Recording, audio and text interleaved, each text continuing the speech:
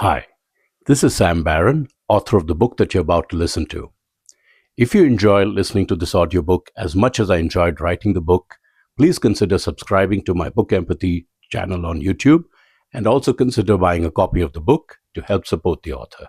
Thank you and happy listening. BookEmpathy.com presents Burn Barrel by Sam Barron. Narrated by Virtual Voice Heart.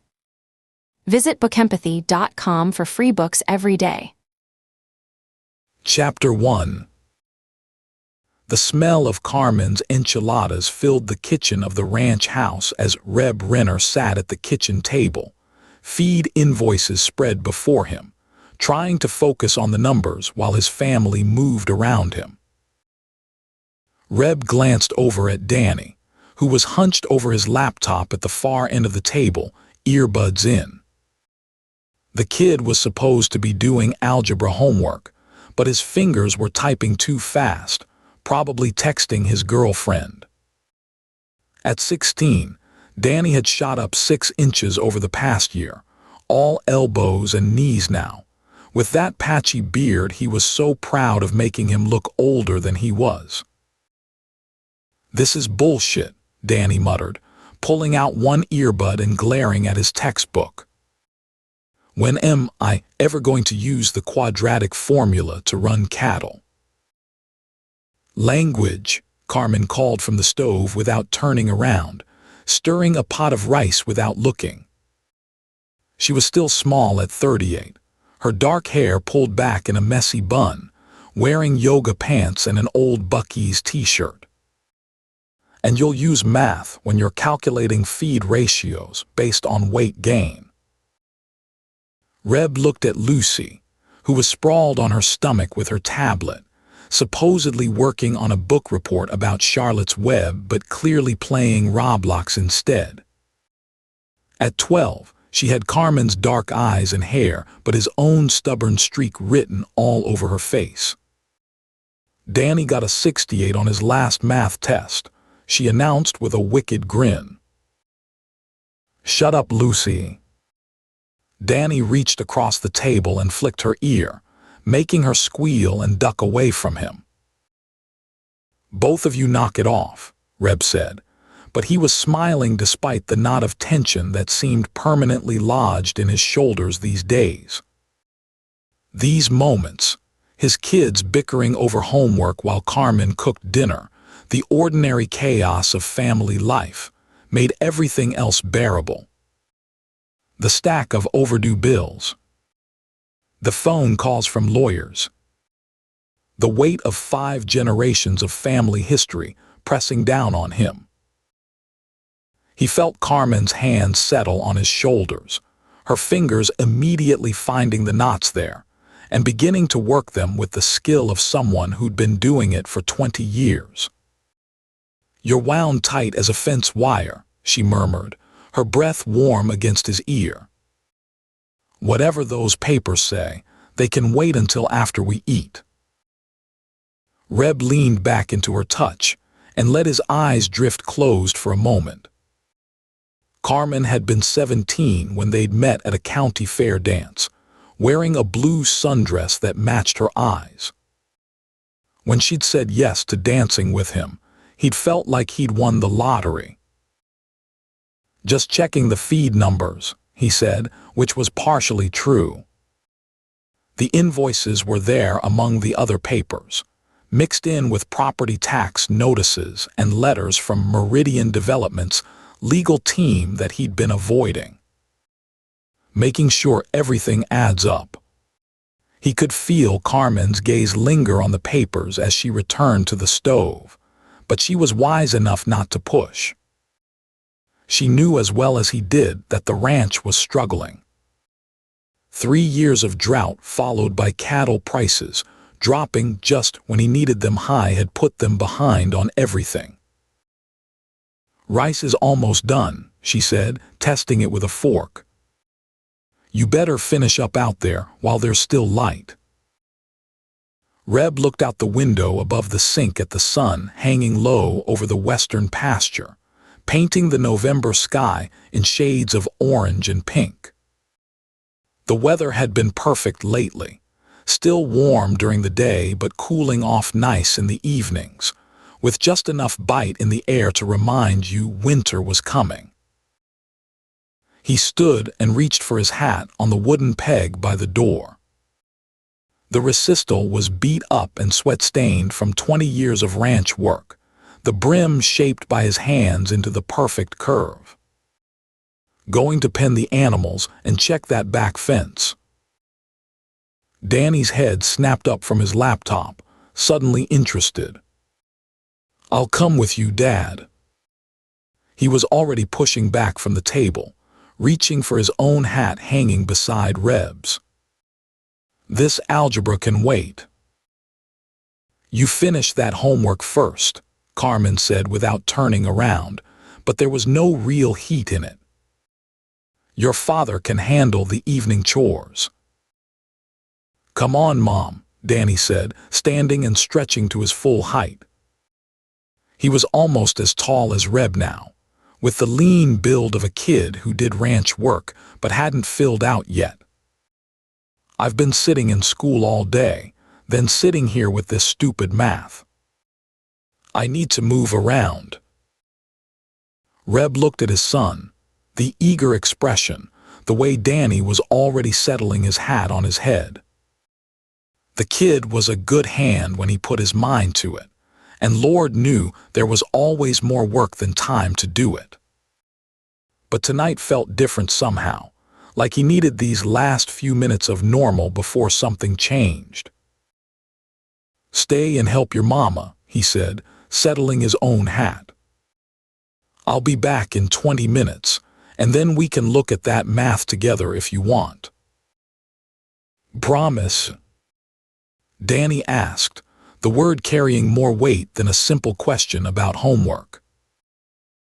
"Promise," Reb said, pausing in the doorway to look back at his family one more time.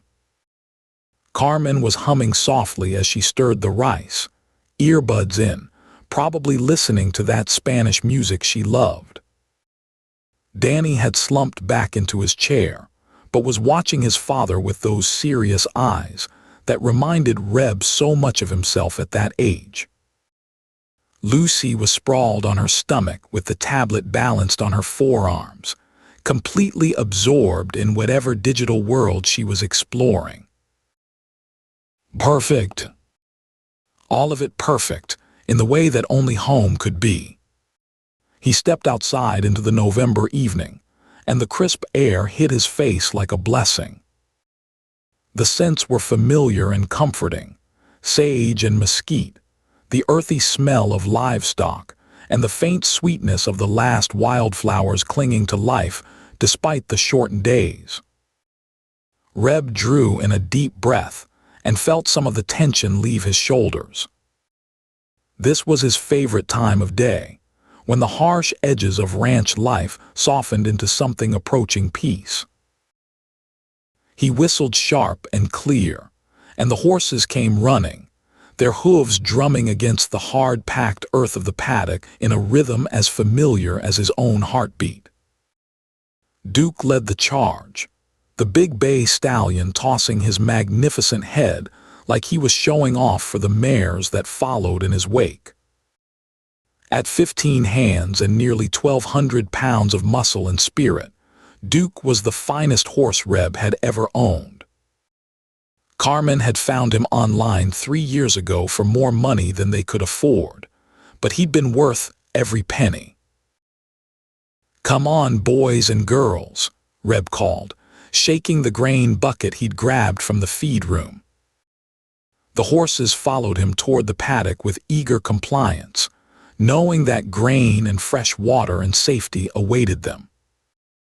Duke bumped against Reb's shoulder with his nose, a gesture of affection that never failed to make him smile.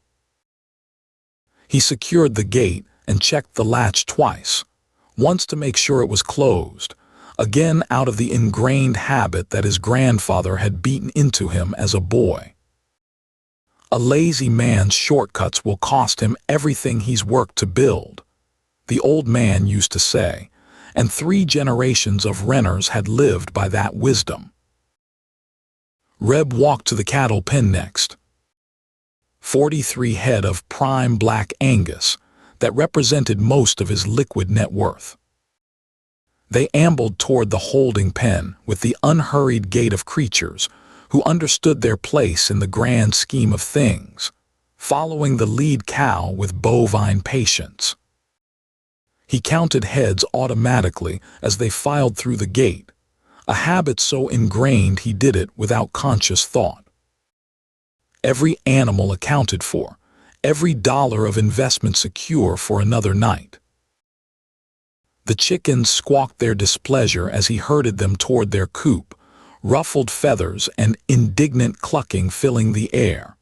But they settled down once they were inside with fresh water and the promise of morning feed. The goats were last, 6 scrappy animals that Carmen insisted on keeping because Lucy loved them, even though they ate everything in sight and provided more entertainment than profit. They bounded toward their pen with the enthusiasm of creatures who knew the routine meant safety from coyotes and mountain lions. Duke stood saddled and waiting by the barn, his dark coat gleaming in the fading light.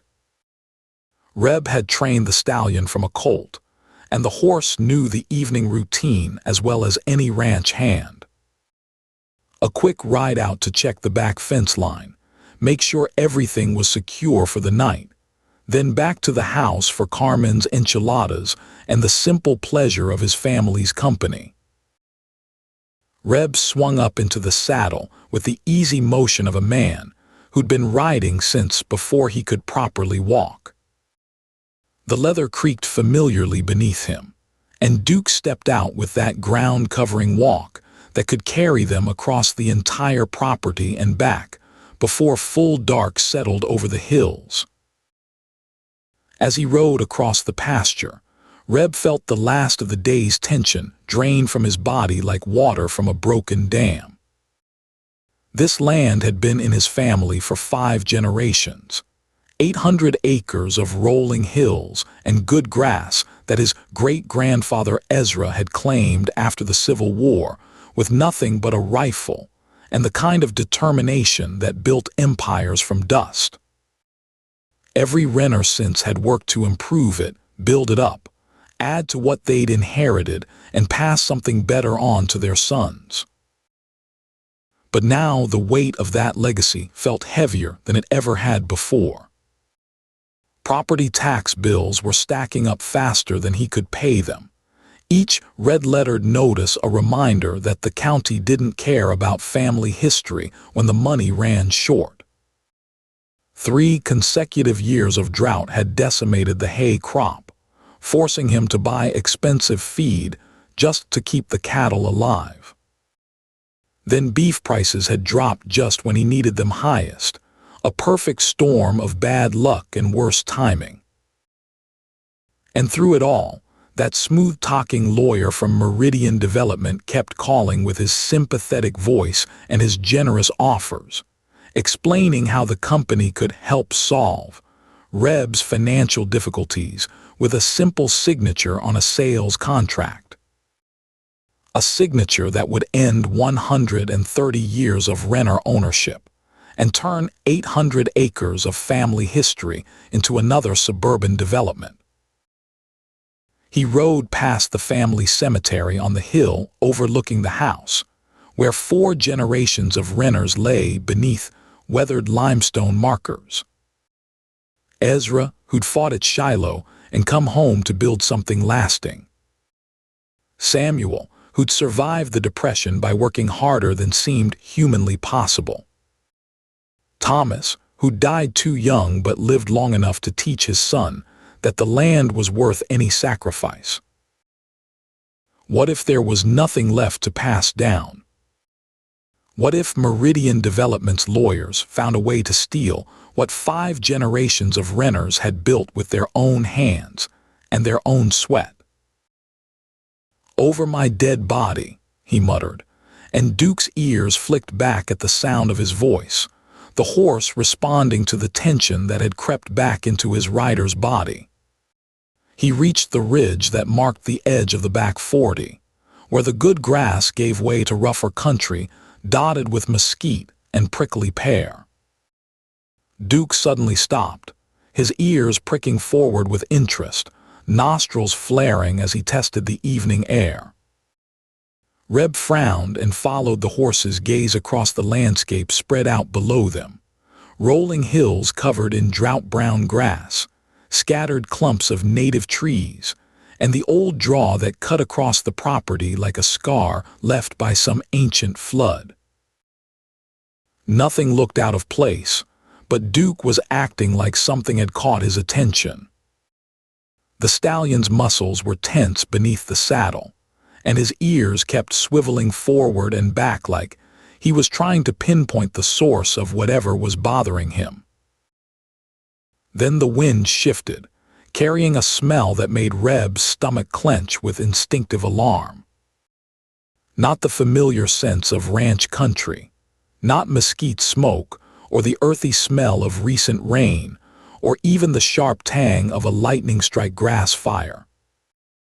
This was something else, something chemical and wrong that made Duke sidestep nervously beneath him. The smell was getting stronger, carried on a wind that was picking up as the sun sank toward the western horizon. Reb squinted toward the draw, where a thin column of dark smoke was rising against the purple sky. Not where lightning would have struck. There hadn't been any storms for weeks, and not where any of his neighbors would be burning brush or clearing fence lines. Curiosity overrode caution, the way it always did when something threatened his land or his livelihood. He touched his spurs to Duke's flanks, and the stallion moved forward reluctantly, every step communicating his unwillingness to investigate whatever was ahead. Duke had good instincts, better than most people Reb knew, and if the horse was nervous about something, there was probably good reason. But Reb needed to know. If someone was on Renner land without permission, if someone was burning something they shouldn't be burning, he had to investigate.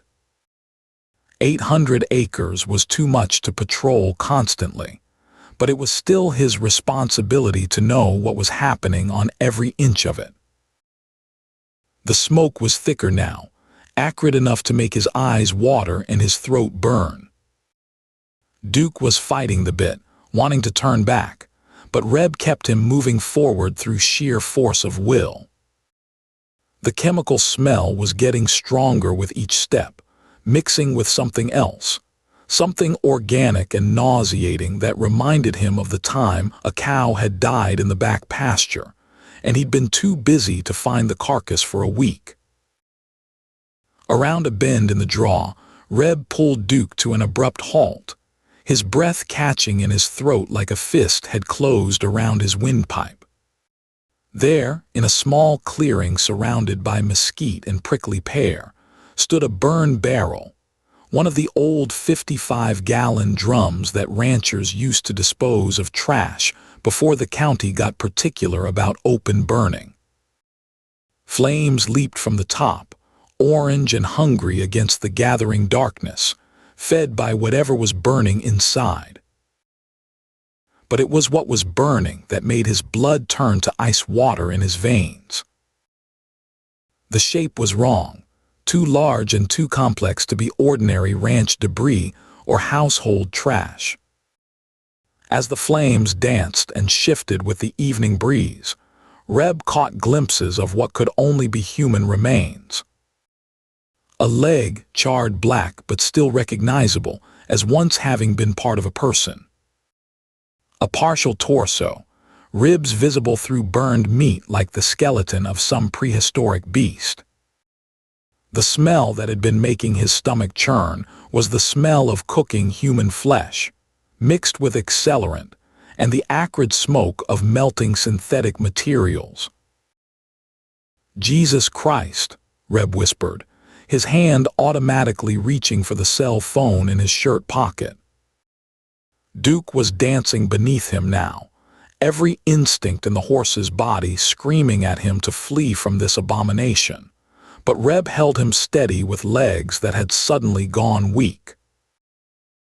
Sheriff Wallace answered on the second ring, his voice carrying the patient weariness of a small-town lawman. "Wallace here."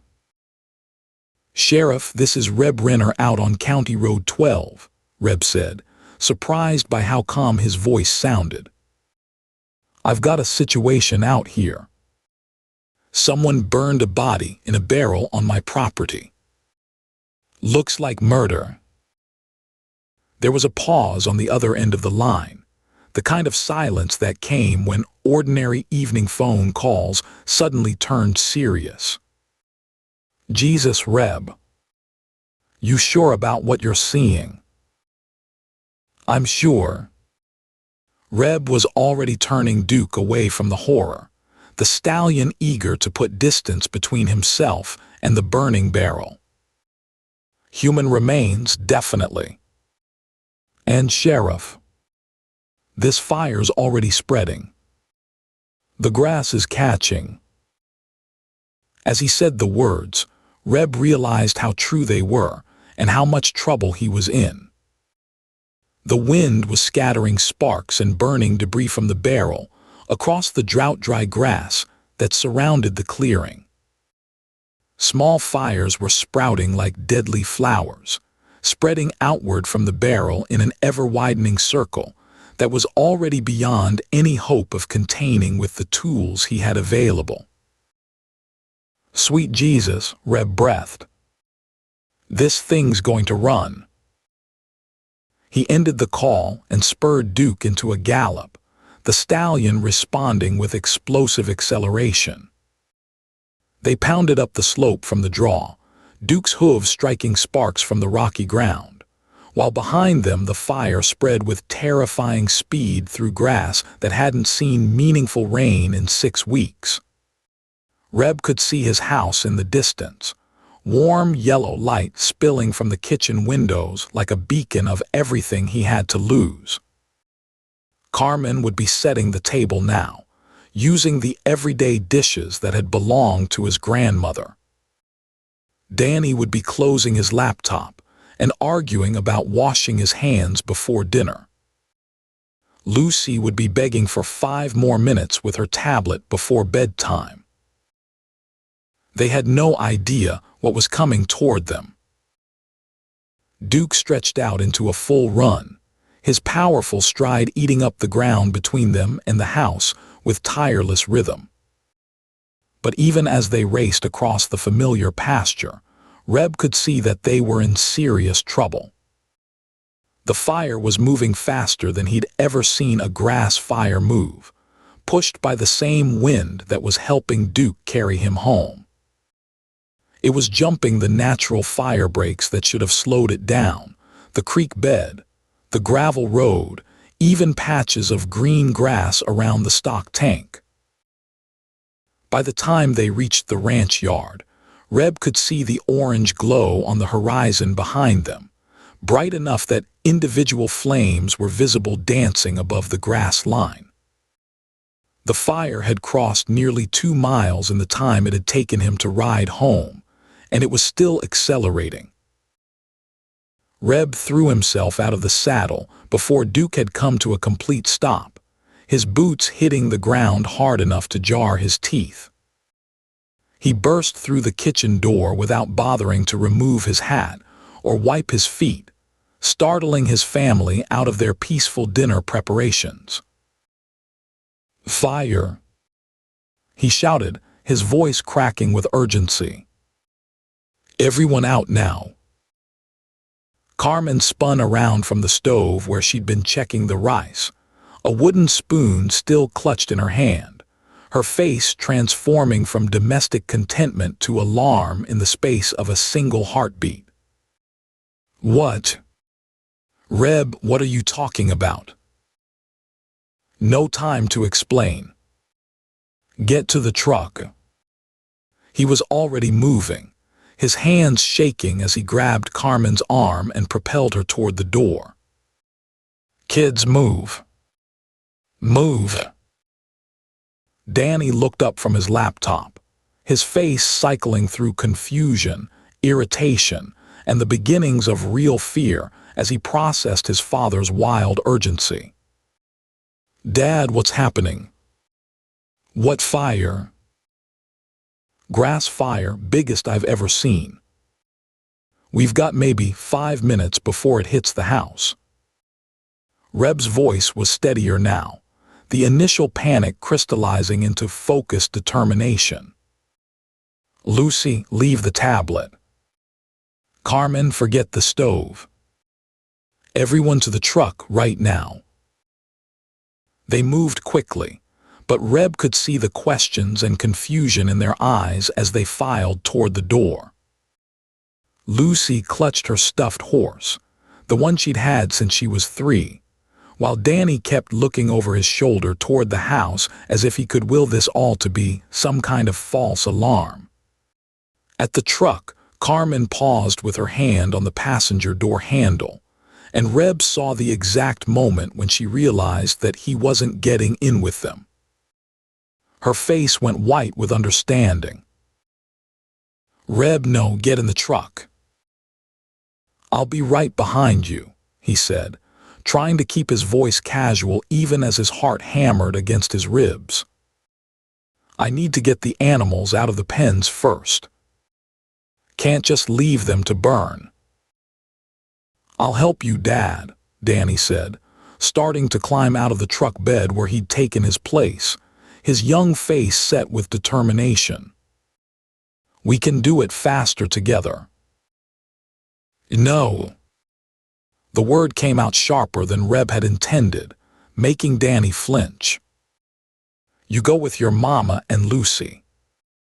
"That's not a request, son. That's an order."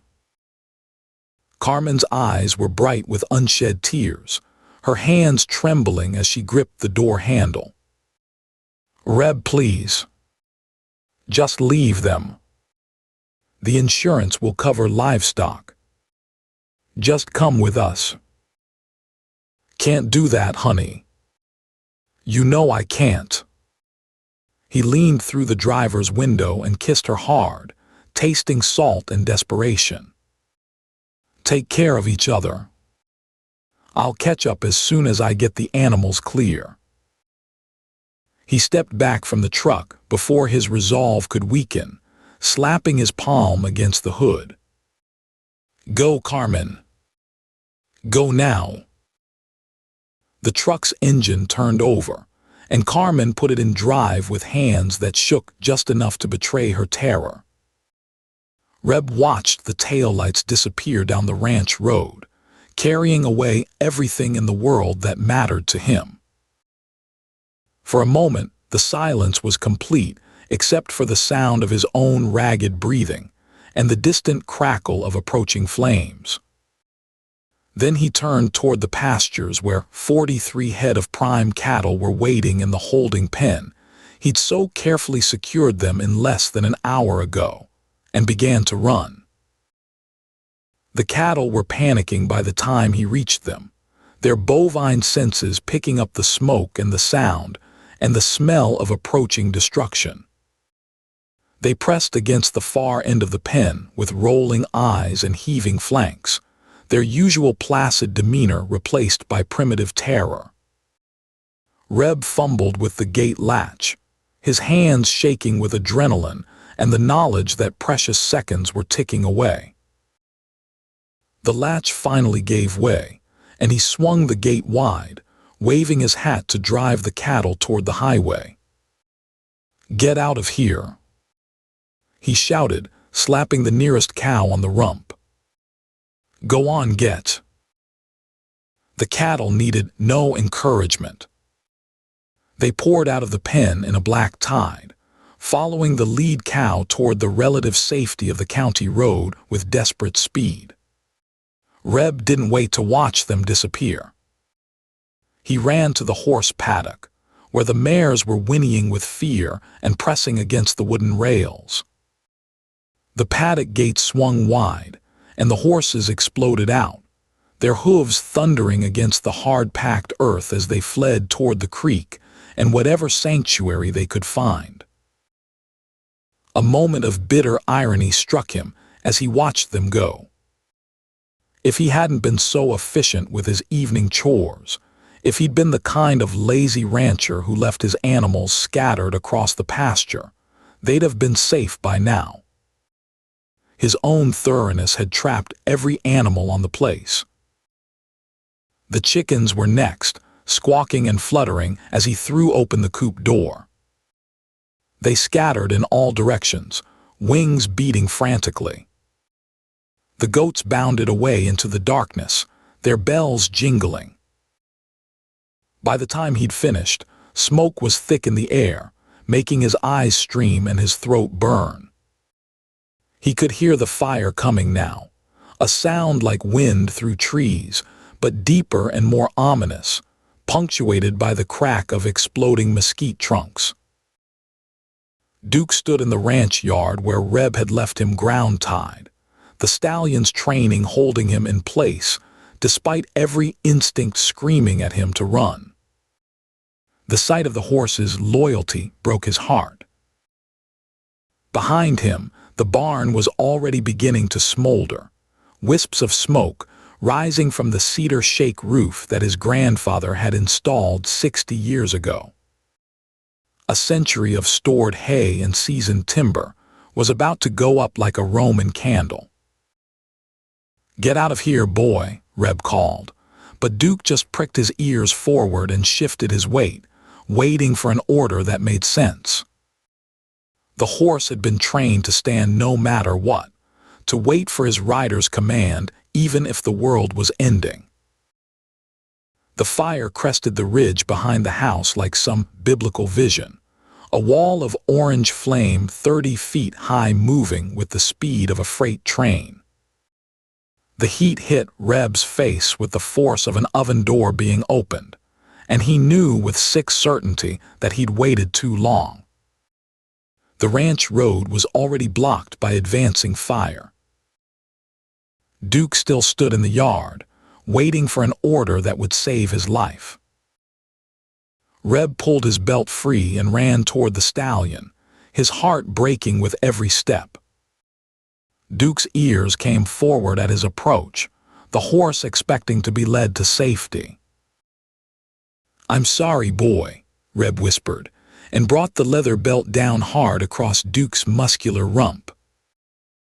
The stallion jumped forward, confused and hurt by this unprecedented violence. Duke had never been struck in anger, and the sudden pain bewildered him more than it frightened him. "Get out of here," Reb shouted, hitting the horse again harder this time. "Geo. Run." Understanding finally dawned in Duke's intelligent dark eyes.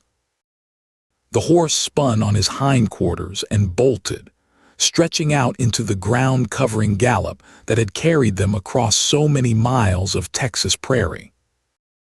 Reb watched through stinging eyes as the most beautiful horse he'd ever owned disappeared into the smoke-filled darkness. At least one of them might make it out alive. The barn went up in a fireball that lit the night like a second sun. The heat drove Reb to his knees behind the concrete water trough, the only shelter left in a ranch yard that had become the mouth of hell. The house was next, the home where 5 generations of renters had been born and raised and loved. Reb watched through tearing eyes as the flames took the kitchen where Carmen had cooked 10,000 meals, the living room where his children had taken their first steps, the bedroom where he'd first made love to his bride. Everything was burning. Everything was gone. Reb closed his eyes and thought of Carmen's laugh, the sound she made when Lucy told one of her terrible knock-knock jokes. He thought of Danny's stubborn pride, and the way the boy's face lit up when he finally mastered some piece of ranch work. He thought of Lucy's gap-toothed grin and the horses she drew with wings. They were safe. Whatever happened to him, his family was safe. That would have to be enough. Chapter 2. The laptop screen glowed blue in the dimness of the living room, casting light across the worn hardwood floors. Ruth sat on the couch beside Aaron, the cushions sagging slightly under their combined weight. Jake and Marcus flanked them on either side. Ava perched on the armrest, her small frame balanced carefully, dark eyes fixed on the screen with that intense focus she got when she was trying to read lips and follow conversations. The video call was connecting. Ruth's chest felt tight. She could hear the electronic chirps as the connection established, could see the little spinning wheel that meant people would appear any second. Her palms felt damp. She wiped them on her jeans. Aaron's hand found hers on the cushion between them. His fingers were warm, slightly calloused from the weekend he'd spent helping Marcus build that treehouse. His thumb traced small circles on her knuckles. The gesture was automatic now, something he did when he sensed her anxiety. "They're excited," he murmured. "That's all this is." "I know." Ruth did know. She'd been through enough Tate family gatherings by now to understand that their enthusiasm came from love. But knowing didn't make her stomach settle. Old instincts from foster care didn't just disappear because you understood them. That wariness of groups, of being watched and judged, it stayed with you. The screen flickered to life with faces. Aaron's parents appeared in one square, his father's weathered face and his mother's softer features both breaking into smiles. Claire appeared in another window, her wife Sarah visible behind her shoulder, their 5-year-old daughter bouncing in the background. Ellen called in from Arkansas, her husband and boys creating noise and movement behind her. Uncle Ray and Aunt Leela waved from their Florida kitchen, palm fronds visible through the window behind them. "There they are." Aaron's mom's voice came through. "The happy couple. And my beautiful grandchildren." Ava's hands flew into motion, signing "Hi, Grandma." Her mouth formed the words simultaneously, that gap-toothed grin so wide it made Ruth's chest ache. Aaron's mom pressed a hand to her heart, the gesture theatrical but genuine. Ruth felt something loosen in her chest. This woman had welcomed Ava so completely. Never once made her feel like less because she couldn't hear. "So..." Claire leaned forward until her face filled most of her square. Her poetry book sat on the table beside her laptop, that battered volume she carried everywhere, spine cracked from years of use. "Have we made any decisions?" "Because I've been looking at readings I could do during the ceremony, and I found this beautiful piece by Mary Oliver." "We're thinking something simpler," Aaron interrupted. Ruth heard the patience in his voice. A lifetime of managing his sister's enthusiasm. "Maybe the ranch." Small ceremony, close family. Claire's face fell for just a moment before rallying. "The ranch could be beautiful. We could string lights in the oak trees, set up tables on the lawn, get one of those rustic arbors covered in wildflowers." Claire breathes. Ellen's voice carried sisterly affection. "Let them actually plan their own wedding." Ruth found herself smiling. This was what family felt like. The gentle chaos, the overlapping voices, the way everyone had an opinion but ultimately just wanted happiness. It was so different from the silence of foster homes, where children learned to take up as little space as possible. Different from the careful politeness of temporary arrangements, where you knew better than to get attached. Different from the loneliness of being a child no one had chosen. "We do need to talk about the date," Aaron said. He pulled up a calendar on his phone. The blue glow lit his face from below. "We were thinking maybe late spring. May or early June, before it gets too hot." "May is perfect," his mom said. She nodded decisively. The wildflowers will still be blooming. The whole hill country will be covered in bluebonnets. Ruth, honey, have you thought about your dress?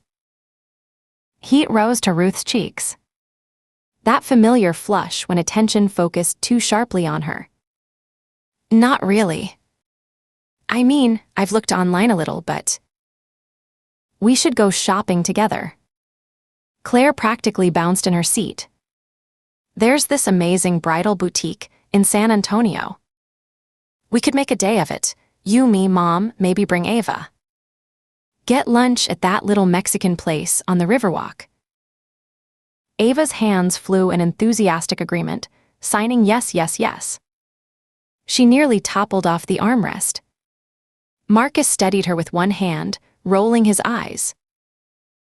That sounds nice, Ruth heard herself say. She was surprised to realize she meant it. The thought of dress shopping had seemed daunting when she'd considered it alone, late at night when Aaron was asleep and the house was quiet. But with company, with women who would help her navigate unfamiliar territory, it felt different. Possible. What about the guest list? Aunt Leela asked. She adjusted reading glasses on her nose, consulting a notepad covered in neat handwriting. Have you started thinking about numbers? Because I know you said small, but the Tate family alone is already quite large, and then there's... She paused. Her expression shifted to something gentler. And Ruth, dear, will there be people from your family? We want to make sure everyone is included. The question landed in Ruth's chest, like a stone dropping into still water. The room seemed to hold its breath.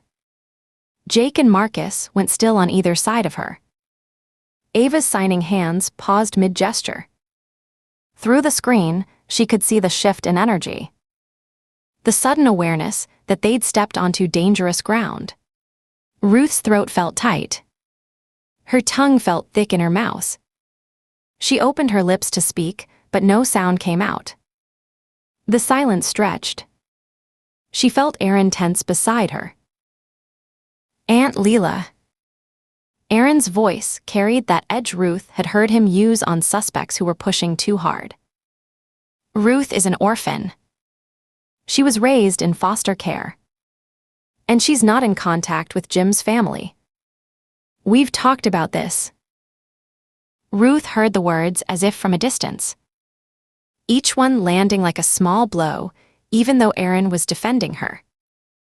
Orphan. Foster care. A late husband. The words that defined her. The gaps in her history that could never be filled. Leela's face crumpled. Her hand flew to her mouth. Oh, honey, I'm so sorry. I wasn't thinking. It's okay. Ruth forced words through cotton in her throat. Part of her wanted to flee. End the call and hide. But Leela's distress was genuine. Really? I don't mind you asking. The lie felt necessary.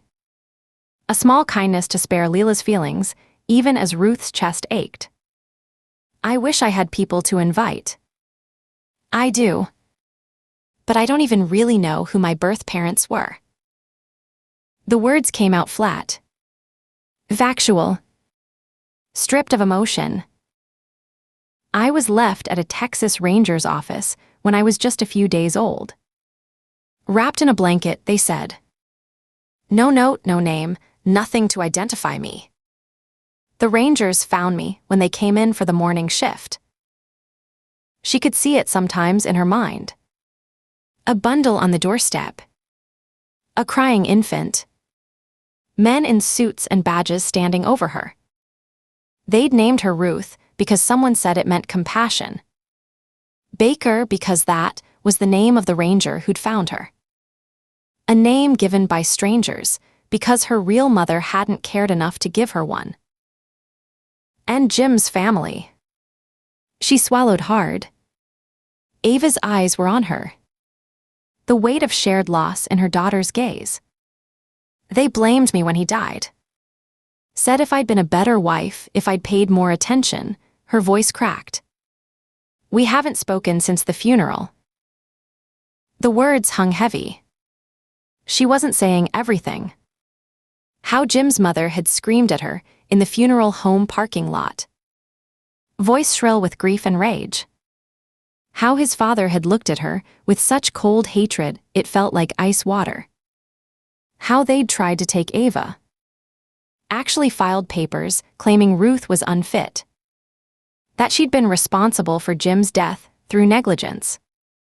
The legal battle had lasted 6 months. Cost her everything she'd saved. But she'd won. She'd kept Ava. That was all that mattered. Then we are your family now. Aaron's mom's voice came through fierce. All of us.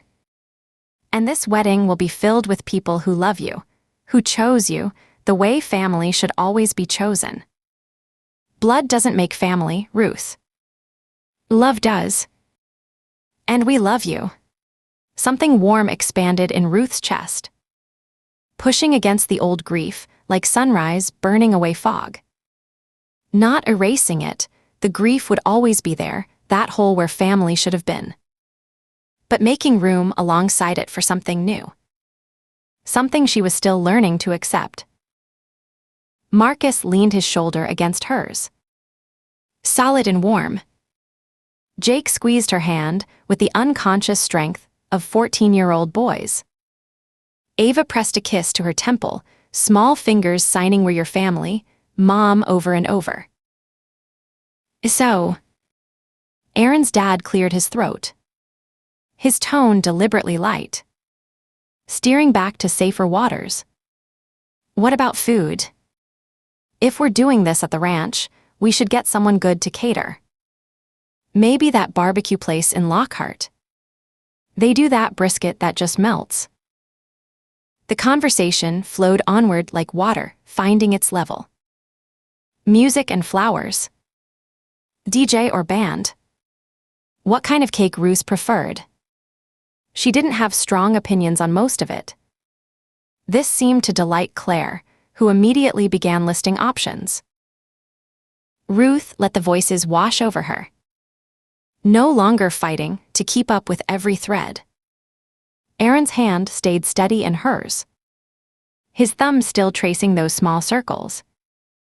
The children who'd become hers through love surrounded her like a protective wall. This was what she was building. This moment. This family. This future that was terrifying and wonderful. The little girl who'd been abandoned at a ranger station had grown into a woman who would walk down an aisle toward a man who'd chosen her. Surrounded by people who'd claimed her as their own. It didn't erase the past. Nothing could do that. But it gave her something to move toward. A future that looked nothing like the lonely childhood she'd survived. But even with warmth filling the room, even with Marcus's solid presence and Aaron's hand in hers and Ava's small weight against her side, Ruth felt that familiar tightness in her belly. The one that came with major life changes. Part of her wanted to freeze this moment. To live in the safety of planning, without facing the reality of vows and rings and promises that felt both precious and terrifying. She thought of Jim sometimes. In quiet moments, when guilt crept in like smoke under a door. The way he'd smiled on their wedding day. So young and certain. Full of plans. He'd been 23 and convinced they had all the time in the world. He'd loved her fiercely. With the kind of devotion that made her feel like she'd finally found home. And she'd loved him back with everything she had. Every broken piece of herself she'd carefully protected through years of foster care. His death had carved a canyon through her life. Left Ava to navigate grief in silence while Ruth tried to hold them both together. For years she'd thought that was it. One chance at love. One brief window of happiness before fate took it away. She'd resigned herself to raising Ava alone. building a life around work and motherhood, and nothing more. And now here was Aaron, patient and steady, offering her something she'd thought she'd never have again. A second chance at happiness. Sometimes, late at night when she couldn't sleep, Ruth wondered if she was betraying Jim's memory. If there was only so much love allotted to each person. If she'd used hers up in those brief years of marriage. Ruth. Aaron's voice pulled her back. You okay? She realized the conversation had moved on. String quartets versus acoustic guitar. Someone asking about centerpieces. She'd been drowning in memories while everyone else planned their future. Yeah, she said. Worked up a smile she hoped looked genuine. Just thinking about how lucky I am. His smile was private. Meant just for her despite the watching family on the screen. We're the lucky ones. They talked for another hour. Making lists and plans that felt both mundane and momentous. Aaron's mom insisted she'd handle the flowers. She had a friend who grew beautiful roses. Promised to bring her famous key lime pie that Aaron had been raving about for weeks. Uncle Ray volunteered to help with setup. Then immediately mentioned he might drag Aaron bass fishing after the wedding. Claire offered to do a reading. Already pulling out her poetry book to show them options. Ellen's dry humor came through as she ribbed Aaron about his cooking. Remember that Thanksgiving turkey? We're still finding charred bits. But she promised to help however they needed. The kids chimed in with their own ideas. Jake wanted to handle the layout and chair arrangement. His practical mind already sketching diagrams on a notepad. Marcus suggested string lights in the trees to make it look like a starry night. His artistic eye transforming the ranch into something magical. Ava drew increasingly elaborate sketches of her flower girl dress. Each iteration more princess-like than the last. Her crayon moving with fierce concentration. Ruth watched them all. Her makeshift family weaving plans around her and Aaron. Building something solid from love and determination. The tightness in her belly was still there. That flutter of anxiety about big changes and unknown futures. But it was balanced now by something else. Anticipation. Hope. The quiet certainty that this was right even if it was scary. That she was allowed to want this even if part of her felt guilty. One more thing. Aaron's mom's voice shifted. That particular tone that meant something important was coming. Ruth had learned to recognize it in the months since she'd been welcomed into this family. Ruth, I want you to know that you don't have to walk down the aisle alone. If you want someone to give you away, Ray would be honored. Or even Jake if you'd like. Or you could walk alone or with Aaron. Whatever feels right for you, honey. We just want you to know you have options. Tears pricked at Ruth's eyes. Unexpected and sharp. She hadn't even thought about that part. Who would walk her down the aisle when she had no father? No family to claim that privilege. The thoughtfulness of the offer, the gentle acknowledgement of what was missing while providing alternatives, made her throat tight. Thank you, she managed. Her voice rough. I'll think about it. After they'd said their goodbyes, a chorus of love and excitement and see you soon that filled Ruth with warmth, the screen went dark. The living room felt suddenly quiet. Just the five of them in the dimness. The silence stretched. Comfortable but weighted with everything said and unsaid. Jake spoke first. His young voice serious. This is going to be awesome. Having you as my actual stepmom, I mean. Making it official. It's already official where it counts. Ruth reached over to ruffle his hair. It was getting long. Would need cutting soon. But yeah. It'll be awesome.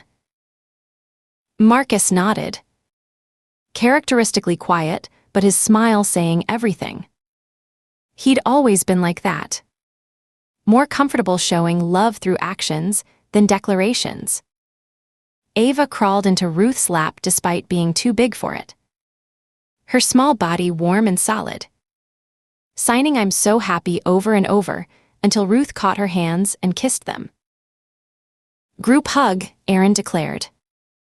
They all piled together on the couch in a tangle of limbs and laughter.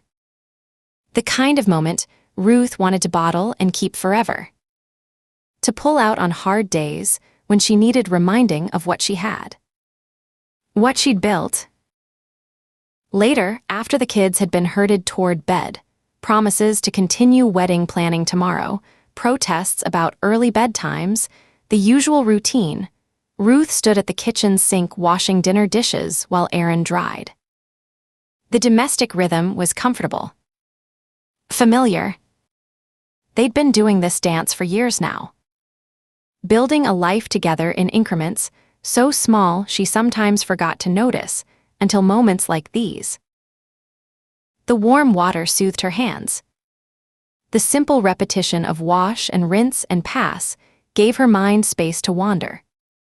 From upstairs came muffled thumps and giggles. More playing than preparing for bed, she suspected. "You really okay?" Aaron asked. His voice low enough that it wouldn't carry upstairs. "I know family stuff can be a lot. I'm okay." Ruth was surprised to realize it was true. She scrubbed at a stubborn bit of dried pasta on a plate. Watched the residue dissolve under hot water. It's overwhelming sometimes. All the planning, all the decisions, all the people who care about the details. But it's good overwhelming. Does that make sense? Perfect sense. He set down the dish he'd been drying. Pulled her into his arms. Not caring that her wet hands left damp spots on his shirt. His chest was warm and solid against her cheek. His heart beat steady. "I love you, Ruth Baker. And I can't wait to make you Ruth Tate." "Ruth Baker Tate," she corrected.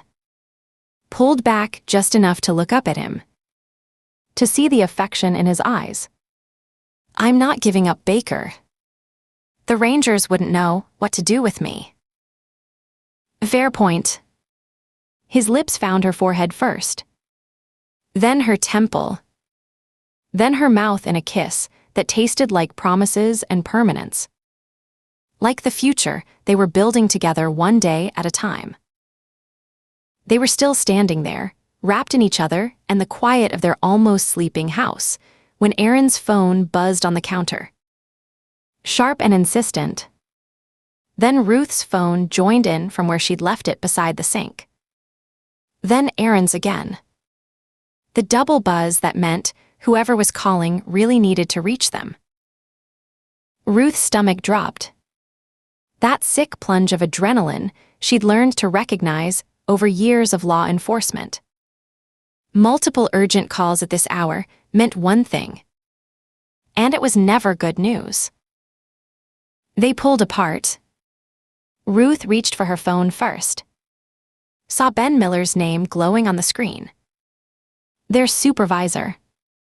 The man who'd stood beside her through more crime scenes than she cared to count. "Miller," she answered. Already moving toward the hallway where her go-bag waited in the closet. Always packed. Always ready. Beside her, Aaron was doing the same. "Kids," he called up. "We've got a call. We're going to Rolls." Chapter 3. The late evening sun hung low on the horizon as Ruth guided the Range Rover down a narrow county road that cut through rolling pastureland, now transformed into something resembling a moonscape. What had probably been green fields that morning were now acres of blackened stubble, The earth scorched down to bare soil that still radiated heat in visible waves. Thin columns of smoke rose like incense from scattered hot spots, where buried roots continued to smolder.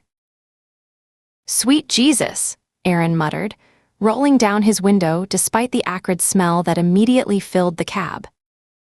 How far did this thing spread? Ruth slowed as they crested a low hill, and the full scope of the devastation opened before them. The fire had carved a roughly triangular swath across the landscape, maybe half a mile at its widest point, following the natural contours of draws and creek beds where the wind would have funneled the flames forward with devastating efficiency. At the far end of the burn zone, she could make out the skeletal remains of ranch buildings. A house reduced to its stone foundation and chimney, a barn collapsed into a pile of charred timber, outbuildings that had simply vanished. The access road leading to the property was choked with emergency vehicles. Ruth counted at least 8 units, sheriff's cruisers with their light bars still flashing, a massive red fire truck with Caldwell County VFD, painted in white letters across its side, 2 smaller brush trucks with their beds full of water tanks and hoses, an ambulance with its rear doors standing open, and a white crime scene van with a satellite dish extended from its roof like a mechanical umbrella. Portable floodlights had been erected around what appeared to be the origin point of the fire, their harsh white beams creating a stage-lit circle of activity in the gathering dusk. Ruth could see figures in white Tyvek suits moving methodically through the blackened area, each step raising small puffs of ash that caught in the artificial light like gray snow. She parked the Range Rover behind the ambulance, noting how the emergency vehicles were arranged in a rough semicircle around the work area, their positioning suggesting this had evolved from an active fire response to a controlled investigation scene. The air conditioning had been fighting a losing battle against the smell of smoke, and when she opened her door, the acrid stench hit her full force, not just burnt grass and wood, but something organic and unpleasant underneath. "Smells like a barbecue pit from hell," Aaron said, stepping out and immediately pulling a handkerchief from his pocket to cover his nose. Ruth surveyed the scene as they approached the perimeter. Yellow crime scene tape had been strung between metal stakes driven into the charred ground, creating a rough rectangle about 50 yards square around what appeared to be ground zero. Inside the tape, she could see the burn barrel, a standard 55-gallon steel drum that had been warped by intense heat into an irregular shape, its sides bulging outward and its bottom partially melted through. 3 forensics technicians worked within the perimeter, their white suits making them look like space explorers on some alien world. One was photographing the barrel from multiple angles, the camera flash strobing rhythmically in the artificial twilight. Another knelt beside what looked like a collection of evidence bags, carefully labeling each one with a permanent marker. The third was using what appeared to be a metal detector, sweeping it in slow arcs across the ash-covered ground while wearing headphones. Beyond the immediate crime scene, firefighters continued their work of mopping up hot spots.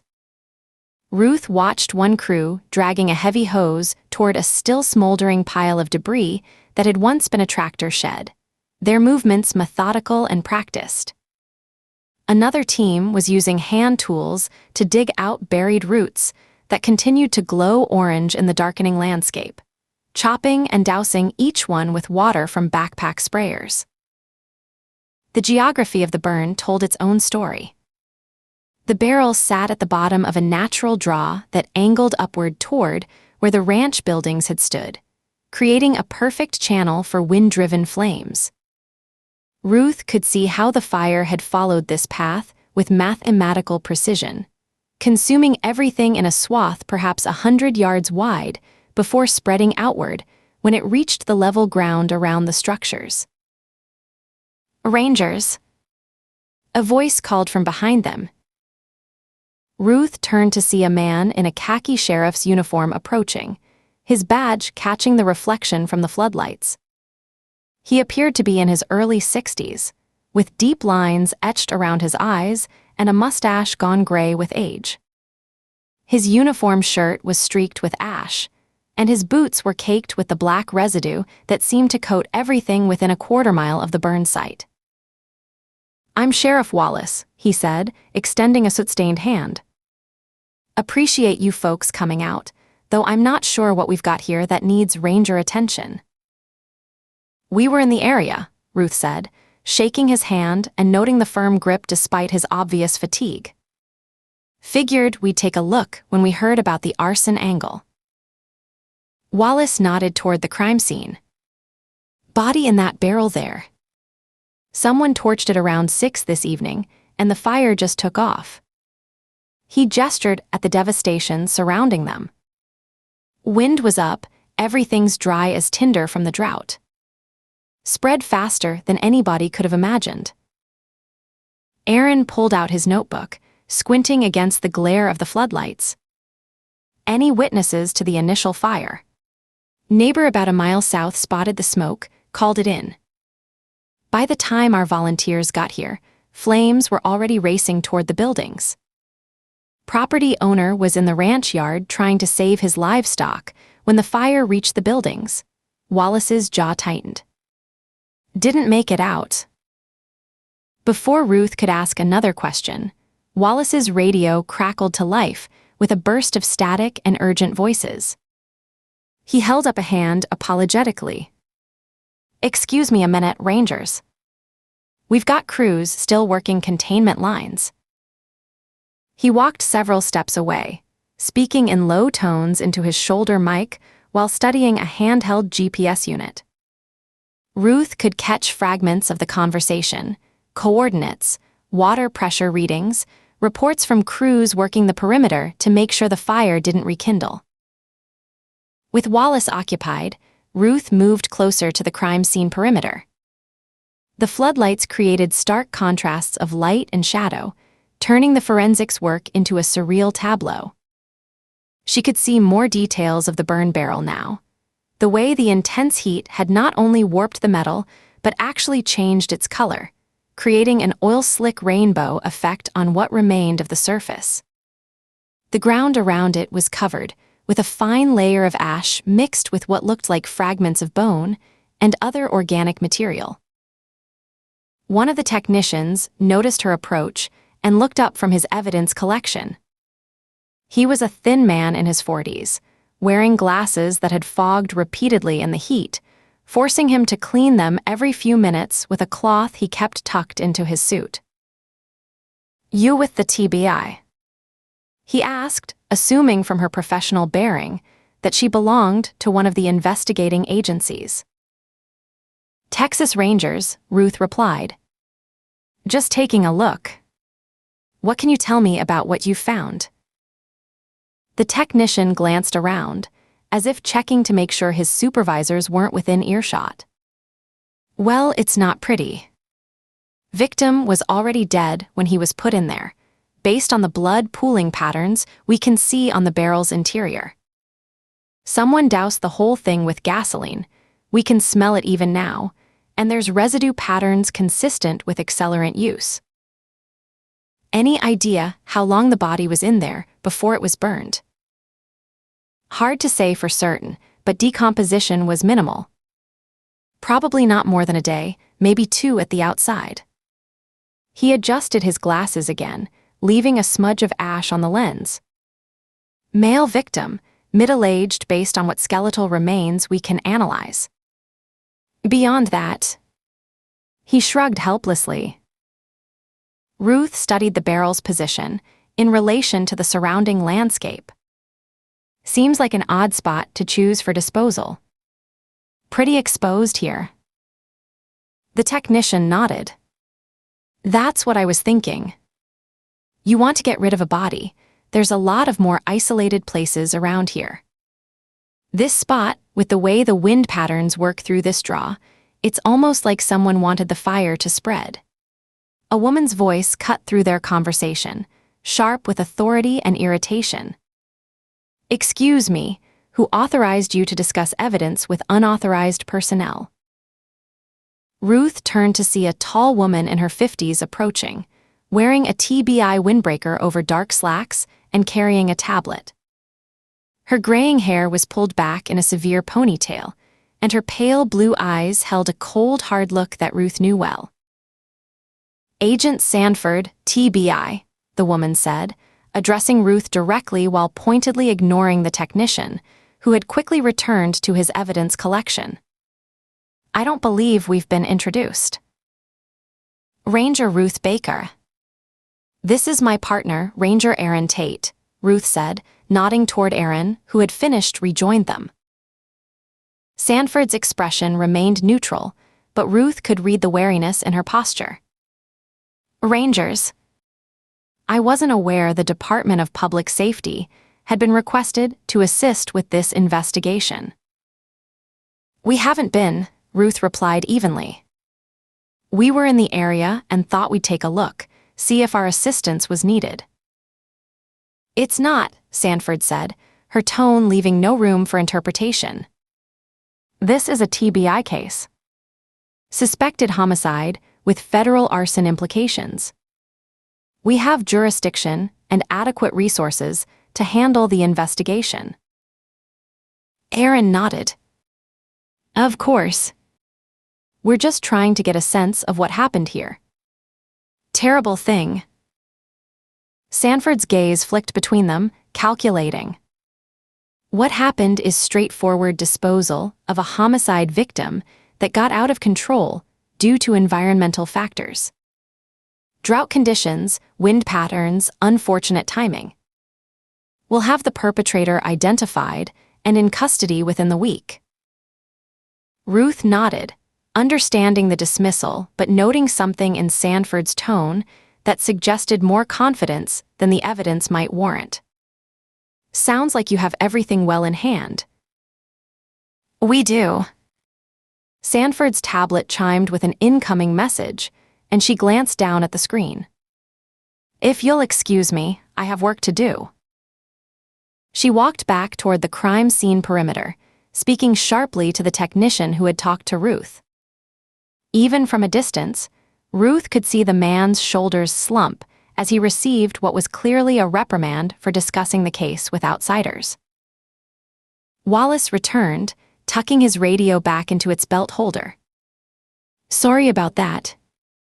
Had to coordinate with the incident commander about overnight watch rotation. This thing's contained, but we need to keep crews here through tomorrow to make sure nothing flares up again." "Agent Sanford seems confident about a quick resolution," Aaron observed. Wallace's expression darkened slightly. "Agent Sanford's been here all of 4 hours, and she's already solved the case. Must be nice to have that kind of insight." He paused, glancing around to make sure the TBI agent was out of earshot. "Look, Rangers, I've been working this county for 30 years. I know when something doesn't smell right, and this whole thing stinks worse than that barrel." "How so?" Ruth asked. "Reb Renner, that's the property owner who died. He was a good man. Worked this land his whole life, just like his daddy before him. He'd been having some troubles lately, financial pressure, but he wasn't the kind of man who'd get mixed up with the sort of people who end up burned in barrels." Ruth studied Wallace's face, noting the genuine grief there alongside the professional frustration. "What kind of financial pressure?" "Tax problems mainly. Property taxes going back a couple years, plus some medical bills from when his wife was sick." Wallace shook his head. "But Reb was working with the county, making payment arrangements. He wasn't desperate enough to do anything stupid." A shout from one of the firefighters interrupted the conversation.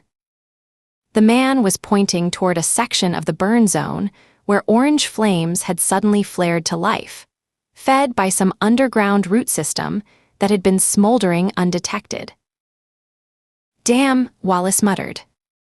"Excuse me again, Rangers. This is going to be a long night."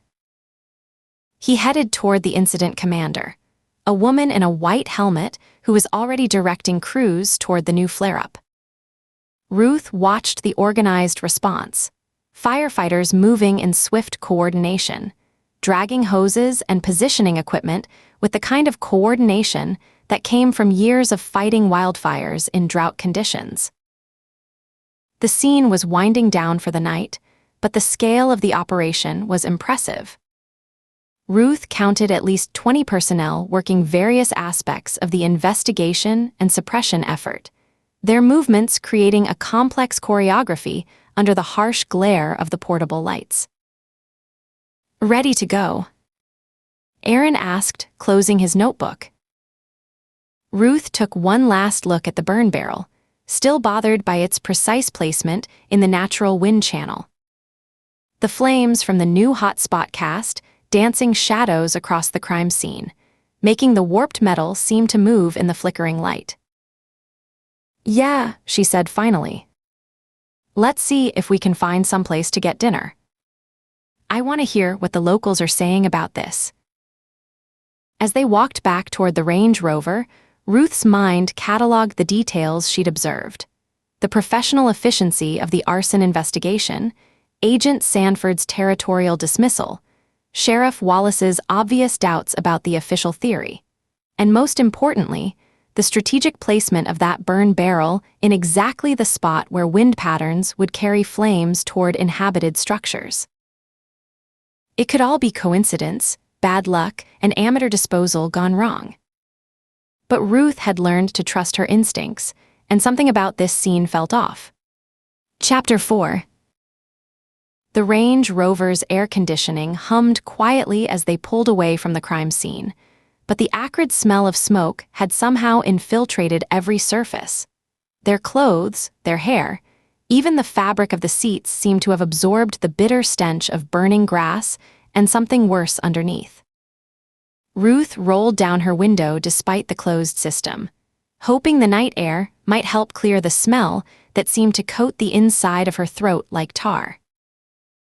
She navigated the narrow county road by the inadequate glow of their headlights, the darkness beyond the beams seeming absolute after hours of harsh artificial illumination from the portable floodlights. The road was barely wide enough for two vehicles, with deep ditches on either side that disappeared into black nothing. Occasionally, their headlights would catch the reflective eyes of cattle in distant pastures, twin points of light that appeared and vanished like spirits in the Texas night. Ruth's hands were steady on the wheel, but she could feel the accumulated tension of the evening settling into her shoulders like a weight she couldn't shrug off. The image of that burn barrel kept flashing through her mind, the precise placement in the natural wind channel, the way the flames had followed the draw with mathematical precision toward Reb Renner's buildings. Someone had understood exactly what would happen when they lit that fire. Someone had planned it. She pulled out her phone with one hand, the muscle memory automatic after years of calling in from scenes. Her thumb found Ben's number without conscious thought. He was always the first call, the man who needed to know what his rangers had found before anyone else started asking questions. "I should let Ben know what we found," she said, putting the phone on speaker as it began to ring. The electronic chirping filled the cabin, mixing with the road noise and the steady whistle of wind through the partially open window. It rang once, twice, 3 times. On the 4th ring, Ben's voice came through the speakers, but it sounded wrong in ways that made Ruth's chest tighten with immediate alarm. Miller. Just his name, but something in the way he said it, hollow, strained, like he was forcing the word through cotton in his throat, made Ruth exchange a quick glance with Aaron. In the dashboard light, she could see her partner's eyebrows draw together with concern. This wasn't the Ben Miller she knew. Not the man who answered his phone with crisp professionalism, no matter what time of day or night, who could shift seamlessly from personal conversation to operational planning without missing a beat. This voice sounded like it belonged to someone who'd been hollowed out from the inside, leaving only the shell of authority and competence they'd all come to depend on. "Ben, it's Ruth. We're heading back from the Renner fire scene." Silence stretched across the line, broken only by what sounded like ragged breathing, the kind of uneven, hitching breaths that came when someone was fighting to maintain control and losing the battle. Ruth could hear traffic in the background, the distant hum of highway noise, suggesting Ben was in his car somewhere rather than at home or the office. "Ben." Ruth tried again, concern sharpening her voice despite her efforts to keep it professional. "Are you okay?" The question seemed to hang in the air forever. Aaron reached over and turned down the radio volume, even though it had already been barely audible, as if giving Ben's silence more space might somehow make it easier for him to fill it. A sound came through the speaker then, not quite a sob, but something close enough that Ruth felt her chest tighten with recognition. It was the sound of someone breaking apart, of carefully maintained composure cracking like ice under pressure. She looked at Aaron, seeing her own alarm reflected in his expression. In the soft blue glow of the dashboard lights, his face had gone grave with understanding. This was Ben Miller, a man who had tracked serial killers through the dense, humid hell of East Texas swampland, who had talked down armed domestic terrorists barricaded in compounds with enough firepower to level city blocks, who had stood over the bodies of more than 40 of the worst predators the state had ever produced, and never once lost his composure or shown weakness in front of his rangers. He was the bedrock they all built their careers on, the steady presence who absorbed bureaucratic pressure and political bullshit so his people could focus on their jobs. Hearing him break down felt like watching a mountain crumble, like discovering that something you'd always assumed was permanent and unshakable was actually as fragile as everything else in the world. "How are you doing?" Ruth asked gently, abandoning any pretense of professional distance. Her voice carried the kind of care usually reserved for family members in crisis, the tone she'd used with Ava during the worst days after Jim's death when her daughter's world had collapsed into silent grief. The silence stretched again, long enough that Ruth wondered if the connection had been lost. But she could still hear that uneven breathing, could sense Ben struggling on the other end of the line like a man trying to swim against a riptide that was pulling him under. "Kyle." She ventured, the name barely a whisper.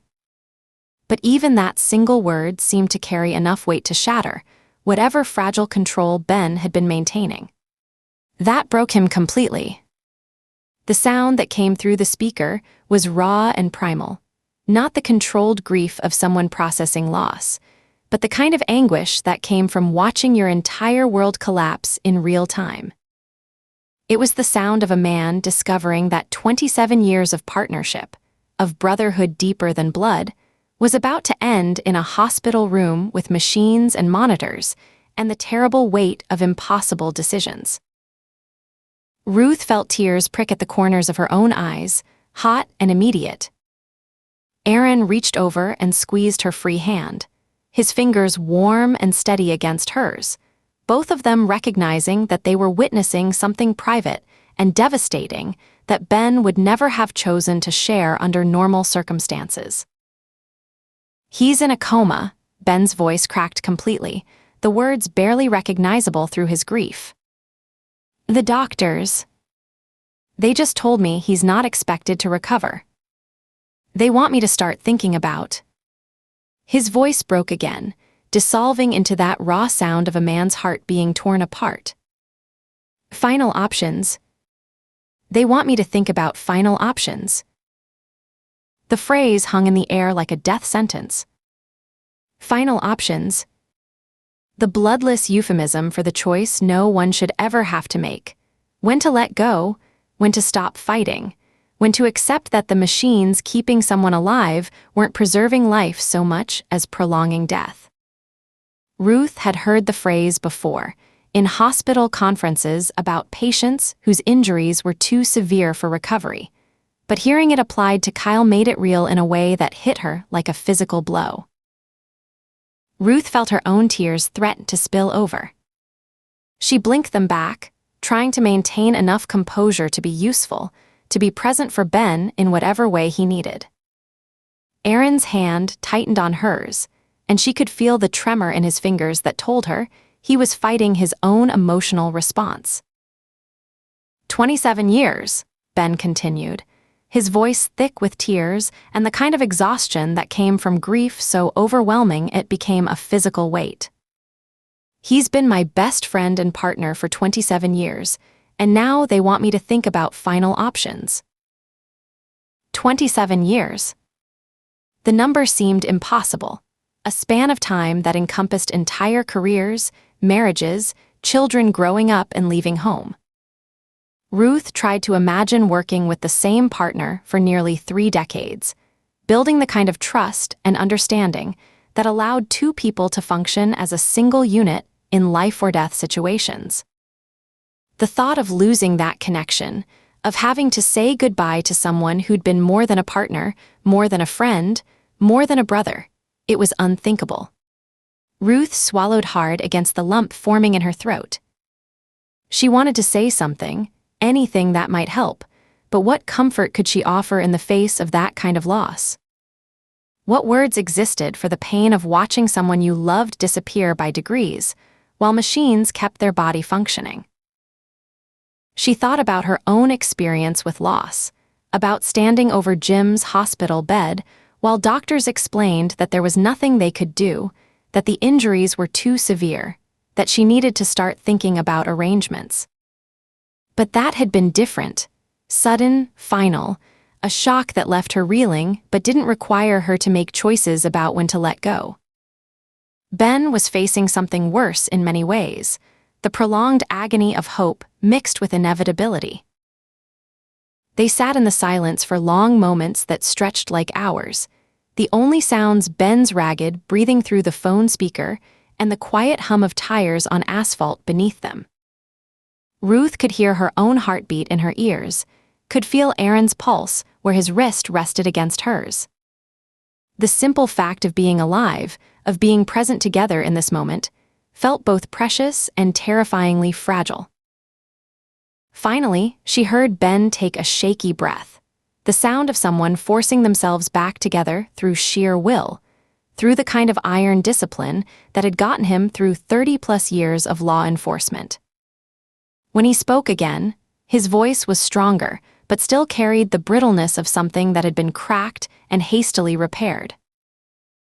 "I'm sorry," Ben said, and Ruth could hear him working to regain his professional composure, to rebuild the walls that separated personal pain from operational necessity.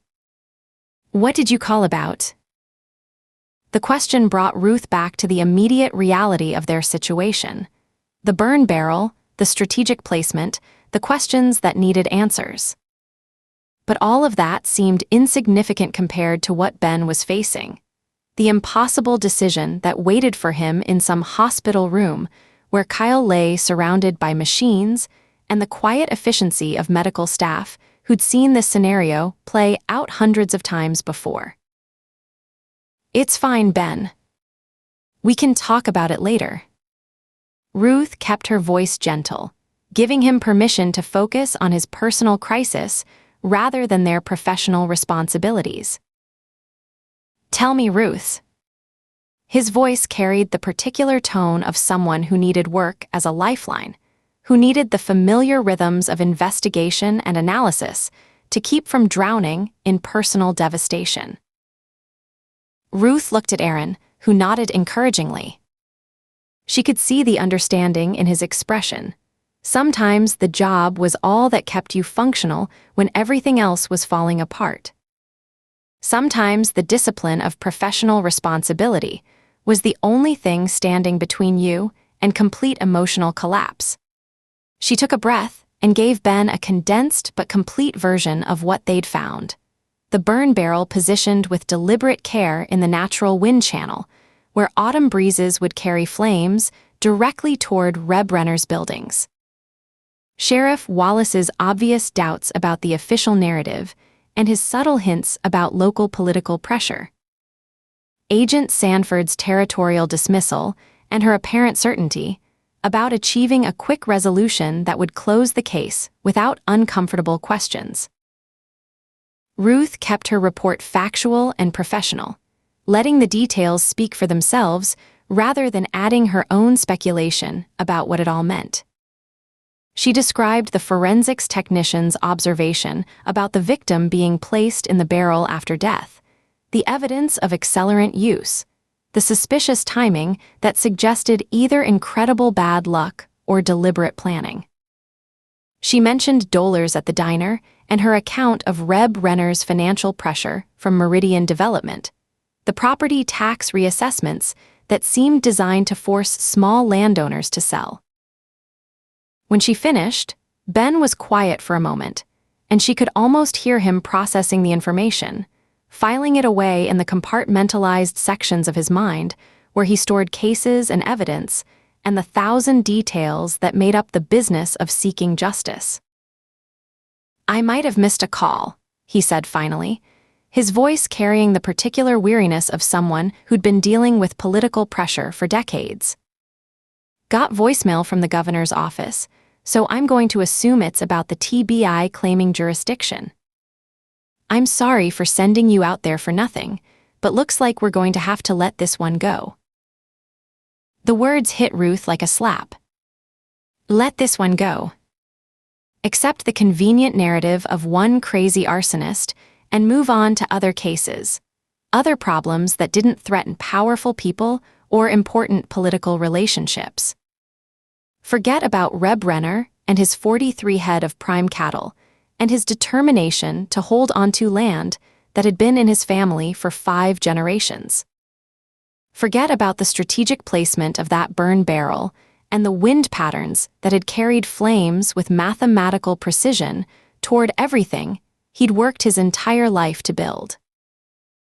"It's fine," Ruth said quickly, though it wasn't fine at all. She could hear the exhaustion in Ben's voice, could understand that he was in no condition to fight jurisdictional battles or challenge federal authority. "It's no big deal. I'm more concerned about you. Where are you right now? Aaron and I can come over." "No." Ben's voice was firm despite its roughness, carrying the authority of someone who'd spent decades making difficult decisions. "Don't do that. I'll be fine, and I'll see you tomorrow anyway. You go back home to your kids. Hug them for me, will you? Because you never know." His voice cracked again, unable to finish the thought that they all understood. You never know when a routine call will be the last one, when a partner will walk into a situation they won't walk out of, when the people you love will be there one moment and gone the next. "I've gotta go," Ben said, and the line went dead with the abrupt finality of someone who'd reached the limit of what they could handle. Ruth stared at the phone screen for a long moment, watching the call timer reset to 0, before setting it down in the cup holder with careful precision. The silence in the Range Rover felt heavy now, weighted with grief that wasn't even theirs, but somehow belonged to all of them, to everyone who wore a badge and understood that the job came with costs that couldn't be calculated in salary or benefits. Aaron cleared his throat quietly, the sound barely audible over the road noise and the whisper of night air through the partially open window. 27 years. The words seemed to hang in the air between them, heavy with implication. 27 years of shared danger and mutual trust, of backing each other up in situations where hesitation could mean death, of understanding each other's thoughts and movements with the kind of telepathic precision that came from years of practice. 27 years of partnership that was more than professional, deeper than friendship, as close to marriage as two people could get without romance. "I can't imagine," Ruth whispered, her voice catching slightly on the words. But even as she said it, she realized that wasn't entirely true. She could imagine it, and that was what made it so terrifying. She could imagine the phone call that would shatter her world, the race to a hospital where Aaron lay surrounded by machines, the impossible choice between hope and letting go. The thought made something cold and sharp twist in her stomach like a blade. The words hung between them as she pulled back onto the highway, but Ruth's mind was already spiraling down familiar dark paths, the ones she'd traveled too many times since Jim's death, the mental corridors lined with worst-case scenarios and catastrophic possibilities that kept her awake at 3 a.m. when the house was quiet and her anxiety had nowhere to hide. 27 years of partnership, of brotherhood, of shared danger and mutual trust, all of it ending in a hospital room with machines keeping Kyle alive, while Ben faced the unthinkable decision to let him go. The parallel to her own situation was too obvious to ignore, too close to home to dismiss as someone else's tragedy that couldn't possibly happen to her. Ruth's hands tightened on the steering wheel until her knuckles went white in the glow from the dashboard. She thought about her partnership with Aaron, how seamlessly they worked together after years of learning each other's rhythms and instincts. How they developed an almost telepathic understanding in dangerous situations, each knowing where the other would be and what they would do without needing to communicate with words. How many times had they backed each other up? How many doorways had they cleared together, each trusting the other to be exactly where they needed to be when violence erupted? How many times had Aaron put himself between Ruth and danger, or had Ruth stepped into Aaron's line of fire to protect him from someone with a gun? The number was impossible to calculate, as natural as breathing after years of working together. But now, listening to Ben's grief over Kyle, Ruth found herself thinking about all those moments differently. Each act of partnership, each moment of shared risk, each decision to trust someone else with your life, all of it carried the potential for devastation on the scale of what Ben was experiencing tonight.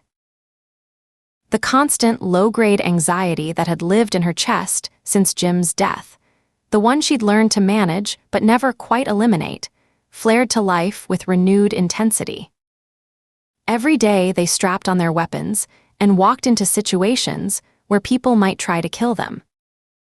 Every day they made choices that could leave their children orphaned, their family destroyed, their carefully constructed happiness reduced to nothing more than memories and photographs. She glanced at Aaron in the passenger seat, his profile lit by the soft blue glow of the dashboard lights. This man she loved, who'd somehow managed to love her back despite all her rough edges and difficult history. The man who loved her children as if they were his own blood, who'd stepped into the role of father figure for Ava with such natural grace that sometimes Ruth forgot he hadn't always been part of their lives. In 6 months, they'd be married. She'd be Ruth Tate, though she'd keep Baker professionally because the Rangers wouldn't know what to do with her otherwise.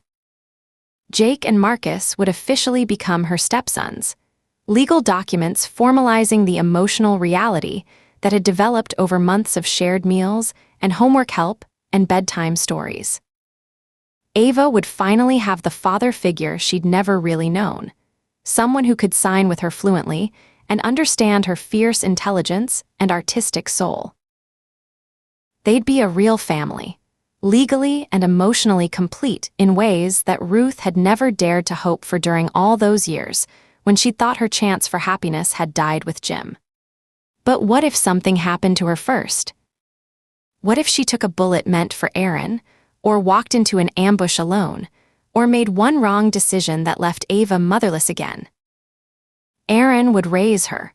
Ruth knew that with absolute certainty, could see it in the way he interacted with her daughter, the fierce protectiveness and gentle patience that had developed between them. He'd love Ava fiercely, and give her everything she needed to grow into the remarkable woman she was destined to become. But what if something happened to him too? The thought hit her like ice water, sudden and shocking in its clarity. All three children, Ava, Jake, Marcus, left with no one. Foster care. The system that had shaped Ruth's entire childhood, that had taught her to pack light and never get too comfortable because nothing lasted, because adults were temporary fixtures who could disappear without warning or explanation. She knew that system intimately, could smell the institutional disinfectant and hear the careful politeness of temporary placements even now, 20 years later. Group homes where children learn to take up as little space as possible, where showing need or vulnerability only made you a target. Foster families who ranged from genuinely caring to actively neglectful, with most falling somewhere in the gray area of people doing their duty without real investment in the children placed in their care. The cold institutional smell of group homes, where everything was sanitized but nothing was really clean. The careful politeness of temporary placements, where children learn to say please and thank you and never ask for seconds because you didn't want to seem ungrateful. The aching loneliness of being a child no one had chosen, of knowing that your presence in any given home was contingent on good behavior and bureaucratic paperwork rather than love or genuine want. Ruth couldn't breathe for a moment, the fear so overwhelming it felt like drowning. The idea of Ava, bright, beautiful Ava, who signed her thoughts with fierce joy and drew horses with wings and had opinions about everything from breakfast cereals to world politics, sitting in some social worker's office, being told she'd have to go live with strangers again. Learning to pack her belongings into garbage bags because suitcases implied permanence that the system couldn't guarantee. The idea of Jake, so earnest and practical and desperate to find his place in the world, trying to hold his younger siblings together while their world collapsed around them. Taking on responsibilities no 14-year-old should have to carry, becoming the adult in situations where adults had failed or disappeared. The guilt and pressure of trying to protect Marcus and Ava while processing his own grief and fear. Marcus, quiet and artistic and sensitive in ways that the world often punished, disappearing into himself the way Ruth had as a child. Retreating into books and drawings and the private spaces inside his mind where no one could hurt him, where the chaos of the adult world couldn't reach him. Becoming a ghost in his own life, present but not really there, protecting himself through emotional absence. Ruth had grown up knowing she was unwanted, discarded like trash on the doorstep of a ranger station with nothing but a blanket and the hope that someone would care enough to help. She'd spent 18 years moving from placement to placement, never staying anywhere long enough to call it home, never trusting enough to let her guard down completely.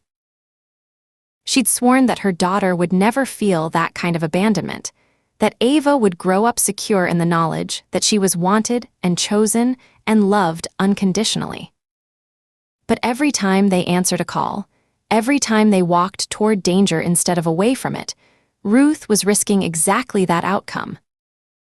Every decision to pursue a case, every choice to investigate rather than walk away, every moment when she prioritized the job over personal safety, all of it carried the potential to make Ava into the same kind of unwanted child Ruth had been. "You okay?" Aaron's voice was soft, concerned, cutting through the spiral of catastrophic thinking that had consumed her attention. She realized she'd been holding her breath, her hands clenched so tightly on the steering wheel that her fingers had gone numb. The Range Rover had drifted slightly toward the center line, and she corrected course with more force than necessary. Just thinking about Ben. About Kyle. It was part of the truth, but not all of it. She couldn't voice the real fear, that their love, their family, their carefully constructed happiness was as fragile as anyone else's. That the children sleeping safely at home right now could wake up tomorrow as orphans if she and Aaron made the wrong choice, moved too slowly, trusted the wrong person. The fear felt too big to share, too overwhelming to put into words. How could she explain that she was simultaneously desperate to marry Aaron and terrified of what that commitment might cost their children? How could she admit that part of her wanted to quit the job entirely, to find something safe and predictable that wouldn't carry the constant risk of leaving Ava alone in the world? But she also couldn't imagine giving up the work that gave her life meaning, the sense of purpose that came from seeking justice for people who couldn't seek it for themselves. The job wasn't just what she did. It was who she was, woven so deeply into her identity that removing it would be like performing surgery on her soul. They drove in silence for several miles, Ruth wrestling with thoughts too dark to share, while Aaron respected her need for quiet processing. The highway stretched ahead of them, empty except for the occasional 18-wheeler hauling cargo through the night. The darkness beyond their headlights felt absolute, as if they were traveling through space rather than across Texas countryside. Eventually, the lights of downtown appeared ahead of them, scattered and sparse, but somehow welcoming after the isolation of the rural highway. Ruth slowed as they passed through the small business district, a handful of storefronts that had seen better decades, a gas station with prices that reflected the cost of being the only option for 50 miles, and a diner with a neon sign that cast pink light across the empty sidewalk. The diner looked like something from another era, all chrome and glass and optimistic signage that promised good food and friendly service. Through the large windows, Ruth could see a few late-night customers, shift workers grabbing coffee before heading home, long-haul truckers taking a break from the interstate, insomniacs seeking the comfort of fluorescent lights and human company in the middle of the night. "Coffee?" Aaron asked, nodding toward the diner. The suggestion was casual, but Ruth could hear the understanding in his voice. Neither of them was ready to go home yet, to face the sleeping children and the domestic peace that would require them to set aside the weight of what they'd witnessed tonight. Sometimes you needed a buffer zone between the darkness of the job and the innocence of home life, a place to decompress and process and gradually shift from professional mode back into the role of parent and partner.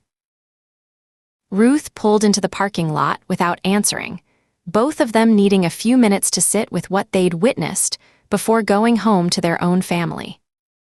Before facing the children who depended on them to come home safe every single night, who had no idea that their security and happiness hung on 1,000 variables beyond anyone's control. The gravel lot was mostly empty, except for a few pickup trucks and a sedan that had seen better years. Ruth parked near the entrance, close enough to the building that the neon light from the sign painted their faces in alternating shades of pink and shadow. They sat for a moment before getting out, both of them reluctant to break the cocoon of privacy the Range Rover had provided. In the artificial twilight of the diner's neon, Aaron's face looked older than his years, marked by the accumulated weight of cases and crime scenes and difficult decisions. Ruth wondered if she looked the same to him, if the job had carved its cost into her features as clearly as it had into his. "We'll be okay," Aaron said quietly, reading her thoughts with the accuracy that came from years of partnership and growing intimacy. "Whatever happens, whatever this job throws at us, we'll be okay." Ruth wanted to believe him, wanted to trust in the strength of what they'd built together and the resilience of the family they were creating. But Ben's grief echoed in her mind, a reminder that sometimes being okay wasn't a matter of strength or preparation or love. Sometimes it was just a matter of luck, of being in the right place instead of the wrong one when violence erupted. "I know," she said, because it was what needed to be said, what would allow them to get out of the car and walk into the diner and gradually transition back to normal life. But the fear remained, coiled in her chest like a living thing, feeding on the love that made everything else worthwhile and everything else unbearably precious to lose. Chapter 5. The Roadhouse Cafe sat on the edge of town like an afterthought, its neon sign flickering intermittently against the darkening sky with the irregular rhythm of something dying by degrees. Half the letters in cafe had burned out years ago, leaving CF to advertise whatever passed for cuisine inside. The missing letters created dark spaces in the sign's face like gaps in a broken smile, and Ruth found herself staring at it longer than necessary as she tried to process everything they'd witnessed at the fire scene. The parking lot was a study in rural Texas economics, vehicles that told stories of hard work and harder times. Ruth parked the Range Rover between a mud-splattered pickup truck with a gun rack in the rear window and a sedan with more rust than paint, its bumper held on with duct tape and determination. The gravel lot crunched under their boots as they approached the entrance, each step releasing the dry, dusty smell of stone that had been baking in the Texas sun for decades. The sound seemed unnaturally loud in the evening quiet, their footsteps echoing off the cafe's aluminum siding like small gunshots. A bell above the door announced their arrival with a tired chime that seemed to echo longer than it should in the nearly empty restaurant.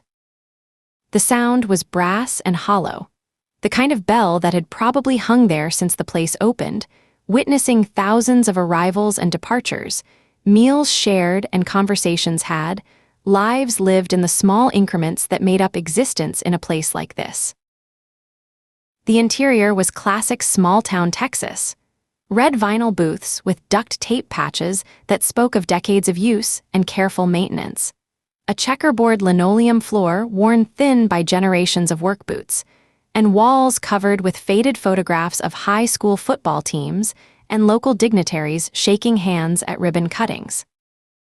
The photos were a timeline of the town's history, stretching back to the 1960s based on the hairstyles and the faded color of the older shots. Ruth could see the progression of time in the faces, young men who'd grown old, buildings that had been demolished, businesses that had closed and been forgotten. The smell hit Ruth immediately, complex and layered like an olfactory history of the place. Bacon grease, thick and pervasive, strong coffee with that slightly burnt edge that came from being kept warm too long, and the lingering aroma of fried chicken that had soaked into every surface over the years, the walls, the vinyl seats, even the metal napkin dispensers. Underneath it all was the faint mustiness of a building that had seen better decades, the accumulated smell of time and use, and the particular staleness that came from windows that rarely opened.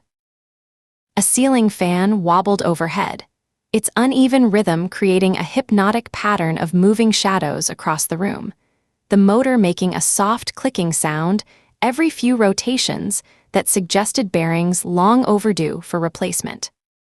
"Sit anywhere you like," called a woman from behind the counter, not looking up from the coffee pot she was washing in a stainless steel sink that had clearly seen decades of service. Her voice carried the particular weariness of someone nearing the end of a long shift, but there was warmth underneath the fatigue, the kind of automatic hospitality that came from years of waiting on strangers. She appeared to be in her 50s, with graying brown hair pulled back in a practical ponytail that emphasized the lines around her eyes and the slight downturn of her mouth that came from too many years of smiling at customers when she didn't feel like smiling. She wore a stained apron over jeans and a t-shirt that read "World's Best Grandma" in faded letters, the kind of gift that grandchildren gave and grandmothers wore with pride despite the fashion implications. Ruth and Aaron chose a booth near the window, its red vinyl cracked but clean, the kind of wear that came from honest use rather than neglect. Ruth could feel the tears in the vinyl through her jeans as she slid across the seat, the plastic cold despite the warmth of the evening. The table was scarred formica, probably installed during the Carter administration, its surface marked with the rings of countless coffee cups and the occasional cigarette burned from back when people could smoke in restaurants. A lazy Susan sat in the center, its chrome finish dulled with age, holding bottles of ketchup and hot sauce and salt and pepper shakers shaped like miniature cowboy boots. The kind of folksy touch that probably seemed charming to tourists but had long since become invisible to locals. Through the window, Ruth could see the evening settling over the small town like a familiar blanket. Streetlights were beginning to flicker on, casting pools of sodium vapor orange across empty sidewalks where nobody walked after dark. In the distance, she could still make out the faint glow on the horizon where the crime scene work continued, emergency vehicles creating their own constellation of red and blue lights against the darkening sky. The sight made her stomach tight with the memory of what they'd witnessed: the burn barrel, the strategic placement, the way the flames had followed the natural draw with mathematical precision toward Reb Renner's buildings. The woman approached with 2 coffee cups and a steaming pot, moving with the efficient economy of someone who'd been waiting tables for decades. Every movement was precise, practiced, developed through years of carrying hot liquids and heavy plates across uneven floors in sensible shoes that had long since given up any pretense of style in favor of function. Her name tag read Dollars in faded letters, and her smile was genuine despite the obvious fatigue around her eyes. The kind of tired that came not from one long day, but from many long years of getting up before dawn and staying on her feet until closing time. "Y'all passing through?" she asked, filling their cups without being asked, the coffee steaming in the evening air. The liquid was dark and rich-looking, and Ruth could smell the robust aroma even over the competing scents of bacon grease and fried food. Don't get many strangers this time of evening, especially with all the excitement out at the Renner place. The way she said it, the excitement, made it clear she was understating things considerably. Ruth could hear the weight behind the casual words, the kind of forced normalcy people used when something terrible had happened in their community, and they weren't sure how to process it yet. "We're with the Rangers," Ruth said, accepting the coffee gratefully. The cup was warm in her hands, the ceramic thick and sturdy like everything else in the place. She took a sip and was surprised to find it better than she'd expected, strong without being bitter, with that particular richness that came from coffee that had been made with care rather than just convenience. Dollar's expression immediately sobered, her face transforming from professional hospitality to genuine concern. The change was striking. Suddenly, she wasn't just a waitress serving strangers, but a member of a community that had lost one of its own. Terrible thing. Just terrible. Reb was good people. She shook her head, gripping the coffee pot handle tighter, her knuckles going white with the pressure. Been coming in here for breakfast every Saturday for, must be 15 years now. Same order every time, 2 eggs over easy, hash browns, wheat toast. Always left a $5 tip, even when I knew he was counting pennies. The personal details hit Ruth harder than she'd expected. She found herself picturing Reb Renner sitting in one of these cracked vinyl booths, probably the one by the window where he could watch the town wake up, eating the same breakfast every week like it was a ritual that grounded him in routine and community. The $5 tip on what was probably a $6 breakfast spoke to the kind of man he'd been generous even when generosity was a luxury he couldn't afford. Aaron pulled out a small notebook, more from habit than necessity, the leather cover worn smooth from years of use. Ruth could see him processing the information the way he always did, filing away details that might become important later, building a picture of their victim through the eyes of someone who'd known him as a person rather than just a case file. Sounds like he was well liked around here. Liked? Dolors snorted softly, but there was affection in the sound rather than derision. "Honey, Reb Renner would give you the shirt off his back if you needed it." When the Martinez family's house burned down 3 years ago, Reb showed up the next morning with lumber and a crew of volunteers. Rebuilt their entire roof in 2 days, wouldn't take a dime for it. She paused, setting the coffee pot down on their table and looking out the window toward the direction of the ranch. Even from this distance, they could see the faint glow on the horizon where the floodlights continued their work, emergency vehicles still moving like ants in the distance. The sight seemed to focus her thoughts on the loss, on the unfairness of what had happened to a man who'd spent his life helping others. "Makes me sick, thinking about him dying like that. All alone out there, while some monster was burning bodies in barrels."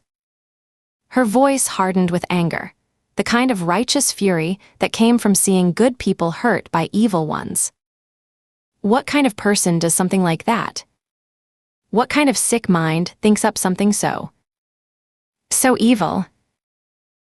Ruth sipped her coffee, noting it was stronger than she'd expected and surprisingly good. The caffeine was already working its way through her system, sharpening her focus after the long day at the fire scene. The taste was rich and full, with none of the bitterness she'd expected from a small-town diner. Did Mr. Renner seem worried about anything lately?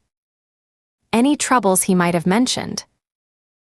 The question seemed to unlock something in Dolors, as if she'd been waiting for someone official to ask. She set the coffee pot down on their table and slid into the booth opposite them, apparently deciding this conversation was worth her full attention. The vinyl squeaked softly under her weight, and Ruth could see the relief in her eyes at finally being able to sit down after what had probably been many hours on her feet. "Oh honey, Reb had troubles all right. Been fighting with the county about back taxes for 2 years now. Property taxes kept going up, but cattle prices were going nowhere. Man was caught in a squeeze, and it was getting tighter every month." Her voice carried the weight of someone who'd watched a friend struggle with problems too big to solve, the helpless frustration of caring about someone whose troubles were beyond your ability to fix. She lowered her voice, even though they were the only customers in the restaurant, leaning forward conspiratorially. The gesture was automatic, born from years of living in a small town where gossip traveled fast and everyone knew everyone else's business. "Between you and me, I think those tax assessments were rigged. Reb's place got reassessed at nearly double what it was worth, but somehow the big corporate spreads kept getting their values lowered. Funny how that works, isn't it?" The bitterness in her voice was unmistakable, the kind of anger that came from watching the little guy get squeezed while the big boys played by different rules. Ruth found herself nodding, recognizing the pattern from other cases, other places where money and influence had tilted the playing field so far it was barely recognizable as level. Aaron made a note, his pen moving smoothly across the paper. Ruth could see him cataloging the information, building connections between property taxes and financial pressure, and the kind of desperation that might make someone vulnerable to whatever had happened at that barn. Did he talk about selling? Selling? Dolors laughed, but there was no humor in it, just the hollow sound of someone who'd heard something ridiculous. Reb would have died before he sold that land. And I mean that literally. She caught herself, color rising in her cheeks as she realized what she'd said. Poor choice of words, I suppose, given what happened. But the sentiment was clear, and Ruth could hear the truth in it. Some people had relationships with their land that went beyond mere ownership, connections that ran deeper than economics or convenience. The kind of bond that made selling feel like betrayal, like abandoning something sacred that had been entrusted to your care. The bell above the door chimed again, and 3 men in work clothes entered, their boots heavy on the linoleum. They moved with the particular weariness of people who'd been doing physical labor all day, their shoulders set with exhaustion and their faces drawn with the kind of fatigue that sleep might not cure. They took a corner booth without speaking, their faces grim, and Ruth could see ash streaks on their clothing and the particular haunted look of people who'd been fighting fire and losing. Dolores excused herself to serve them, moving with renewed efficiency despite her obvious tiredness. Ruth watched her go, noting the way she moved faster now, as if recognizing that these men needed coffee and comfort more than conversation. She returned a few minutes later with fresh coffee for Ruth and Aaron, the pot still steaming in the evening air. "Those boys work for the county road department," she explained quietly, settling back into the booth across from them. "Been out helping with the fire suppression since this afternoon. They're taking it hard, everyone knew Reb." Ruth studied the three men as Dolores spoke, noting the way they huddled over their coffee cups like they were seeking warmth from something more than just the liquid. They spoke in low tones, occasionally glancing toward the window in the direction of the fire, and she could see the weight of the day in their posture, the way their shoulders slumped with more than just physical exhaustion. Their clothes were streaked with ash and soot, and their faces showed the particular kind of tiredness that came from fighting a losing battle against nature and human cruelty.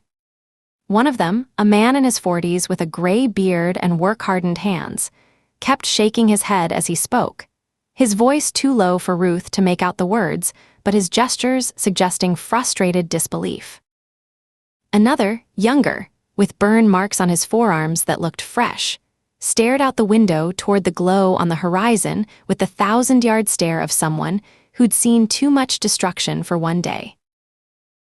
"Dolores," Ruth said carefully, bringing her attention back to the conversation, "did anyone ever pressure Mr. Renner about selling?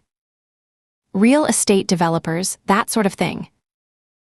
The question was like flipping a switch. Dolores' expression immediately hardened, her eyes flashing with anger that had clearly been building for months.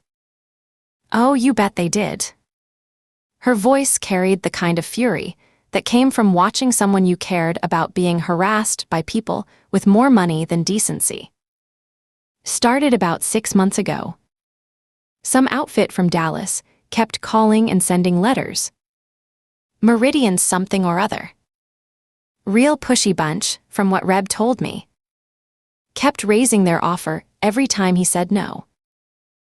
She wiped her hands on her apron nervously, the gesture automatic, a way of dealing with anxiety that had probably developed over years of waiting tables and dealing with difficult customers.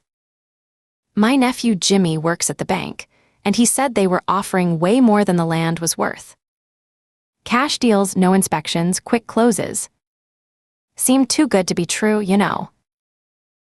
Ruth felt a familiar tingling in her chest, the sensation she'd learned to recognize as her instincts responding to information that mattered. Cash deals above market value, no questions asked. It was the kind of offer that legitimate developers didn't make unless they knew something about the property that the owner didn't know. Aaron looked up from his notebook, his blue eyes sharp with interest. Did that seem suspicious to Mr. Renner? Suspicious. Dolores considered this, her brow furrowing as she tried to recall conversations with a man who would never have another one. I think it made him nervous more than anything. He couldn't figure out why they wanted his particular piece of land so bad. Wasn't like it was prime real estate or anything. Just good grazing land and some decent water rights.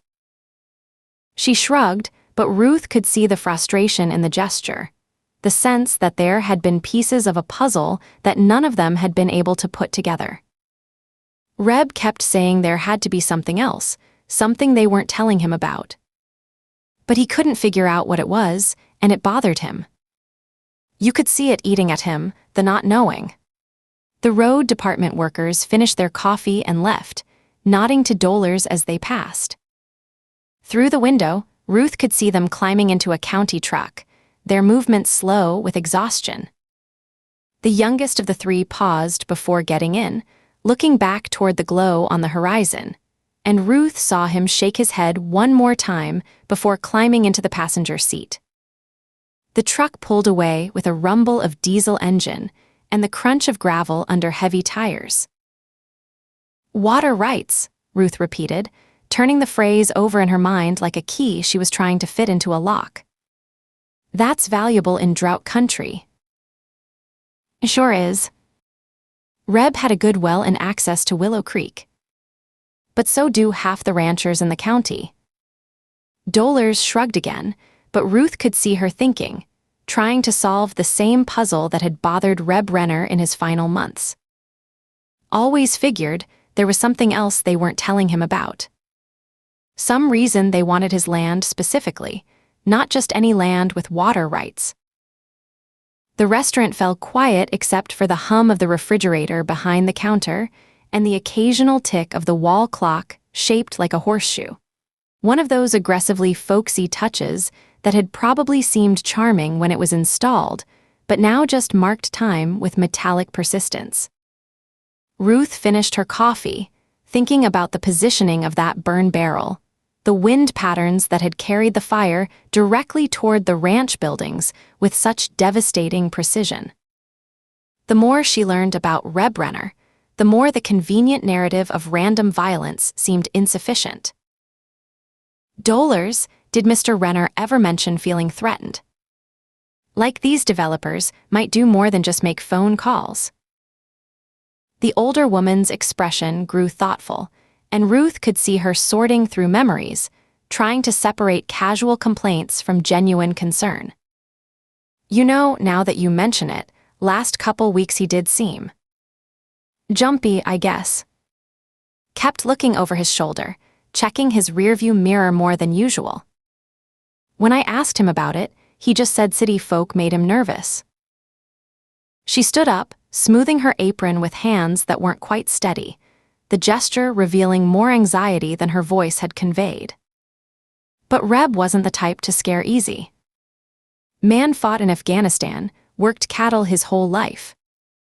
Faced down charging bulls and rattlesnakes, and God knows what else. If something had him spooked. She didn't finish the thought, but the implication hung in the air like smoke. Ruth pulled out her wallet and left a $10 bill on the table, more than double what the coffee was worth. The gesture felt inadequate somehow, a small acknowledgement of information that might be worth far more than money could measure. "Thank you, Dollars. You've been very helpful. Y'all find whoever did this," Dollars said, her voice fierce with sudden emotion, the professional waitress persona dropping away to reveal the grieving community member underneath. Reb Renner deserved better than to die, because some animal needed to hide a body. He was a good man. The kind of man this world needs more of, not less. Outside, the night air was still thick with the smell of smoke, acrid and persistent despite the hours that had passed since the fire had been contained. Ruth paused beside the Range Rover, looking back at the restaurant where Dollars was already wiping down their table, preparing for the next customer who might not come for hours. Through the window, she could see the older woman moving on autopilot, but her shoulders were slumped with something heavier than fatigue. The loss of someone like Reb Renner wasn't just personal. It was a wound in the fabric of the community, a reminder that good people weren't immune to the evil that others brought into their world. The parking lot gravel crunched under their boots as they walked to the car, the sound seeming unnaturally loud in the evening quiet. Ruth could hear insects beginning their nightly chorus in the distance, the sound of a world continuing despite human tragedy. Somewhere a dog barked, and farther away, a truck engine rumbled along the highway, the ordinary sounds of life proceeding according to rhythms that had nothing to do with murder or loss or the questions that kept investigators awake at night. "What do you think?" Aaron asked, climbing into the passenger seat. The interior of the Range Rover still held the heat of the day, and Ruth could smell the lingering traces of the fire scene on their clothes, ash and smoke, and the particular acrid scent of things that weren't meant to burn. Ruth started the engine, her mind working through the information they'd gathered like pieces of a puzzle that didn't quite fit together yet. The dashboard lights cast everything in soft blue, and she could see Aaron's profile in the glow as he waited for her assessment. I think Reb Renner was in the wrong place at the wrong time.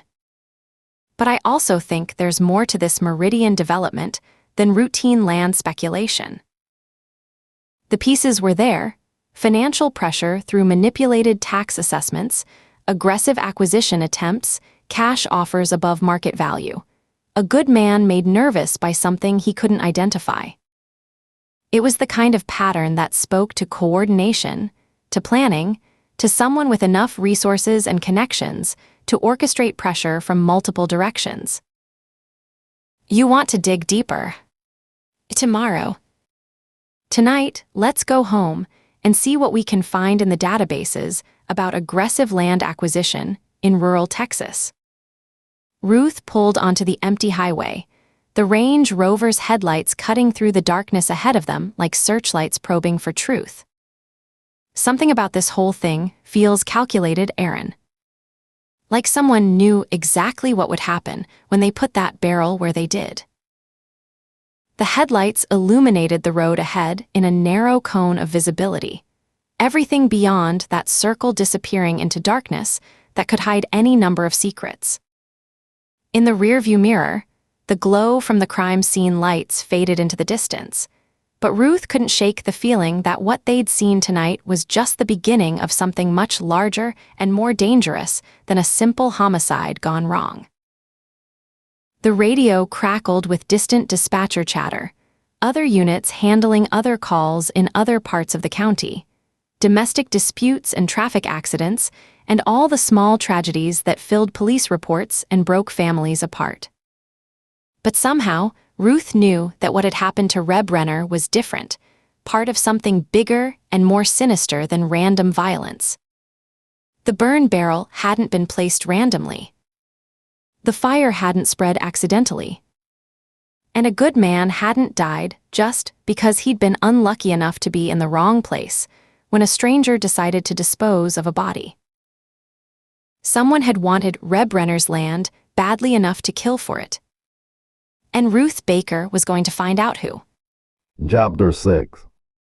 The first thing Declan Ryder noticed when consciousness dragged him back was the silence.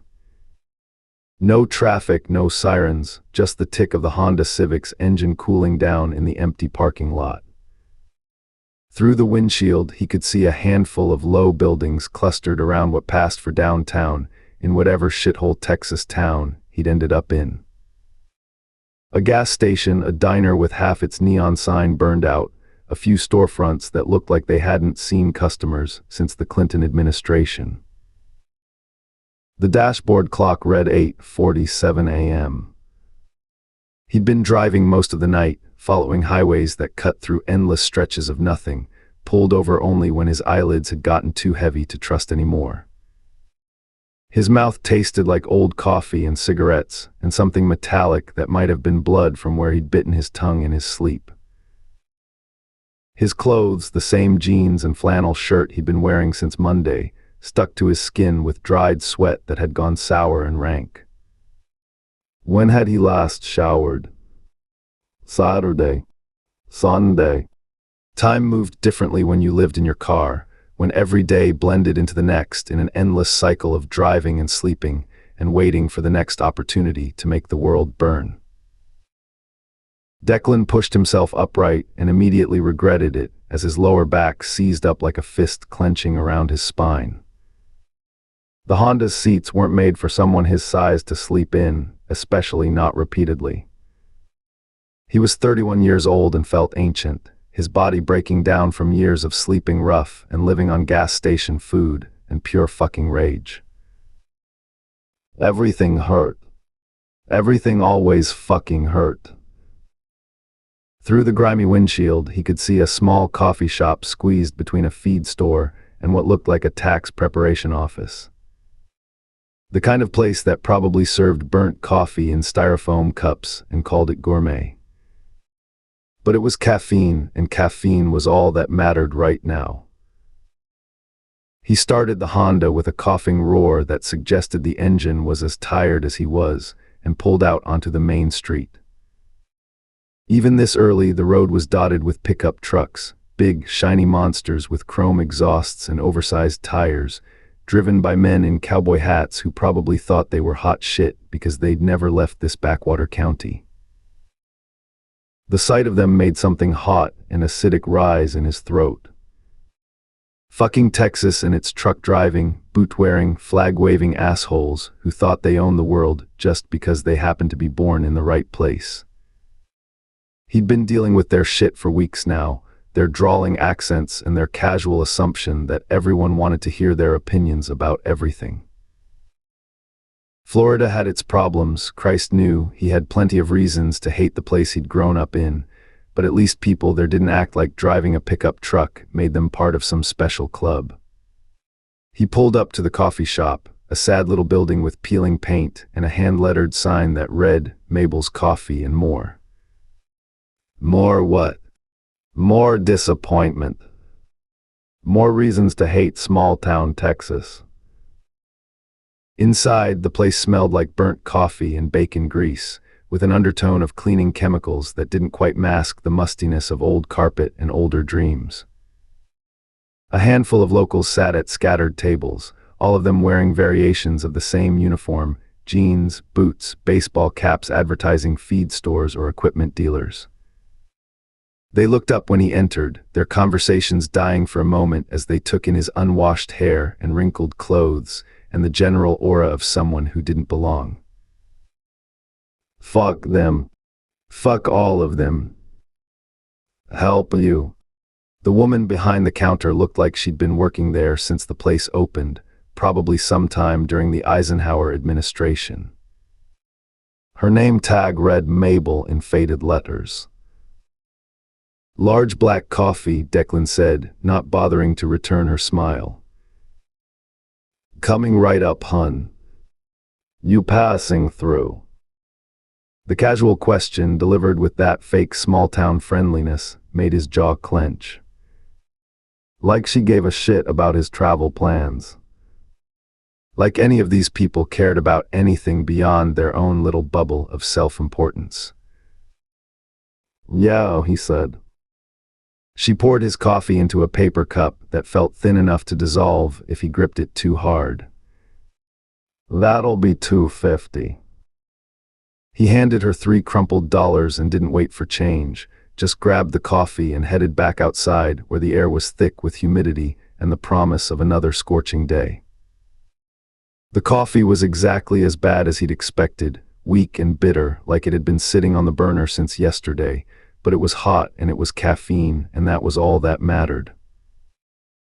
A line of pickup trucks was forming at the gas station across the street, their drivers climbing down from their elevated perches like they were dismounting horses. Cowboy wannabes with their stupid hats and their stupid boots, probably heading to jobs at ranches or oil fields, where they could pretend they were living some kind of authentic frontier life, instead of just scraping by in the modern world like everyone else. Declan got back in the Honda and pulled out his phone, scrolling through social media with fingers that shook slightly from caffeine withdrawal. The usual parade of other people's happiness stared back at him. Vacation photos from people who could afford vacations, family gatherings from people who had families that actually wanted to be around them, job promotions and new cars, and all the markers of success that seemed designed specifically to remind him how far outside normal life he'd fallen. Look at this amazing brunch I had. Look at my new apartment. Look at my perfect fucking life. All of it rubbing in his face how completely he'd been left behind by a world that seemed designed to reward people who played by rules he'd never been taught. People who'd been born into families that gave a shit, who'd gone to schools that actually prepared them for something, who'd never had to choose between eating and keeping the lights on. He was swiping through Instagram stories, some sorority girl showing off her designer handbag, some finance bro posting pictures of his expensive watch, when his thumb moved too fast and accidentally hit something on the screen.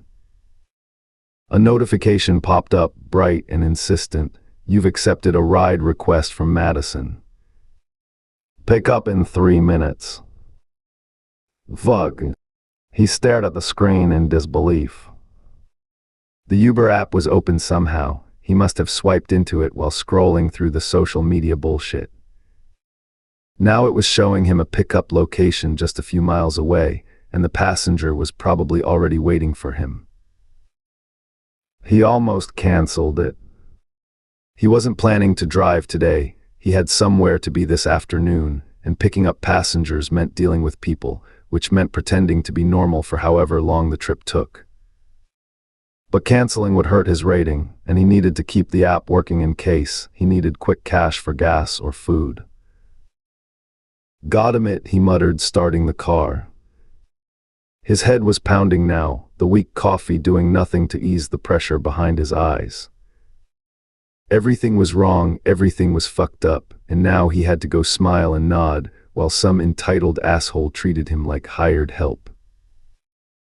The pickup location was on the edge of town, a cluster of new apartment buildings that looked like they'd been dropped into the landscape by aliens, all clean lines and modern materials, completely out of place among the weathered ranch houses and trailers that made up most of the area's housing.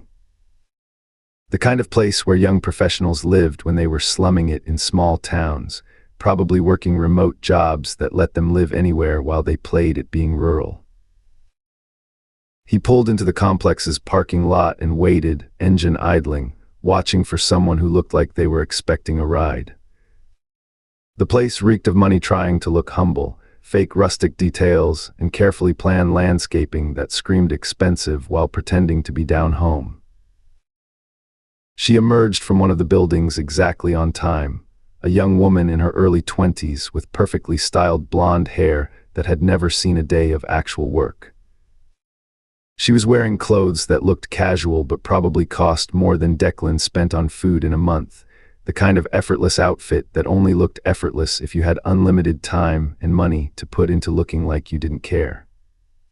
She was talking on her phone as she approached the car, one of those animated conversations that suggested she was either very excited about something or deeply offended by it. Probably both. Declan unlocked the doors and she slid into the back seat, still talking.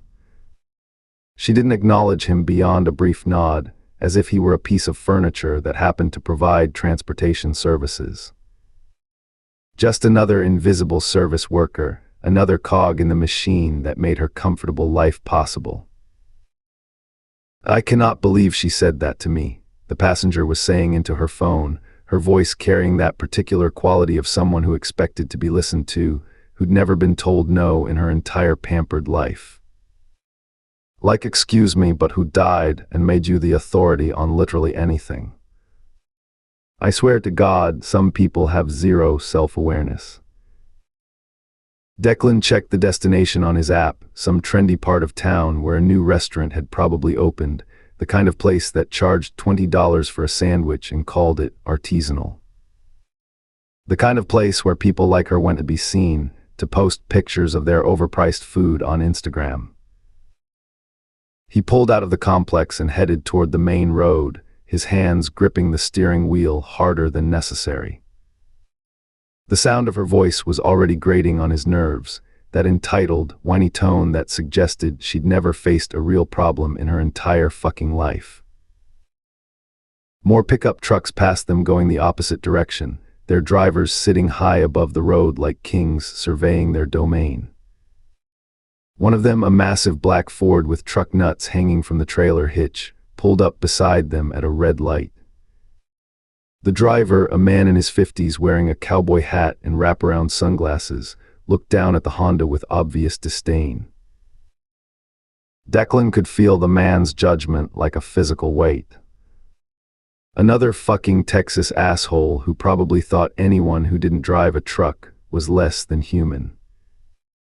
Another piece of shit who'd been born thinking he was special just because he happened to live in the right zip code. "Oh my God," the passenger said, and for a moment Declan thought she was responding to something her friend had said. But then she continued, her voice carrying clearly through the car despite her apparent attempt to be discreet.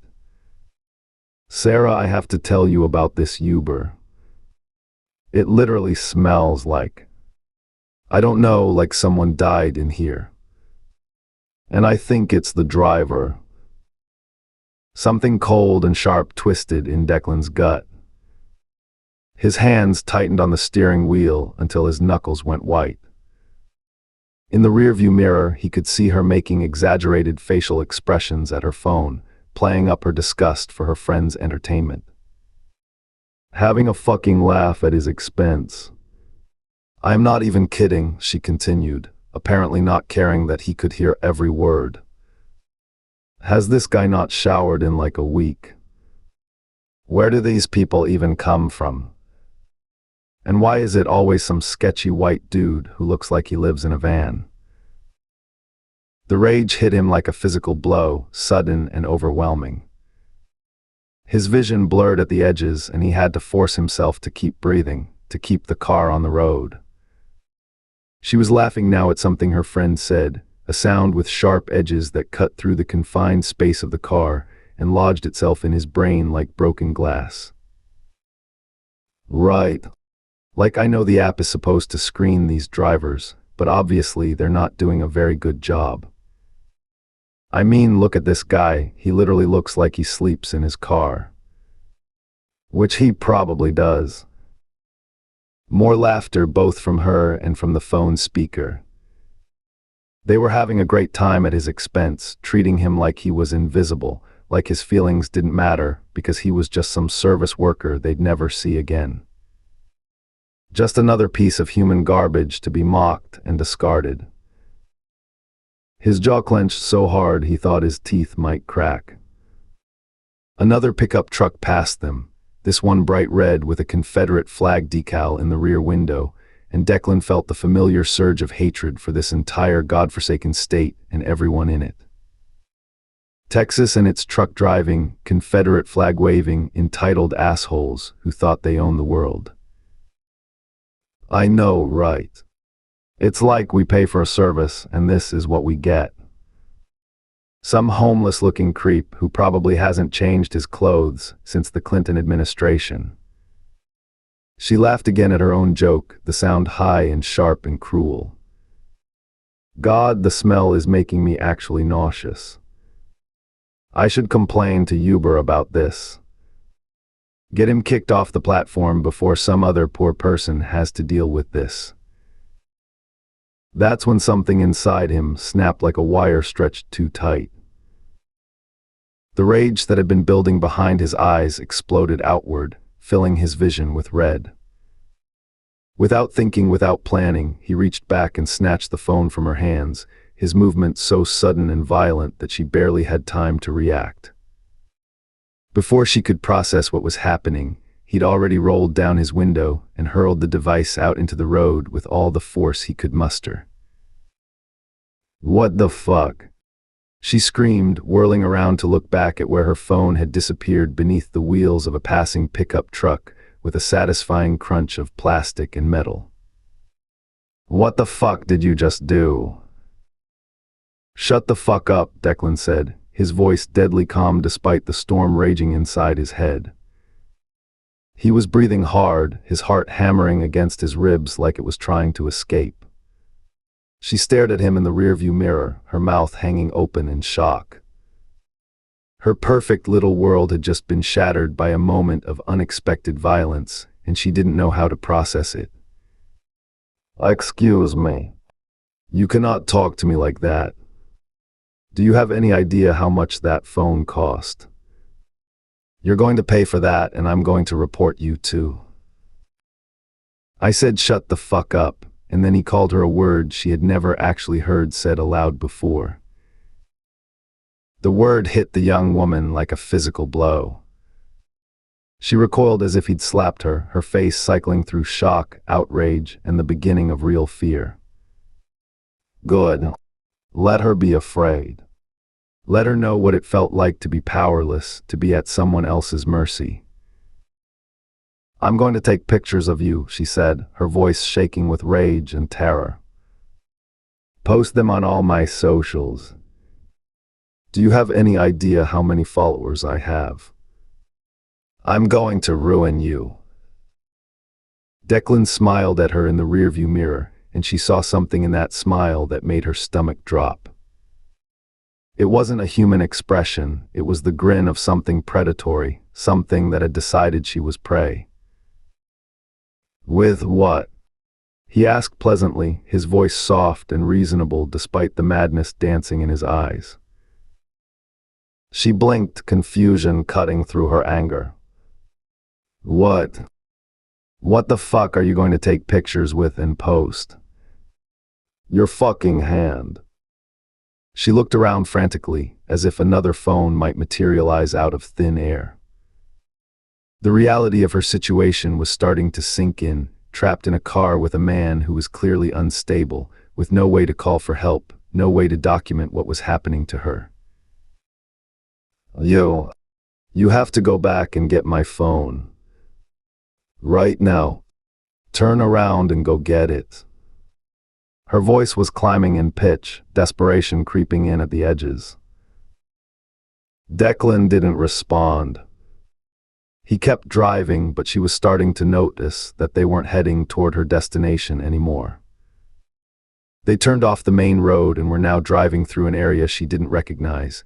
Industrial buildings, vacant lots, the kind of neighborhood where people minded their own business and didn't ask too many questions. Where are you taking me? She demanded, her voice cracking with fear. This isn't the way to the restaurant. I need to get to the restaurant right now. No, you don't, Declan said, his voice still eerily calm. The rage was still there, burning just beneath the surface, but it had crystallized into something colder and more focused. Purpose. Fear was replacing anger now, making her voice thin and desperate.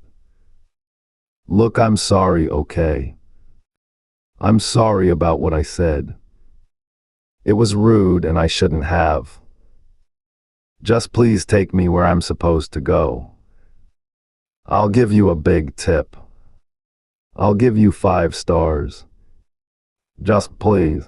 You want to know where people like me come from. Declan interrupted, his voice conversational, but with an undercurrent of violence that made her shrink back in her seat. We come from the places your kind pretend don't exist.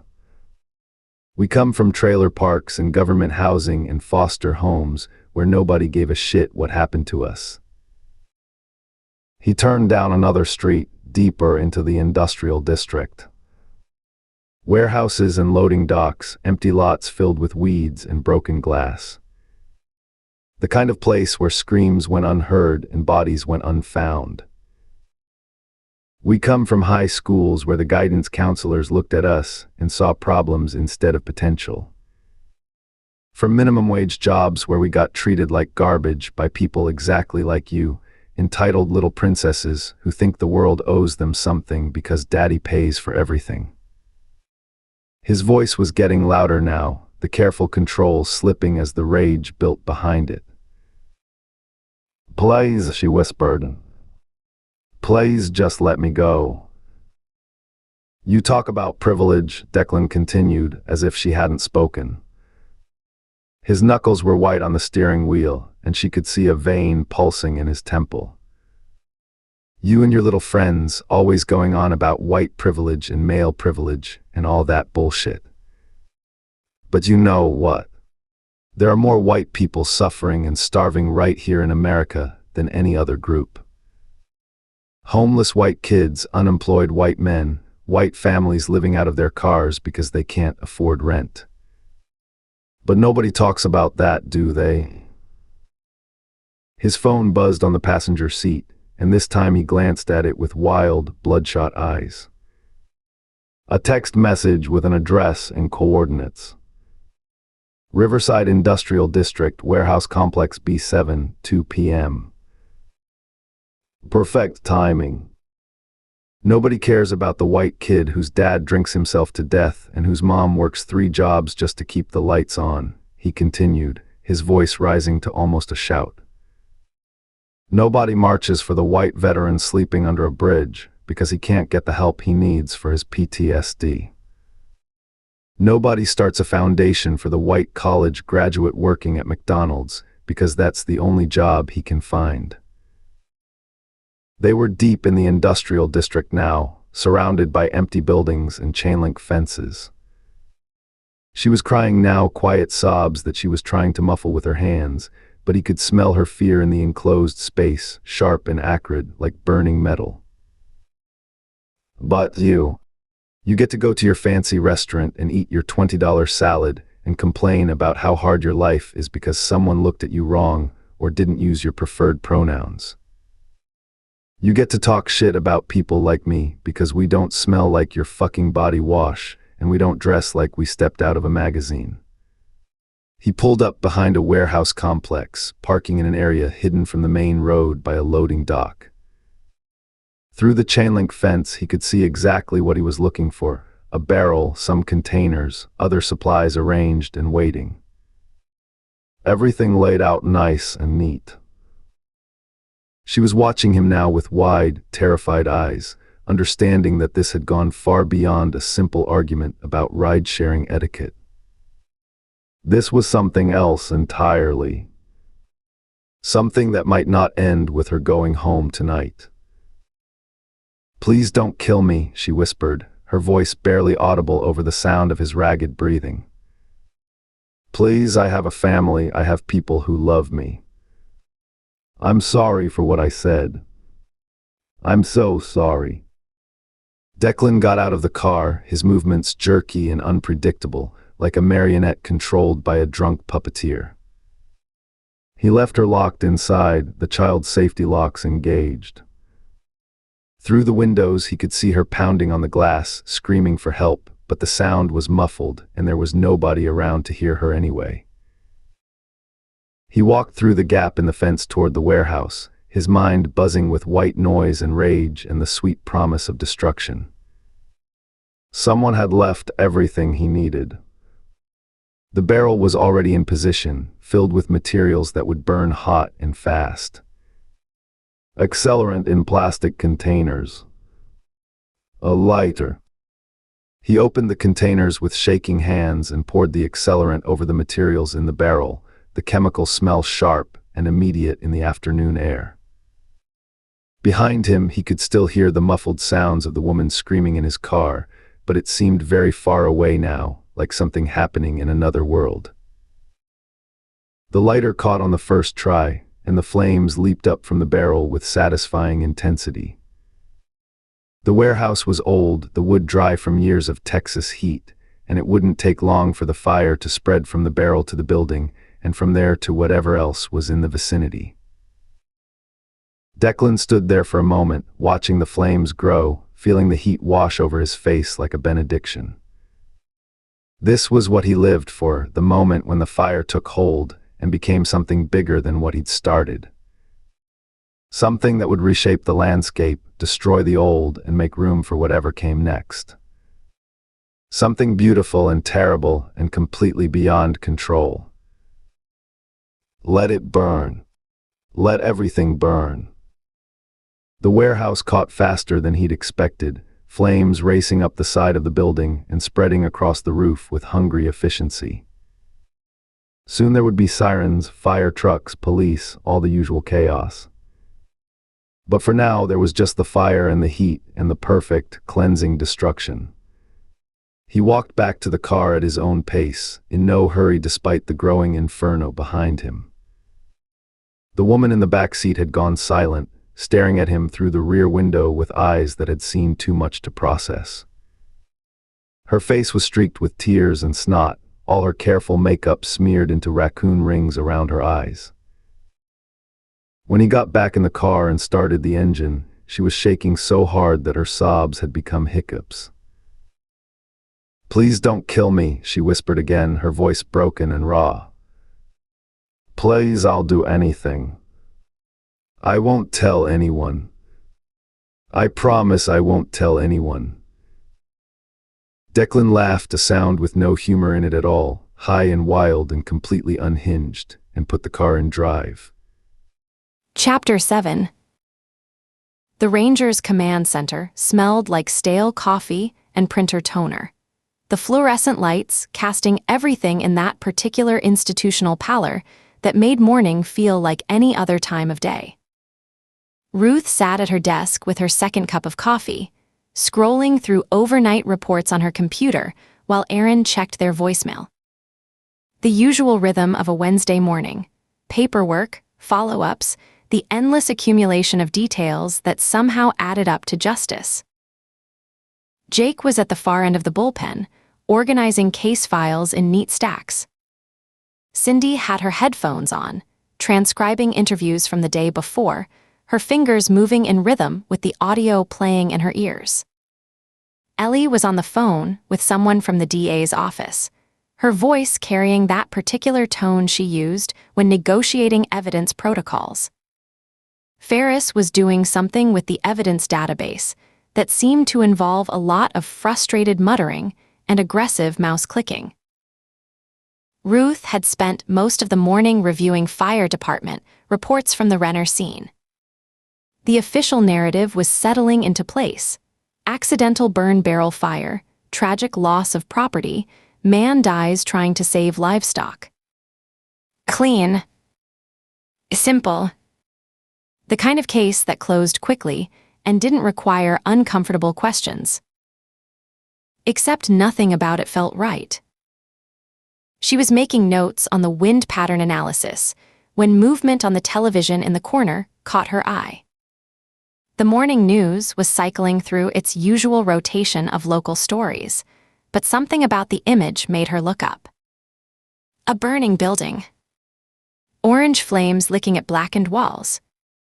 A reporter in a yellow safety vest standing at a distance, her face serious. Ruth turned up the volume. Overnight fire completely destroyed the Riverside warehouse complex in the industrial district, the reporter was saying. She was young, probably fresh out of journalism school, holding a microphone with the kind of polished, professional composure that came from weeks of training. The fire started sometime around midnight and spread rapidly through the structure.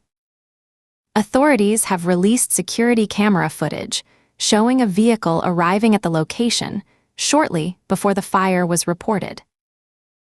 The footage flickered across the screen, grainy, time-stamped, clearly from a security camera mounted on a nearby building. A Honda Civic pulling up to a remote warehouse entrance.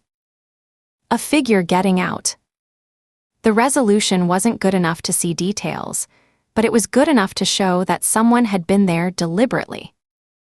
Someone had planned this. Ruth's hand paused over her coffee cup. She could feel Aaron's attention shifting toward the television from across the bullpen.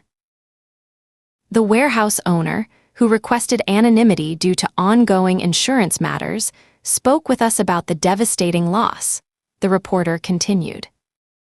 The camera cut to a man in his 60s, expensive clothes rumpled and stained with soot. His eyes had that hollow look of someone watching their life's work burn in real time. 30 years I've been in business, he said, his voice thick with exhaustion and despair. 3 decades of building relationships with clients, storing their inventory, providing a service. Everything. My entire operation.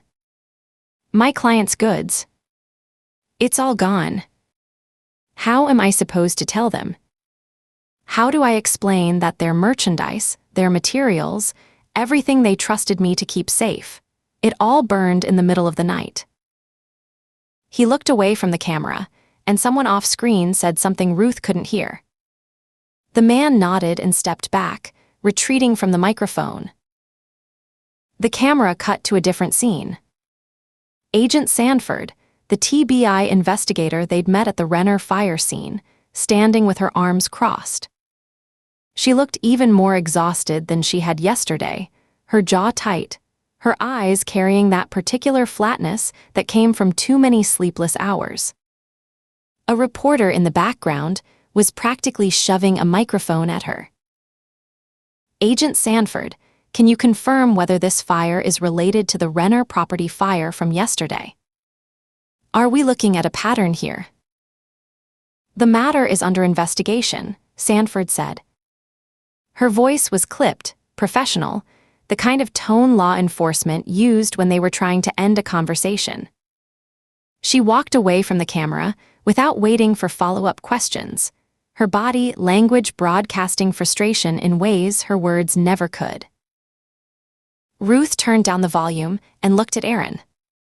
He'd already swiveled his chair to face her, his eyes meeting hers across the space between their desks.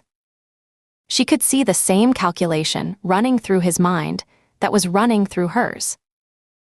2 fires. 2 days. 1 body confirmed. 1 missing person possibly connected. "Aaron," she said, keeping her voice low enough that the rest of the bullpen wouldn't pick up on the shift in her attention. He was already standing. Before either of them could say anything else, Jake appeared at Ruth's desk. He was holding a file folder, his expression carrying the particular urgency that came with new information. The kid was sharp, still eager in a way that hadn't been worn down by years of bureaucracy and dead ends, but he knew when something mattered. "Ruth," he said, not bothering with preamble. "We've been monitoring the police bands like you asked us to do after yesterday. We just picked up multiple 911 calls coming in about a missing person. Young woman, early 20s. She took an Uber ride to a restaurant downtown last night. Never arrived." Ruth's coffee cup froze halfway to her lips. She set it down carefully on her desk. "Details. Call came in around 9 last night," Jake said, referring to the notes he jotted in his small spiral notebook. Her friends were expecting her at some restaurant in the downtown area. When she didn't show up and wasn't responding to texts, they called her parents. Parents called police around 9:15. The Uber driver. The app shows his vehicle arrived at a location in the industrial district instead of the restaurant. That's where his GPS shows him last pinging. Ruth's mind was already moving through the implications. She thought about the wind patterns they'd analyzed at the Renner scene. She thought about the burn barrel, positioned with cold calculation in the natural draw, where flames would spread most efficiently. She thought about someone watching. Planning. Waiting. "Industrial district," Aaron said. It wasn't a question. "Same area as the warehouse fire," Jake confirmed.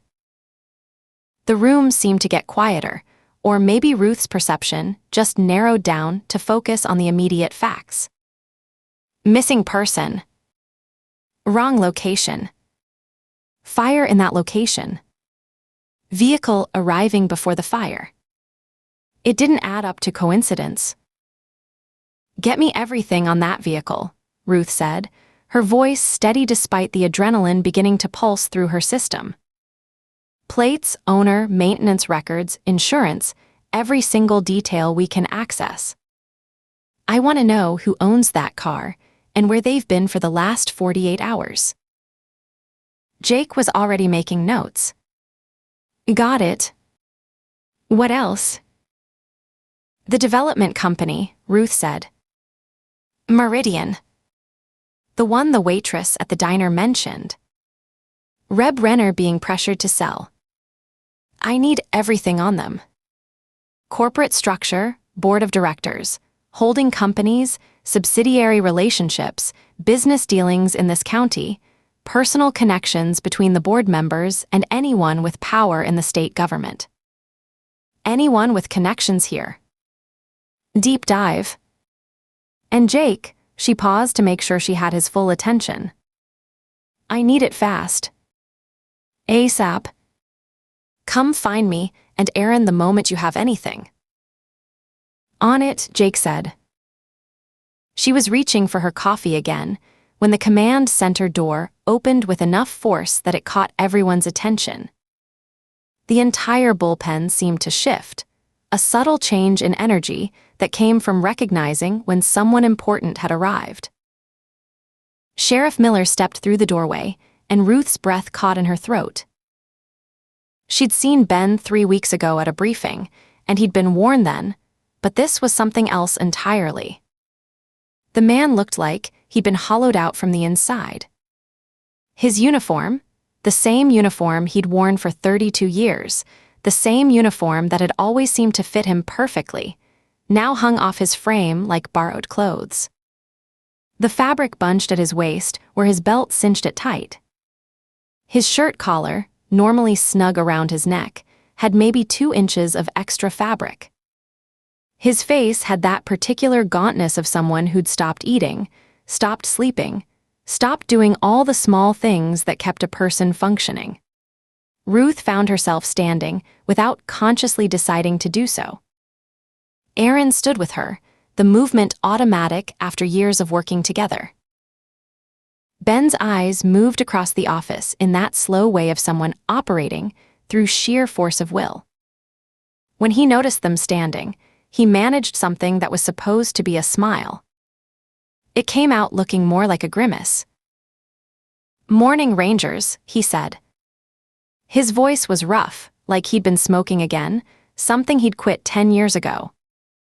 "How'd that fire scene go yesterday?" Ruth exchanged a glance with Aaron. The fire scene felt like it belonged to a different day, a different case, a different world than the one Ben was clearly inhabiting right now. She knew about Kyle. She'd gotten Ben's call last night, heard the devastation in his voice when he told her that the doctors wanted him to start thinking about final options. Kyle wasn't expected to recover from whatever had happened. After 27 years as partners, after more than 2 decades of friendship before that, Kyle was going to die, and Ben was going to have to decide when to let it happen. "Ben, sit down," Ruth said. She pulled out the chair beside her desk and gestured for him to take it. "Cindy, get Ben some coffee. The good stuff, not the swill we made this morning." Cindy had already removed her headphones at the sound of Ben's voice. She understood instantly, the way they all did, that something was wrong beyond the normal stresses of the job. She nodded and headed toward the break room without being asked twice, her movements quiet and efficient. Ben sat down slowly, like his joints hurt.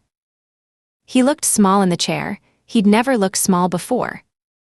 Ruth had always thought of Ben as substantial, someone who took up space in a room not because of his physical size, but because of the weight of his presence. Now he looked diminished in ways that had nothing to do with his body, and everything to do with whatever was happening in his mind. "I'm fine," Ben said before Ruth could ask the question forming in her throat. "Really?" "Just checking in on the cases before He stopped. His jaw worked silently for a moment, like he was trying to find the right words and couldn't locate them. "Before I have to deal with some personal matters." Aaron had moved to lean against Ruth's desk, his positioning natural but clearly deliberate.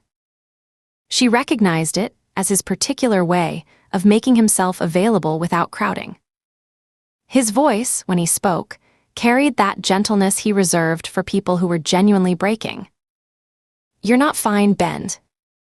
And that's okay." Cindy returned with a fresh cup of coffee and set it carefully on the desk in front of Ben.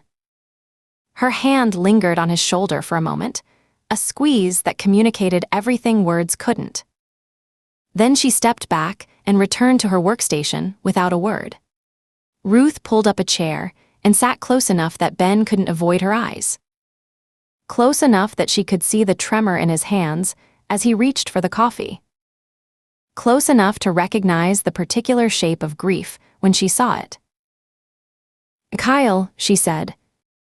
It wasn't a question. Ben's jaw clenched. His hands tightened around the coffee cup like it was the only solid thing in a world that was dissolving. When he spoke, his voice was barely above a whisper, rough with emotion he was trying and failing to contain. Doctors want me to start thinking about final options. When to let him go. He paused, and Ruth watched him struggle for control. They said his brain activity is minimal. That even if he woke up, and they don't think he will, he wouldn't be the same person. That I need to prepare for making a decision about. He couldn't finish. His jaw worked silently, and Ruth reached over and took his hand without thinking about it. His skin felt papery, his bones prominent under thin skin that had gone almost translucent. She squeezed gently, not hard enough to hurt, just enough to anchor him to the present moment. She didn't say anything, because there was nothing to say that wouldn't sound like a lie. Kyle wasn't going to wake up. Kyle wasn't going to get better. Ben's best friend of 27 years, his professional partner, his confidant, his brother in everything but blood, was going to die, and Ben was going to have to make the decision about when to let that happen.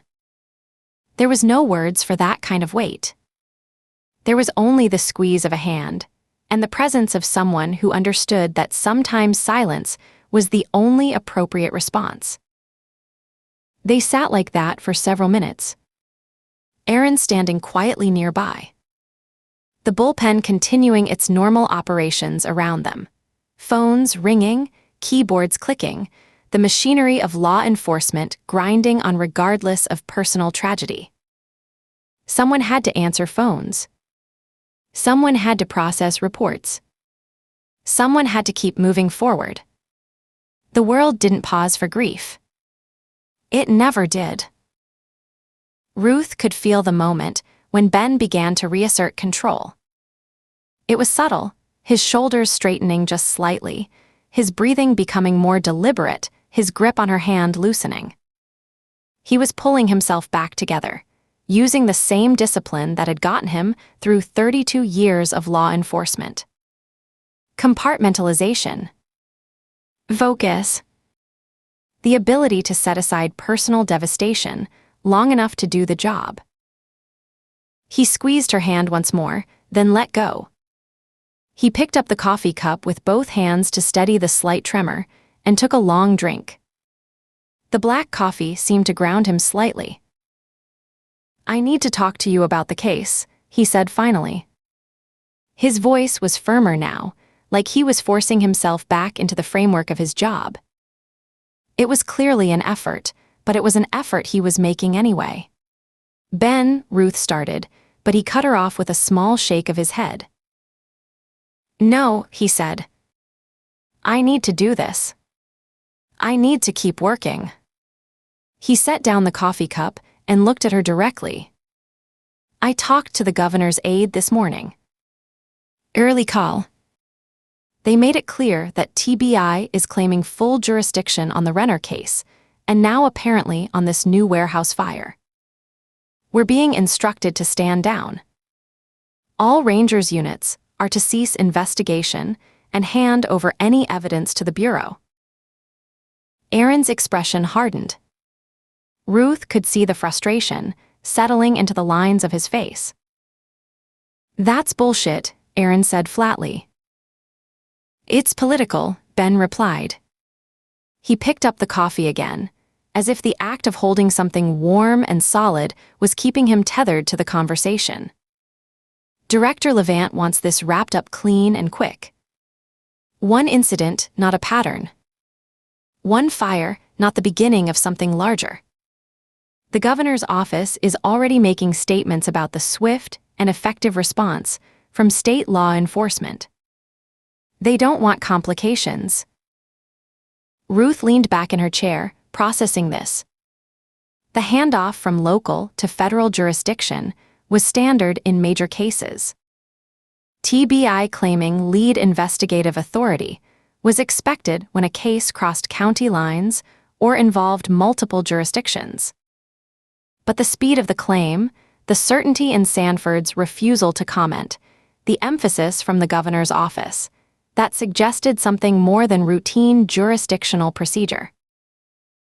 "We went to the diner where Reb Renner had breakfast," Ruth said. She kept her voice level, professional, even though she could feel her mind working through the implications of what Ben had just told her. "Every Saturday for 15 years. Same order." The waitress knew him well. Ben listened without interrupting. His hands had stopped shaking now, or at least the tremor had lessened. She could see him forcing himself into investigative mode, using work as an anchor the same way she sometimes did. "Dollars, that's the waitress, told us that Renner was being heavily pressured by a development company called Meridian Development," Ruth continued. "Started about 6 months ago. Phone calls, letters, increasingly aggressive offers. Way more than the land was actually worth. The offers kept coming even when Renner kept saying no. They kept pushing." "That's not unusual," Ben said quietly. "Land acquisition companies do that. Make offers, see who bites." "Maybe," Ruth said. "But here's what is unusual. Dollars mentioned that Renner's property taxes got reassessed at nearly double the previous valuation. Happened about 6 months ago.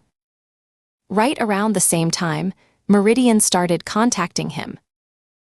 Meanwhile, the corporate ranches around him, the ones that could actually afford to absorb the increase, somehow got their values lowered during the same assessment period. Convenient timing." She watched Ben process this information. She could see him doing the same mental calculations she'd been doing since talking to Dollars. Tax pressure. Financial stress. Development company moving in. An opportunity for someone to acquire property that an owner could no longer afford to keep. "That's county business," Ben said. "Tax assessments, property valuation, that's not our jurisdiction." "Unless it's connected to the fires," Ruth said. "Unless someone wanted Renner's land badly enough to make sure he couldn't keep it. Pressure from taxation. Pressure from corporate acquisition offers. And when that wasn't working." She didn't finish the sentence. She didn't need to. Ben understood where the logic led. Jake approached the desk, and Ruth could tell immediately by the expression on his face that he'd found something significant. He was moving with that particular careful precision that came when you were carrying information that mattered. He had a file folder in his hand and looked almost excited despite the gravity of what he was clearly about to report. "Meridian Development," Jake said, setting the folder on Ruth's desk. He stood beside it like he was presenting evidence, which in a way he was. "Corporate headquarters in Dallas. Incorporated 5 years ago. They specialize in what they call acquisition and development of rural properties for future commercial opportunities. Mostly smaller ranches and farms. Pieces of land that are vulnerable to tax pressure, economic downturns, financial difficulty." He opened the folder and pointed to a section with careful precision. "The board of directors is mostly shell names. Lawyers and accountants.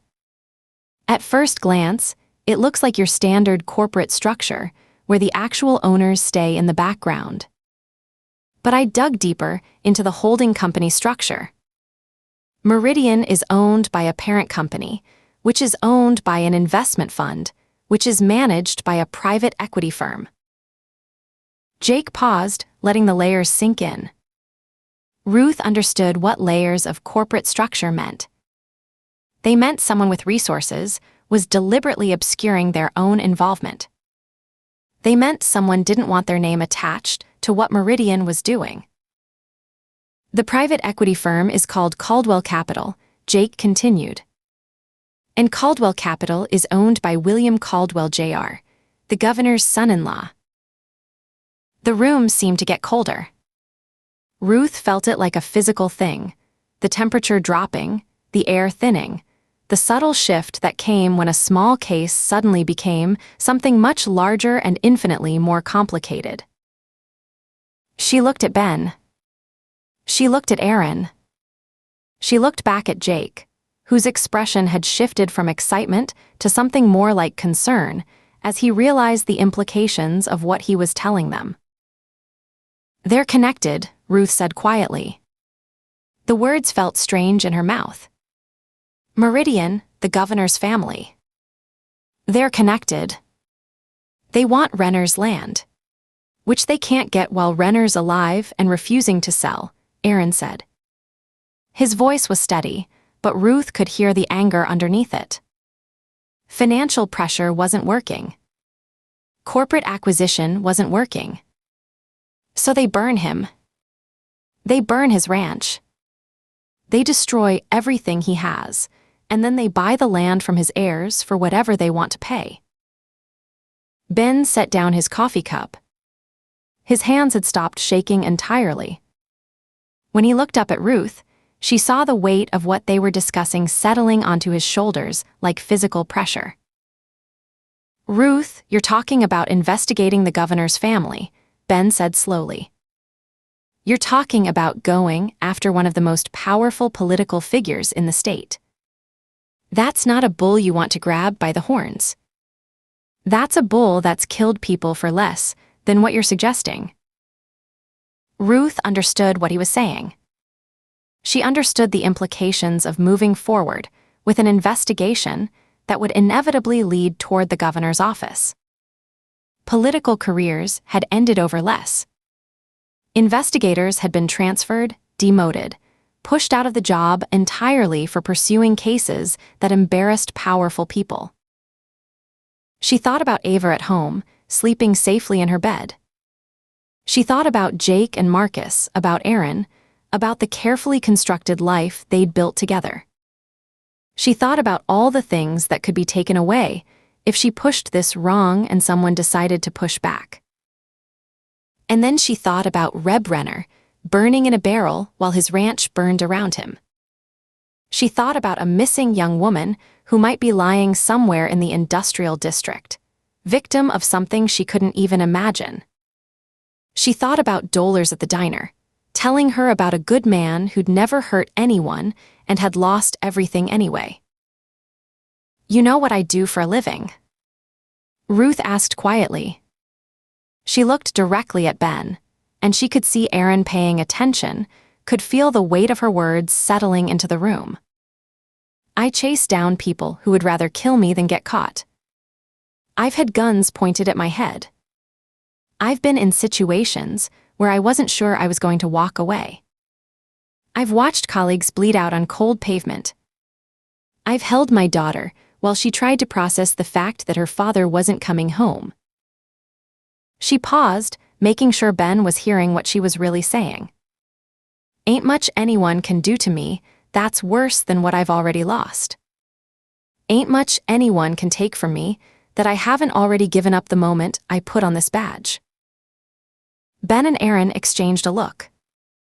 It was quick, just a glance, but Ruth caught the understanding in it. Aaron's face shifted into something that looked almost like a grin, not a smile exactly, but a recognition of something he'd always known about her. "That's our Ruthie," Aaron said. Ben managed a weak smile. The first genuine one she'd seen on his face since he walked into the office. It transformed his exhausted face for just a moment, reminding her of the man he'd been before Kyle got sick. "What the hell?" he said. He reached for the folder Jake had left on her desk and opened it, his eyes beginning to focus in that particular way that meant his investigative instincts were firing up despite everything else that was breaking him apart. "I'm probably hanging up my boots anyway." He looked at Ruth, then at Aaron, then back at the papers in front of him. She could see him making the decision, could watch as he committed to the course of action they both understood would carry consequences.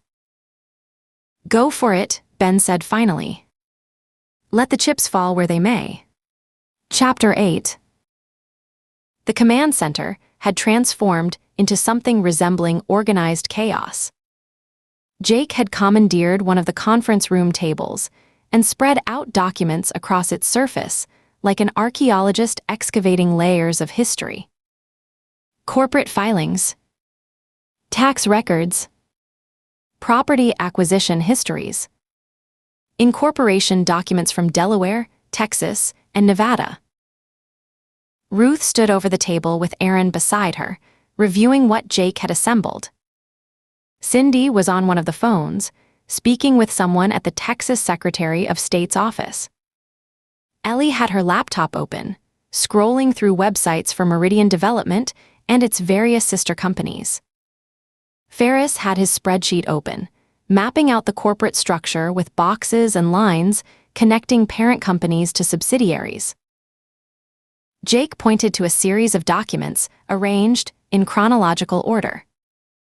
Meridian Development was incorporated in Texas 5 years ago. Articles of incorporation list a lawyer named Dmitry Volkov as the registered agent, standard practice. But the principal stakeholder is listed as Devin Prescott. Ruth leaned closer, reading the documentation. Prescott, 67 years old, made his money in commercial real estate development in the 70s and 80s, Jake said. Built several shopping centers and office parks throughout Texas. But he scaled back significantly in the past decade. Now he mostly invests. Aaron made a note. What about the board? Chairman is James Harlow, 63. Background in commercial acquisition and land speculation. Previously headed a firm that specialized in distressed property purchases in rural areas. Very successful at buying land cheap when property owners were desperate to sell. Another document. Another name. Another connection in the web they were building. Chief Financial Officer is Rebecca Walsh, age 58. Corporate accounting background, real estate development experience. No obvious political connections. Ferris looked up from his spreadsheet. The parent company is incorporated in Delaware as a C corporation. Harlow Investments, Inc., multiple layers of limited partnerships involved. The kind of structure that masks the actual beneficial owners. Ruth pulled up a chair and sat down, her mind working through the implications. Real estate development companies acquired land. Developers pressured property owners into selling. Tax assessments went up while property values fell. These were the mechanics of large corporations with capital versus individual landowners without resources. Keep digging into Harlow Investments, Ruth said. She stood again, unable to sit still. I want to know how much money is involved, where it came from, and what other land acquisitions they've been involved in. Focus on rural properties in this region, last 3 to 5 years. See if there's a pattern. Jake nodded, already making notes. Cindy, when you're done with the Secretary of State, can you reach out to the county assessor's office? I want a list of all property reassessments from the last 2 years. Compare the county ranches against the corporate operations. See if there's a pattern to who got reassessed up and who got reassessed down. Cindy gave her a thumbs up without interrupting her phone conversation. They worked for another 2 hours. By noon, the weight of information had accumulated into something substantial, but not yet coherent. Ruth's stomach had complained 3 times. Aaron had made fresh coffee twice. Lunchtime saw the team seated around one of the larger tables at Rosario's, an Italian restaurant they often frequented. The owner-manager, Chet, knew them all well, as did the serving staff, and they were warmly greeted. Ruth missed Ben's presence. She'd watched him leave the office with something that looked almost like relief on his face. The hospice appointment. Kyle, The slow machinery of dying that Ben had to witness and ultimately help facilitate. She didn't ask about it. None of them did. Ruth ordered her usual pasta carbonara with a side salad and was reaching for her water glass when Ellie leaned across the table with an expression that suggested she'd been waiting for an opportunity. "So," Ellie said, "wedding planning. How's that going?" Ruth suppressed a sigh. She'd been half expecting this. "It's going. We're thinking maybe late spring.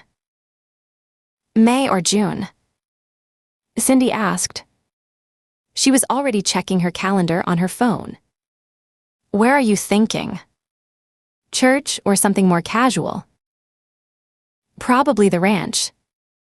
Something small. Close family." Ellie's face fell slightly. "Just close family. No big celebration." "I'm not really a big celebration kind of person," Ruth said. She was aware of the genuine warmth in their disappointment, the fact that these women genuinely wanted to celebrate her happiness. "You know, mate." "That's what we're trying to change," Chet said. He'd appeared with their food, setting plates down with care. "A woman doesn't get married every day. This is special."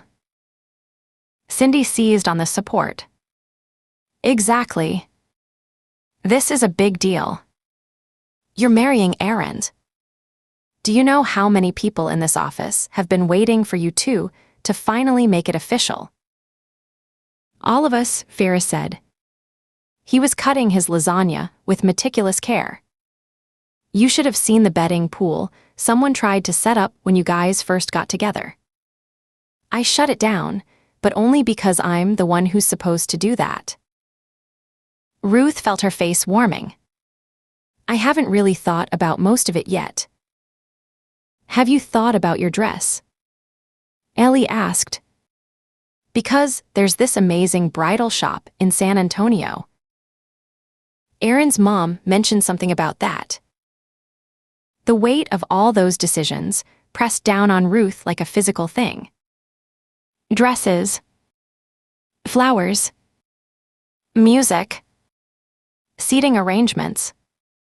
1,000 details that apparently mattered, all demanding attention and resources and time. She'd been so focused on work, on raising Ava, on managing the day-to-day logistics of her life, that the actual planning had gotten shuffled to the background. In 6 months, she was going to be Ruth Tate.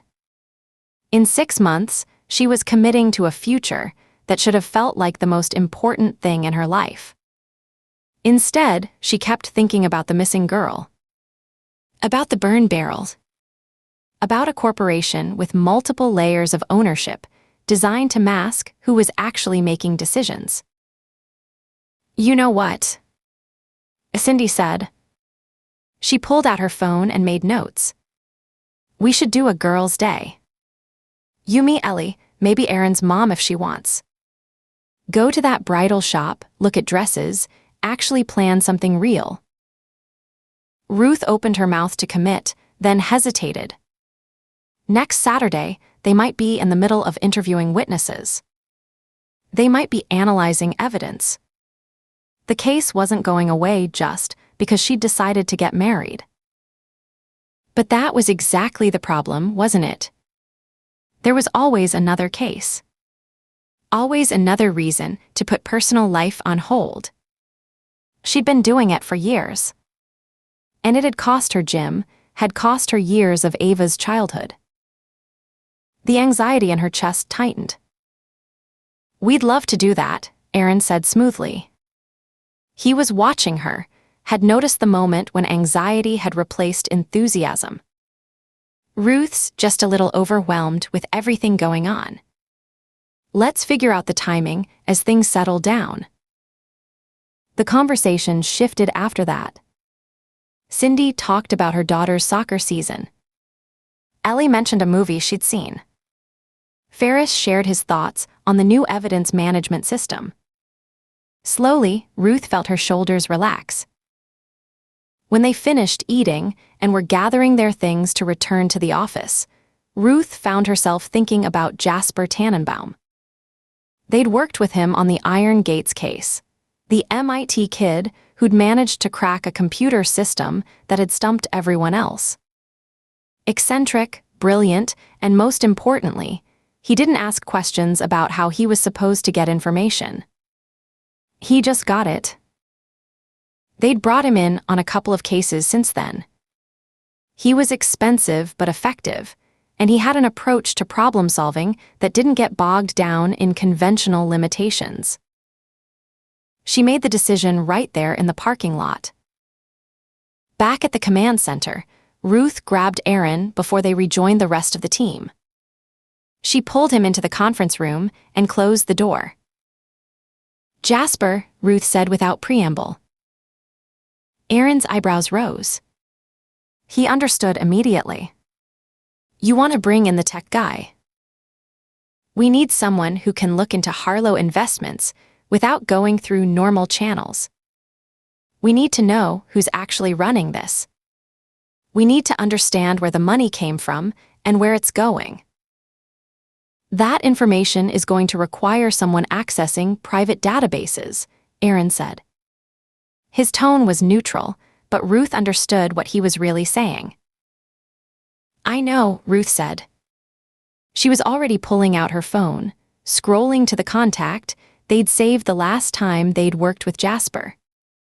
She'd labeled it simply Tech. The number rang 3 times before a young man's voice answered, cheerful and chaotic.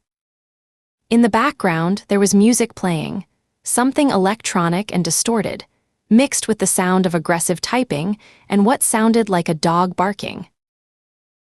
"Yo, Rangers. Tell me you've got a case for me, because I am absolutely drowning in SAS metrics right now, and I could use the distraction. We're about to close our solo exit, and the due diligence is killing me. Like, literally murdering my will to live. Jasper, it's Ruth Baker. I need a favor." "Ruth."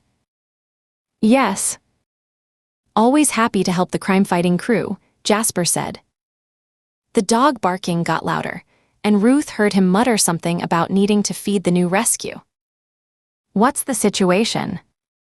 And please tell me it involves something more interesting than standard corporate investigations, because I have had my fill of boring for the next fiscal quarter." Ruth explained it as concisely as she could.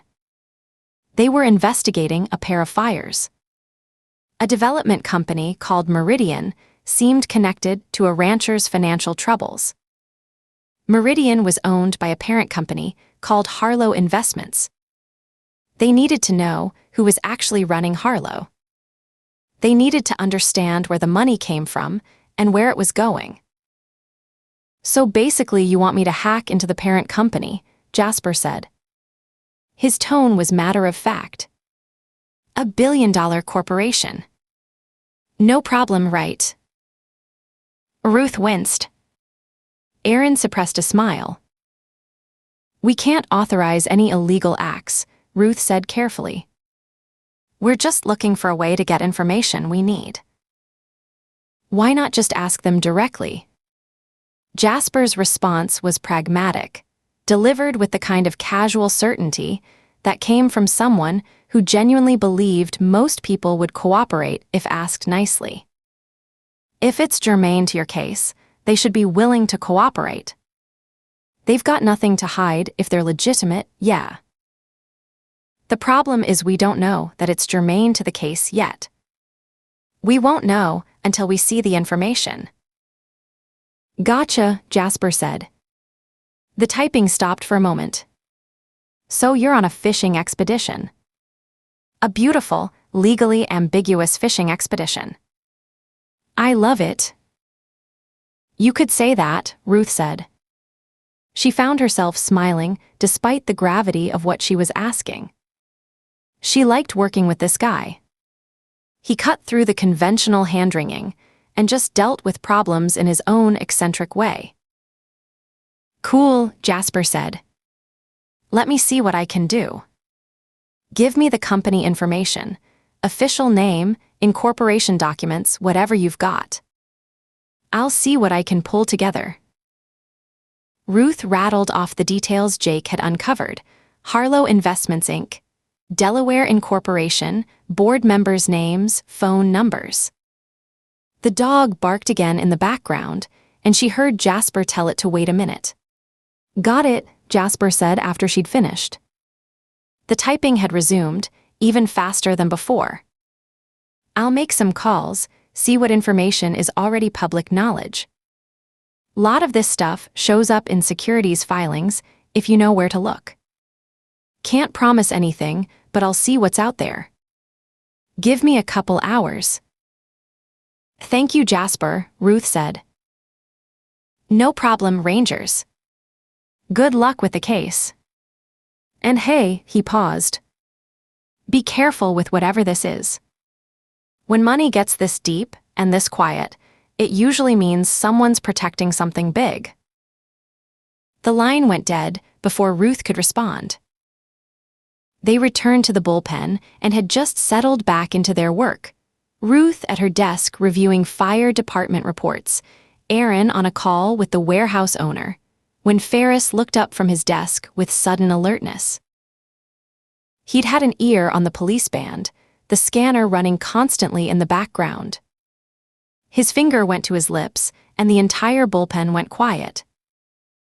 The dispatch voice came through crisp and clear. A report of a female subject, approximately 22 years old, found in hysterical state at the intersection of Industrial and 5th. Matching description of the missing person reported yesterday. Subject taken to county medical for evaluation. Ruth was already on her feet.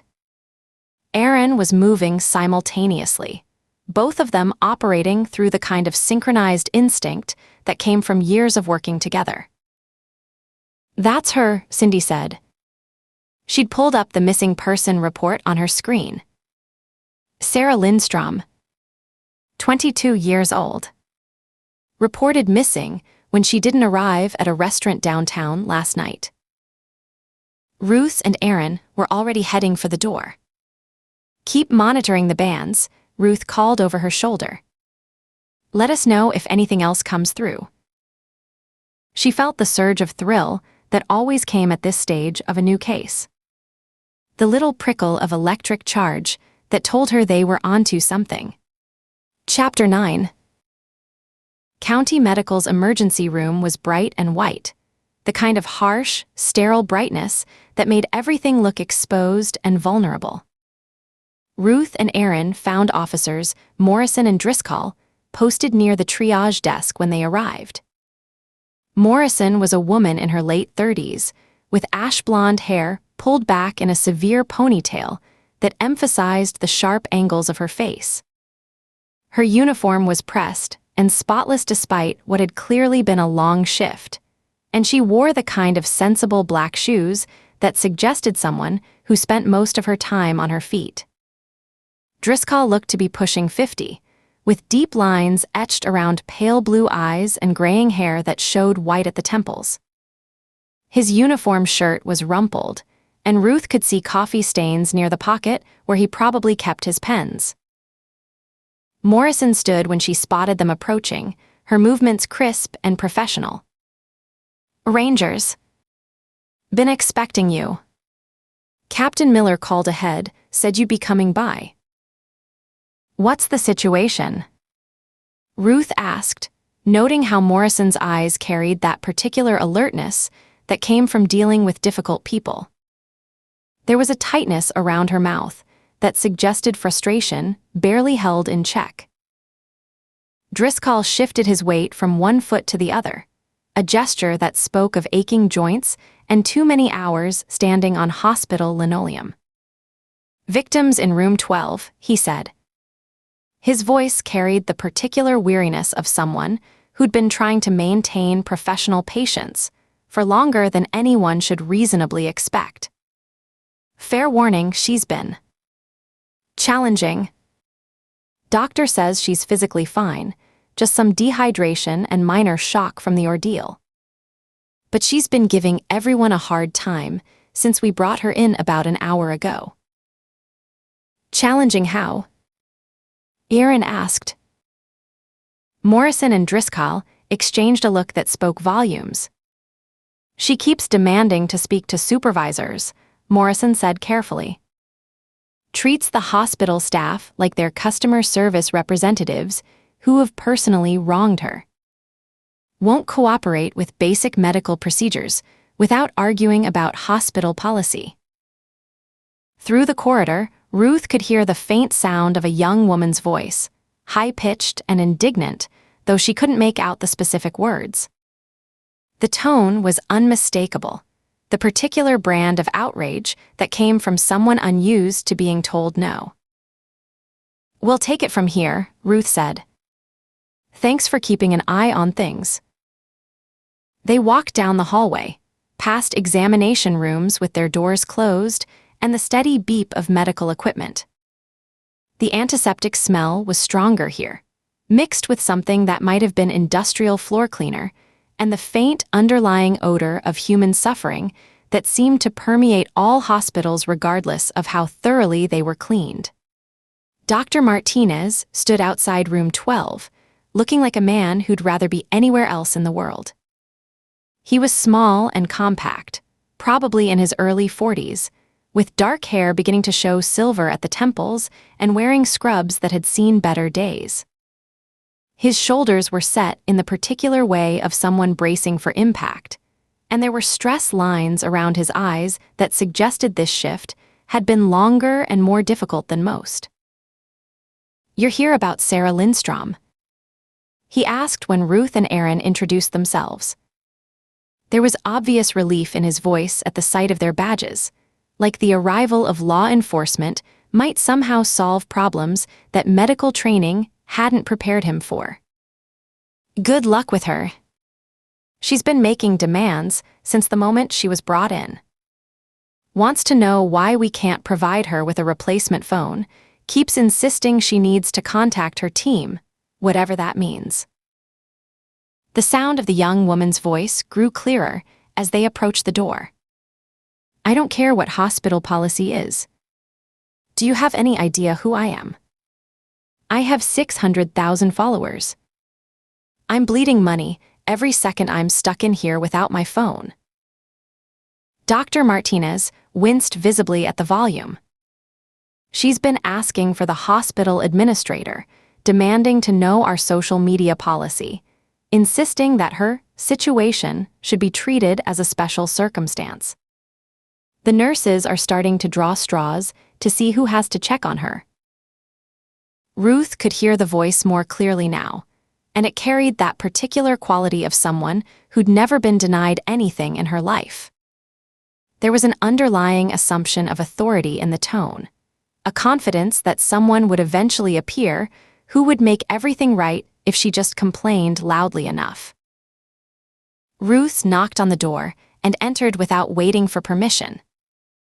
The room was standard hospital issue, pale green walls, a single bed with crisp white sheets, a chair for visitors, and medical equipment that hummed quietly in the background. The smell of antiseptic was stronger here, mixed with stress sweat and something that might have been expensive perfume applied hours earlier. A young woman sat on the edge of the hospital bed, and Ruth's first impression was of someone who was used to being the center of attention. Sarah Lindstrom looked to be in her early 20s, with blonde hair that had clearly been professionally styled before whatever happened to her had disheveled it. Even in her current state, she looked expensive in that particular way that came from never having to consider the cost of anything. Her clothes, designer jeans and a silk blouse that probably cost more than most people spent on groceries in a month, were wrinkled and stained, but still recognizably high-end. She was currently directing her ire at a young nurse who couldn't have been more than 25. The nurse, her badge read Maria Santos, stood with the kind of forced patience that healthcare workers developed when dealing with difficult patients, her dark eyes showing the strain of maintaining professionalism in the face of unreasonable demands. You people don't understand, Sarah was saying, her voice carrying that particular whine of someone who felt genuinely persecuted by circumstances beyond her control. Every minute I'm offline, other influencers are gaining followers. The algorithm punishes inconsistency. I should be posting about this experience right now. This could be peak engagement content if I could just get access to my accounts. Maria looked up with obvious relief when Ruth and Aaron entered, her shoulders sagging slightly as if she'd been holding them rigid for too long. "Officers?" she asked hopefully. "Rangers," Ruth corrected, showing her badge. "I'm Ranger Baker. This is Ranger Tate. We'd like to ask you some questions about what happened to you, Ms. Lindstrom." Sarah's attention snapped to them immediately, her entire posture changing as she processed the arrival of what she apparently considered actual authority. "Finally, someone who can actually do something. I need you to arrest that Uber driver immediately. He destroyed my phone. Do you have any idea how much that phone cost? It wasn't just any phone. It was a custom iPhone with all my editing apps, my scheduling software, my entire business operation." Her voice was rising as she spoke, taking on that particular pitch that suggested she was building toward a major complaint. "I have brand partnerships that depend on consistent posting schedules. I have a content calendar that's completely ruined now. This is going to cost me thousands of dollars in lost revenue." "We're here to investigate what happened to you," Aaron said, his voice carrying that calm professional tone he used with agitated witnesses. "But we'll need you to answer some questions first so we can understand the sequence of events." "I'll answer whatever you want," Sarah said, waving her hand dismissively. "But first, I need a replacement phone. I need to contact my manager, my brand partners, my content team. I'm supposed to post 3 times a day minimum to maintain engagement rates. My analytics are probably tanking as we speak." Ruth pulled out her notebook, clicking her pen with perhaps more force than necessary. "Let's start with yesterday evening. Tell me about taking the Uber ride." "Oh my God, it was a complete nightmare from the very beginning," Sarah said, her voice taking on the animated quality of someone telling a story she'd clearly been rehearsing in her mind. "The car smelled absolutely terrible, like the driver hadn't showered in weeks, maybe months. And he looked exactly like what you'd expect from someone driving for Uber. You know the type, sketchy white guy who obviously lives in his car." She paused, as if expecting some kind of acknowledgement of her assessment, then continued. "I was on the phone with my friend Sarah. We call each other Sarah. It's like our thing, trying to explain how gross the situation was, and he just completely lost it." Ruth kept her expression neutral, though she could feel something cold beginning to form in her chest. "What happened exactly?" "He totally violated my privacy. I was having a private conversation, and he was obviously listening in, which is so inappropriate. And then he grabbed my phone right out of my hands and threw it out the window. Can you believe that? A $1,200 phone. And then he started screaming at me, calling me horrible, sexist names. Then, instead of taking me to my restaurant like he was supposed to, he drove me to some disgusting warehouse in the middle of nowhere." Sarah was becoming more animated as she spoke, her hands moving to emphasize her points. "And the worst part is, I couldn't document any of it. This should have been amazing content for my platform. Kidnapped by psycho Uber driver, that would have gone absolutely viral.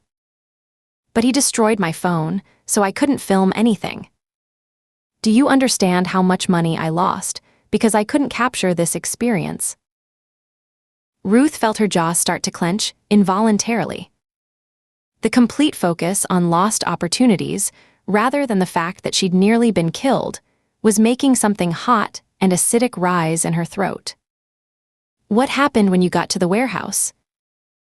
"He made me get out of the car, and there was already this fire burning in some gross barrel. Like he clearly had this whole thing planned out. This was obviously premeditated.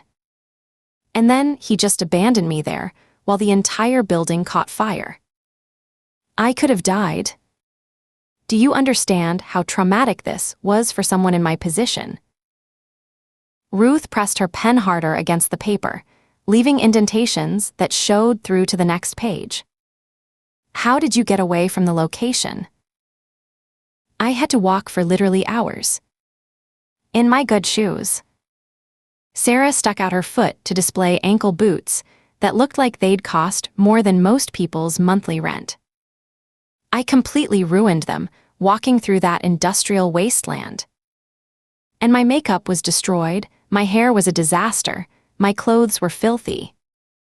If I'd had my phone, the survivor content would have been incredible for building my brand. Real, authentic trauma content, that's what really connects with audiences." "Did you get a good look at the driver?" Aaron asked, his voice carefully neutral. "Obviously, I got a good look at him," Sarah said, with the tone of someone explaining something obvious to a slow child. "I was trapped in a car with him for like 20 minutes of pure hell. He was absolutely disgusting. Probably in his 30s, maybe 40s, honestly, it's hard to tell with someone that gross and unkempt. Greasy dark hair that looked like it hadn't been washed in forever, needed a shave, typical creepy loner type. The kind of guy who clearly has issues with successful women." Ruth's pen was now pressed so hard against the paper, she was in danger of tearing through it entirely. "Can you describe the vehicle?" "Some piece of junk Honda. Gray or silver, I think. Honestly, I don't really pay attention to poor people cars. The inside absolutely reeked, like someone had been living in it. The whole experience was so traumatic, but the worst part is that I can't even monetize it properly. This should have been huge for my platform. Influencer survives kidnapping attempt. That's literally front-page news material." Sarah suddenly paused, her expression shifting as she looked at Ruth and Aaron with new interest. "Actually, wait, are you guys going to be doing press conferences about this? Because if there's going to be news coverage, I should probably fix my appearance first.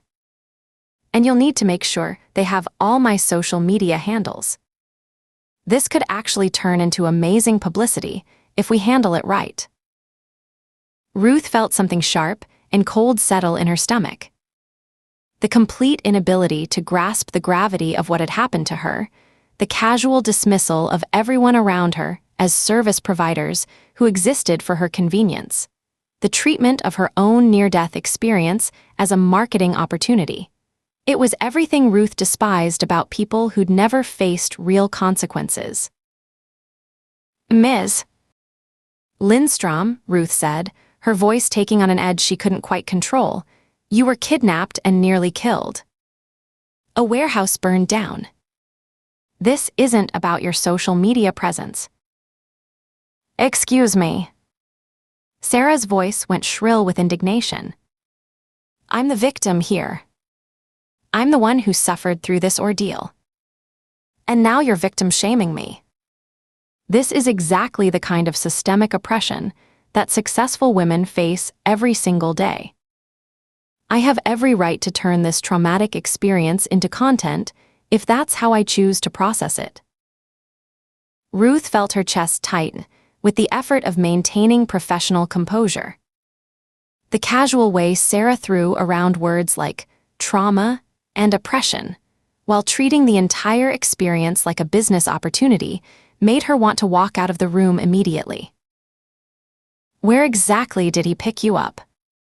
Ruth asked, fighting to keep her voice level and professional. "My apartment complex. The Reserve at Millbrook. Building C, Unit 247. It's a really exclusive place, you probably wouldn't know it. Why aren't you writing this down? Shouldn't you be taking detailed notes about everything I'm telling you?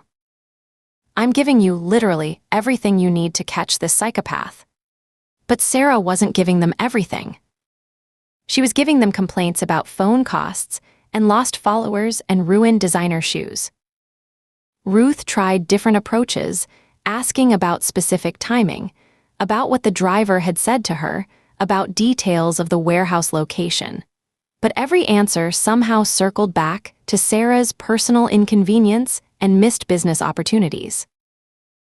Did he say anything specific to you? Make any threats? Aaron tried, his voice still patient despite the circumstances. He called me a... Sarah repeated the slur that Declan had used, the word falling from her lips with casual indifference to its impact. Can you believe that? In 2025. That's literal hate speech. I should sue him for emotional damages on top of everything else. My therapist is going to have an absolute field day with this trauma when I tell her about it. That was the breaking point. Ruth felt her control slipping like a rope burning through her hands.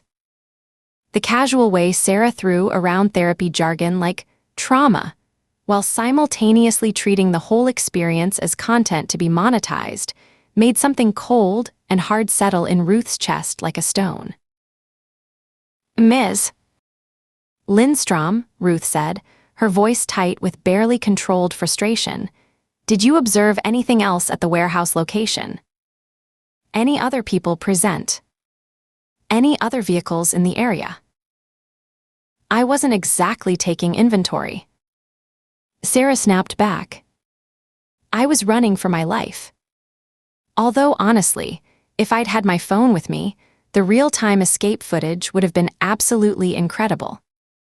That's exactly the kind of authentic, unfiltered content my audience craves. Raw, genuine fear. You can't fake that kind of emotional authenticity. Ruth stood abruptly, her chair scraping against the hospital linoleum with a harsh sound that seemed to echo in the small room. We'll be in touch if we have additional questions.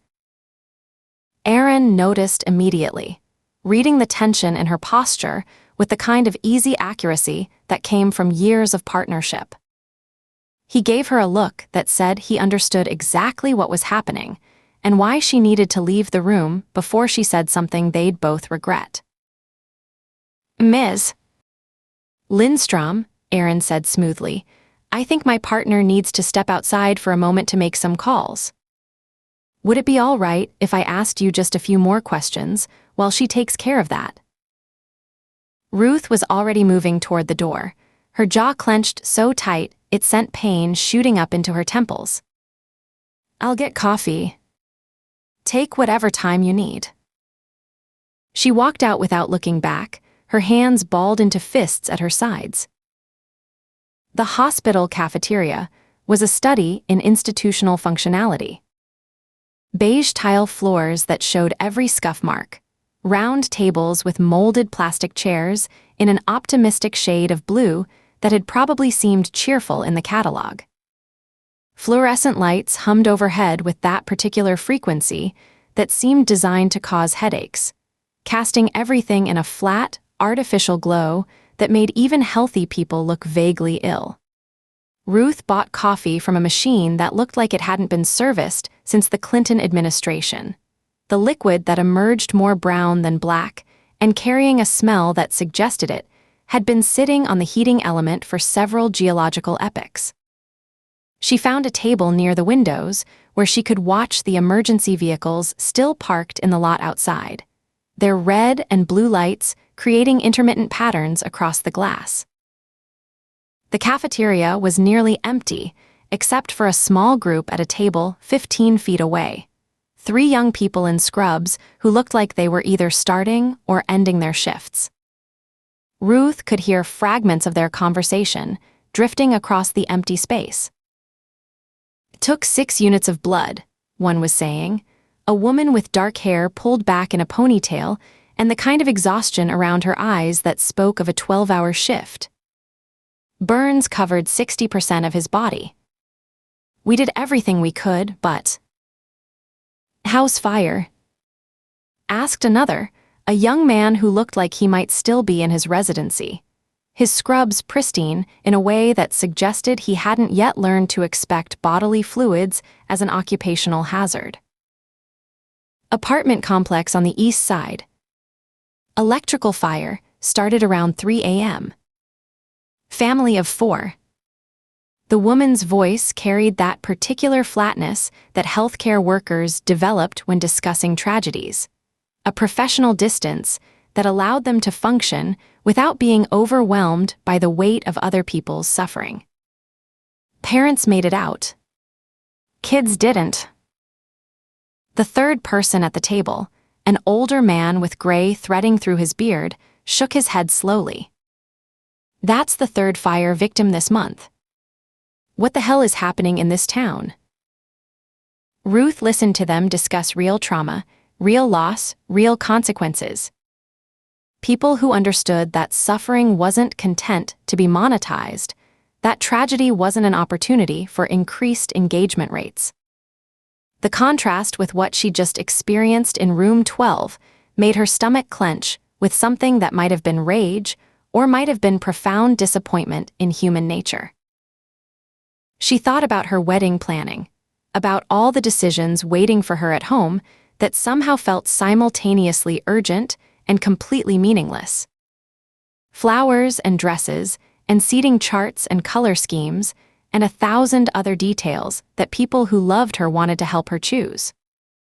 A future that should feel like the most important thing in her life, but somehow felt impossible to focus on when there were missing people and burning buildings, and entitled children who treated near-death experiences like marketing opportunities.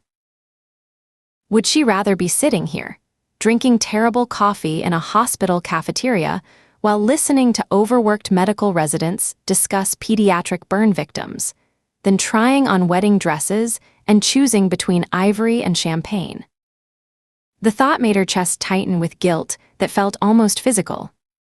She was still wrestling with that uncomfortable realization when Aaron appeared, sliding into the seat across from her with the careful movements of someone who wasn't sure what mood he'd be walking into. "That was educational," he said, pulling out his notebook and setting it on the table between them. "Please tell me you managed to extract something useful from that performance." "Actually, I did." Aaron's expression suggested he was mildly surprised by this fact. "Once you left the room, she seemed to calm down a little. I let her vent about her phone and her followers and her lost revenue opportunities for a few minutes, then gradually worked the conversation back to the actual sequence of events." He flipped open his notebook to a page covered with his neat handwriting. "The driver was definitely in his 30s, she thinks maybe early 40s. Dark hair that looked unwashed, needed a shave. About 6 feet tall, thin build, she described him as scrawny, though I think that might have been editorial commentary. The car was a gray Honda Civic, older model, probably 2018 or 2019 based on the interior." Ruth felt some of the tension begin to ease from her shoulders. "That's more specific than anything she gave me." She remembered part of the license plate. Says it started with KL, though she admits she wasn't really paying attention to license plates during her ordeal. Aaron's tone made it clear he was quoting Sarah's word choice. And she's pretty sure he said his name was Declan when she first got into the car. Apparently drivers' first names show up on the passenger app. "So we have a Declan driving a gray Honda Civic with plates beginning KL." Ruth nodded, feeling the familiar satisfaction of pieces beginning to click into place. "That's actually actionable information." "There's more," Aaron said, his expression growing more serious. "She said when they arrived at the warehouse, there were already supplies staged there. Someone had prepared the scene in advance, barrel, accelerant, other materials arranged and ready to go. This wasn't a spontaneous act. Someone had planned this. Ruth considered the implications. So either Declan had been there before to set everything up, or he wasn't working alone.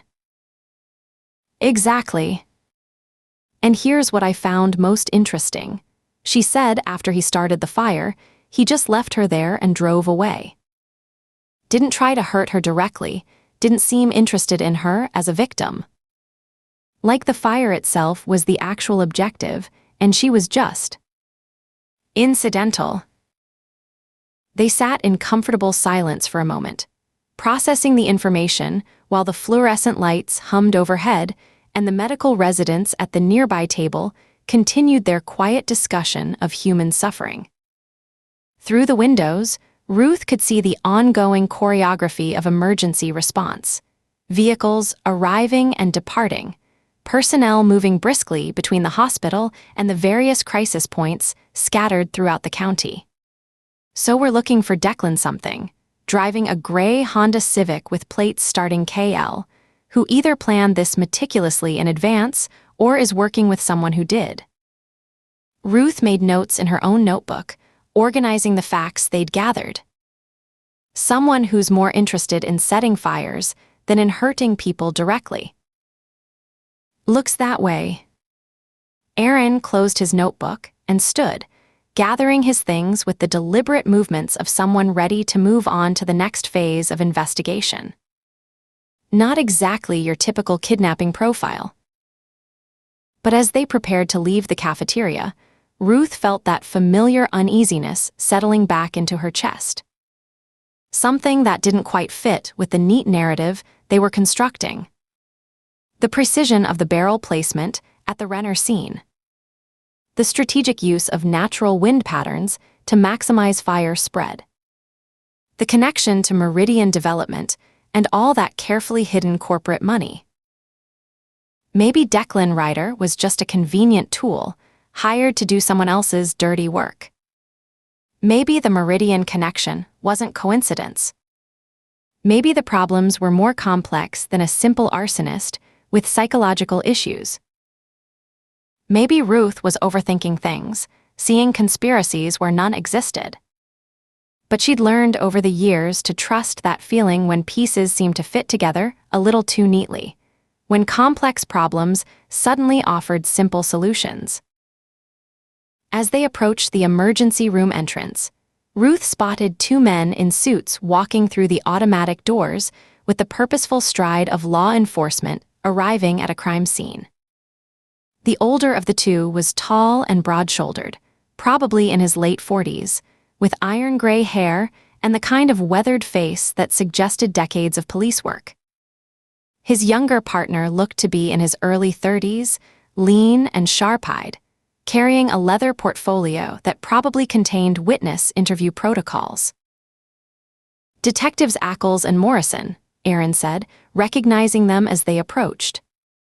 Ruth had worked with both men before, solid investigators who didn't waste time on jurisdictional politics.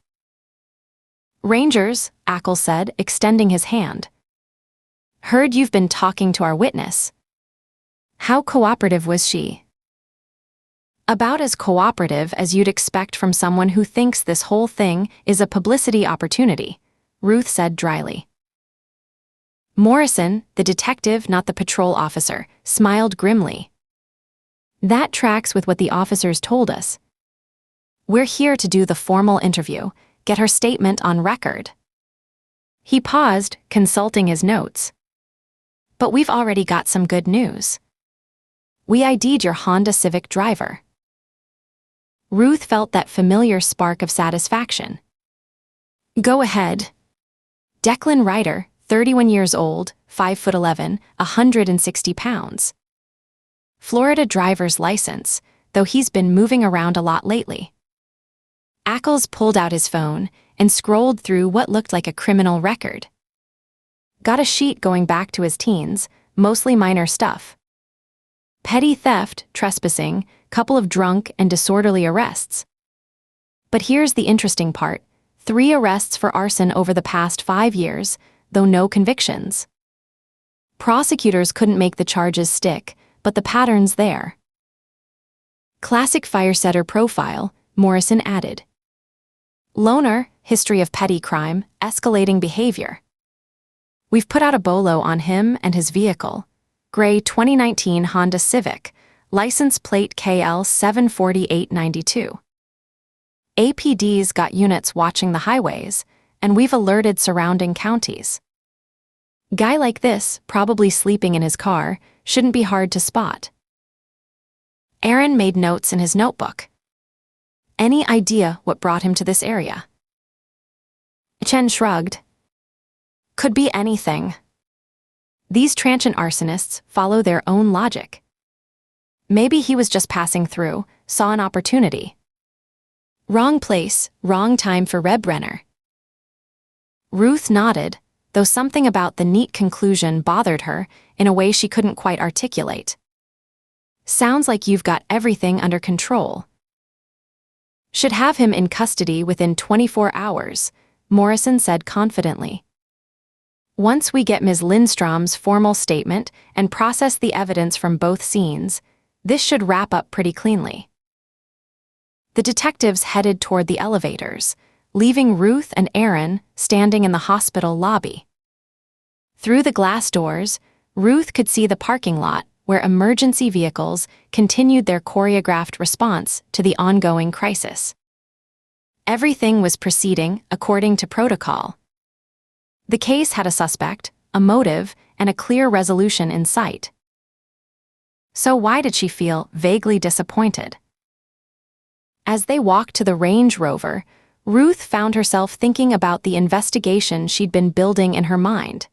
The connections between Meridian Development and the governor's family, the suspicious property tax reassessments, the pressure on Rebrenner to sell his land.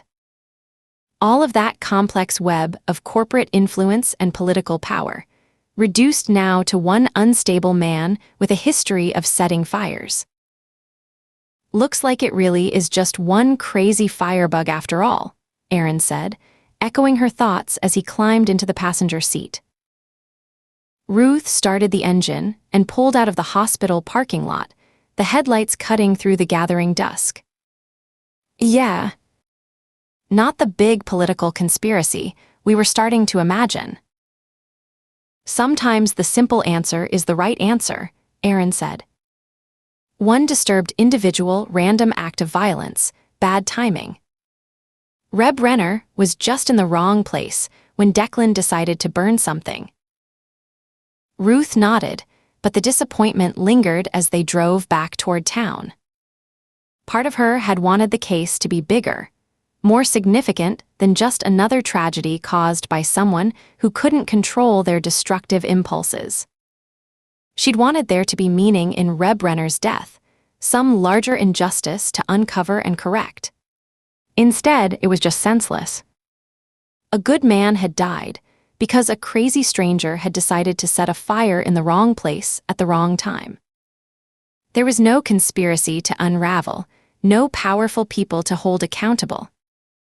Just random violence and terrible luck. Chapter 10. Pine Valley Hospice looked nothing like Ruth had expected. Instead of the sterile, institutional building she'd imagined, it resembled an upscale hotel more than a medical facility. Warm brick exterior with large windows, carefully maintained gardens with walking paths, a fountain near the entrance that caught the afternoon sunlight and scattered it in dancing patterns across the sidewalk. The lobby continued the impression of comfortable elegance rather than sterile efficiency. Soft lighting came from table lamps rather than harsh fluorescence. Comfortable seating areas were arranged around a stone fireplace that wasn't currently lit, but suggested cozy winter evenings. The smell was of lavender and vanilla, rather than antiseptic and floor cleaner. But beneath the careful attention to ambience, Ruth could sense the weight of what this place really was. A way station. A beautiful, compassionate place, where people came to die with dignity and their families came to say goodbye. They found Ben in the family conference room on the second floor, sitting alone at a round table with his hands wrapped around a cup of coffee that had clearly gone cold hours ago. He looked smaller than he had in the office that morning, not physically diminished so much as emotionally compressed, like he was holding himself carefully together through sheer force of will. The room had large windows overlooking the gardens below, where a few elderly residents moved slowly along the walking paths with the assistance of staff members or family. Ruth could see the parking lot beyond, where cars arrived and departed in the quiet rhythm of people managing the most difficult transitions of their lives. "How is he?" Ruth asked, settling into the chair beside Ben. "Same," Ben said without looking up from his coffee cup. His voice was rough, like he'd been talking for hours or not talking at all. "Doctor says there's no chain. No improvement, but nothing worse either. Just..." He gestured vaguely toward the hallway that led to Kyle's room. "Just machines keeping him breathing." Aaron took the seat across from them, his expression carefully neutral. Ruth had watched him perfect that particular look over the years: professional compassion without overwhelming emotion, the ability to be present for someone else's grief without adding his own weight to it. "Can we see him?" Aaron asked. Ben shook his head slowly. "Not today. Doctor's orders. They're running some kind of tests, checking brain activity levels. Trying to get a better sense of..." He stopped, unable to finish the sentence. The words that would make Kyle's condition real were apparently too difficult to say out loud. They sat in silence for a moment, the weight of the unspoken settling around them like smoke. Through the windows, Ruth could see a family gathered around one of the garden benches, 3 generations, from small children to elderly grandparents, all dressed in their Sunday clothes despite it being a Wednesday afternoon. Someone was taking pictures, probably trying to create memories while there was still time. 27 years, Ben said suddenly, his voice carrying a particular quality Ruth had heard before, the tone people used when they needed to tell a story, when speaking about the past became a way of avoiding thinking about the future. That's how long Kyle and I worked together. Started the same week in 1998, fresh out of the academy, both of us cocky as hell and convinced we were going to change the world. He smiled then, the first genuine expression Ruth had seen on his face since Kyle had gotten sick. It transformed his entire appearance, reminding her of the man he'd been before this happened. Our first case together was a missing person in East Texas. Young woman disappeared from a gas station. Security cameras showed her getting into a pickup truck with some guy, but the footage was too grainy to get a plate. We spent 3 weeks driving every back road in 4 counties, knocking on doors, talking to everyone who'd been within 10 miles of that gas station. Ben's hands had stopped shaking for the first time in days, steadied by the act of remembering. Kyle had this theory that whoever took her was local, had to be, to know the area well enough to disappear like that. I thought he was wrong, figured it was some transient passing through. We argued about it for days. Aaron leaned forward slightly, encouraging Ben to continue without saying anything. Turned out Kyle was right, of course. Always was better at reading people than I was. We found her in a cabin, about 15 miles north of where she'd disappeared. Guy who took her lived less than 2 miles from the gas station, had been watching the place for weeks.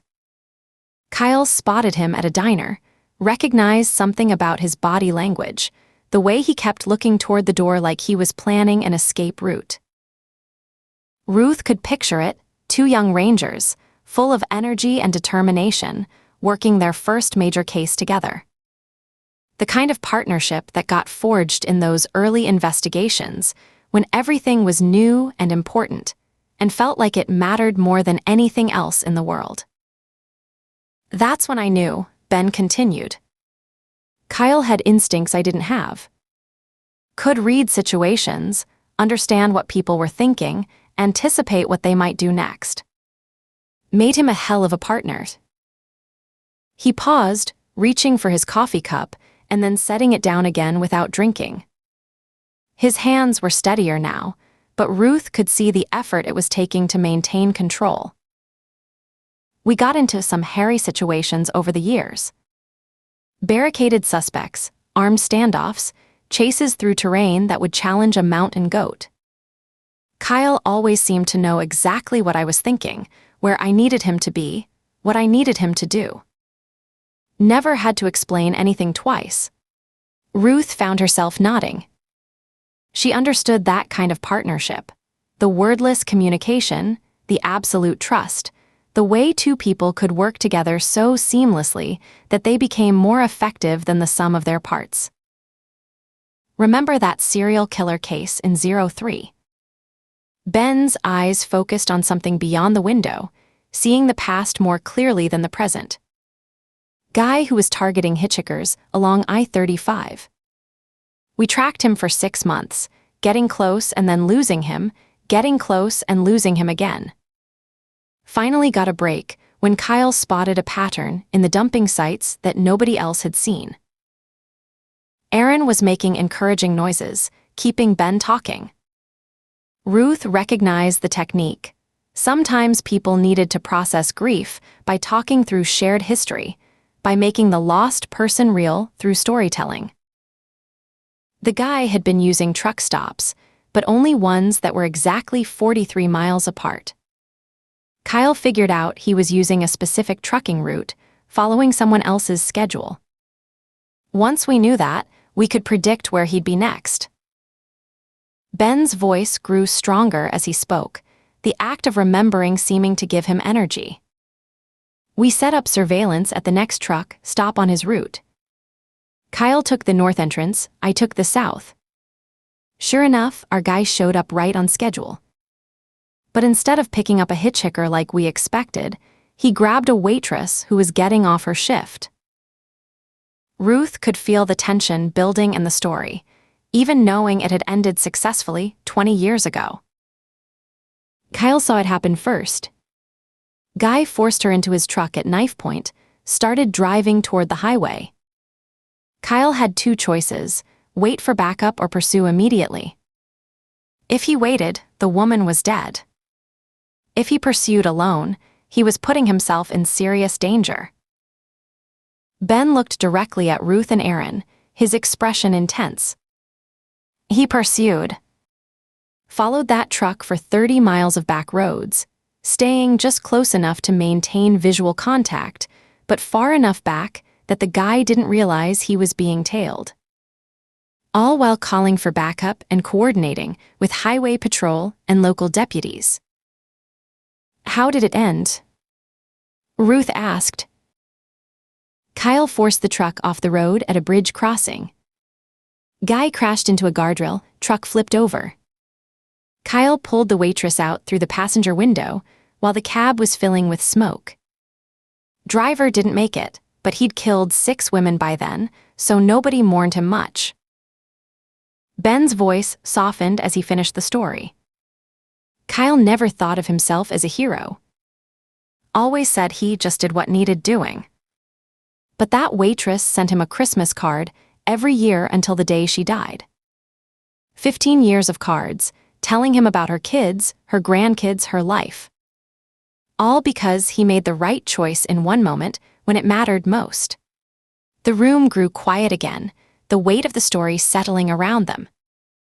Through the windows, Ruth could see the family in the garden had finished taking their pictures and were now sitting together on the bench, just being present with each other while they still could. You two remind me of Kyle and myself back then, Ben said, looking directly at Ruth and Aaron. His voice carried a wistfulness that made Ruth's chest tighten. The way you work together, the way you think through cases, the way you trust each other completely. It's not something you can teach. Either you have it or you don't. You two have it. Ruth felt something warm and sad expand in her chest. The comparison was simultaneously a compliment and a reminder of everything Ben was losing. Kyle always said the most important thing about being a ranger wasn't the badge or the authority or the respect. It was finding someone you could trust absolutely, someone who'd have your back no matter what. Someone who'd make the hard choice when the moment came, even if it cost them everything. Aaron nodded slowly. Ruth could see him processing the weight of what Ben was saying, not just about partnership, but about the responsibility they carried for each other and for the people they served. "That's why I want you to keep working this case," Ben said, his voice growing firm with decision. "Even if it turns out to be nothing more than one crazy arsonist. Even if it's exactly what it appears to be, and there's no big conspiracy to uncover. You've got good instincts, both of you. Trust them." Ruth's phone buzzed against her hip, the vibration sharp and insistent. She glanced at the screen and saw Jasper's name, the text message urgent enough to warrant interrupting their conversation. "I need to take this," she said apologetically, standing and moving toward the hallway where she could speak privately. "Jasper," she answered. "Ruth." "Good, I was hoping you'd pick up." His voice carried that particular excitement that meant he'd found something significant. In the background, she could hear the familiar sounds of his workspace: electronic music, the clicking of multiple keyboards, what sounded like his rescue dog barking at something. "I found some stuff about Harlow Investments that you're going to want to see. But not over the phone, and definitely not an email. This needs to be face-to-face." Ruth felt that familiar electric thrill that came when a case suddenly shifted direction. "What kind of stuff?" "The kind that explains why certain parties have been so interested in rural property acquisition in your area. And the kind that connects directly to some very powerful people who definitely don't want their names associated with what's been happening. I'm talking about money trails, political connections, and some seriously questionable business practices." Ruth moved further down the hallway, away from the family conference room where Ben and Aaron were waiting. "How questionable are we talking?" "The kind where major political figures have been using shell companies to acquire land through intimidation and financial pressure, then developing it for projects that directly benefit their other business interests. And Ruth. The amount of money involved is staggering. This isn't small-time real estate speculation. This is major political corruption disguised as legitimate business development." Through the hallway window, Ruth could see the parking lot where families continued their quiet pilgrimage between hope and grief. But her mind was already shifting into investigative mode, processing the implications of what Jasper was telling her. "Where do you want to meet?" she asked. "My workshop." "You remember where it is. I'll text you the exact address. But Ruth, be careful. If I'm right about what I found, you're not dealing with simple corporate malfeasance. You're dealing with people who have both the resources and the motivation to make problems disappear permanently." The line went dead, leaving Ruth standing in the hospice hallway with her phone in her hand and her mind racing through possibilities. She walked back to the family conference room, where Ben and Aaron were sitting in comfortable silence, both of them watching the gardens through the large windows. "That was Jasper," Ruth said without preamble. "He found something about Harlow Investments. Wants to meet in person, says it's too sensitive for phone or email." Ben looked up at her, and she could see him processing what that meant. The case was developing in ways that went beyond their initial assumptions. "You should go," he said without hesitation. "Are you sure?" "We can stay, we can." "No," Ben cut her off, but his voice was gentle rather than harsh. "You should go. Kyle and I used to talk about this sometimes, how the worst part of getting old wasn't the physical decline or the health problems. It was watching opportunities pass by because you were too tired or too cautious or too set in your ways to pursue them." He stood up, moving to the window and looking down at the gardens, where life continued its careful dance around death and loss. "Hell yeah, I'd give anything to be in your shoes right now. Young enough to take risks, smart enough to see patterns, brave enough to go after people who think they're untouchable." That's what Kyle would be saying if he could. Go do what you gotta do. Ben turned back to them, and Ruth was surprised to see something that looked almost like excitement in his expression, despite everything he was facing. "The living have to keep living," he said. "Otherwise, what's the point?" Kyle's been fighting his whole career to make sure the powerful don't get away with hurting innocent people. Don't stop that fight just because he can't be part of it anymore. Ruth felt tears threaten behind her eyes. The simple generosity of what Ben was saying, his ability to encourage them to pursue justice even while he sat vigil over his dying partner, reminded her why she respected this man so much. "We'll keep you updated," Aaron said, standing and extending his hand to Ben. "Whatever we find, you'll be the first to know." "I know you will," Ben said, shaking Aaron's hand firmly. "Just promise me something. If this turns out to be as big as your tech guy thinks it is, don't let them bury it. Don't let them make it disappear into jurisdictional disputes and political maneuvering. Stay on it until it's finished." "We promise," Ruth said, meaning it completely. As they prepared to leave, Ben walked them to the elevator. The hallway was quiet except for the soft sounds of life continuing around them. Distant conversations, the careful footsteps of family members moving between rooms, the gentle hum of medical equipment working to extend precious time. "You know what Kyle used to say about cases like this?" Ben asked as they waited for the elevator to arrive. "He said the truth wants to be found. Sometimes it gets buried under layers of money and power and political influence, but it's always there, waiting for someone brave enough to dig it up." The elevator dinged softly as it arrived. Ruth and Aaron stepped inside, turning back to face Ben as the doors began to close. "Find the truth," Ben said, his voice carrying across the narrowing space between them. "Whatever it costs, whoever it pisses off, find the truth. Kyle would be proud." Chapter 11. The address Jasper texted led them to a quiet subdivision on the north side of town, the kind of neighborhood where tech money had settled into comfortable domesticity. Two-story houses with manicured lawns, late-model sedans in driveways, the occasional basketball hoop mounted above garage doors. Streetlights cast pools of sodium vapor orange across sidewalks where nobody walked after dark.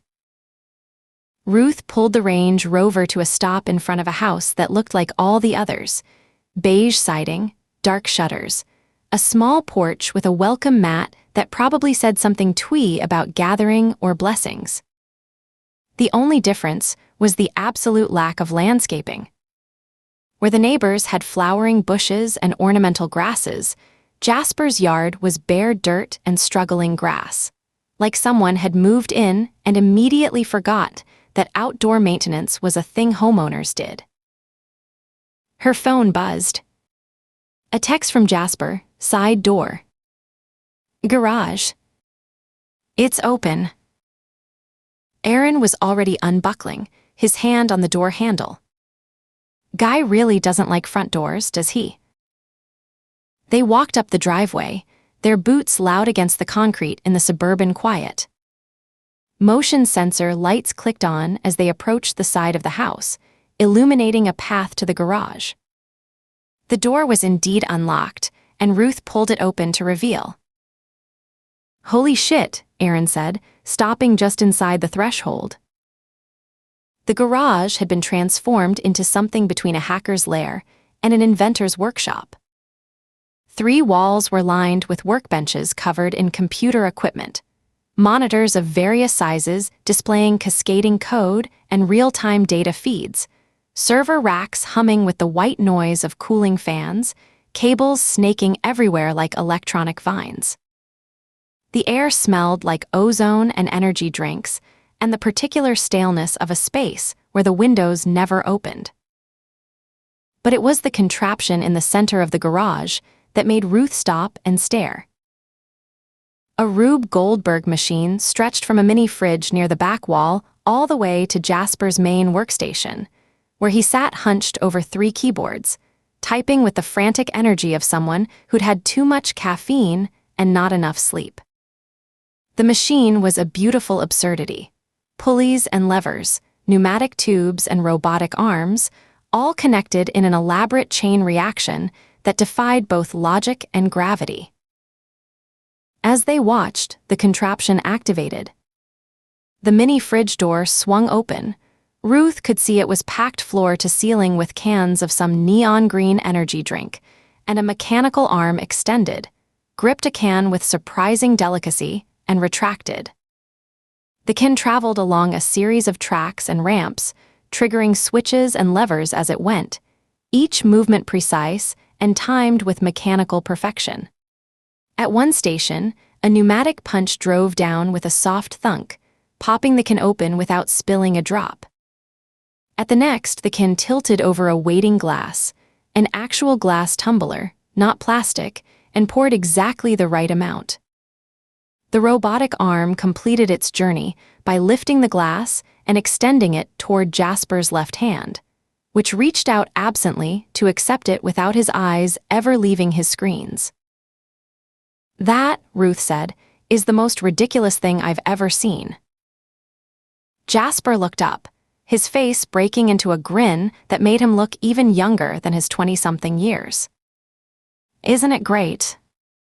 He gestured enthusiastically at the machine, which had already begun its return journey to stow the empty can in a recycling bin. My grandfather would have loved it.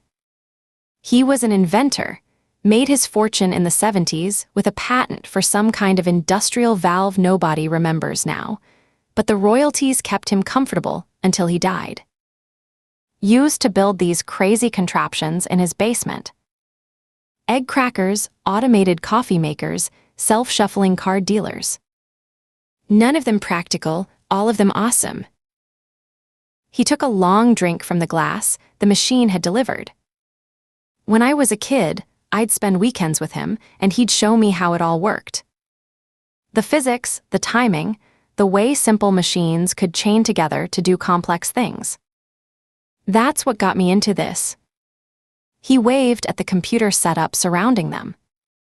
Same principles, different medium. Now I build Rube Goldberg machines with code and AI agents instead of pulleys and levers. Ruth approached the workstation, careful not to trip over the various cables and components scattered across the floor. Up close, she could see that the contraption was even more complex than it had appeared. Sensors and servos, tiny cameras tracking the can's progress, LED readouts displaying diagnostics. The whole thing hummed with quiet efficiency. The AI controls the timing, Jasper explained, swiveling his chair to face them. Monitors the can's position, adjusts for weight variations, compensates if something's off. It's over-engineered to an absurd degree, which is exactly how Grandpa would have done it. Aaron was still staring at the machine, with a mixture of admiration and bewilderment. How long did this take to build? About a weekend, Jasper said. Could have just walked to the fridge like a normal person, obviously. But where's the fun in that? He set down his glass, and his expression shifted, the playfulness fading into something more serious. But you're not here to talk about my inheritance issues and questionable hobby choices. You're here about Harlow investments. He tapped a command into one of his keyboards, and the monitors around them flickered, displaying documents and spreadsheets and what looked like corporate organizational charts. Ruth recognized some of the names: Meridian Development, Caldwell Capital, William Caldwell Jr. Aaron looked at Ruth. She kept her expression neutral, but felt her stomach flip. "So here's what I found," Jasper said, his fingers dancing across the keyboards as he pulled up document after document. Harlow Investments, Inc. is owned by Caldwell Capital Management, which we already knew. But Caldwell Capital has been systematically acquiring properties in a very specific geographic pattern over the last 3 years. He brought up a map of central Texas, dotted with red markers. Ruth could see the pattern immediately: a corridor running from Austin down through San Antonio and east toward Houston, just like he'd mentioned on the phone. These are all properties that Caldwell has acquired through various subsidiaries and shell companies, Jasper continued. Most of them purchased well above market value. We're talking 20 to 30% premiums on land that shouldn't be worth half what they paid. And the timing is interesting. He pulled up a timeline, color-coded by date. The acquisition pattern starts about 18 months ago. Slow at first, 1 or 2 properties every couple of months. Then it accelerates. By 6 months ago, they're buying multiple properties per month, all along this same corridor. "The rail corridor," Ruth said. "Exactly." Jasper's fingers flew across the keyboard, pulling up what looked like government documents: meeting minutes, planning reports, survey data. The Texas Transportation Commission held a closed executive session 18 months ago to discuss preliminary routing for a proposed high-speed rail line connecting Austin to Houston. The meeting wasn't open to the public, and there's barely any official record of it.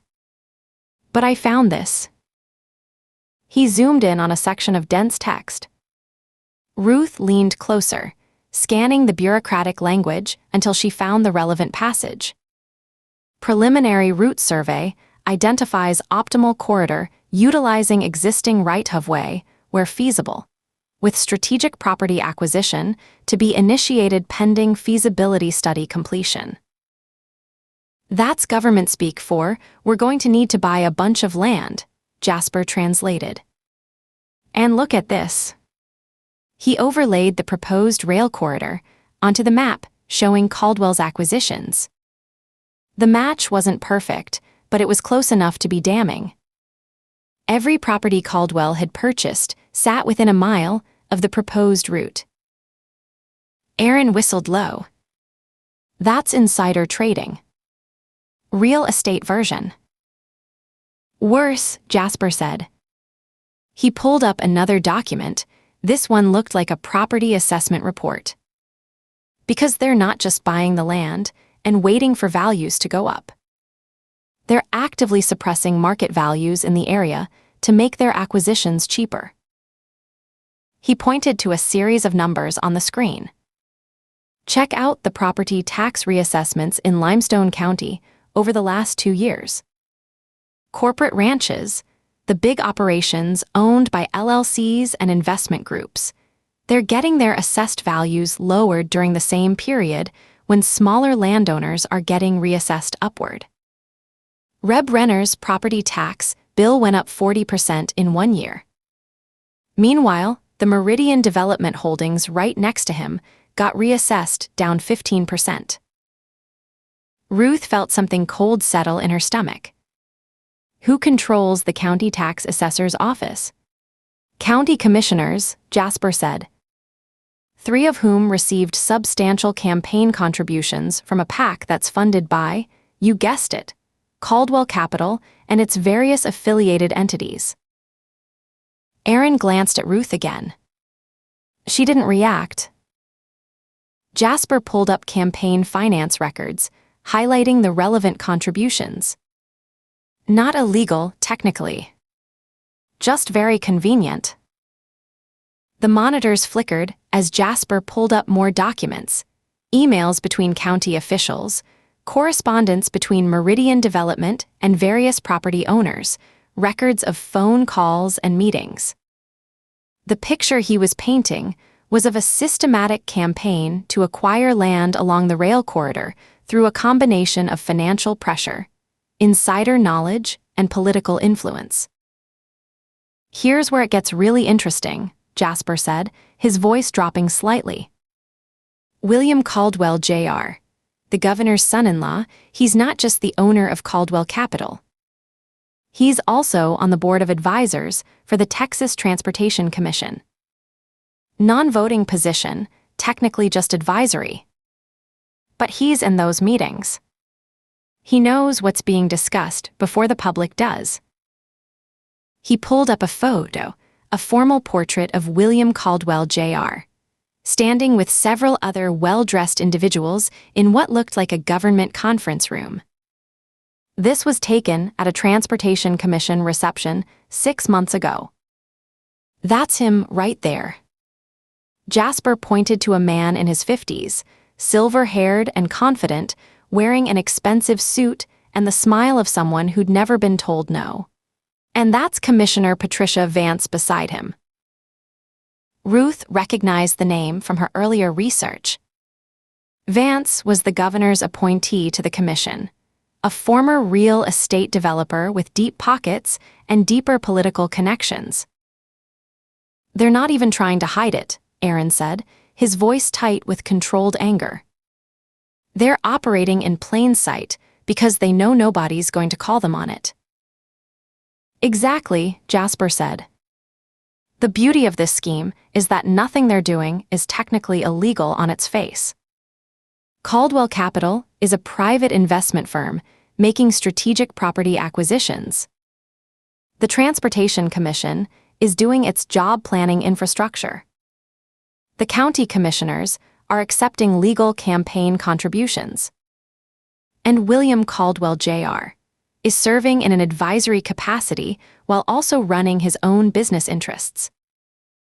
He leaned back in his chair, the energy drink machine whirring softly as it prepared another delivery. "But put it all together, and you've got a textbook case of corruption. Someone on the Transportation Commission, probably multiple someones, leaked confidential information about the rail corridor to Caldwell. He used that information to position his company to acquire properties along the route before the plan became public. And when property owners like Reb Renner refused to sell, someone decided to remove the obstacles." The garage fell silent except for the hum of electronics and the rhythmic breathing of cooling fans.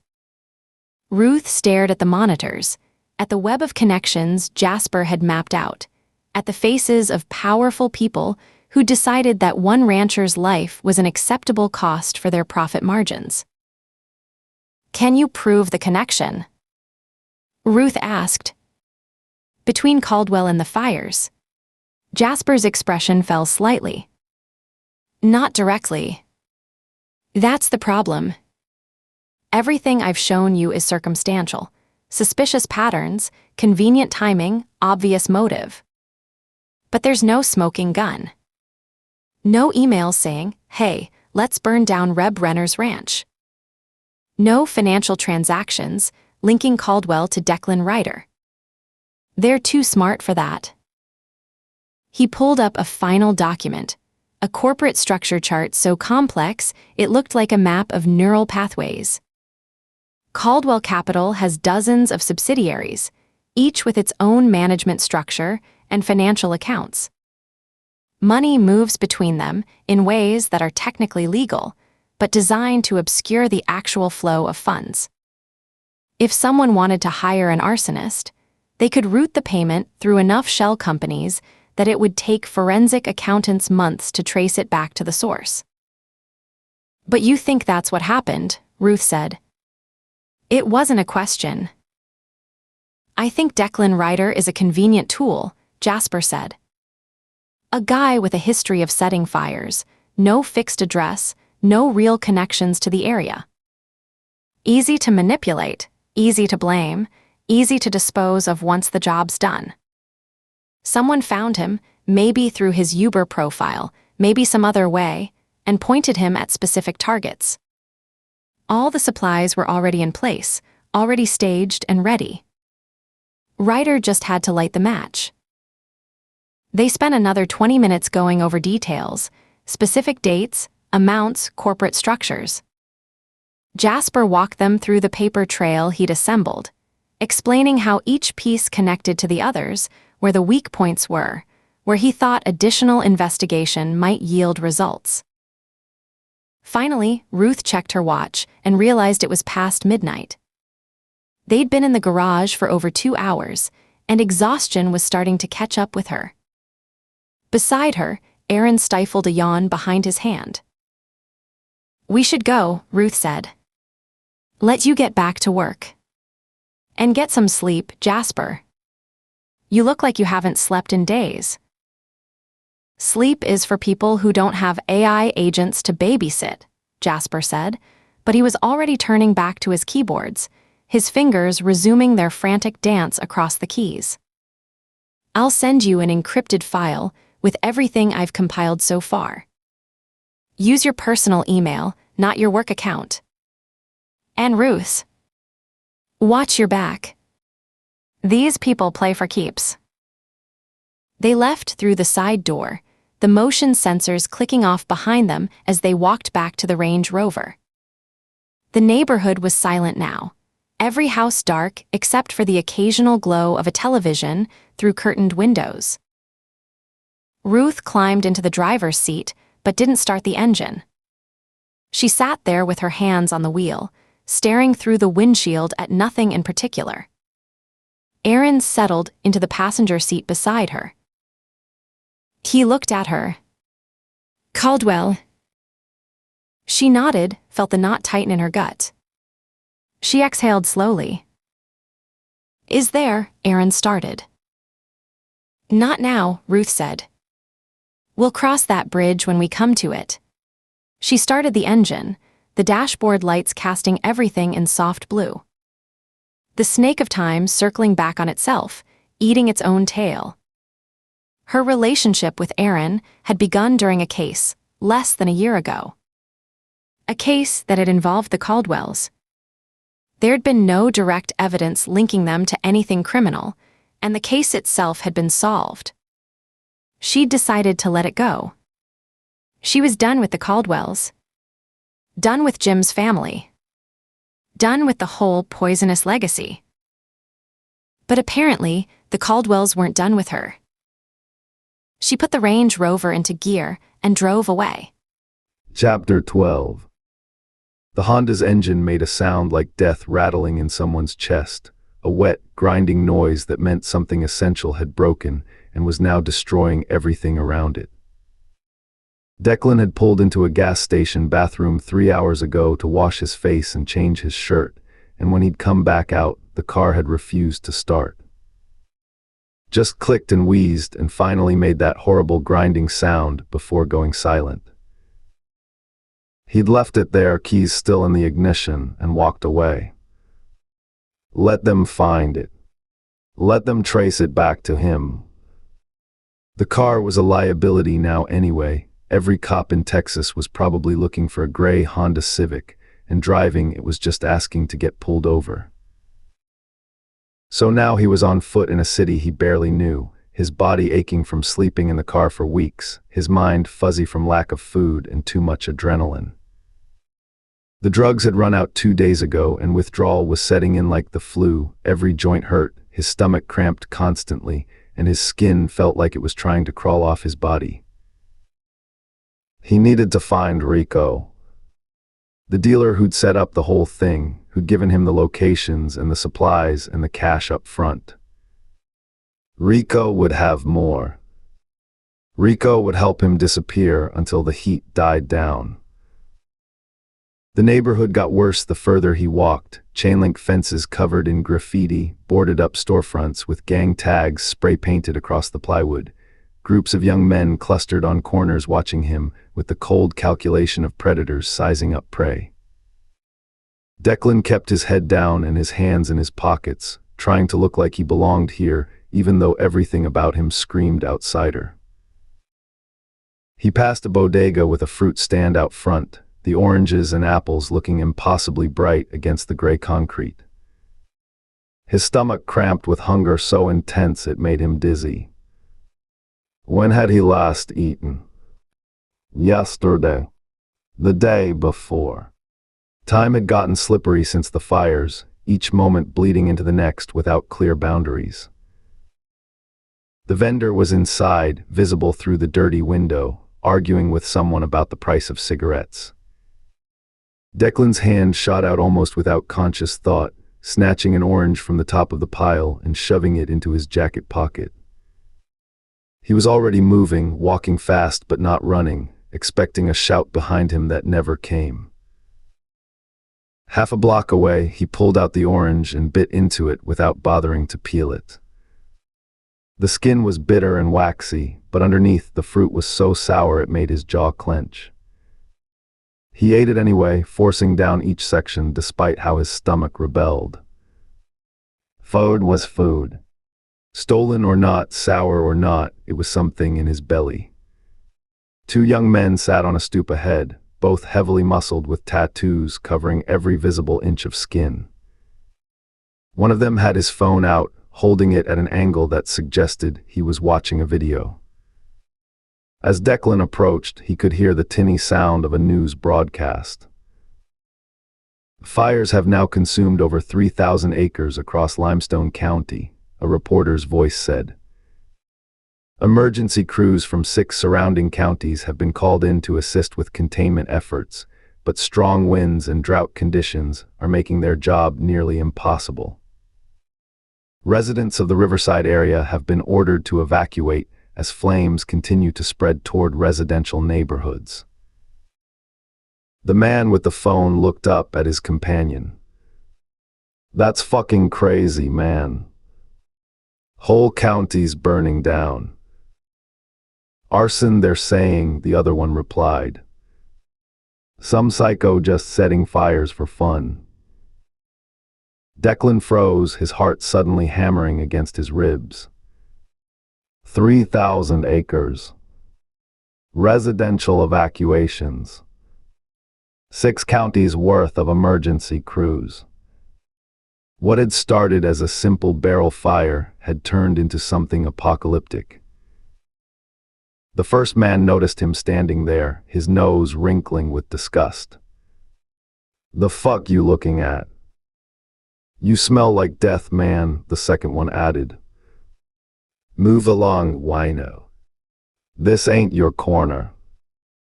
Declan stumbled backward, nearly tripping over his own feet. The men were already dismissing him, turning back to their phone and their conversation like he was just another piece of human debris cluttering up their neighborhood. He walked faster, putting distance between himself and those cold, measuring eyes. His shirt was soaked with sweat despite the cool air, and he could smell himself now, the sour reek of someone who'd been living in their car, who hadn't showered in a week, who was falling apart at the seams. 3,000 acres. Jesus Christ. Rico's place was another 6 blocks, according to the mental map Declan had constructed from their previous meetings. He kept his head down, tried to blend into the urban landscape of the forgotten and the desperate. Just another homeless guy shuffling through the city. Nothing to see. Nothing worth noticing. A convenience store sat on the corner ahead, its fluorescent lights harsh against the gathering dusk.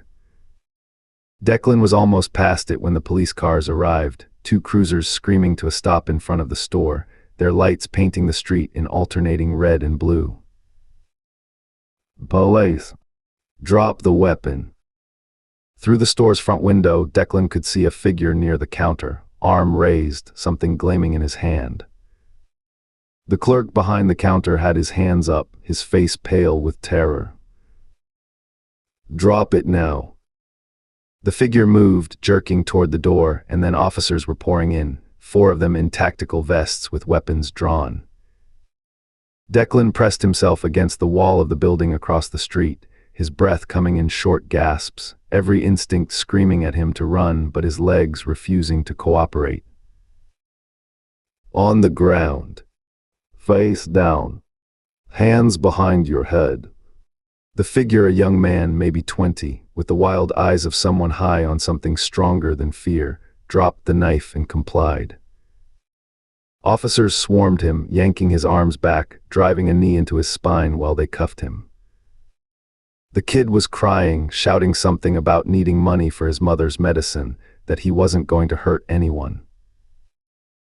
Nobody cared. Nobody ever cared about the reasons. Declan watched as they hauled the kid up, blood running from his nose where his face had hit the linoleum. They pushed him toward one of the cruisers with the casual brutality of men doing a job they'd done 1,000 times before. It could have been him. In another timeline, 5 minutes earlier or later, those cops could have been responding to a bolo on a gray Honda Civic. Could have been cuffing him, driving their knee into his spine, not caring that he wasn't going to hurt anyone, that he'd just been hired to set some fires.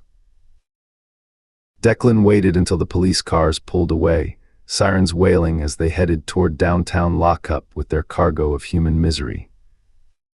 Then he pushed off the wall and kept walking, his hands shaking so badly he had to shove them deep into his pockets. Rico's building was a 3-story walk-up that had probably been condemned at least twice, but somehow remained standing through sheer inertia. The front door hung crooked on its hinges, and the stairwell smelled like urine and old vomit. Declan took the steps 2 at a time despite his exhaustion, driven by the desperate need for what Rico could provide. 3rd floor, apartment 3C. The door was reinforced steel despite the building's general decrepitude, with multiple deadbolts and a peephole at eye level. Declan knocked, the sound of his knuckles against metal echoing in the empty hallway. Who is it? Rico's voice muffled but cautious. It's Declan. I need to talk to you, man. Please. A long pause. Then the sound of locks being thrown, one after another. The door opened just wide enough to reveal Rico's face, narrow, sharp-featured, with eyes that missed nothing. He looked Declan up and down with obvious distaste. You look like shit. Can I come in? Please. I just need. Rico stepped back, opening the door wider but not looking happy about it. Declan stumbled inside, and the door slammed shut behind him with the finality of a prison gate closing. The apartment was cleaner than the building suggested it would be, sparse furniture, everything squared away with rigid order, not a single item out of place. Rico moved to the kitchen and leaned against the counter, arms crossed, waiting. I need more, Declan said. His voice cracked on the words. I need supplies and I need cash. The car's dead, the cops are everywhere, and I can't go back to prison, Rico. I can't do it again. You don't understand what it's like in there, what they... He couldn't finish. The memories crowded in, the smell of disinfectant and fear, the sound of metal doors clanging shut, the night the guards had turned off the cameras in his cell block and walked away. He'd been 23 years old and stupid enough to think he could survive on attitude alone. He'd learned otherwise. God, how he'd learned. I can't go back, Declan repeated, his voice barely a whisper. I'll die in there. Or worse. I just need enough to get out of Texas, get somewhere they're not looking for me. Please, man. You got me into this. I got you into this. Rico's voice was cold. You applied for the gig, brother. Saw the post online about easy cash for simple work. Nobody forced you to show up. You didn't tell me it would turn into this. 3,000 acres, man. They're calling in crews from 6 counties. This isn't some simple disposal job anymore. This is a fucking disaster zone. Rico's expression didn't change. Not my problem. You lit the matches. You deal with the consequences. Declan felt something break inside his chest, a sharp crack like ice giving way under pressure. Please, I'll do anything. I just need. What you need, Rico interrupted, is to shut the fuck up and listen. He moved to a cabinet above the refrigerator and pulled down a shoebox. Inside was more product than Declan had ever seen in one place. Bags of pills, small bundles wrapped in plastic, and underneath it all, a thick stack of cash held together with a rubber band. This is what you need, Rico said, setting the box on the counter. Enough supplies to last you a month if you're smart about it. Enough cash to get you out of state and keep you fed while you figure out your next move. Declan stared at the box like it was salvation in cardboard form. I don't understand. Why would you? Because I'm leaving too, Rico said. Tonight. This whole thing got too hot too fast, and the people who hired me to find someone like you. They're not the kind of people who leave loose ends. He pulled out a smaller bag from the box and tossed it to Declan, who caught it clumsily against his chest. Take a hit. Get your shit together. Then take the rest and get out of my city. Declan's hands were already opening the bag, his body operating on pure need now. Who are these people? The ones who hired you. Rico laughed, but there was no humor in it. You don't want to know. Trust me. All you need to know is that you and I are the only people who can connect them to those fires. We're liabilities. Loose ends. And people with that kind of money and power. They don't leave loose ends lying around. He pushed the shoebox across the counter toward Declan. So here's what you're going to do. You're going to take this, you're going to find somewhere to hole up until the heat dies down, and you're going to stay invisible. Don't use credit cards. Don't call anyone. Don't go anywhere near a security camera. Just disappear. How long? Until they stop looking.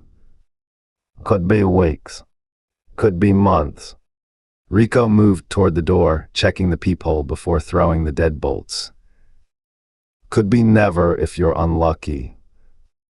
But you've got a better chance as a ghost than you do trying to run with cops on your tail. Declan clutched the shoebox like it was the last solid thing in a world that had turned to water beneath his feet. Thank you. I mean it. Thank you. Don't thank me. Just go. Outside, sirens were wailing closer now, getting louder. Multiple cars, by the sound of it, converging on the neighborhood from different directions. Rico's face went tight. Back door. No. And Declan. He waited until Declan met his eyes. These people were talking about. The serious people. They'd put both of us in burn barrels without a second thought. Remember that. Declan was already moving, the shoebox tucked under his arm, his feet carrying him toward the back of the apartment. He could hear Rico behind him, throwing more locks, probably preparing to disappear himself. The back stairs were even worse than the front, half the railing missing, steps slick with things Declan didn't want to identify.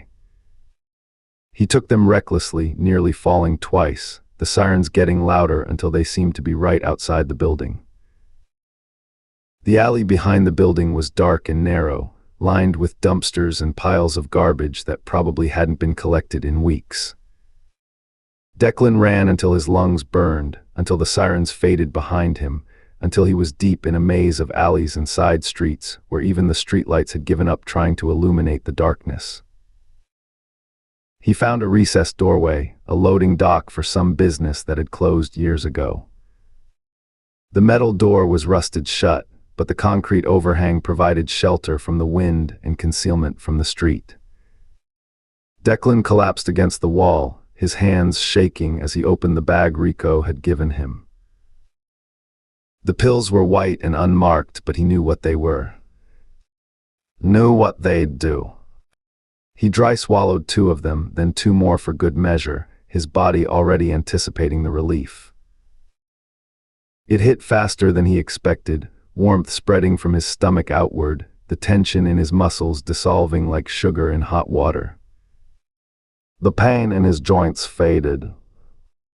The cramping in his gut disappeared. The fear that had been his constant companion for days lifted like morning fog burning away under the sun. He laughed, the sound echoing off brick walls and dumpsters. Serious people. People who'd put him in a burn barrel. Fuck them. Fuck all of them. He had supplies now. He had cash. He had a chance. The warmth was everywhere now, wrapping around him like the embrace he'd never gotten as a child.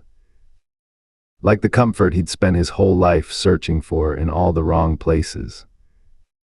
He slid down the wall until he was sitting on cold concrete, his head tilted back, looking up at a sky he couldn't see through the layers of smog and light pollution. 3,000 acres burning. An entire county evacuating. Cops searching everywhere for a gray Honda Civic and the man who'd been driving it. And here he was, invisible in a doorway, floating on chemicals that made everything beautiful and possible. I'm going to get through this, he thought.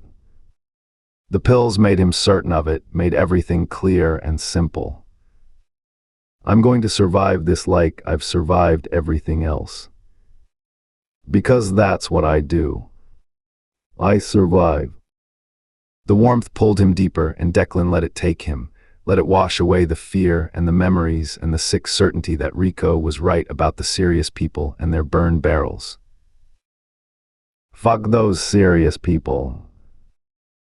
He was going to be fine. He was going to be just fine. Chapter 13. The morning light filtered through the kitchen windows like honey, casting everything in that particular golden glow that made even the most ordinary Tuesday feel blessed. Ruth stood at the stove, spatula in hand, watching the pancakes bubble and brown while the scent of bacon filled the air with its smoky promise. Behind her, the coffee maker gurgled its familiar morning song, and she could hear Aaron upstairs, his heavy footsteps moving between bedrooms as he made sure everyone was awake and moving. Marcus, you better not still be in bed. Jake's voice carried down the hallway, followed by the sound of a door slamming. Dad said breakfast in 5 minutes. I'm up, came Marcus's muffled reply, though Ruth suspected he was probably pulling a pillow over his head rather than getting dressed. Ava appeared in the doorway first, her dark curls still messy from sleep, signing "Good morning, Mama Ruth," with enthusiastic hand gestures before padding over to climb onto her usual stool at the breakfast bar. She wore her favorite purple pajamas with the unicorns on them, the ones that were getting a little too small, but that she refused to part with. Jake bounded in next, already dressed in his camp clothes, khaki shorts, a blue t-shirt with the church logo, and the new hiking boots they'd bought specifically for this week. His hair stuck up at odd angles despite what was clearly an attempt to comb it down, and his face practically glowed with excitement. Is it time yet? Are we leaving soon? He asked, bouncing on the balls of his feet. I packed my sleeping bag last night, and my Bible, and that devotional book you got me, and... Slow down there, speed racer, Ruth laughed, flipping another pancake.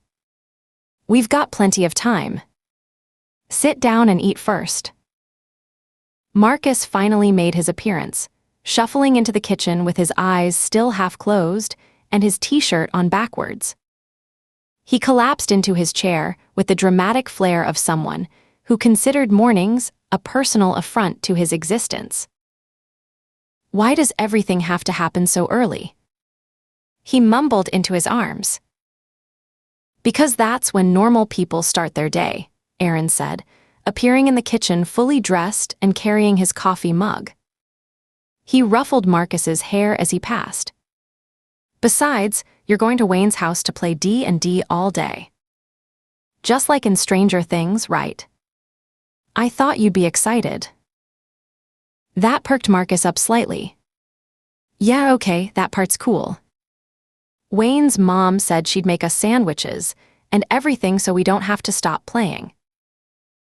Ruth began serving up pancakes, the stack growing tall and golden on each plate.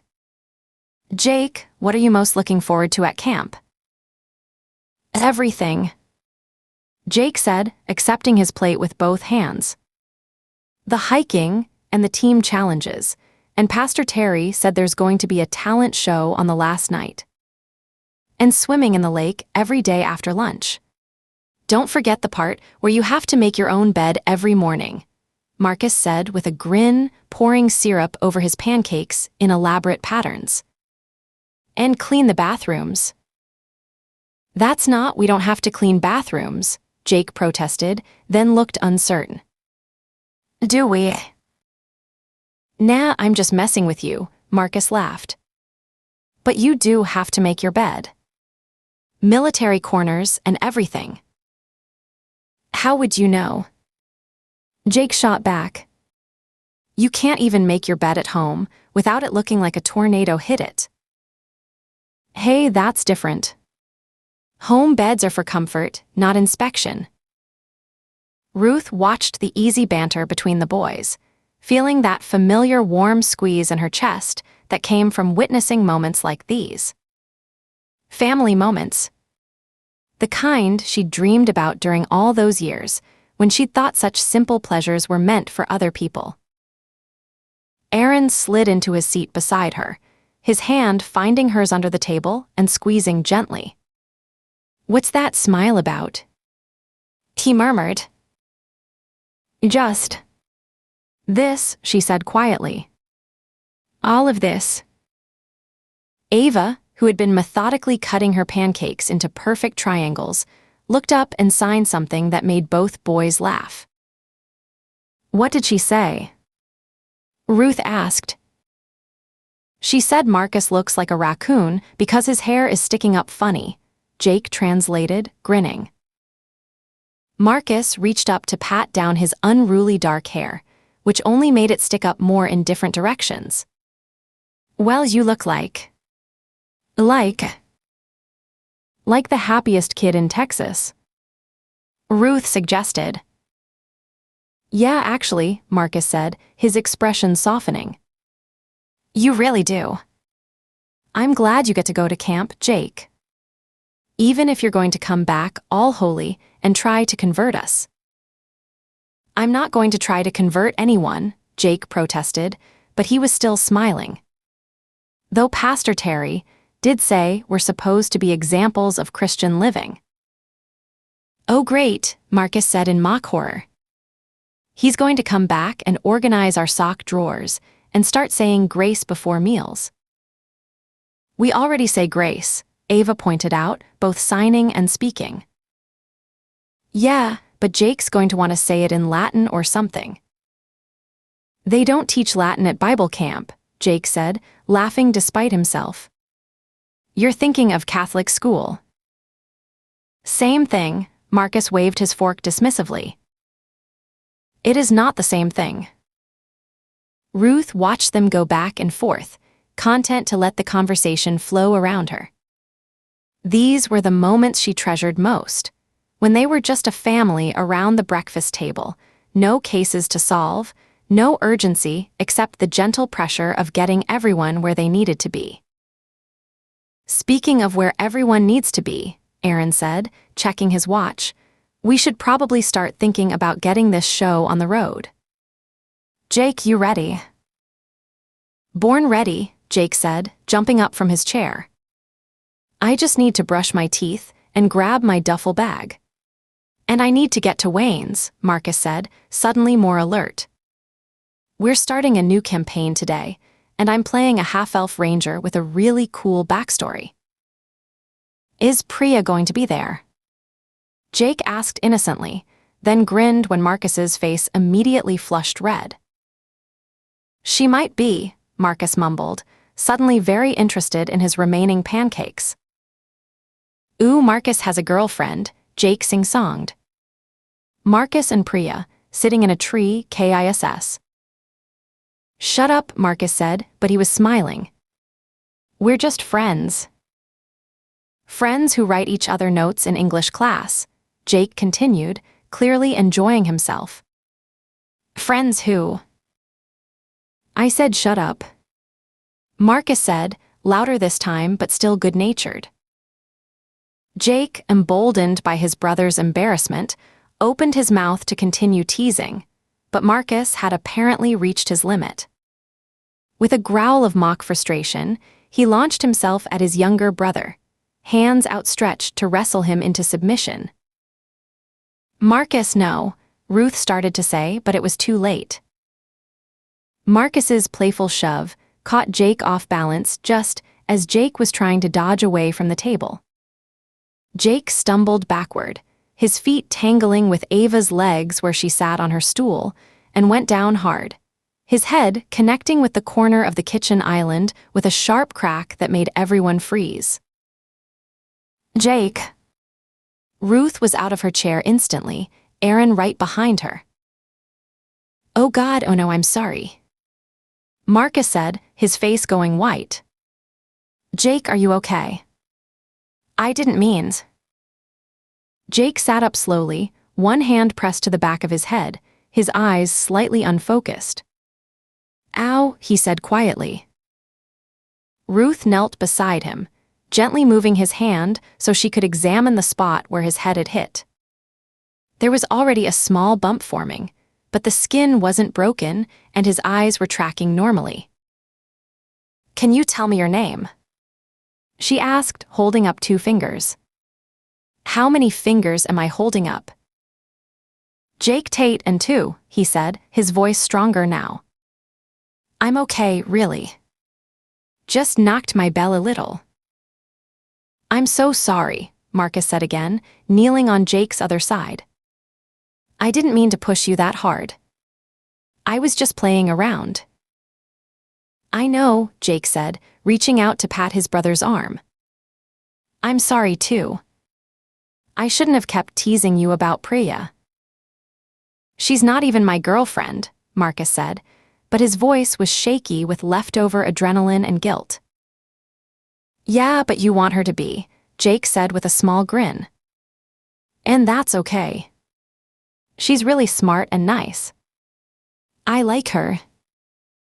The 2 boys looked at each other for a moment, then Marcus pulled Jake into a careful hug. Are you sure you're okay? Yeah, I'm sure. Takes more than a little bump to keep me down.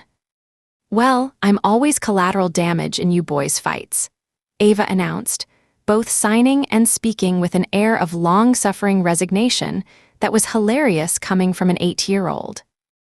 First I get stepped on, then everyone forgets about me while they fuss over the person who actually got hurt. The comment was so unexpectedly adult and perfectly delivered that all 4 adults burst into laughter, the tension in the room evaporating like morning mist. You're absolutely right, Ruth said, giving Ava a hug. Are you hurt at all? Did Jake kick you when he tripped? Just a little, Ava signed dramatically. But I'll survive. I'm tough like my mom. Yes, you are, Ruth agreed, pressing a kiss to the top of Ava's head. Aaron helped Jake to his feet, keeping a steadying hand on his shoulder. You sure you're feeling okay? No dizziness or nausea? Dad, I'm fine, Jake said, though he seemed to appreciate the attention. "Can we still go to camp?" "Please. I've been looking forward to this for weeks." Aaron looked at Ruth, who nodded. The bump on Jake's head was minor, and his pupils were equal and reactive. She'd seen much worse injuries that turned out to be nothing. "Okay," Aaron said. "But you tell Pastor Terry what happened, and if you start feeling sick or dizzy or anything, you call us immediately." "Promise?" "I promise." "All right then," Ruth said, clapping her hands together. "Time to get this circus on the road. We're already running late." The next few minutes were a whirlwind of activity. Jake ran upstairs to brush his teeth and grab his duffel bag. Marcus gathered his D&D books and character sheets. Ava packed her overnight bag for her playdate with Taylor. Aaron loaded everyone's gear into his truck, while Ruth cleaned up the breakfast dishes and made sure everyone had what they needed. "You boys be good," Ruth called as Aaron herded everyone toward the door. "Marcus, remember what we talked about regarding screen time at Wayne's house." "Ava, listen to Mrs. Henderson and be polite." "We will," came the chorus of responses as they piled into Aaron's truck.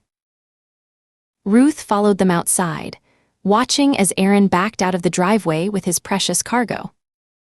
Through the rear window, she could see Jake bouncing excitedly in his seat, clearly still thrilled about camp despite his minor injury. The sight made her smile. "Ready, kiddo?" she asked Jake as he climbed into the passenger seat of her Range Rover a few minutes later, his duffel bag stowed in the back. "So ready," he said, buckling his seatbelt with exaggerated care. "Thanks again for making this happen, Ruth." "I mean it." "You don't need to thank me," Ruth said, pulling out of the driveway and heading toward town. "This is what families do for each other." "Yeah, but..." Jake paused, seeming to gather his thoughts. "I was too nervous to ask Dad myself.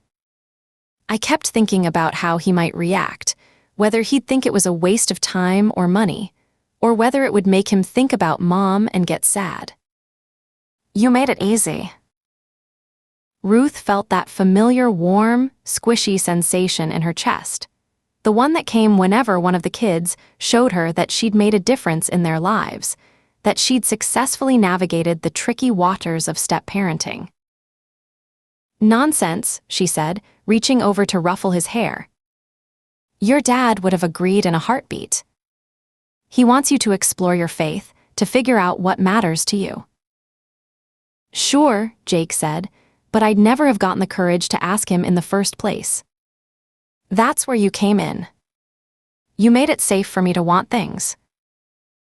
The simple honesty of the statement hit Ruth right in the heart. She had to blink back sudden tears as she focused on the road ahead, understanding for perhaps the first time how much her presence in their family had meant to Jake specifically. "You can always want things, sweetheart," she said quietly. "And you can always ask.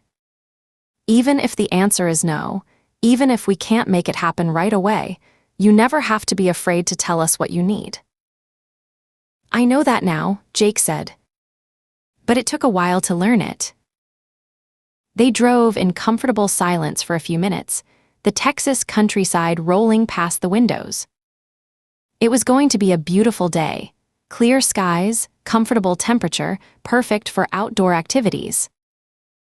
"What are you most nervous about?" Ruth asked as they got closer to town. "Making friends," Jake admitted. "I mean, I know some of the kids from church, but there are going to be kids from other churches too. What if I don't fit in?" "You'll fit in," Ruth assured him. "You're kind and funny and interesting. Just be yourself, and the right friends will find you." "Is that how it worked when you were a kid?" Ruth considered the question, thinking about her years in foster care, the constant moving from house to house, the challenge of always being the new kid who didn't quite belong anywhere. "It took me longer to learn that lesson than it should have," she said finally. "I spent a lot of time trying to be who I thought other people wanted me to be. But the friends worth having are the ones who like you for exactly who you are. Even the weird parts. Especially the weird parts. Those are usually the most interesting." Jake grinned. "In that case, I should have no problem making friends." The church came into sight ahead of them, and Ruth could see the big blue bus parked in the lot, its sides decorated with a cheerful banner that read, "Camp Galilee, growing in faith and fellowship." Parents and kids were gathered around the bus, loading luggage into the storage compartments underneath, while Pastor Terry checked names off a clipboard. Ruth parked in the church lot and walked with Jake toward the group. She spotted several families she recognized from church functions, and Jake immediately brightened when he saw some of his friends from the youth group. "Jake," called a boy about his age with red hair and freckles. "Over here. Did you bring your glove? Pastor Terry says there's going to be softball every afternoon." "Be right there," Jake called back, then turned to Ruth. "I guess this is it." "Have the best time," Ruth said, giving him a hug. "Learn lots, make friends, and don't forget to call if you need anything." "I will." "Thanks, Ruth." "For everything." She watched him run off to join his friends, his duffel bag bouncing on his shoulder, and felt that tightness in her throat that came whenever she had to let one of her kids go off into the world without her. "Ruth." Pastor Terry approached, his face breaking into a warm smile. "So good to see you." "Jake looks excited." "He is," Ruth agreed. "He's been counting down the days for weeks." "And congratulations are in order, I hear," Pastor Terry said, his eyes twinkling. "Aaron mentioned that you two are finally setting a date." "We are," Ruth said, unable to keep the smile off her face. "Though I have to admit, I'm a little overwhelmed by all the planning involved. I'm not sure where to even start." Pastor Terry's expression grew understanding. "Ah, that's right. Aaron mentioned you grew up in the foster system. I imagine there are certain gaps in experience that most people take for granted." Ruth felt her cheeks warm slightly. She'd always been sensitive about the things she'd missed out on growing up. The family traditions, the shared knowledge, the casual assumptions that came from growing up in a stable family environment. "You see, I never actually knew my birth family and have never actually undergone a family wedding before," she explained. "There are certain basic skills and knowledge that most people have who have grown up in regular families that I just don't have. Gaps in my knowledge. Don't we all?" Pastor Terry said gently. "None of us are perfect. We're all incomplete, working to become more complete." Ruth looked at him, noting the twinkle in his eye, and felt a smile tugging at her lips. "What?" "You have a twinkle in your eye. Go ahead and say what you're thinking." "I thought you're going to say next that Jesus completes us," she said. They both laughed, the moment of shared humor breaking through Ruth's embarrassment. Pastor Terry grinned. "He does, actually, but what I was really going to say was that your problem is easily solved. I'll text you the numbers of some of our parishioners who are, let's just say they're old hands at wedding planning. They'll help you out." "I couldn't thank you enough, Pastor," Ruth said, feeling a wave of relief wash over her. "Please," he said, "just Terry is fine." A whistle blew from the direction of the bus, and Pastor Terry checked his watch. "Looks like it's time to load up. We want to get to camp in time for lunch and the opening ceremony." Ruth watched as the kids said their final goodbyes to parents and climbed aboard the bus. Jake waved at her from a window seat, already deep in conversation with the red-headed boy beside him, his face bright with excitement and anticipation. The bus pulled away in a cloud of diesel exhaust and excited chatter, carrying 30 kids off to a week of adventure and spiritual growth. Ruth stood in the parking lot watching until it disappeared around the corner, feeling that familiar mixture of pride and melancholy that came with watching her children take their first independent steps into the world. She got back in the Range Rover and headed toward the office, a smile playing at her lips as she thought about the morning, the family breakfast, Jake's excitement, the promise of help with wedding planning. It had been a good start to what promised to be a good day. The smile stayed with her all the way to the command center, warming her from the inside out like her first cup of coffee on a cold morning. She was still thinking about Jake's face as he'd waved goodbye when she walked through the front doors. The smile died instantly. The place was crawling with TBI agents and local police, their voices creating a low buzz of official activity. Ruth could see agents carrying boxes of files out of offices, others photographing evidence boards, still others interviewing staff members who looked confused and worried. "What's going on?" she asked Aaron, who was standing near the reception desk with a grim expression on his face. "The TBI is shutting us down," he said quietly. "Confiscating all our equipment and opening an investigation into the Texas Rangers." Chapter 14. "For what?"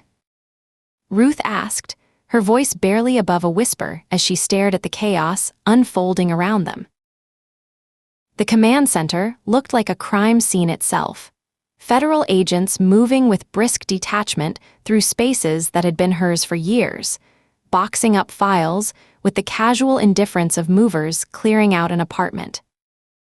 She watched a young TBI agent photograph the evidence board where she'd mapped out connections between Meridian Development and the Renner fire, his camera flash strobing like lightning against the white surface.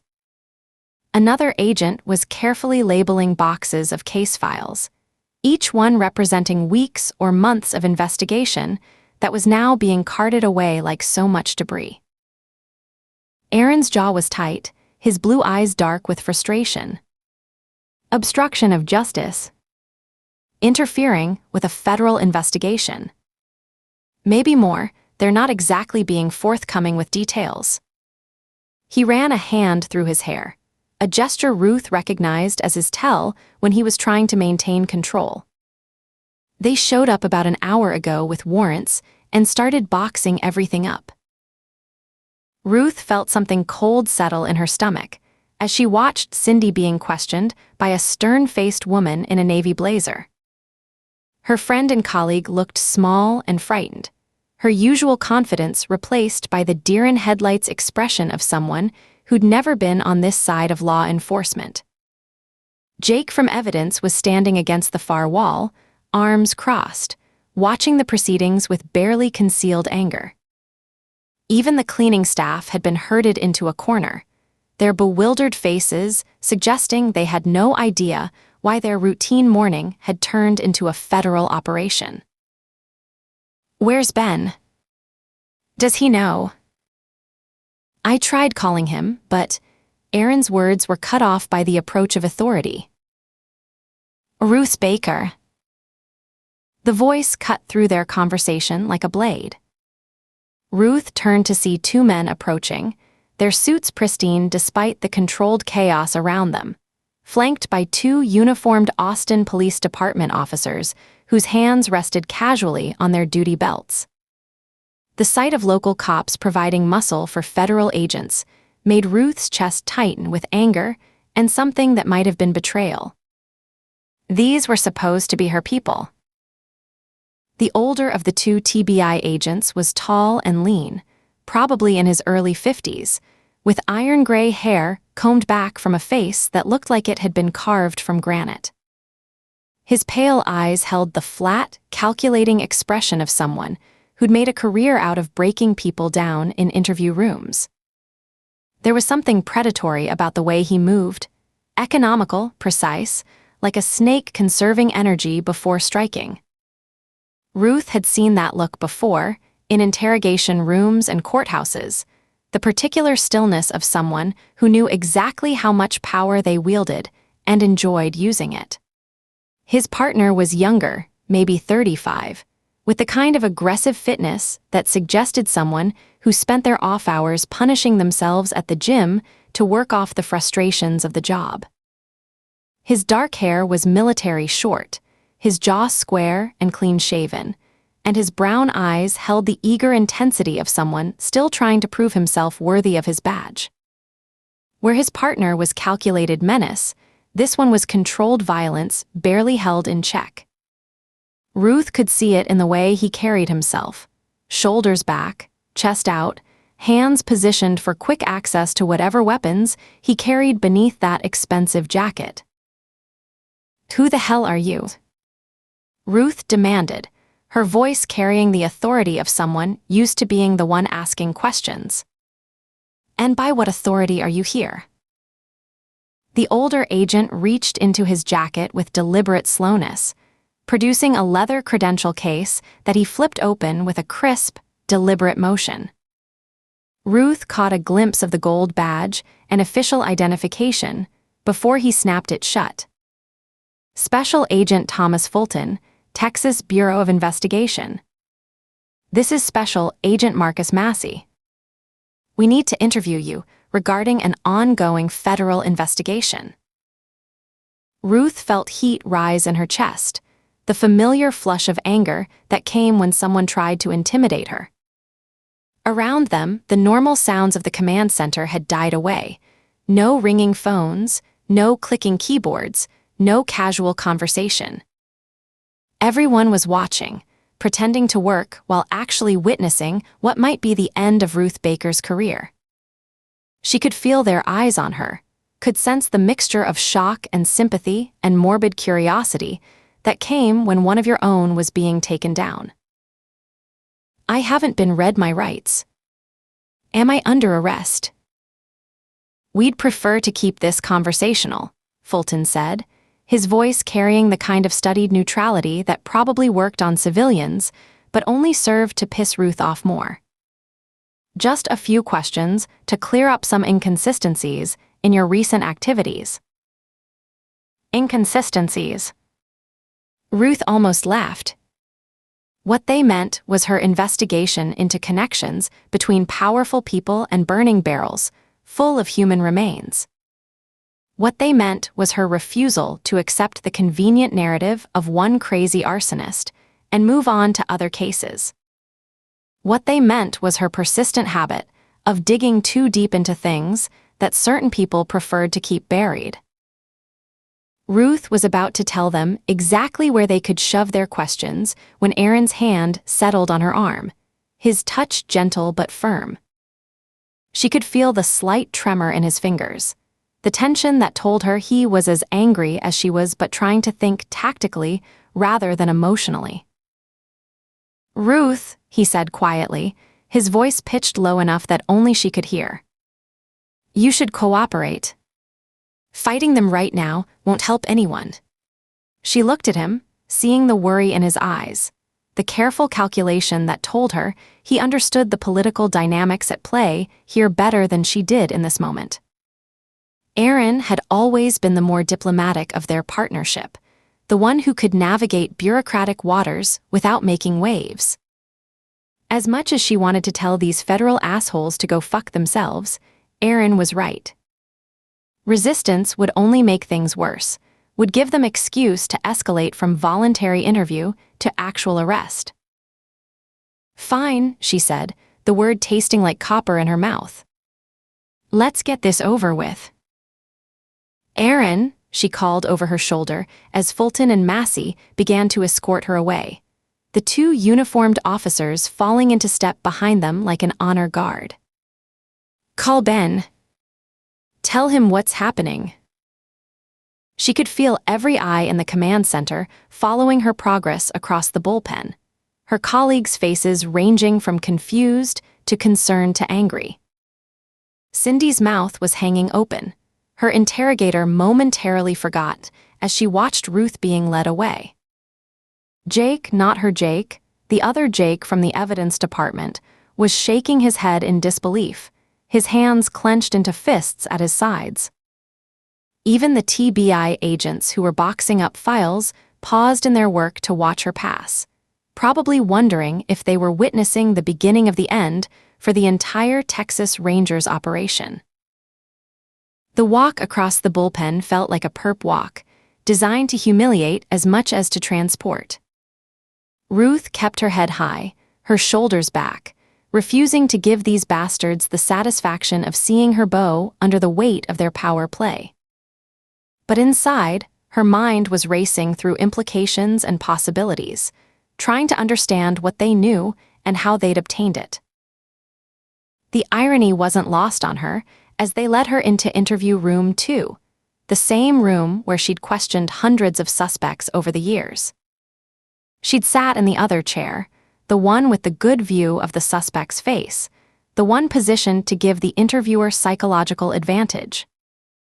She knew every inch of this room, the way the fluorescent lights created shadows that could hide or reveal microexpressions, the positioning of the two-way mirror, the way the metal table was bolted to the floor to prevent it from being used as a weapon.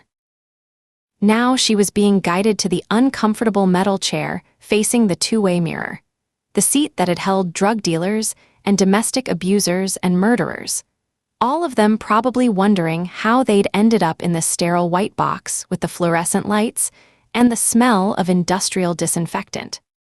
The chair was exactly as uncomfortable as she remembered, the metal cold against her back even through her jacket. From this angle, she could see her own reflection in the mirror, distorted by the one-way glass into something that looked guilty even when she wasn't. The room was smaller than it seemed from the other side, the walls pressing in with psychological weight designed to make suspects feel trapped and desperate. Fulton and Massey took the chairs across from her, their movements synchronized like they'd done this dance countless times before. The uniformed officers positioned themselves in opposite corners of the room, their presence a not-so-subtle reminder that this was not a friendly conversation between colleagues. Ruth recognized the staging: 2 federal agents to conduct the interview, 2 local cops to provide intimidation and backup if things went sideways. It was textbook interrogation theater. Ruth was acutely aware of her service weapon in its holster at her hip, the familiar weight of it against her body. Her backup piece pressed against her ankle where her boot concealed it. Neither agent had asked her to surrender her weapons, and she wasn't about to offer. If they wanted her guns, they'd have to ask for them. The fact that they hadn't suggested this was still a voluntary interview rather than an arrest, despite the heavy-handed staging. Fulton was arranging files on the table between them with meticulous care, each folder aligned perfectly with the others. Massey was studying her with those eager brown eyes, probably cataloging every microexpression for later analysis. Ruth forced herself to breathe slowly and evenly, to maintain the kind of steady composure she'd learned from years of being on the other side of this table. Don't let them see you sweat. Don't give them anything they can use. Would you like some coffee, Ranger Baker? Fulton asked without looking up from his files. Water. Something to eat. The question was part of the ritual, an offer of hospitality designed to establish rapport while simultaneously making the suspect feel like a guest rather than a target. Ruth had used the same technique countless times, had seen how a cup of coffee or a candy bar could lower someone's defenses just enough to get them talking. No thank you, Ruth said, her voice tight with controlled impatience. Can we just get on with this? Whatever this is. Fulton finally looked up, those pale eyes fixing on her with the intensity of a microscope examining a specimen. She could see him evaluating her, cataloging details that might prove useful later: her posture, her breathing, the way her hands rested on the table. This man had made a career out of reading people, out of finding the pressure points that would make them crack. "Tell me about your late husband, Jim Caldwell." The name hit Ruth like a physical blow, so unexpected that she felt her breath catch in her throat. Of all the directions she'd thought this interview might take, questions about the Renner fire, about Meridian development, about her investigation into political corruption, Jim was the last thing she'd expected them to bring up. "Jim," she repeated, the word sounding strange on her tongue. It had been months since she'd said his name aloud. Months since she'd allowed herself to think about him as anything other than a distant ache in her chest. What's Jim got to do with this? The mention of Jim brought memories flooding back, despite her efforts to stay focused on the present. Jim laughing as he tried to teach Ava to ride a bike, his hands steady on the seat as she wobbled down their quiet street. Jim in his dress uniform, looking impossibly handsome and serious as he prepared for some official ceremony.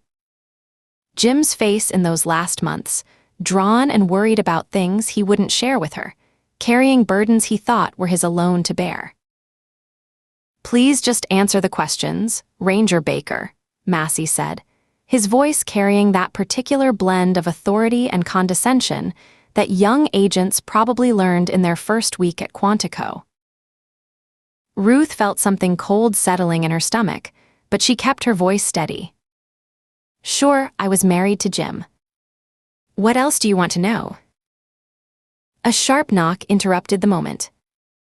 One of the uniformed officers opened the door to accept a manila file folder from someone in the hallway, then handed it to Fulton with the efficiency of a well-oiled machine. The door closed with a soft click that seemed to echo in the small room. Ruth watched Fulton's face as he opened the file, saw the slight smile that played at the corners of his mouth. Whatever was in that folder, it was something he'd been waiting for, something that would shift the dynamic of the interview in his favor. She felt her chest tighten with apprehension. Fulton opened the file and Ruth's world tilted sideways. The crime scene photograph was 8 by 10, high resolution, professionally shot. Jim's body sprawled in the dirt behind the red barn, his service weapon just inches from his outstretched hand, dark blood pooled beneath his head like a halo. She'd seen the photo before during the inquest, but seeing it again, here now in this hostile environment, made her stomach lurch with remembered grief and rage. The image brought it all back in vivid, brutal detail. The phone call that had shattered her world. The race to the hospital, Ava's small hand clutched in hers as they sat in that sterile waiting room. The moment the doctor had looked at her with those carefully schooled eyes and told her that her husband was gone, that there was nothing they could do, that she needed to start thinking about arrangements. "According to the official record," Fulton said, his voice maddeningly calm as he studied the photograph, "your husband's death was ruled suicide by self-inflicted gunshot wound to the head. The inquest found no evidence of foul play." Ruth's hands clenched into fists on the table, her knuckles going white with the effort of maintaining control. The official record. The neat, convenient conclusion that had allowed everyone to close the case and move on. The judgment that had branded Jim as weak, as someone who couldn't handle the pressures of the job, as a man who'd abandoned his wife and daughter rather than fight through whatever darkness had been consuming him. Sure, but that was before I uncovered the truth about his murder. Because that's what it was, murder. Jim didn't commit suicide. I said so at the time, but nobody believed me. He was murdered, plain and simple, and I proved it later. The words came out harder than she'd intended, weighted with months of anger and grief and the bitter satisfaction of finally being vindicated. She'd fought for the truth when everyone else had accepted the convenient lie. She'd refused to let Jim's memory be tainted by suggestions of weakness or cowardice. Fulton and Massey exchanged a glance, some kind of silent communication passing between them. Massey consulted his notes with theatrical precision, making a show of finding the right section, the right question. Ruth recognized the technique, building suspense, making the suspect wonder what they knew and how they'd learned it. "Yes, about that," Massey said. "Your investigation into your husband's death. Tell me about your relationship with your father-in-law, Giles Caldwell." The cold feeling in Ruth's stomach spread upward, wrapping around her ribs like ice water. They weren't just asking about Jim. They were asking about the family that had tried to destroy her, the people who'd branded her as negligent and unfit, who'd fought to take Ava away from her when she was still raw with grief and barely functioning. "I don't want to talk about Giles." The name itself tasted bitter in her mouth.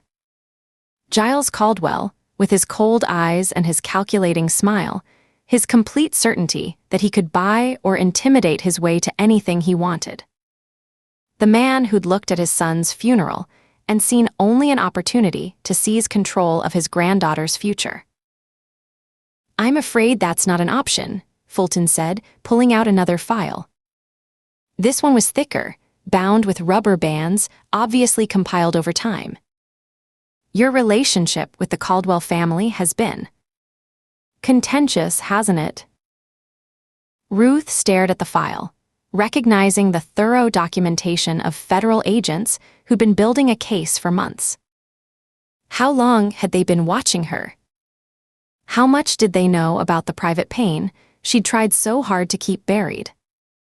The thick folder suggested they knew everything, every court filing, every legal brief, every moment of weakness she'd shown during those dark months when grief and rage had nearly consumed her.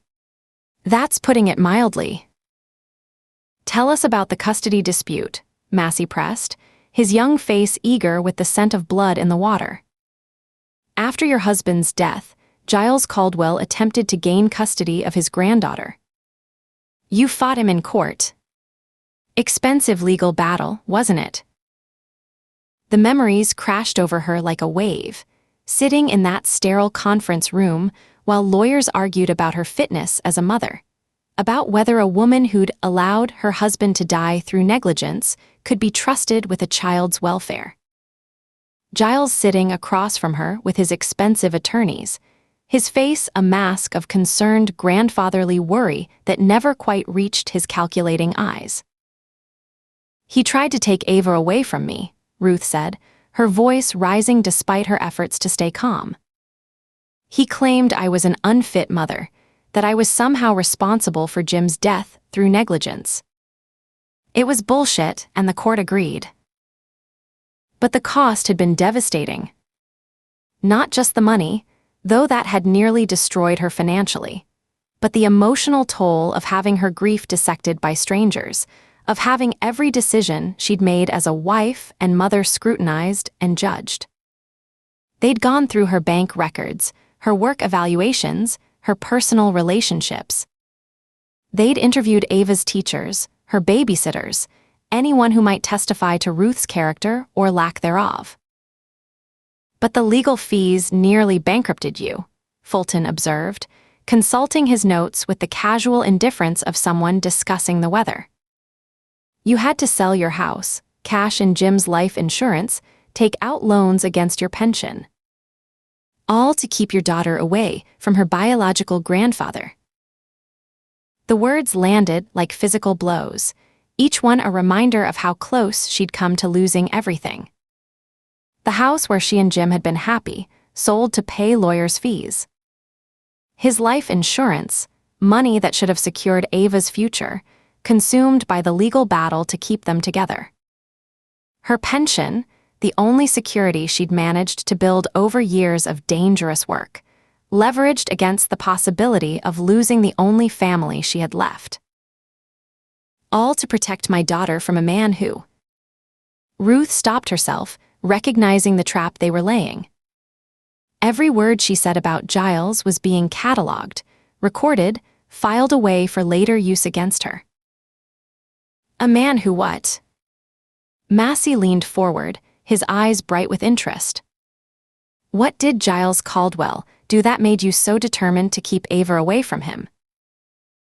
Ruth could feel the walls closing in, could see the careful construction of their interrogation strategy. They knew about her history with the Caldwells.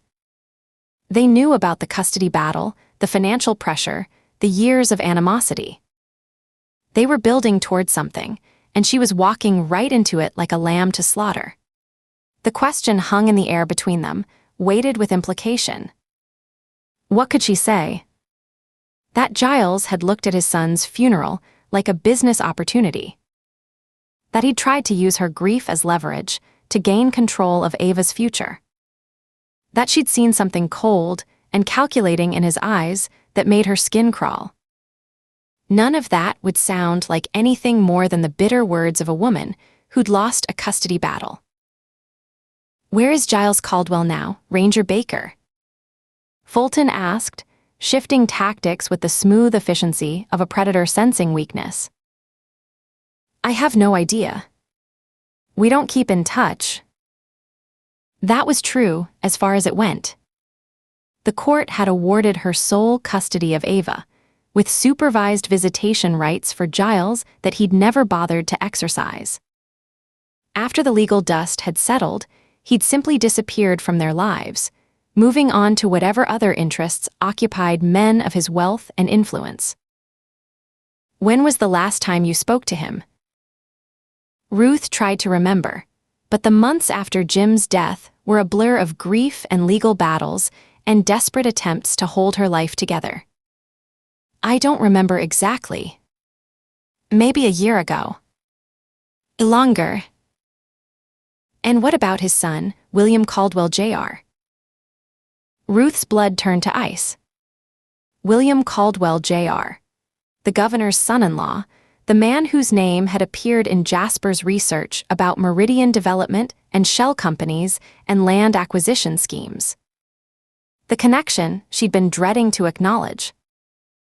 What about him? Have you had any recent contact with William Caldwell Jr.? No. No phone calls. No emails. No communication through intermediaries. No. Each question was a step closer to the edge of a cliff she couldn't see, but could feel yawning beneath her feet. They knew something she didn't know they knew. They were building toward a conclusion that would trap her no matter how she answered. What about your current investigation into the Renner Ranch fire?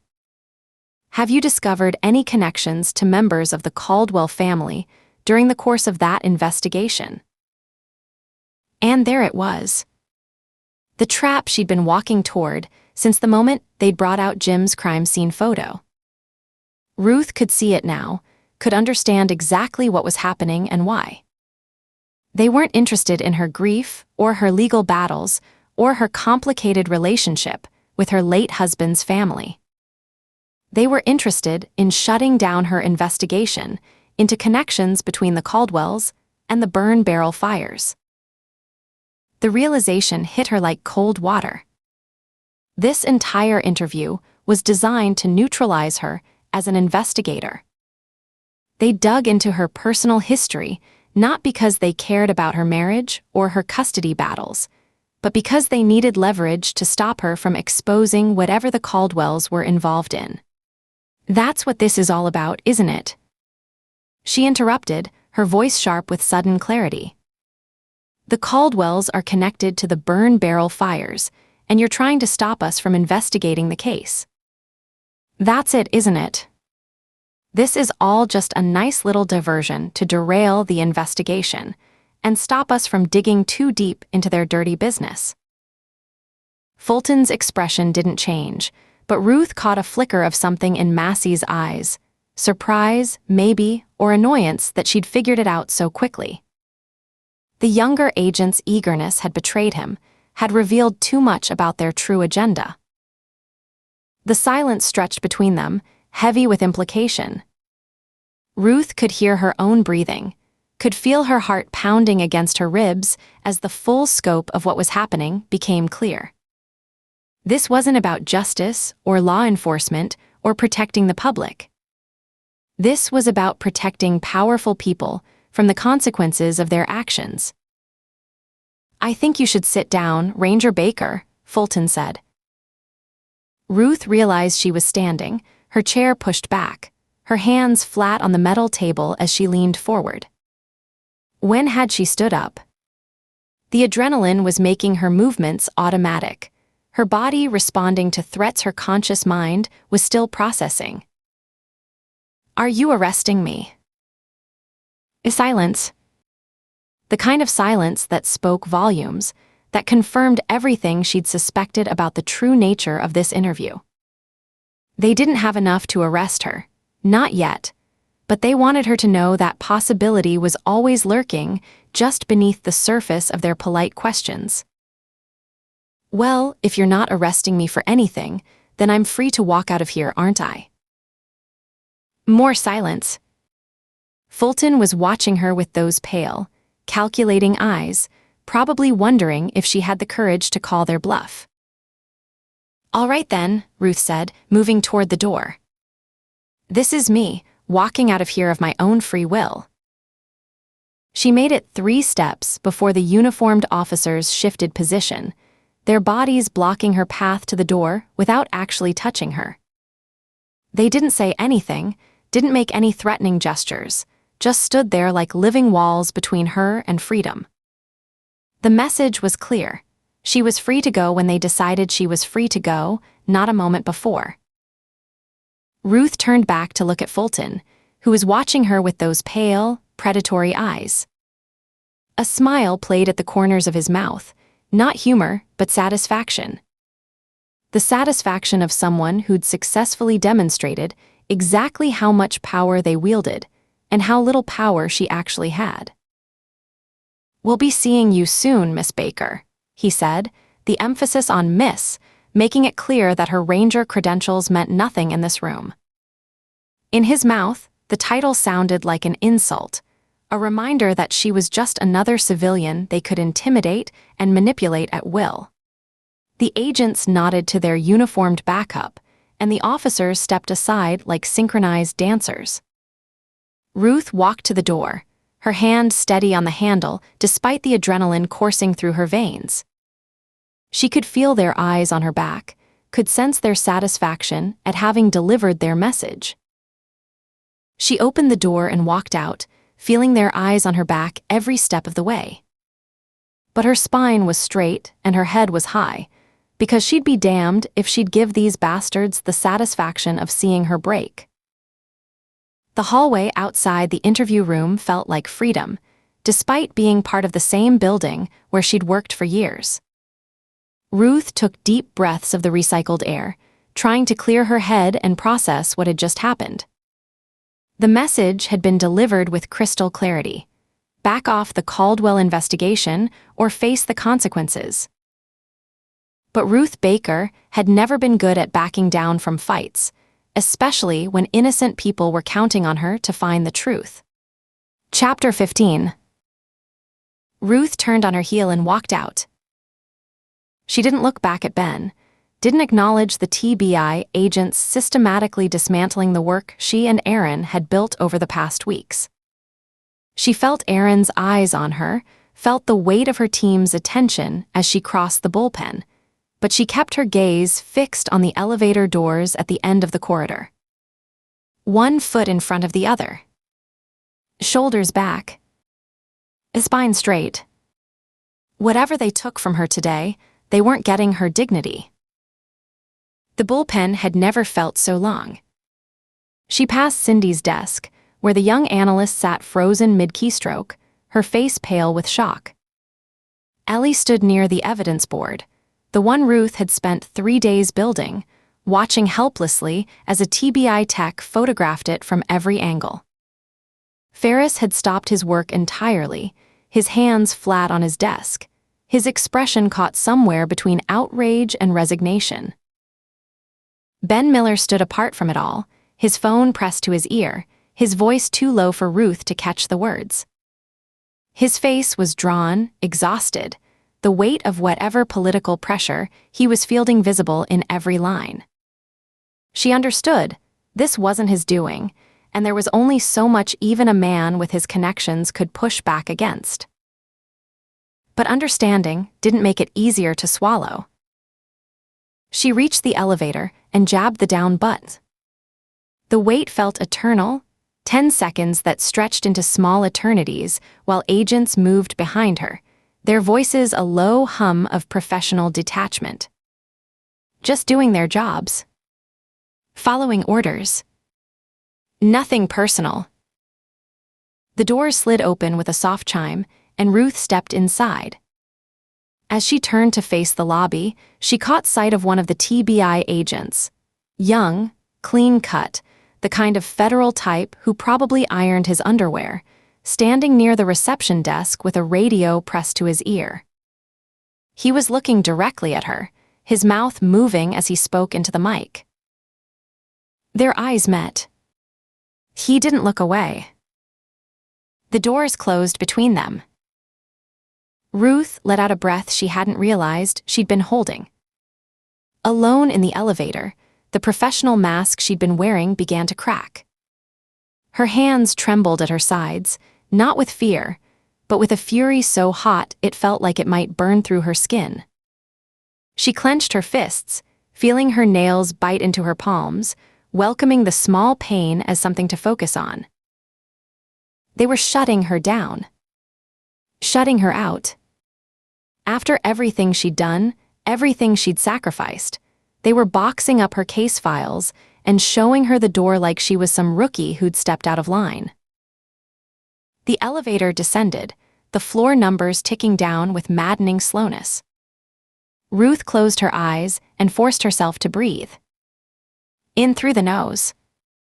Out through the mouth. The anger was still there, coiled tight in her chest, but she couldn't let it control her. Not yet. Not here. The doors opened onto the lobby, and Ruth stepped out into the familiar space she'd walked through 1,000 times. The marble floors, the state seal on the wall, the security desk where 2 guards she'd known for years sat in their standard-issue uniforms. Tommy Chen looked up first, his weathered face creasing with something that might have been sympathy. His partner, Darlene Wells, set down the magazine she'd been reading, her expression carefully neutral in the way of someone who'd already heard the news. Ranger Baker, Tommy said, rising from his chair. His voice was apologetic before he even got the words out. I'm sorry, but we've been instructed to collect your access card. Ruth felt a small, tired smile tug at her lips. Of course they had. The TBI wasn't wasting any time making sure she couldn't get back in the building. It's okay, Tommy. I understand. She reached into her pocket and pulled out the laminated card that had granted her access to this building for the better part of a decade. Her photo stared back at her from the plastic, younger, somehow, though it had only been taken 2 years ago. A different woman's. One who still believed the system worked. She handed it over without protest. Tommy took it with visible reluctance, turning it over in his hands like he wasn't quite sure what to do with it. For what it's worth, he said quietly, a lot of us don't think this is right. Thanks, Tommy. Ruth touched his arm briefly. Take care of yourself.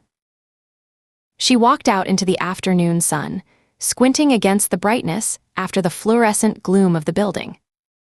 Her car was parked in the lot across the street, right where she'd left it this morning, back when she'd still had a job, still had access, still had some illusion that justice meant something in this state. She was halfway across the lot when her phone rang. Ruth pulled it from her pocket, saw Mrs. Henderson's name on the screen, and felt something twist in her chest. The kids. God, she'd barely thought about the kids since the TBI had shown up.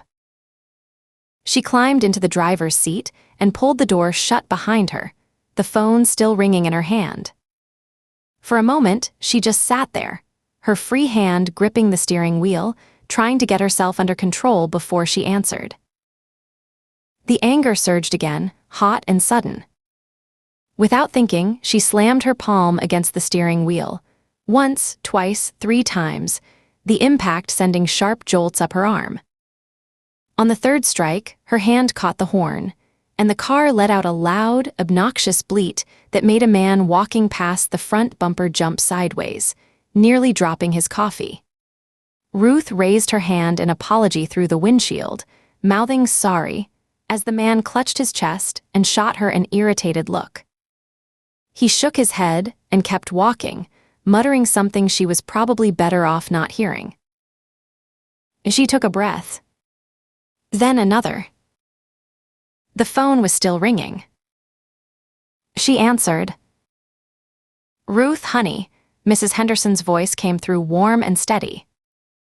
"I'm sorry to bother you at work, but Ava's been asking to talk to you. She's very insistent." Ruth closed her eyes, forcing the tension from her shoulders. "That's fine, Mrs. H. Put her on." There was a brief rustling, the sound of the phone being passed between hands, and then Ava's face appeared on the screen as the call switched to video. Her daughter's dark hair was pulled back in a loose ponytail, her brown eyes bright with the particular intensity she got when she wanted something. Ruth took a breath, composed her features into something resembling calm, and raised her hands to sign. "Hey, baby. What's going on?" Ava's hands moved with fluid grace, the ASL flowing naturally. "Mom, you know that movie I've been waiting for? The sequel. It came out today, and I really want to go see it." Ruth felt a small smile crack through her exhaustion. The original animated movie had been Ava's favorite film for years. She'd watched it so many times that Ruth had memorized every line of dialogue, every musical number, every plot beat. "I know you've been excited about that," Ruth signed back. Ava's expression shifted, something more vulnerable flickering beneath her enthusiasm. Her hand slowed, became more deliberate. "The thing is, I know when I watch it I'm going to miss Dad. Because I saw the first one with you and Dad, back when I was little.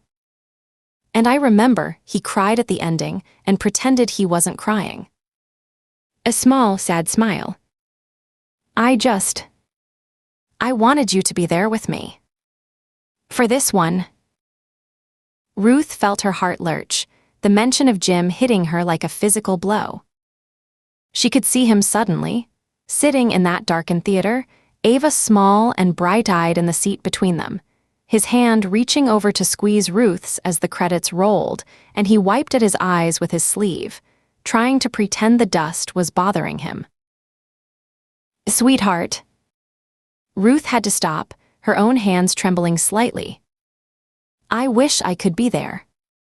You know I do. But I'm caught up with work right now." Ava sighed, her shoulders dropping in a way that was heartbreakingly familiar. "Okay. I figured. But you always say it never hurts to ask, so I asked." The words were Ruth's own, thrown back at her with the casual precision of a teenager who'd been listening more closely than her mother realized. Ruth felt a rush of emotion, pride and guilt and love all tangled together in her chest. "You're absolutely right," Ruth signed. "It never hurts to ask." Ava brightened slightly. "So me and Jake and Mrs. Henderson are going to go to the movie. Maybe you and Aaron could meet us for dinner after. There's that Italian place you like." Ruth hesitated, her mind racing.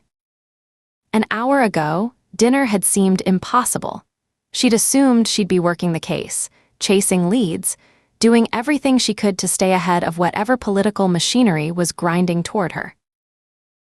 But now, that might be possible, she signed carefully. I can't promise, but I'll try. Okay. Ava's smile was small but genuine. Love you, Mom. Love you too, baby. The call ended, and Ruth sat in the silence of her car, the phone dark in her hand. The emotions hit her in waves. The anger from the TBI interrogation, crashing against the unexpected tide of grief that Ava's mention of Jim had stirred up, all of it swirling together into something she couldn't quite name. She was suspended. Effectively fired, at least temporarily. She could go to that movie.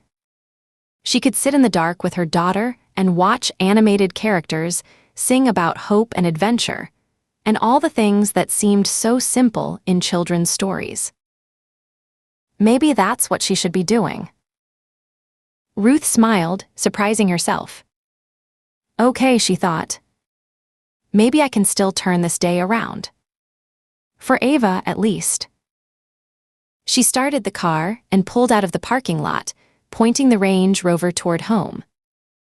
The afternoon traffic was light, the sun warm through the windshield, and for a few brief moments, she let herself imagine it, an afternoon at the movies, dinner with her family, a normal evening like normal people had.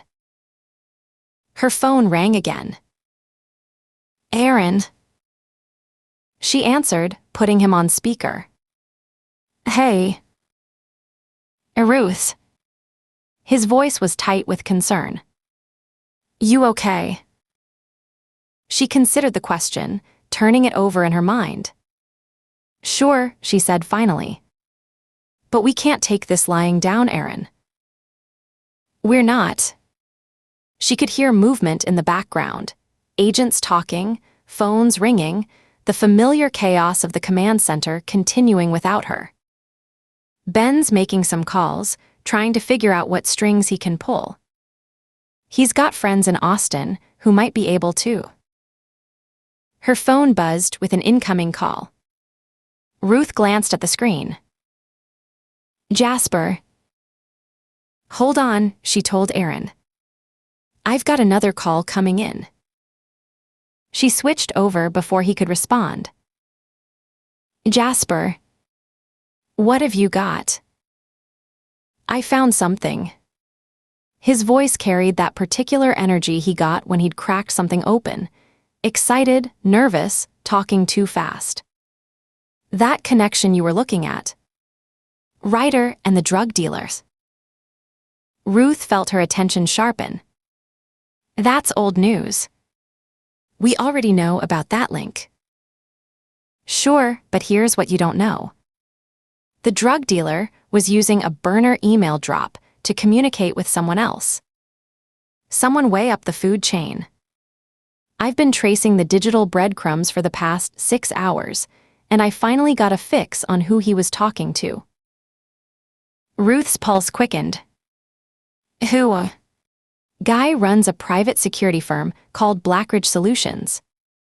High-end outfit, very discreet, the kind of company that doesn't advertise because their clients find them through alternative channels.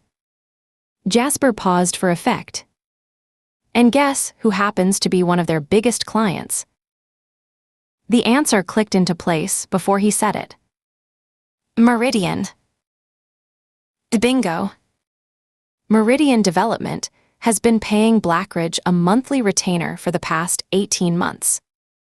The payments are buried in their books as consulting fees, but the amounts match up exactly with Blackridge's standard contract rates. Ruth was already reaching for her GPS. Send me a pin to their office. Already on its way. Her phone buzzed as the location dropped. She tapped it, watching the address populate her navigation system. The route appeared on screen, 23 minutes across town, into the commercial district near the river. Ruth, one more thing. Jasper's voice had shifted, the excitement tempered by something more serious. Blackridge's office is located in the Meridian Tower. Same building as Meridian's local headquarters. Ruth felt a chill run through her despite the warm afternoon. They're that brazen about it. These guys aren't worried about optics.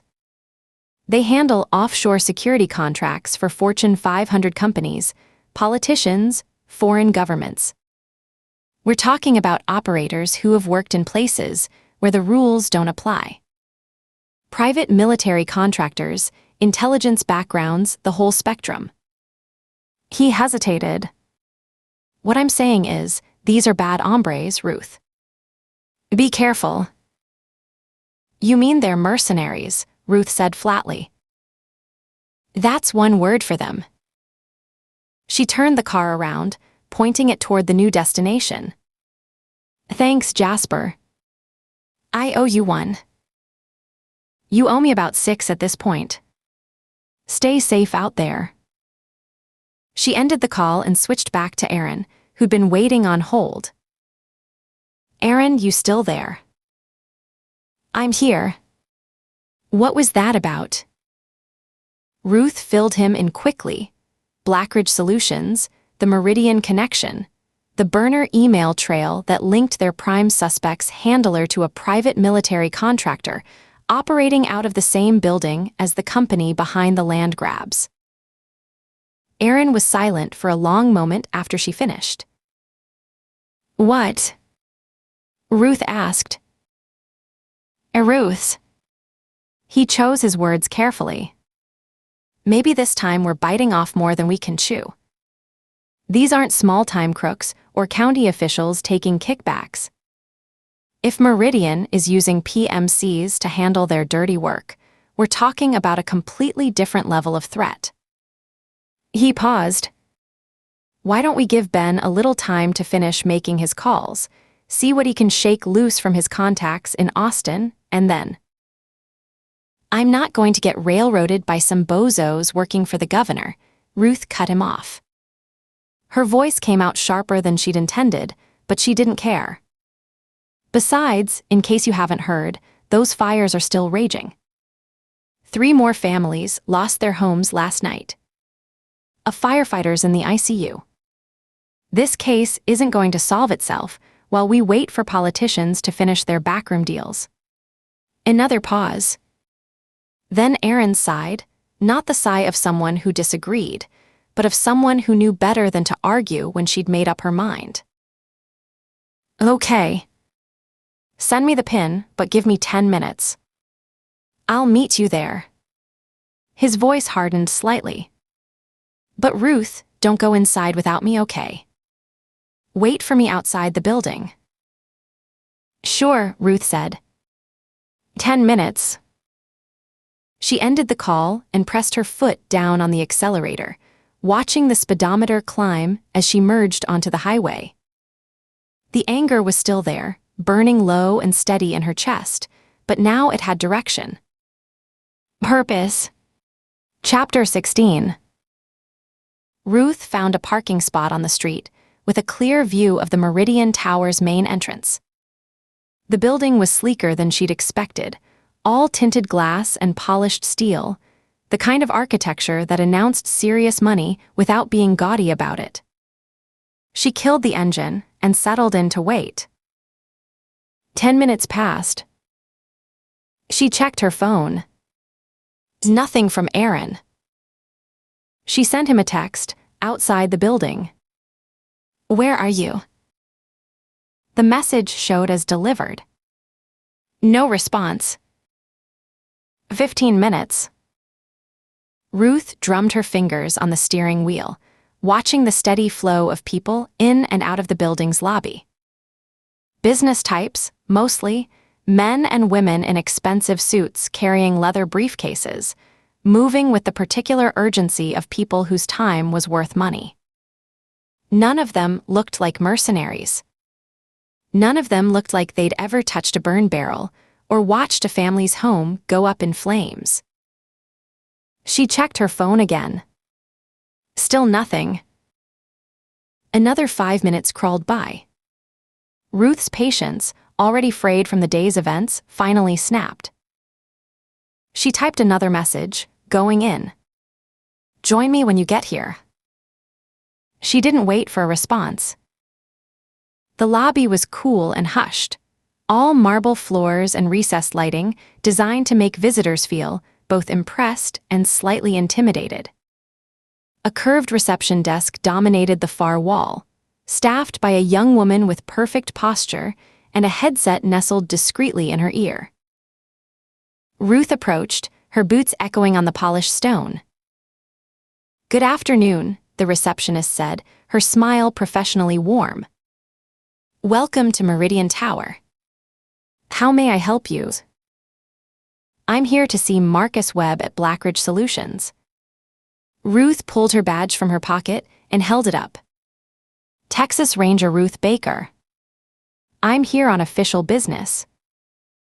The receptionist's expression didn't flicker. Not surprise, not alarm, nothing but that same pleasant neutrality. She spoke quietly into her headset, one hand raised to the earpiece, her eyes never leaving Ruth's face. A pause. Then she nodded. "Of course, Ranger Baker. You can go right up. 23rd floor. They're expecting you." Ruth blinked. "Expecting me?" "Yes, ma'am. The elevators are just to your left." Ruth stood there for a moment, trying to process what she'd just heard. Expecting her? How the hell could they be expecting her? She'd only learned about this place an hour ago. The receptionist's smile remained fixed, offering no further explanation. Ruth walked to the elevators, her mind racing. Either Jasper's digital trail hadn't been as invisible as he'd thought, or someone had been watching the Rangers more closely than she'd realized. Neither option was comforting. The elevator whisked her up 23 floors in near silence. When the doors opened, she stepped into a space that looked nothing like what she'd imagined a private military contractor's headquarters would look like. No tactical maps on the walls, no weapons displays, no grizzled veterans comparing war stories over burnt coffee. Instead, she found herself in what could have been the executive suite of any Fortune 500 company. Sleek furniture, abstract art, floor-to-ceiling windows offering a panoramic view of the city. The people moving through the space were young, fit, and impeccably dressed. Men and women who looked like they'd be equally comfortable in a boardroom or on a magazine cover. A young man in a charcoal suit appeared at her elbow. "Ranger Baker. Right this way, please." He led her down a corridor lined with frosted glass panels, past offices where more attractive young professionals typed at computers or spoke quietly into phones. Ruth felt increasingly off balance, like she'd walked into the wrong building by mistake. The young man stopped at a set of double doors and pushed them open. "They're ready for you."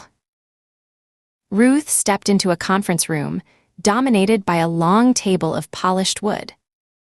Windows along one wall let in the afternoon light, casting everything in warm gold. Several people were already seated, 3 men in suits and 1 woman at the head of the table. The woman rose as Ruth entered. She was in her 50s, silver blonde hair cut in a sharp bob, wearing a dove-gray suit that probably cost more than Ruth made in a month. Her face was striking rather than beautiful, strong bones, intelligent eyes, the kind of presence that made you pay attention whether you wanted to or not. "Ranger Baker." Her voice was warm, modulated, the voice of someone accustomed to commanding rooms. "Thank you for coming. I'm Madeline Tyrrell. Please have a seat." She gestured to a chair across from her. Ruth didn't move. "I wasn't aware this was an appointment." Tyrrell smiled. We prefer to think of it as a conversation. One we've been hoping to have. She gestured again to the chair. Please. Ruth sat, positioning herself so she could see everyone in the room. The three men hadn't spoken. Two of them looked like lawyers or accountants, interchangeable in their dark suits and neutral expressions. But the third man caught her attention. He was older than the others, mid-60s at least, with a thick neck and hands that looked like they'd done real work at some point in his life. His suit fit well, but it sat on him wrong, like he was more comfortable in fatigues. He watched Ruth with the patient, deadly focus of a rattlesnake sizing up its prey. Tyrell didn't bother introducing any of them. I understand you've been looking into our company, Tyrell said, settling back into her chair. Into Meridian Development and into Blackridge Solutions. That's right. Then let me save you some time and trouble. Tyrell folded her hands on the table. Yes, there is a connection between the two companies. I'm the CEO of Meridian and the managing partner of Blackridge. They're separate entities, but they share leadership. That's not a secret, it's a matter of public record. Ruth felt a flicker of surprise at the directness. She'd expected denials, deflections, lawyers insisting she needed a warrant. Not this. I'm also aware, Tyrell continued, that your investigation has touched on some unfortunate events in the surrounding counties. The wildfires. The burn barrels. Her expression shifted to something that might have been sympathy. Tragic. Absolutely tragic. You seem well informed about our investigation. I make it my business to be informed, Ranger Baker. When law enforcement takes an interest in my companies, I want to understand why. Tyrell leaned forward slightly. So let me be clear with you. I know why you're here. You found some thread connecting a disturbed individual to one of our subsidiaries, and you're wondering if that thread leads somewhere darker. I respect that. It's good police work. And I'd like to explain what we're actually doing here. What Meridian is actually trying to accomplish. Tyrell rose and walked to a screen on the far wall. With a tap, she brought up a map of Texas dotted with colored markers. May I? Ruth nodded, keeping her expression neutral. Meridian Development is in the business of building the future. Tyrell gestured at the map. These markers represent projects we've completed over the past 5 years. Data centers here, and here. Manufacturing facilities along this corridor. And affordable housing developments, over 4,000 units, Ranger Baker, in communities that desperately needed them. She tapped again, and the map shifted to show projected developments. This is what we're working toward. 23 new facilities over the next 3 years. 40,000 jobs. Housing for the workers those jobs will attract. Tax revenue that will fund schools, hospitals, infrastructure. Impressive numbers. They're not just numbers. Tyrell's voice sharpened slightly. They're opportunities. For families who have been struggling, for communities that have been left behind, for a state that has a chance, right now, in this moment, to position itself as the leader in industries that will shape the next century. She pulled up another chart, this one showing comparative data. Do you know who our competition is, Ranger Baker? California. New York. Foreign countries that would love nothing more than to see American innovation move offshore. Every day we delay, every month we spend negotiating with holdouts, is a day our competitors use to get ahead. So time is a factor. Time is everything. Tyrell returned to her seat. There's a very small window to capitalize on what's happening in artificial intelligence, in advanced manufacturing, in sustainable energy. The companies driving these revolutions are making decisions right now about where to build, where to invest, where to plant their flags. Texas can be that place, or it can watch while other states take those opportunities. Ruth let her talk, watching her face, listening to her cadence. The woman was good. Polished, persuasive, radiating the kind of conviction that made you want to believe her. But Ruth hadn't survived 15 years as a ranger by taking things at face value. That's all very compelling, Ruth said, cutting into Tyrell's next stream of statistics. But let me ask you something directly. Tyrell paused, her hand still raised toward the screen. Please. Does your company's eagerness to accomplish these goals mean you're willing to resort to any means necessary? The room went still. Ruth felt the rattlesnake's eyes on her, felt the subtle shift in attention from the other men at the table. Tyrell smiled.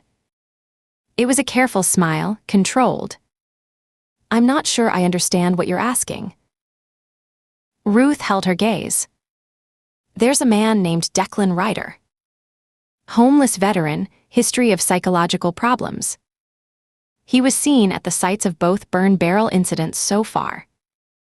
And according to our information, he has a connection to Blackridge Solutions. Tyrell didn't blink. Blackridge has employed thousands of people over the years, Ranger Baker. Veterans, many of them. Men and women who served their country and needed help transitioning back to civilian life. If this individual was once connected to our company, I can assure you that whatever his motivations are now, they have nothing to do with Meridian's business operations. Nothing at all.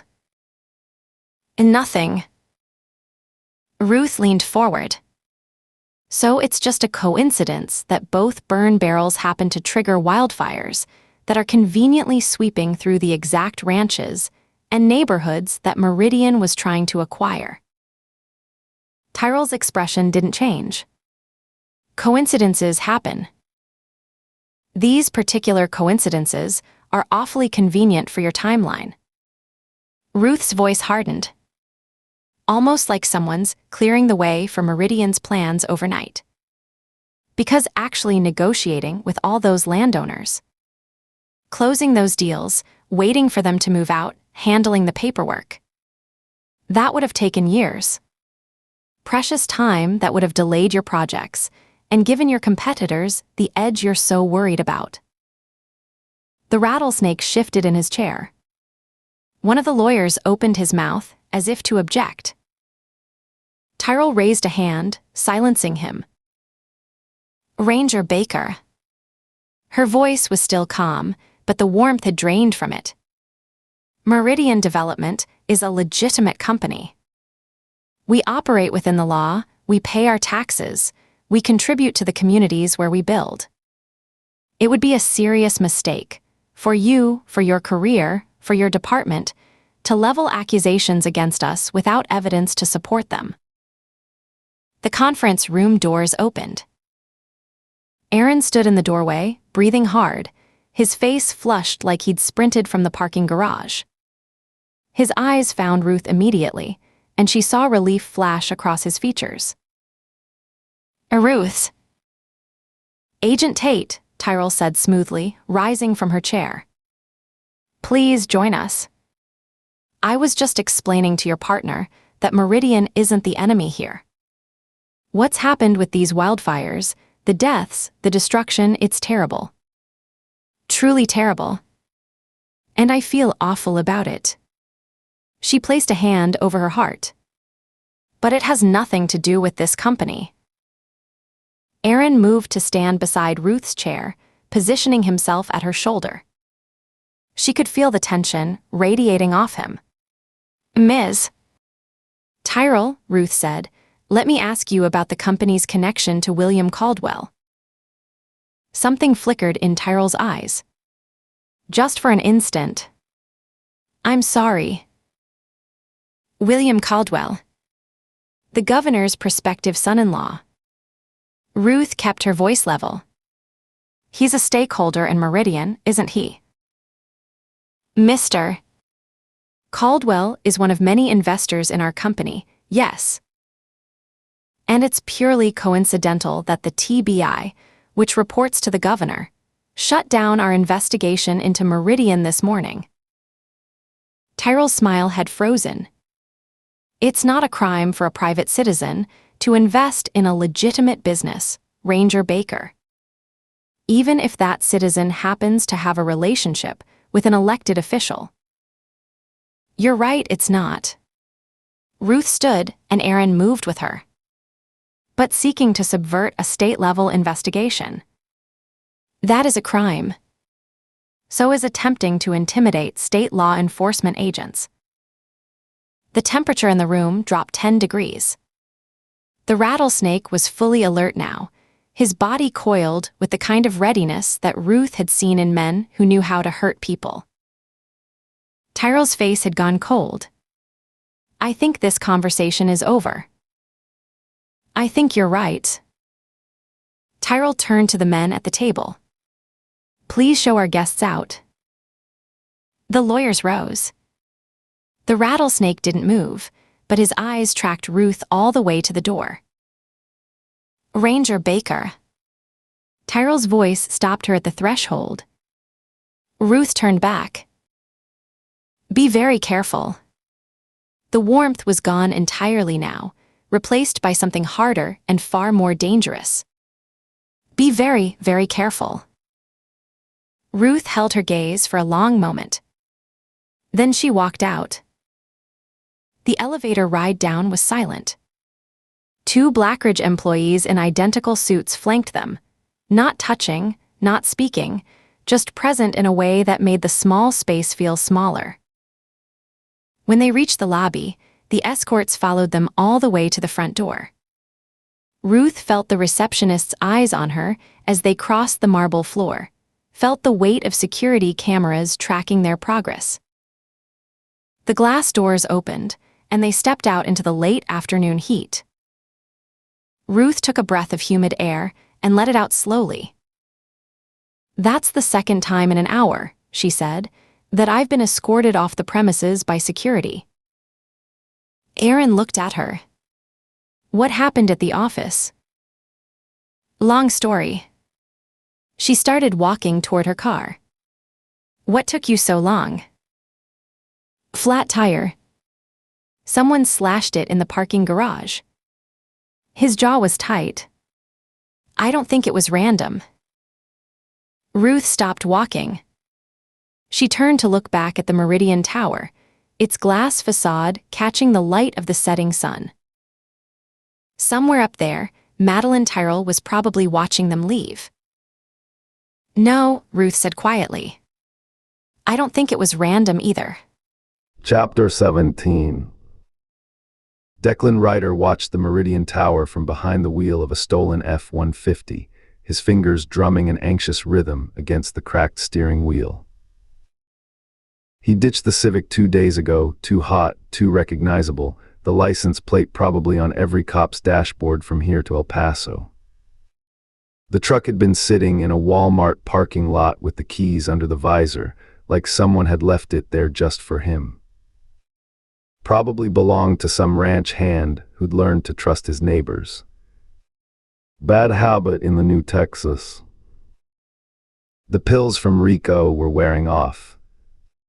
He could feel the edges creeping back in, the anxiety, the paranoia, the way his skin felt too tight for his bones. He dry swallowed another one without taking his eyes off the building's entrance. Rico was dead now. Declan had heard about it on the radio this morning, body found in a dumpster behind a liquor store, single gunshot to the back of the head, execution style. The news called it gang-related, but Declan knew better. Rico had known too much, and the people who'd hired him had decided to clean house. Which meant Declan was next. Unless he got to the Rangers first. Movement at the tower's entrance caught his attention. Two people emerging through the glass doors. A man and a woman, both walking with the barely contained tension of people who'd just had a very unpleasant conversation. Security guards flanked them, escorting them out with the kind of professional courtesy that was really just polite hostility. Declan's eyes narrowed. He recognized the woman.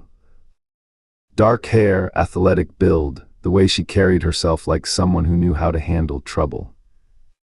He'd seen her picture on the news, Texas Ranger Ruth Baker, one of the investigators looking into the fires. Looking into him. Enemy of my enemy, Declan thought. Maybe these rangers could help him. Maybe if he told them what he knew about the people who'd hired Rico, about the money trail, about the burned barrels and the carefully staged supplies, maybe they could protect him. It was a desperate plan, but he was out of options. Declan started the truck's engine. The Rangers were walking toward a parking lot across the street. He pulled the F-150 out of its spot and eased into traffic, keeping them in sight as they reached their vehicle, a black Range Rover.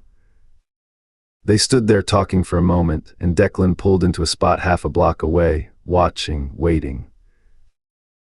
The Rangers got into their vehicle. The Range Rover's engine started. Now or never. Declan pulled back into traffic. The Range Rover stopped at a red light, and he pulled up alongside it, his window already rolling down. "Hey," he shouted. "Hey, I need to talk to you." The woman turned her head, her expression shifting from surprise to recognition to something harder. She knew who he was.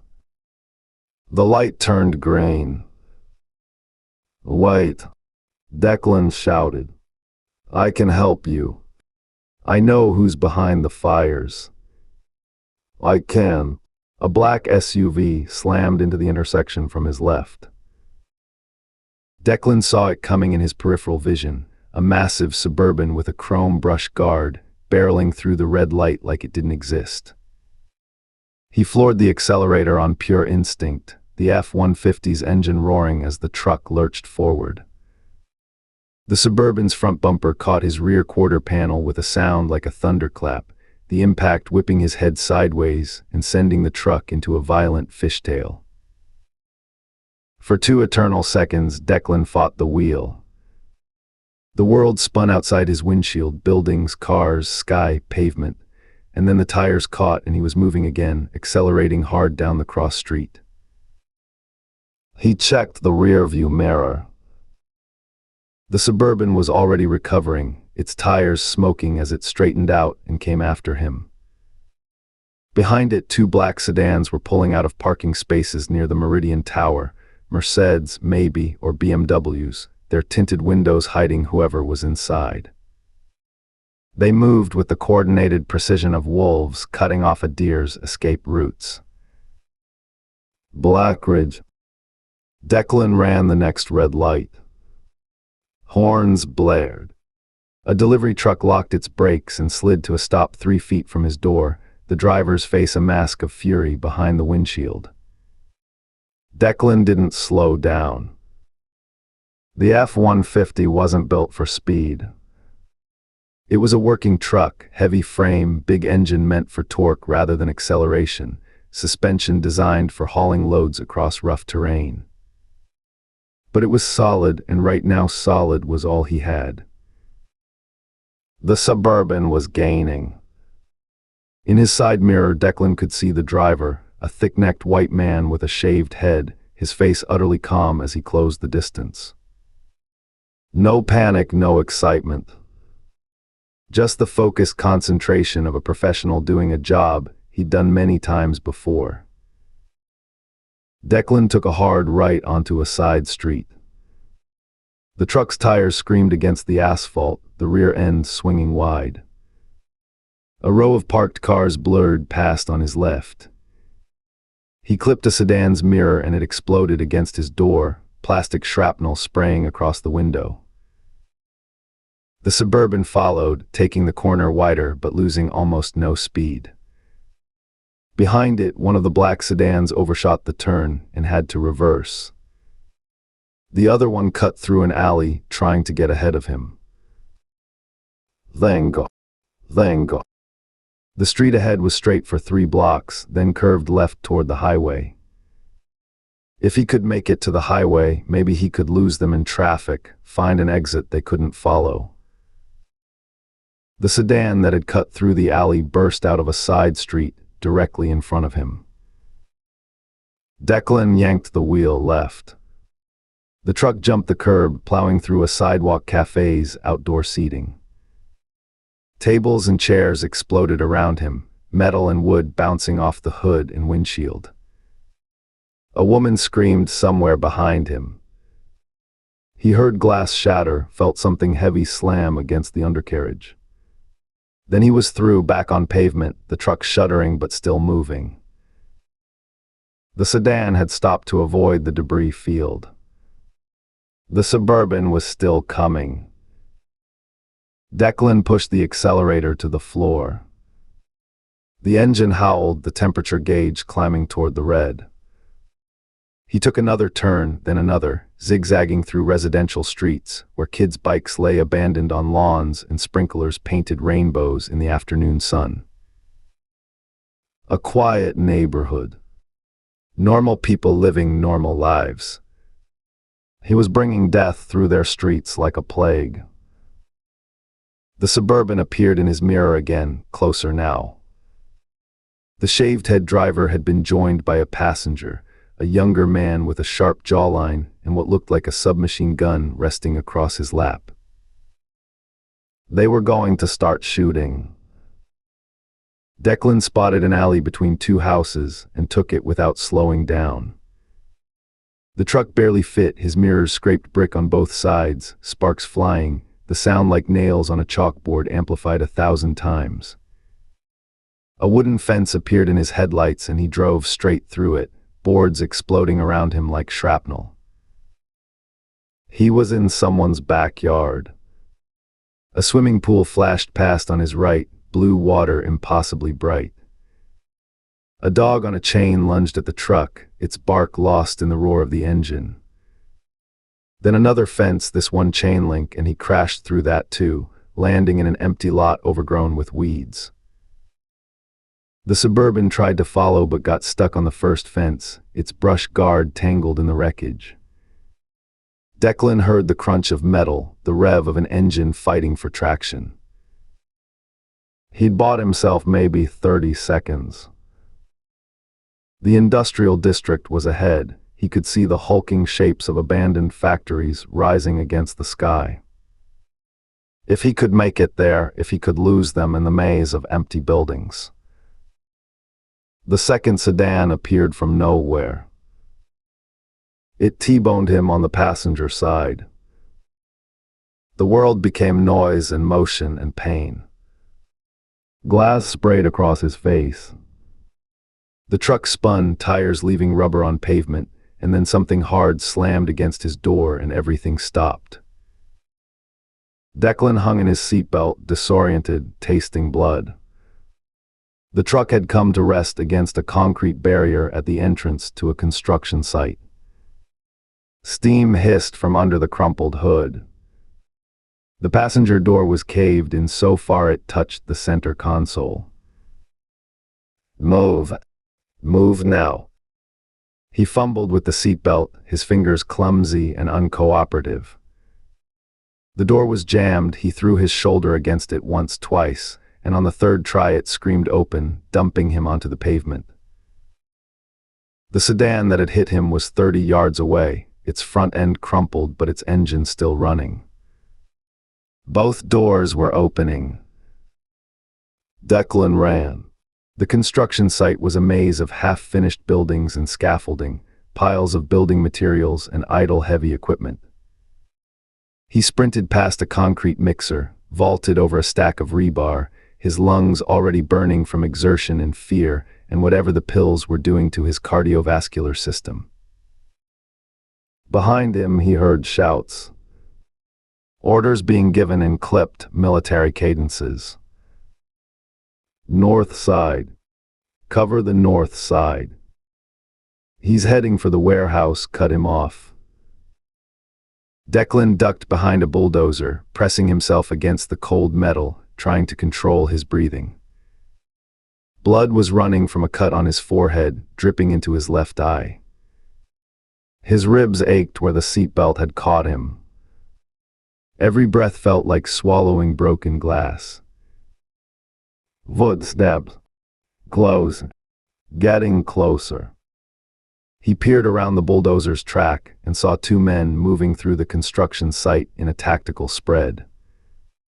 The first was tall and lean, maybe 35, with the rangy build of a distance runner and a face that looked like it had never smiled. He carried a compact rifle with a suppressor attached, the weapon sweeping in smooth arcs as he advanced. The second man was shorter, thicker, with a wrestler's build and a neck that seemed to flow directly into his shoulders without bothering to narrow. His head was shaved to stubble, and tribal tattoos crawled up from his collar to just below his ears. He moved like a boxer, light on his feet despite his bulk, always balanced, always ready to explode in any direction. Professional killers. The kind of men who'd learned their craft in places where the rules of civilization didn't apply. Declan ran again. He burst from behind the bulldozer and sprinted toward the nearest building, a half-finished structure with plastic sheeting where windows should be, the concrete floors still bare and stained with construction dust. The lean man shouted something, and Declan heard the muffled thwip of a suppressed gunshot, felt something tug at his jacket near his hip. He dove through an opening in the plastic sheeting and hit the ground rolling, coming up in a crouch behind a stack of drywall. His heart was pounding so hard he could feel it in his teeth. More footsteps outside. More voices. He's in the building. Jackson, take the east entrance. Murphy, you're with me. Declan moved deeper into the structure, navigating by the dim light filtering through the plastic-covered windows.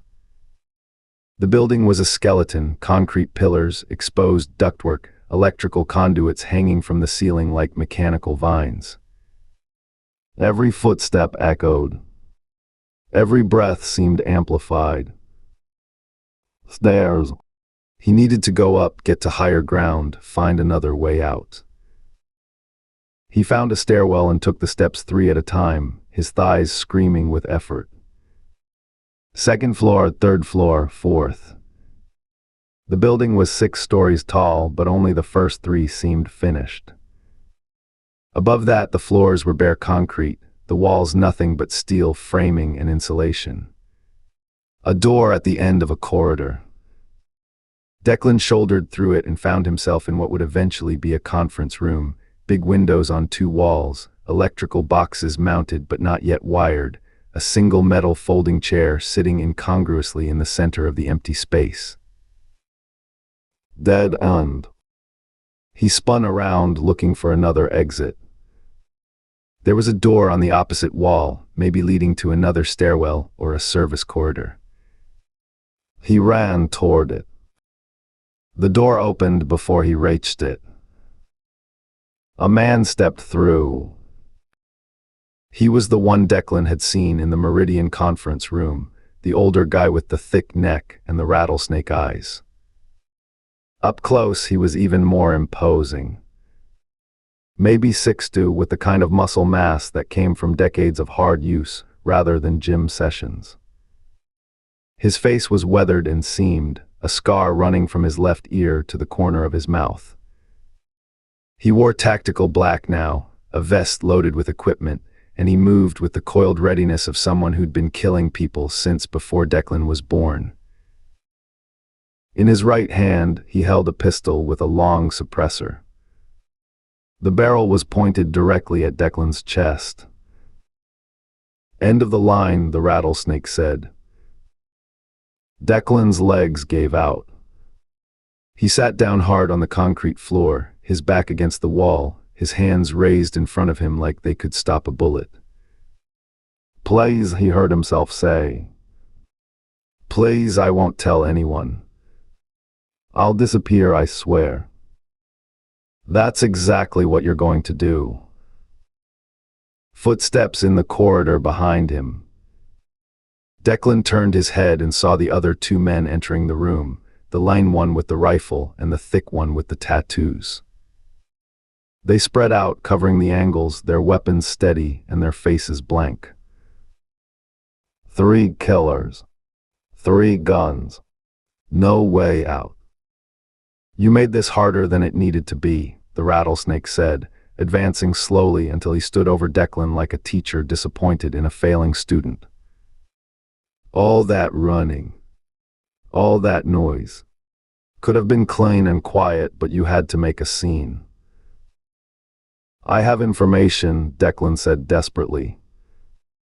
I have photos, documents, evidence that could put people away. Kill me and it all comes out.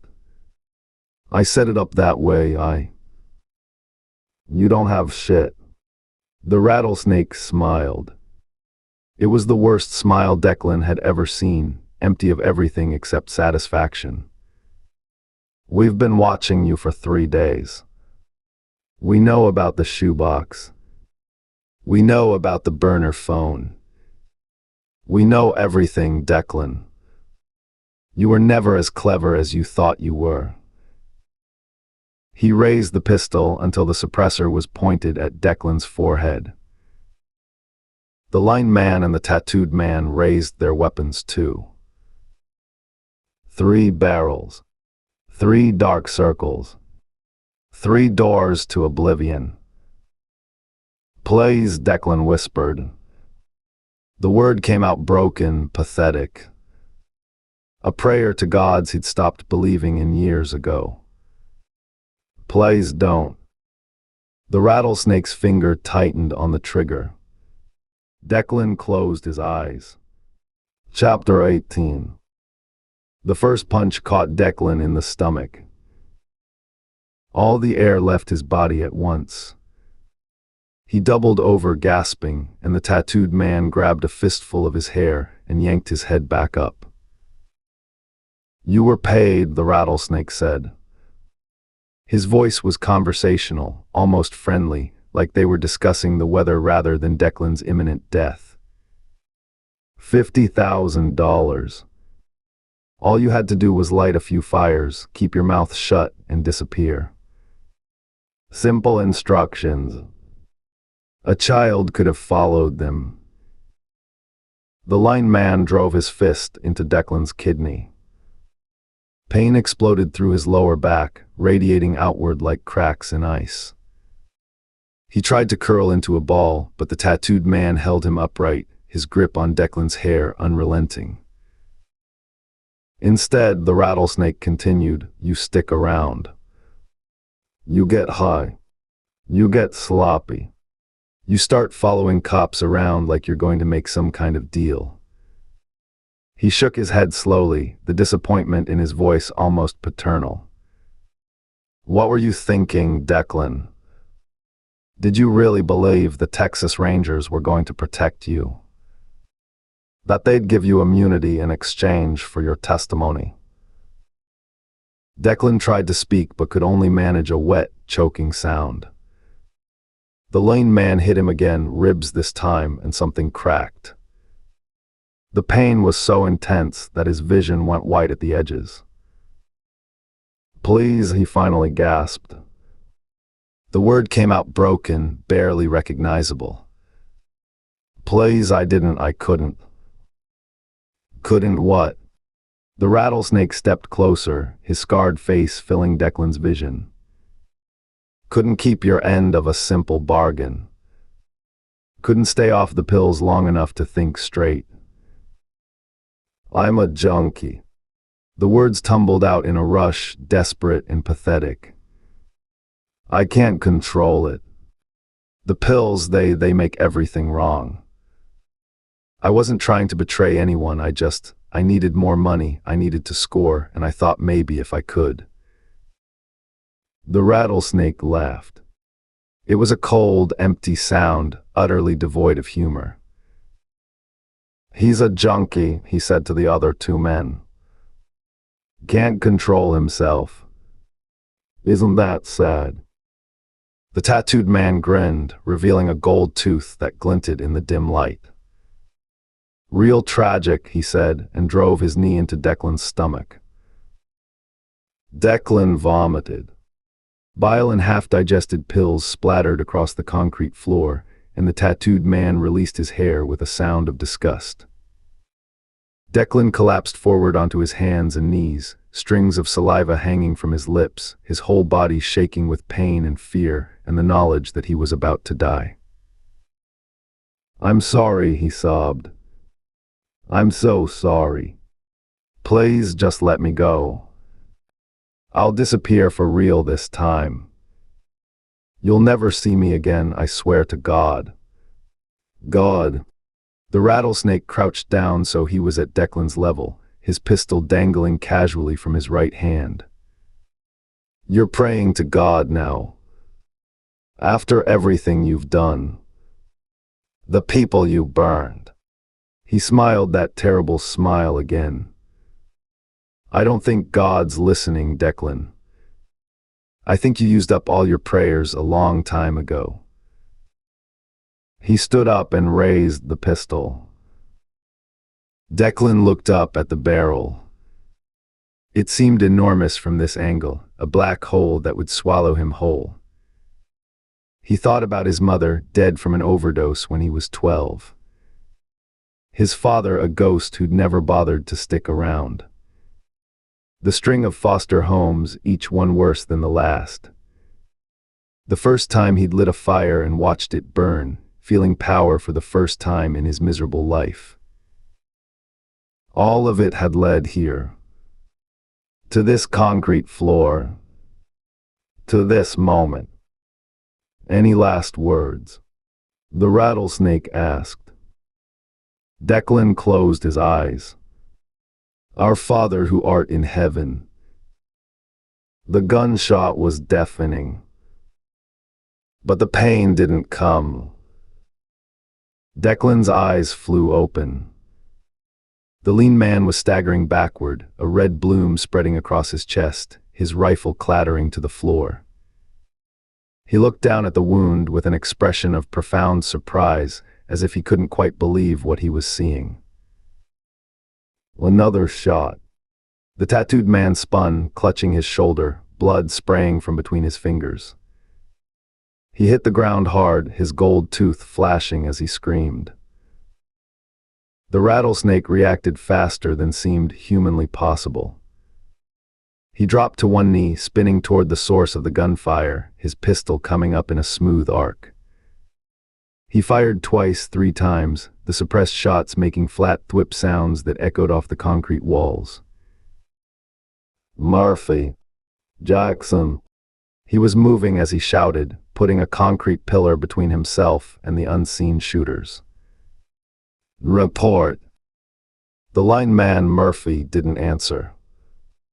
He was on his back now, his eyes staring at nothing, his chest no longer rising and falling. The wound in his chest was center mass, perfectly placed. A professional shot. The tattooed man, Jackson, was still alive, trying to crawl toward his dropped weapon with his good arm. Blood trailed behind him like a snail's track. Drop your weapon. The voice was female.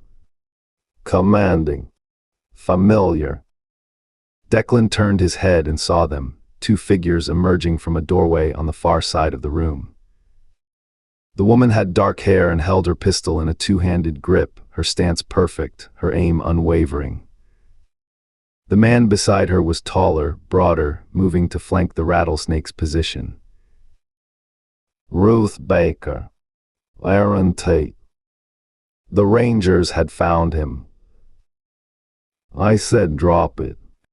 Baker's voice echoed through the empty space.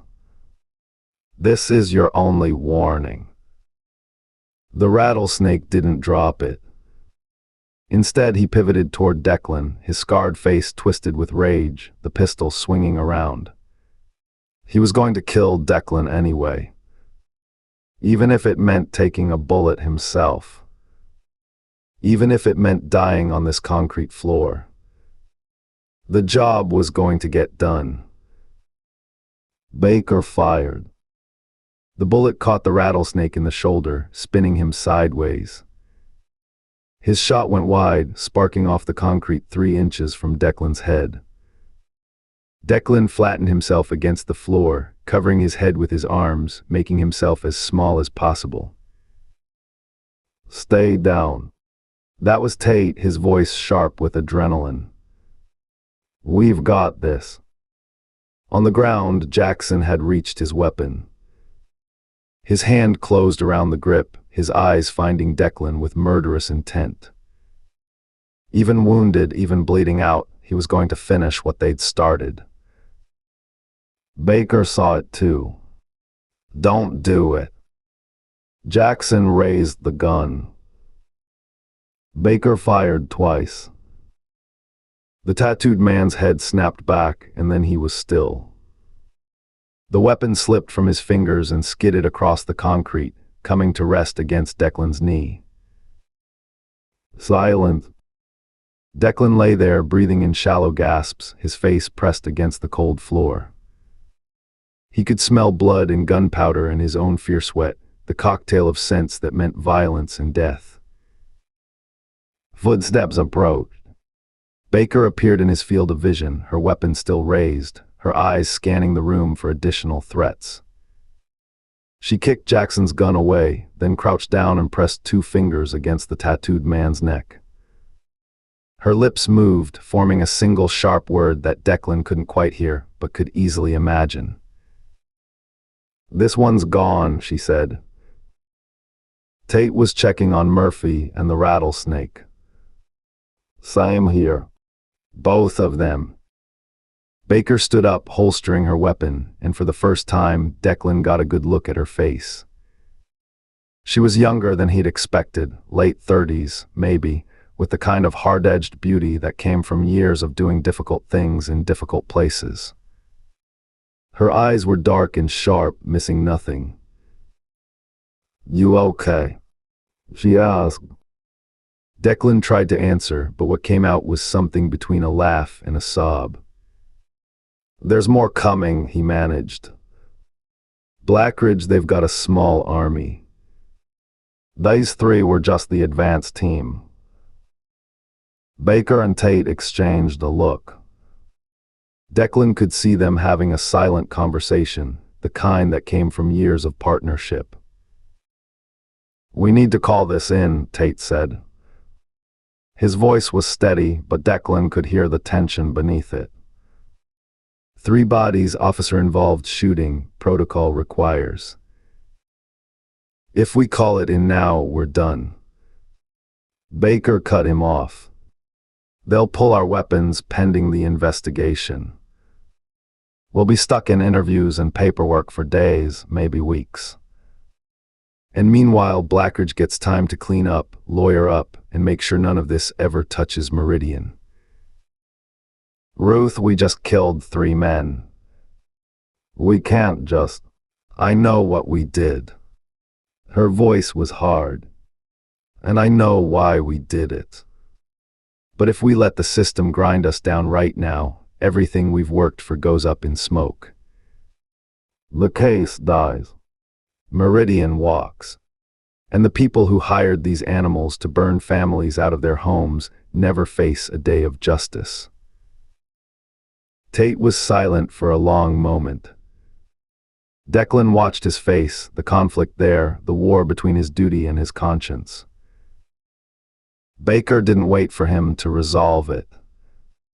She walked over to Declan and crouched down, putting herself at his eye level. "You said you wanted to help us," she said. "You said you had information. So talk." Declan pushed himself up into a sitting position, his broken ribs screaming in protest. He wiped the blood from his face with a trembling hand and tried to organize his thoughts. "Blackridge paid me," he said. 50,000, like he said. Cash delivered through a guy named Rico, except Rico's dead now. They killed him 2 days ago. "Paid you to do what exactly?" "Set the fires. The burn barrels." Declan swallowed hard. "They gave me locations, told me exactly where to place them. But the bodies, I didn't kill those people. They were already dead when I got there. My job was just to burn them. Make it look like they died in the fire." Baker's expression didn't change, but something shifted in her eyes. "You immolated corpses." "Yes." The word came out as a whisper. "I know what I did was wrong.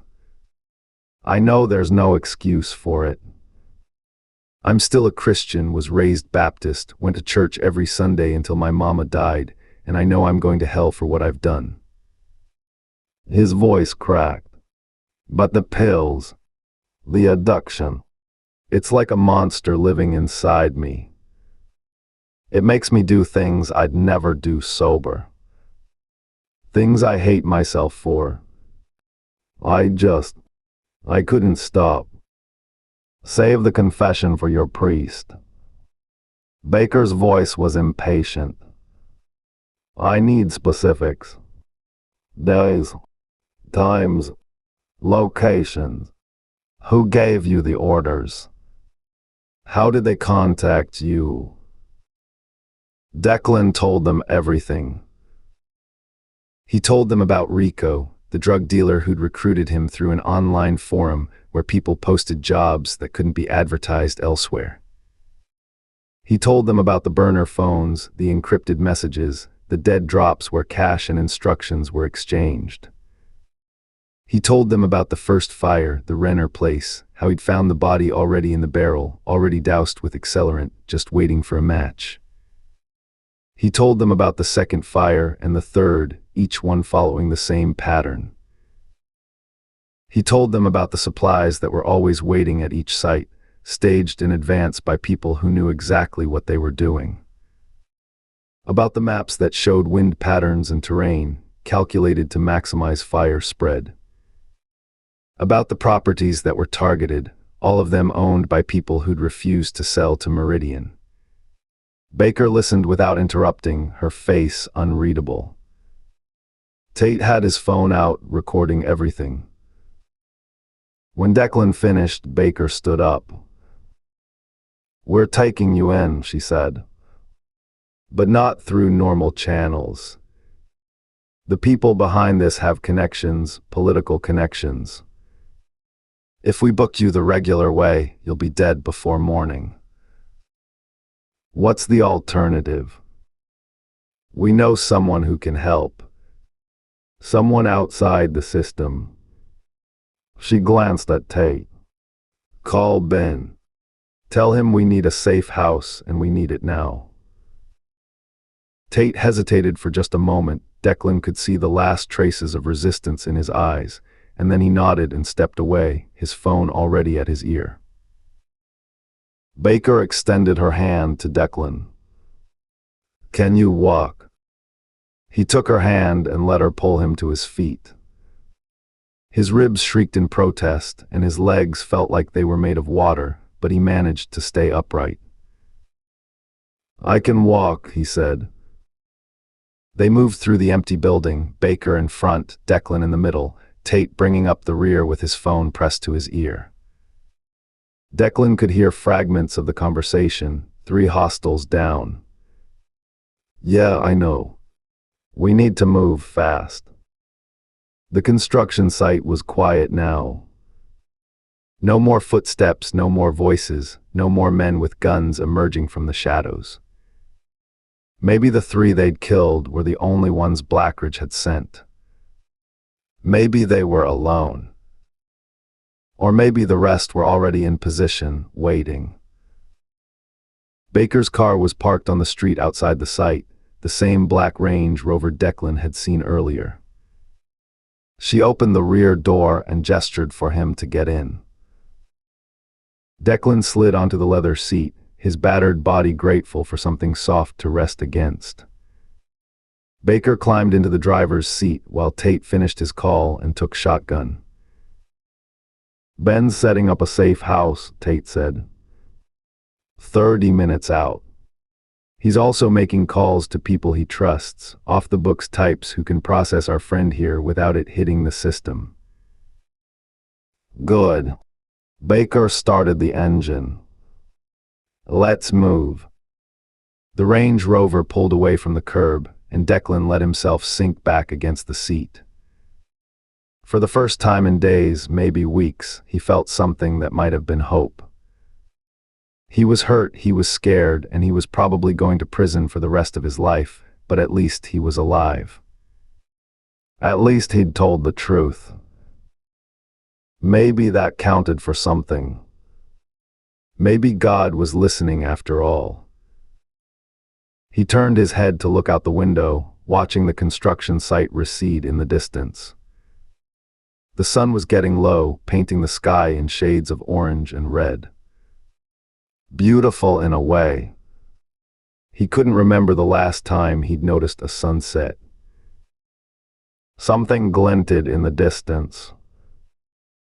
A flash of light. Brief, bright. Like sunlight reflecting off glass. Or metal. Declan's stomach dropped. He knew that glint. He'd seen it before in the desert overseas, in the moments before everything went wrong. A scope. He opened his mouth to warn them, to shout, to do something. The window beside his head exploded. There was no pain. Just a sudden, massive pressure. Declan's last thought, rising up from somewhere deep inside him, was almost peaceful. Finally I'm free. The monster couldn't follow him where he was going. Chapter 19.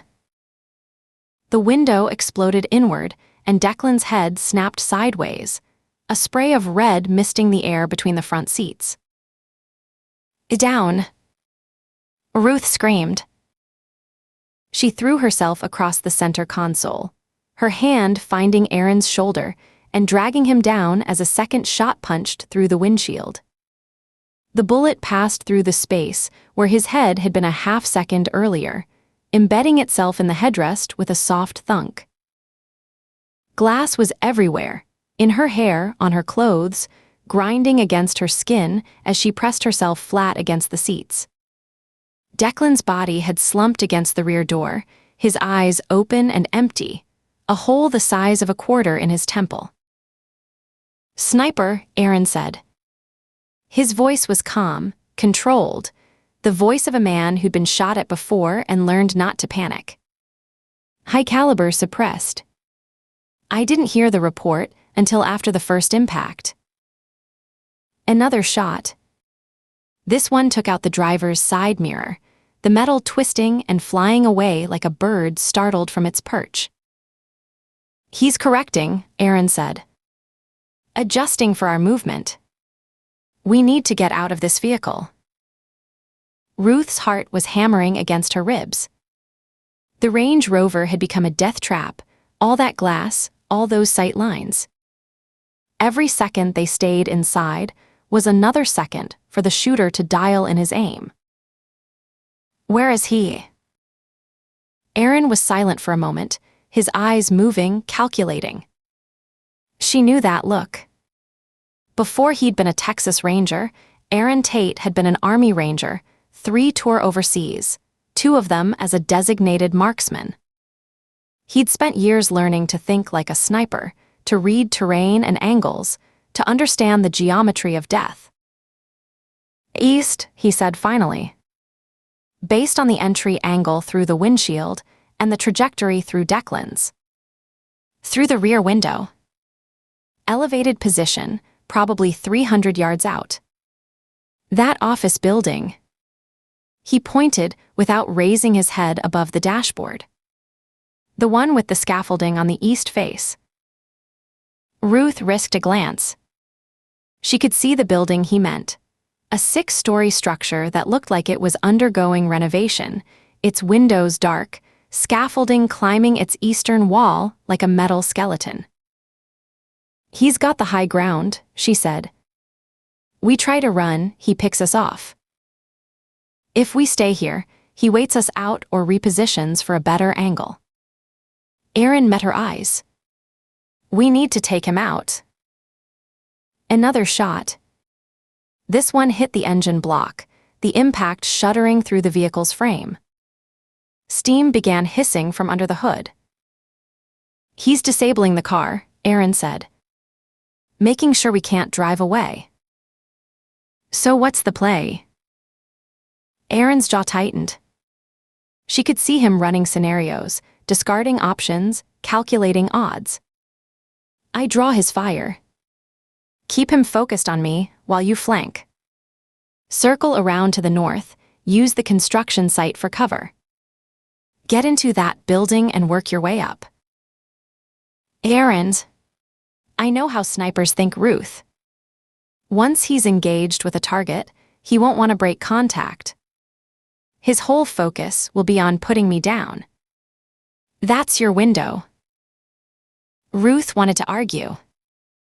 Every instinct screamed that splitting up was wrong, that leaving Aaron exposed to a professional killer was suicide. But she also knew he was right. They couldn't both stay pinned down, and they couldn't both assault the position. One of them had to be the bait. "Don't get killed," she said.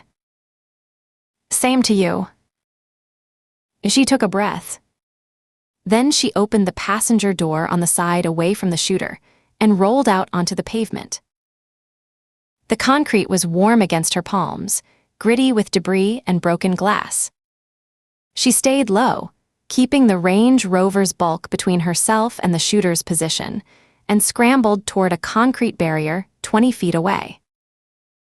A shot cracked against the pavement behind her, close, too close, and she dove the last few feet, landing hard behind the barrier with her shoulder screaming in protest. She pressed herself against the concrete and tried to breathe. From her new position, she could see Aaron through the Range Rover's shattered windows. He was moving too, sliding out of the vehicle on the driver's side, using the engine block as cover. Smart. The engine was the densest part of the car, the best protection against high-velocity rounds. Another shot. It sparked off the pavement near Aaron's position, and Ruth heard him curse. "He's on me," Aaron called out. "Go. Now." Ruth went. She ran in a crouch, keeping low, using every piece of cover she could find. Parked cars, dumpsters, a stack of wooden pallets abandoned on the sidewalk. The construction site Aaron had mentioned was 50 yards to the north, a maze of chain-link fencing and heavy equipment that would give her concealment if not actual protection. Behind her, she heard more shots. Aaron was doing something, moving, drawing fire, keeping the sniper's attention fixed on him. She forced herself not to look back. The fence around the construction site had a gap where two sections didn't quite meet. Ruth squeezed through, feeling the metal scrape against her back, and dropped into a crouch on the other side. The site was a chaos of half-finished structures and scattered materials. Concrete forms, rebar cages, stacks of lumber wrapped in plastic. Ruth wove between them, keeping the scaffolded building in sight, working her way toward its base. A shot echoed in the distance. Then another. Aaron's still alive. Focus. Move. The building's ground floor was open, no doors yet, just rectangular gaps in the concrete where they would eventually be installed. Ruth slipped through one of them and found herself in a dim, dusty space that smelled of wet cement and sawdust. Emergency stairs in the corner. 6 flights to the roof. She started climbing. The stairwell was concrete and steel, her footsteps echoing no matter how carefully she placed her feet. Every landing felt like a target, a place where someone could be waiting with a gun, where a single mistake would end everything. 2nd floor.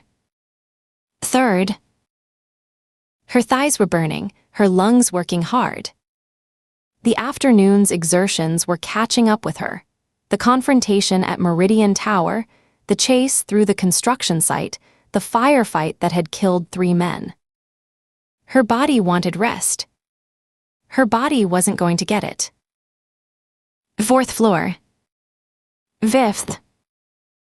A shot rang out somewhere below and to the east. Aaron, still engaging, still keeping the sniper focused. Ruth sent up a silent prayer for his safety and kept climbing. 6th floor. The stairs ended at a metal door with a push bar.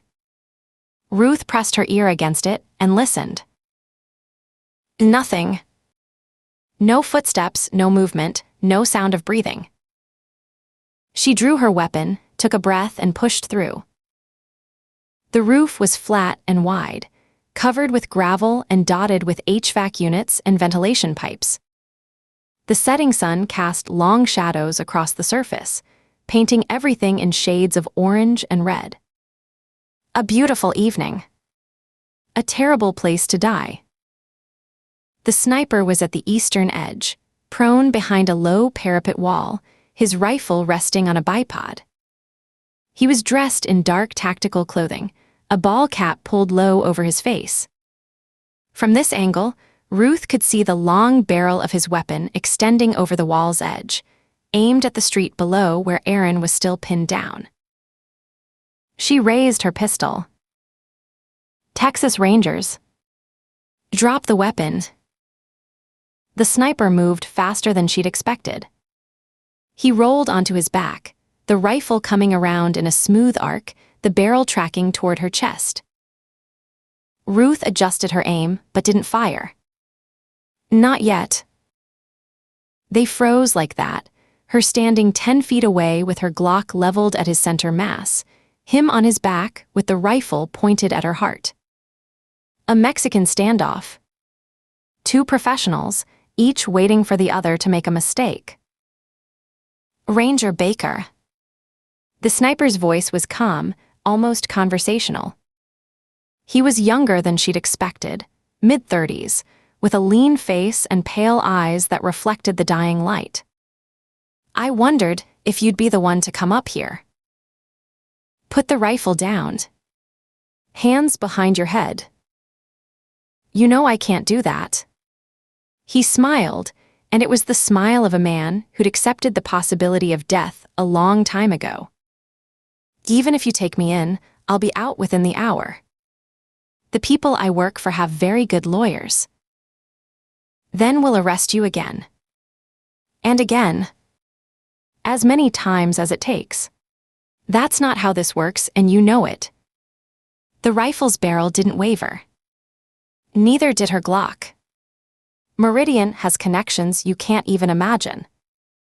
Politicians, judges, law enforcement at every level. You're fighting a war you can't win, Ranger Baker. All you can do is delay the inevitable. I've heard that before. Usually from people who ended up in prison anyway. The sniper laughed softly. You're stubborn. I respect that. But stubborn people get hurt. Stubborn people with families. He paused, his pale eyes studying her face. They get hurt worse. Ruth felt something cold move through her chest. What does that mean? It means you should consider your priorities. The sniper's smile widened, showing teeth.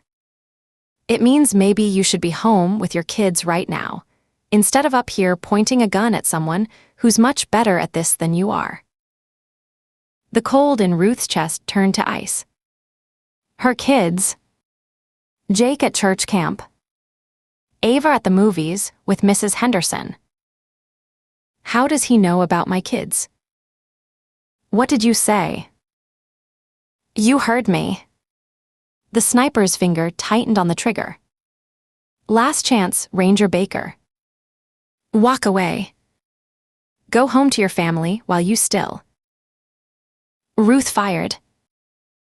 The shot was instinct, pure muscle memory, her fingers squeezing before her conscious mind had finished processing the threat. The Glock bucked in her hand, the report deafening on the open rooftop. The sniper fired too. She felt the bullet pass her face, a whisper of displaced air, a heat trail across her cheek.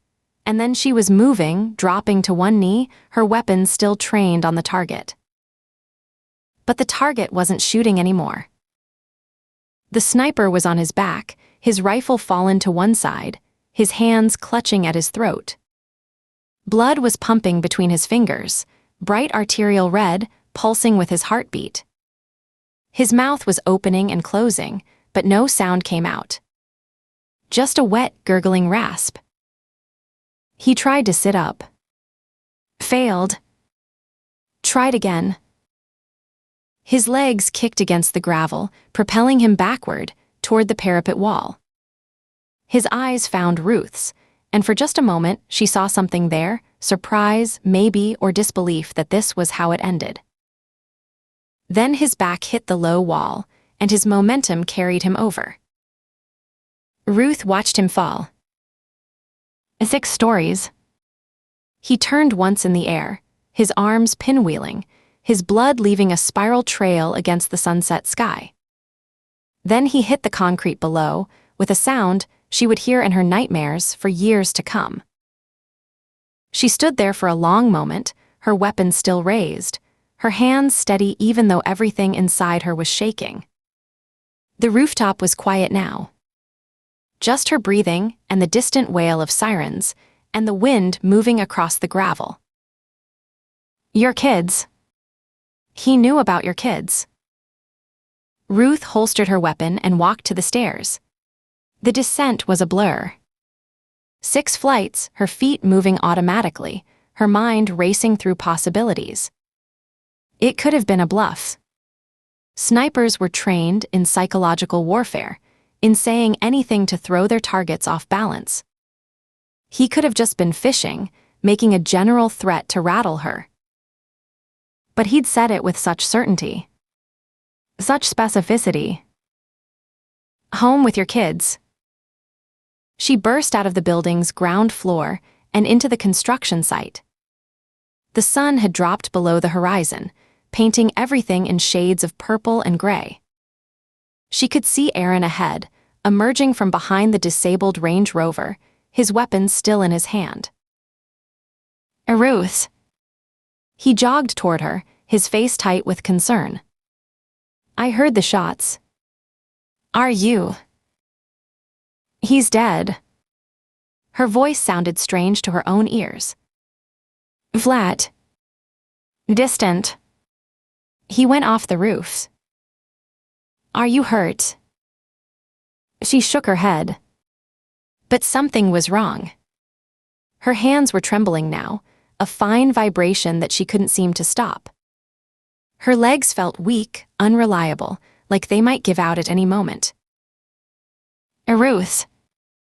Aaron was in front of her now, his hands on her shoulders, his eyes searching her face. Talk to me. What happened up there? He knew about the kids. Aaron went still. What? He said, Ruth's voice cracked. She took a breath, forced herself to continue.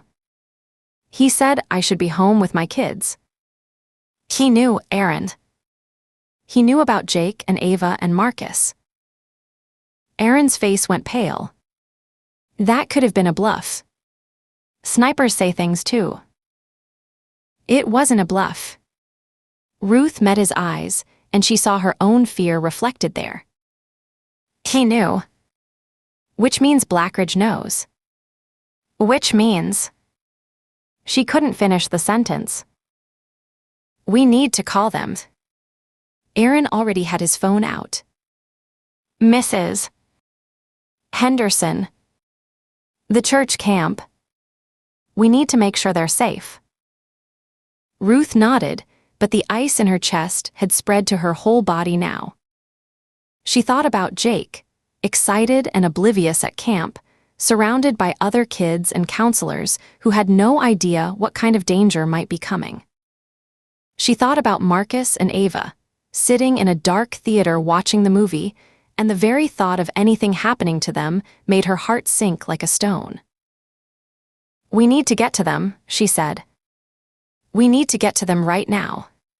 Chapter 20. Ruth was already running toward Aaron's truck before the words finished leaving her mouth. I'll take the camp, she called over her shoulder. You get to the theater. Call me the second you have eyes on them. Ruth, Aaron started, but she was already sliding behind the wheel of the truck, the keys he'd left in the ignition turning under her fingers. The engine roared to life. You go. She shouted through the open window. I'll take your truck, you take mine.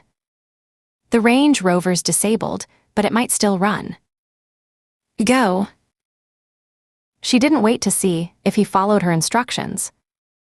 The truck's tires screamed against the pavement as she accelerated out of the construction site, leaving behind 3 dead Blackridge operatives, 1 dead witness, and a sniper's body cooling on the concrete 6 stories below.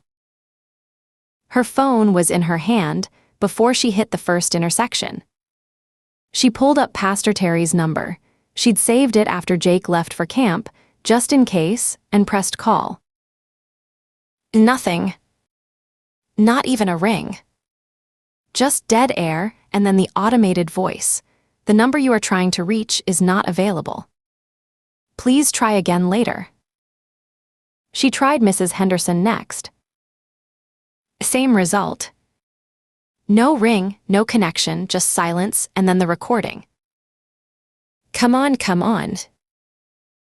Ruth dialed Aaron. This time the call went through. I'm in the Range Rover, he said without preamble. His voice was tight, controlled, but she could hear the fear underneath. Engine's running rough, but it's moving. ETA to the multiplex, maybe 15 minutes. I can't get through to Pastor Terry or Mrs. Henderson. Ruth took a corner too fast, felt the truck's rear end slide, corrected with a jerk of the wheel. Neither one. Calls won't even connect. The camp's up in the hills, right? Cell coverage up there is probably non-existent. And the theater. Could be the same thing. Those multiplexes are basically concrete bunkers. Signal probably doesn't penetrate. Aaron paused. It doesn't mean anything, Ruth. It's just bad infrastructure. Or it means someone's jamming the signals. That's possible but unlikely. Even Blackridge would have trouble pulling that off without drawing attention.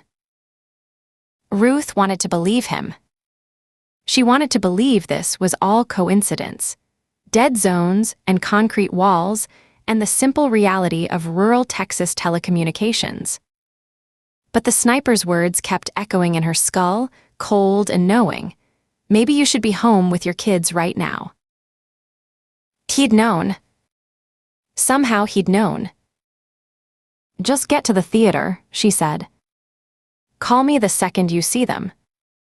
The second, Aaron. I will. I love you. I love you too.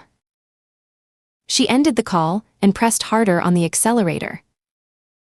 The highway stretched out ahead of her, empty and dark. The sun had set completely now, leaving only the glow of her headlights cutting through the blackness. Trees pressed in on both sides of the road, their branches reaching toward the truck like skeletal fingers. Her phone rang. Ben's name on the screen. Ben. Ruth, where the hell are you? His voice was rough, exhausted, carrying the weight of a man who'd spent the day fighting battles on multiple fronts. "I've been trying to reach you for hours." "What's going on?" "Things have gotten crazy." Ruth kept her eyes on the road, watching for the turnoff to the camp. "Where do you want me to start?" "How about with why I'm hearing reports of a shootout at a construction site downtown? Multiple casualties, witnesses describing a car chase through residential neighborhoods." Ruth took a breath. "We found our witness. Declan Ryder. He was willing to talk, was going to give us everything, names, dates, the whole conspiracy. Blackridge caught up with us before we could get him to safety." "A Blackridge?" "Private military contractors. They're the muscle behind Meridian Development. They've been doing the dirty work: intimidation, arson, murder. Ryder was one of their assets. When he tried to come in from the cold, they sent a team to silence him." "Jesus Christ." Ben was silent for a moment. "How many dead?" "4. 3 Blackridge operatives and Ryder himself." Ruth paused. "We had to defend ourselves, Ben. It was them or us." "I believe you. But you know what this means. Officer-involved shooting, multiple fatalities. The investigation alone is going to take months. Your weapons, your badges." "I know what it means." Ruth's grip tightened on the wheel. "But right now, that's not my priority. Right now, my only priority is my kids." "Your kids?" "Ruth, what?" "The sniper who killed Ryder. Before I took him down, he said something. He knew about Jake and Ava and Marcus. He told me I should be home with them." Her voice cracked slightly. "Ben, I think Blackridge might be going after our families." The silence on the other end of the line stretched for a long moment. "Good Lord," Ben said finally.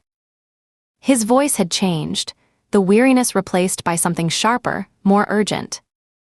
"Where are the kids now?" "Jake's at Camp Galilee, up in the hills. Ava and Marcus are at the multiplex with Mrs. Henderson. Aaron's heading to the theater now. I'm going to the camp.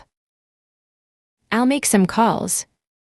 Get local law enforcement to check on both locations." "Thank you." Ruth saw a road sign flash past in her headlights. Camp Galilee, 12 miles. "Ben, I need you to do something else for me." "Name it." "Get in touch with Jasper. He's been digging into the connections between Meridian, Blackridge, and the burn barrels. I've got Ryder's confession recorded on my phone, his whole involvement, names and dates and contact methods.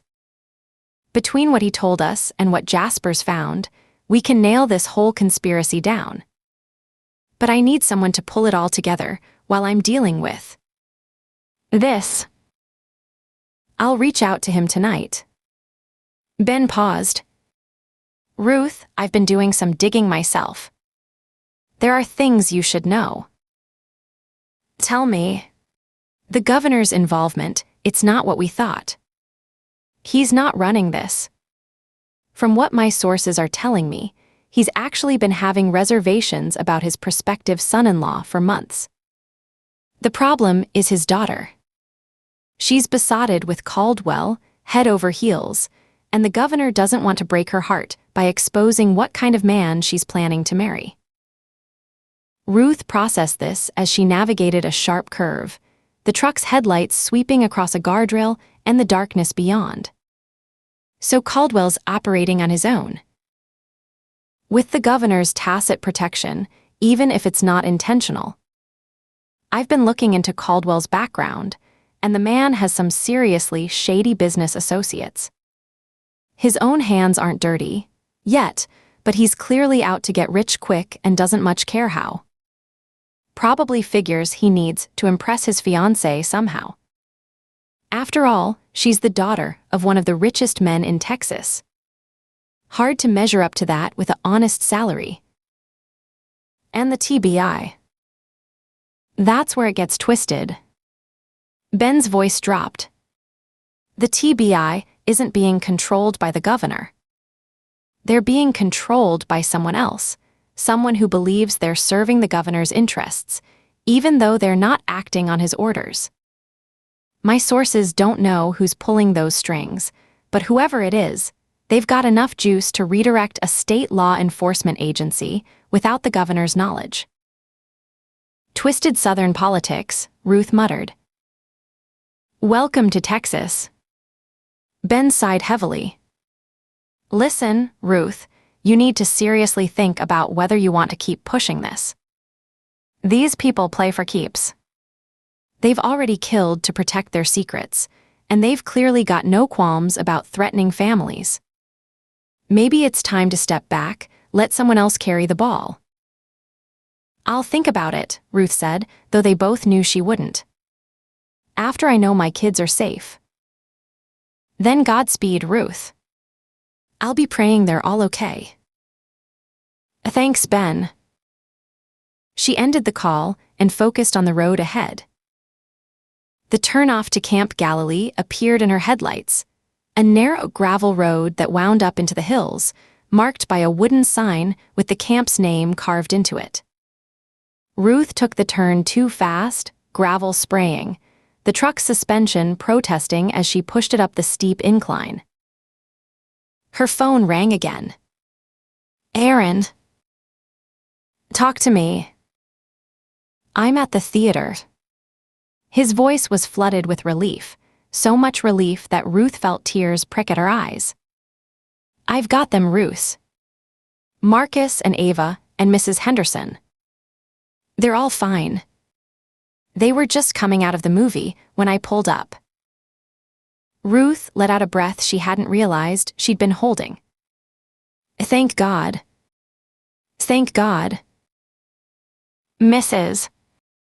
Henderson was confused about why I was in such a panic. Apparently, they had their phones off for the movie and didn't see any of my messages.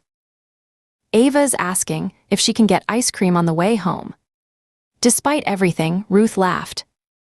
It came out slightly hysterical, edged with the adrenaline still coursing through her system. Tell her yes.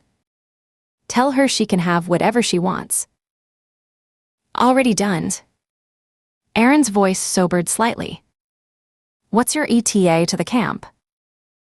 Ruth checked the odometer, tried to estimate how far she'd come up the winding road. Maybe 5 minutes, I'm almost. The call cut out. Ruth looked at her phone. No signal. The bars had dropped to nothing, replaced by the dreaded no service indicator. Damn it. She tossed the phone onto the passenger seat and pressed harder on the accelerator. The truck bounced over ruts and potholes, its headlights illuminating the narrow road ahead in sharp, jerking sweeps. Trees crowded in on both sides, their branches scraping against the windows like fingers trying to get in. 3 minutes. 2. The road leveled out and the trees fell away, revealing the camp spread out before her. Cabins clustered around a central lodge, a fire pit with benches arranged in a circle, a flagpole with the American and Texas flags hanging limp in the still night air. Everything looked peaceful. Normal. The kind of scene you'd find on a church brochure. Ruth pulled the truck to a stop near the lodge and climbed out, her hand moving automatically to the weapon at her hip. The night was quiet, crickets chirping, the distant hoot of an owl, the soft creak of old wooden buildings settling. No screams. No gunfire. No signs of violence. She let herself breathe. The lodge door opened and a figure emerged, silhouetted against the warm light from within. Ruth recognized Pastor Terry's tall, lean frame, his easy stride as he walked toward her. Ruth. He sounded surprised, but not alarmed. Is everything okay? We weren't expecting any parent visits tonight. I'm sorry to show up unannounced. Ruth forced her voice to stay calm, professional. I tried calling but couldn't get through. Ah, yes, the cell coverage up here is terrible. We tell all the parents that at drop-off. Pastor Terry smiled, though Ruth could see concern creeping into his expression. Is there something wrong? Is it about Jake? I just need to see him. Ruth hated how desperate she sounded. I need to make sure he's okay. Pastor Terry's smile faded. He studied her face for a long moment, taking in whatever he saw there. The fear, the exhaustion, the barely contained panic. Of course, he said gently. He's in cabin 4, probably asleep by now. They had a big day, hiking, swimming, campfire songs. The kids were exhausted by lights out.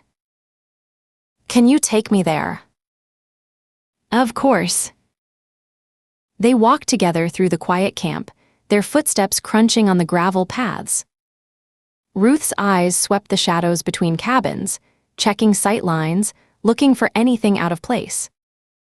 Force of habit. Professional paranoia. Everything looked normal. Cabin 4 was a small wooden structure near the edge of the camp, its windows dark, its door closed against the night chill. A hand-painted sign above the door read, "The Apostles," in cheerful blue letters. Pastor Terry climbed the 3 steps to the small porch and knocked softly on the door. Boys. Sorry to wake you, but Jake's mother is here to see him. No response. He knocked again, louder this time. Boys. Nothing.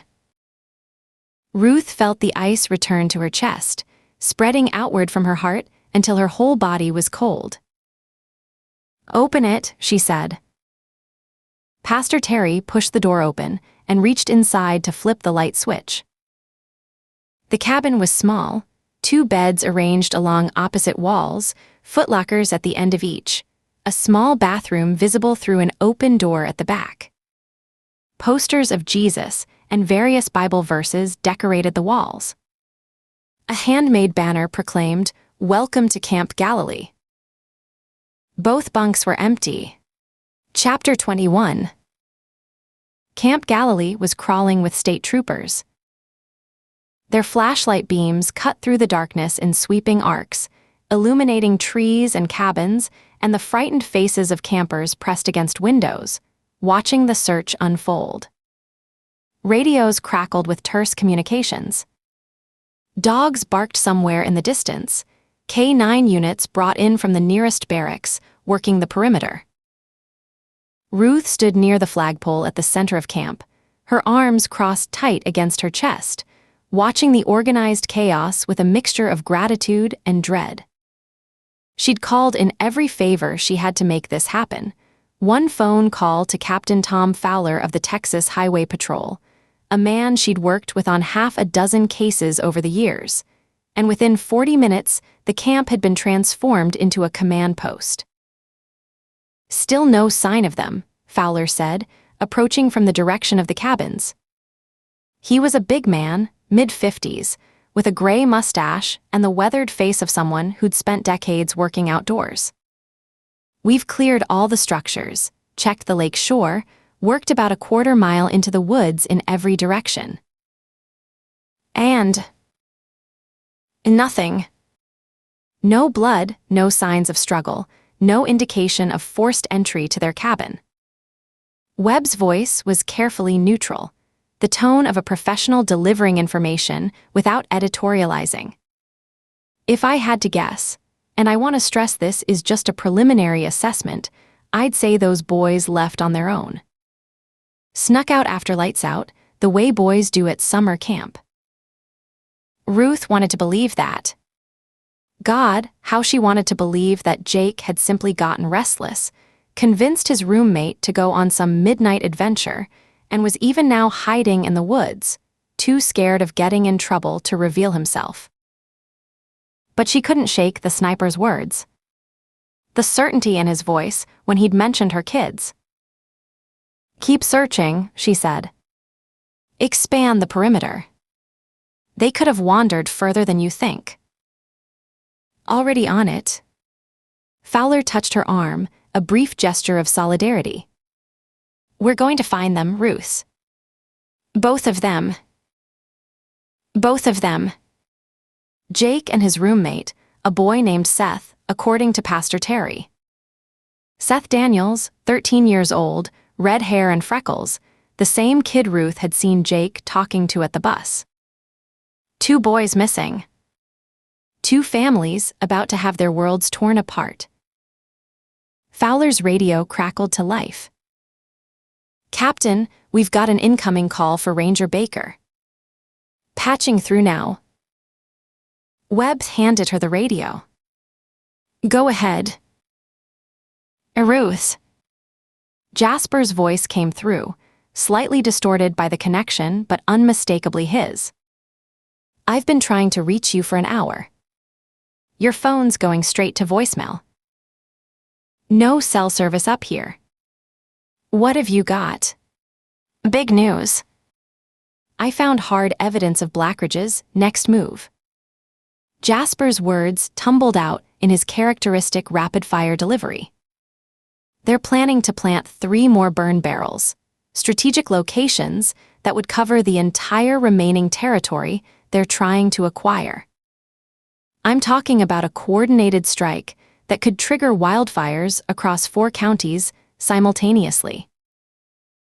Ruth felt the information land, understood its significance, but couldn't quite bring herself to care. Not right now. Not with Jake missing somewhere in these dark woods.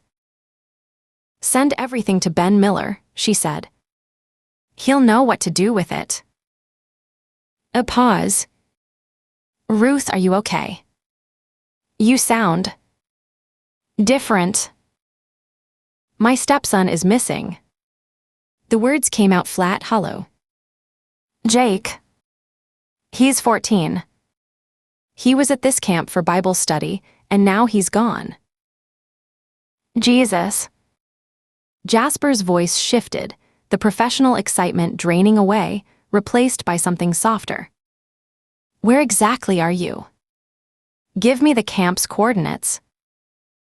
Ruth rattled off the location, not entirely sure why he was asking. "Camp Galilee, 16 miles northeast of town, up in the hill country where the cell towers didn't reach, and the nights were dark enough to see every star in the sky." "Okay, give me a minute." She could hear Jasper's fingers flying across keyboards, the familiar soundtrack of his digital excavations. "I'm accessing." "Yeah, okay.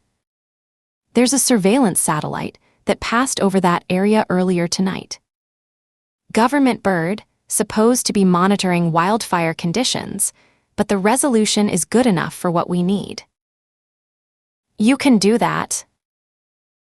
"Ruth, please. I can do a lot of things. More typing. I'm pulling footage from, let's say 8 p.m. onward. That's when the counselor said lights out was right." "That's right." Ruth's heart was pounding now, a desperate hope warring with her fear. "Jasper, if you can find anything." "Hold on. I'm scanning. There's a lot of tree cover, but the infrared picks up heat signatures pretty well. Give me a second, too." "Wait. Wait, I've got something." Ruth held her breath. 2 small heat signatures, leaving one of the cabins at approximately 9:17 p.m. Moving toward the tree line on the western edge of the camp. Jasper's voice had gone tight, focused. "I'm going to share this with you. Does the camp have Wi-Fi?" "Yes, the lodge has a connection for administrative purposes." "Good. I'm pushing the footage to your phone now. It should come through once you're in range of the signal." Ruth was already moving toward the lodge, Fowler falling into step beside her. Pastor Terry saw them coming and hurried to meet them, his face pale with worry. "What's happening? Did they find the boys?" "Maybe." Ruth pushed through the lodge door and felt her phone buzz in her pocket, the Wi-Fi connecting, Jasper's file downloading. "We might have satellite footage." She pulled up the file and angled the screen so Webb and Pastor Terry could see. The image was grainy, rendered in the ghostly greens and whites of infrared, but clear enough to make out details.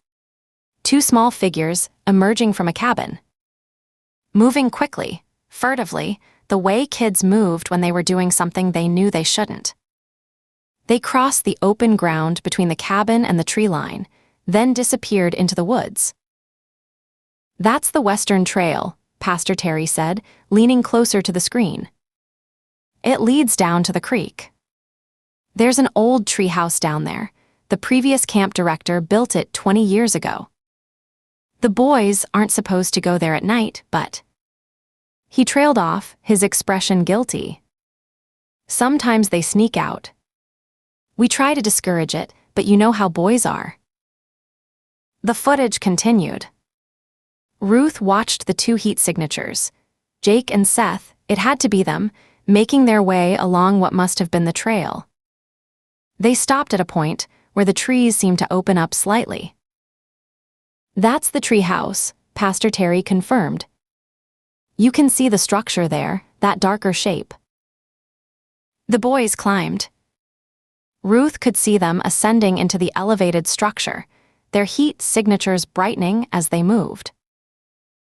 And then she saw the other signatures. 3 of them. Larger. Moving through the trees from a different direction, converging on the tree house with deliberate, coordinated precision. "Oh God," Pastor Terry whispered. Ruth watched, her blood turning to ice, as the 3 figures reached the base of the treehouse. One of them began to climb, while the other 2 took up positions below, covering the exits. The footage had no sound, but Ruth could imagine it. The creak of old boards, the startled voices of 2 boys who thought they were alone, the moment of confusion before everything went wrong. The climbing figure reached the treehouse. There was a brief flurry of movement, heat signatures overlapping, impossible to distinguish, and then the 2 smaller figures went still. Limp. The shapes of unconscious children being lowered from the treehouse into waiting arms. What did they do to them? Fowler's voice was hard, controlled, but Ruth could hear the anger underneath. Inhaled sedative, probably. Ruth's own voice sounded strange to her ears, calm, analytical, the voice of a ranger processing a crime scene rather than a mother watching her son being taken. Fast acting leaves the victims unconscious but breathing. Professional abduction technique. The footage continued to play. The 3 adult figures carried the 2 smaller ones through the woods, moving quickly now, no longer concerned with stealth. They emerged from the tree line at a point Ruth didn't recognize, somewhere beyond the camp's boundaries, where a dirt road ran along the river. An SUV was waiting. Dark-colored, large, a Suburban or something similar. The men loaded the boys into the back and climbed in after them. The vehicle pulled away, heading east along the dirt road, its taillights glowing bright in the infrared before disappearing around a bend. Ruth stared at the screen, the final frame frozen, the empty road, the dark trees, the place where her son had vanished. "Jasper." Her voice cracked. "Tell me you can track that vehicle." "Already on it. The satellite's coverage extends another 12 miles in that direction. I'm following the heat signature of the engine now. They're taking back roads, avoiding the main highway, but I can see them. Keep tracking. Don't lose them. I'm going after them right now." She was already moving toward the door, the phone pressed to her ear. Fowler was right behind her, barking orders into his radio. "All units, we have a confirmed abduction. 2 juveniles taken by 3 adult males in a dark-colored SUV, heading east on the River Road. Converge on my position, we're in pursuit." Ruth climbed into the truck and started the engine. Through the windshield, she could see troopers running for their vehicles, light bars flickering to life, engines roaring as the camp transformed from search site to staging area. "Ruth." Jasper's voice in her ear. The SUV just turned north on County Road 7. "They're about 8 miles ahead of you. I'll keep feeding you updates as long as I have satellite coverage." She floored the accelerator, the engine roaring, the dark road unspooling before her in the harsh glare of the headlights. Behind her, a convoy of state trooper vehicles fell into formation, their sirens cutting through the quiet night. Chapter 22. The warehouse was vast and empty. Ruth swept the space with her weapon, her eyes adjusting to the dim interior after the hellish orange glow outside. Bare concrete floors stretched in every direction, broken only by support columns and the skeletal remains of old shelving units. The air was thick with dust and the acrid smell of smoke seeping through the walls. And there, in the center of that emptiness, 2 chairs. 2 boys. "Jake." Ruth's voice echoed off the metal walls. She started forward, her heart pounding so hard she could feel it in her throat. Jake's head snapped up at the sound of her voice. His face was pale, streaked with dirt and dried tears, his wrists bound to the chair arms with thick zip ties. Beside him, Seth Daniels sat in an identical position, the red-headed boy looking even younger than his 13 years, his freckled face tight with terror. "Ruth." Jake's voice cracked. "Ruth, it's a trap." She was already running toward them, Aaron at her side. The chairs were positioned beneath a single work light that cast a harsh pool of illumination in the otherwise dark space. No guards visible. No kidnappers. Just 2 frightened boys, alone and helpless. Something was wrong. This was too easy. Ruth reached Jake's chair and dropped to one knee, her fingers finding the zip ties on his wrists. "I've got you. We're going to get you out of here. Drop your weapons." The voice came from behind them. Ruth spun, her weapon coming up. 2 men emerged from the shadows, behind a stack of pallets. Both were built like professional soldiers, with the hard faces and cold eyes of men who had seen combat and come out the other side with their humanity burned away. They wore tactical black, and both had rifles trained on Ruth and Aaron with the steady aim of experts. Ruth's finger tightened on the trigger. She could take them. At this range, with her training, she could drop both of them before they got off more than one shot. But Jake was right behind her. Seth too.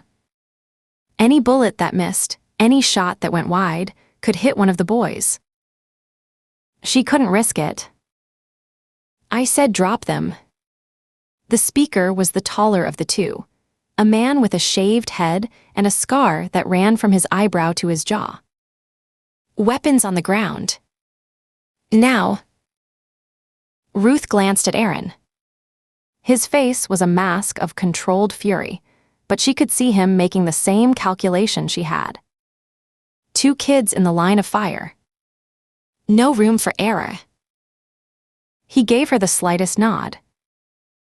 They both lowered their weapons and set them on the concrete floor.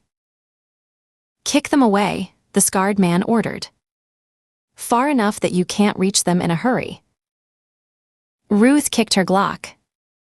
It skittered across the floor, coming to rest 15 feet away. The backup too. The man was smiling now, a cold smile that didn't reach his eyes. "Don't insult my intelligence, Ranger Baker. I know you carry an ankle piece." Ruth bent down, pulled the compact revolver from her ankle holster, and kicked it away to join her primary weapon. "Your turn, Ranger Tate." Aaron complied, his jaw tight with suppressed rage. His weapons joined Ruth's in a scattered pile, well out of reach. "Now the phones. Both of them." Ruth pulled her phone from her pocket.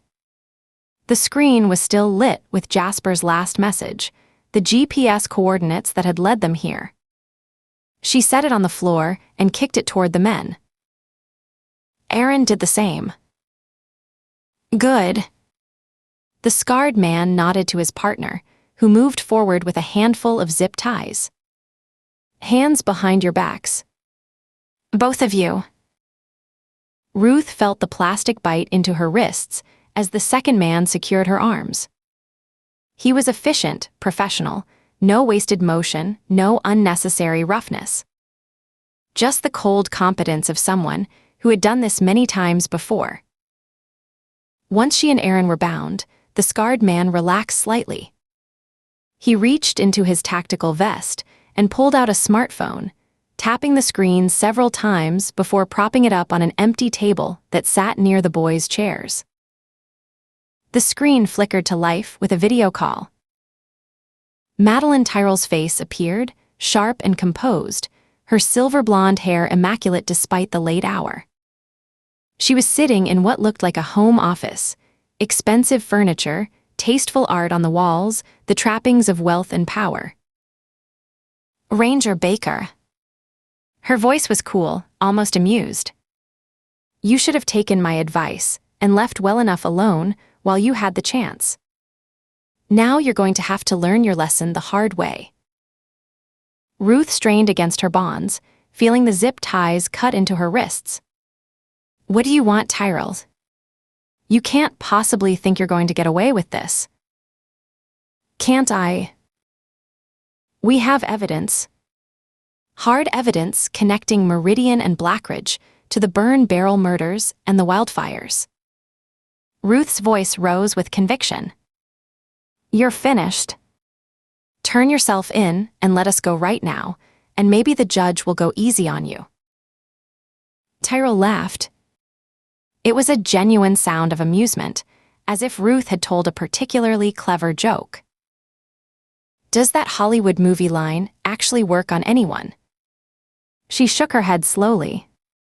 "Don't get high drinking your own Kool-Aid, Ranger Baker." "Evidence, you say? Did you mean the recording of Declan Ryder's confession on your phone? That phone that my associates are about to destroy right now?" She nodded at someone off-screen. The scarred man drew his sidearm, aimed at the phones lying on the concrete floor, and fired twice in rapid succession.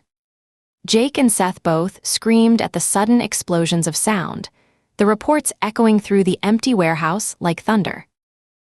Ruth flinched as debris sprayed across the floor, plastic and glass and silicone, the remains of devices that had held crucial evidence. "And if you're thinking it's still saved in the cloud," Tyrell continued, her voice smooth and untroubled, "forget about it. Your consultant Jasper is a pretty smart guy, I'll give him that. But we have our own whiz kids. You might find that all your precious data has suddenly disappeared, and retrieving it won't be possible even with the brightest minds working on it for a year." Ruth felt the blood drain from her face. "You're bluffing." "Am I?" "The same goes for all your so-called hard evidence. Every file, every document, every digital breadcrumb your pet hacker thought he'd hidden away." Tyrell's smile widened.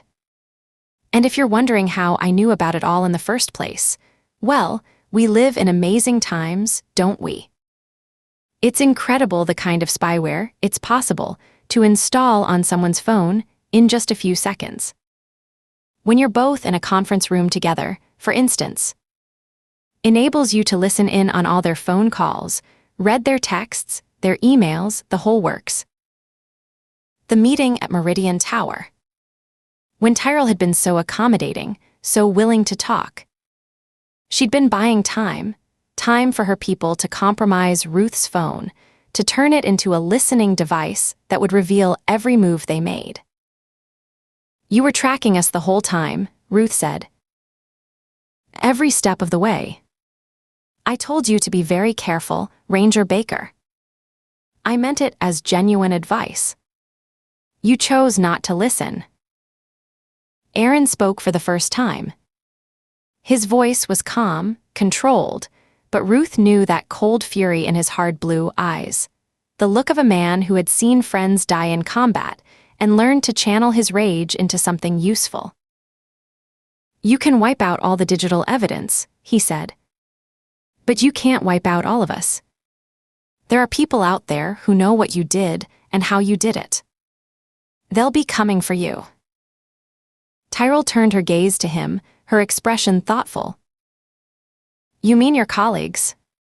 Your boss, Ben Miller? Maybe that state trooper captain you talked to? A few others?" She tilted her head.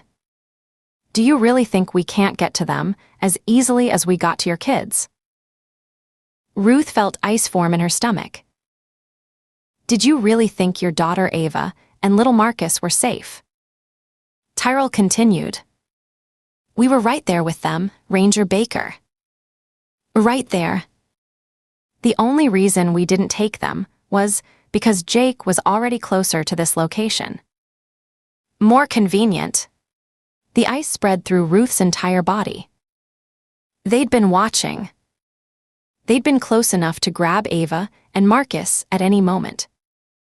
The team guarding them, the precautions they'd taken, none of it would have mattered if Blackridge had decided to strike. "Fire cleanses everything," Tyrell said.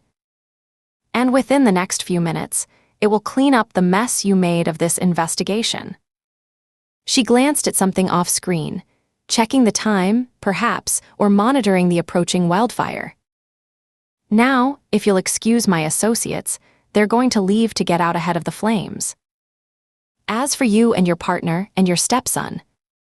She paused, something almost like regret flickering across her features. "I'm afraid you're going to have to endure your own trial by fire."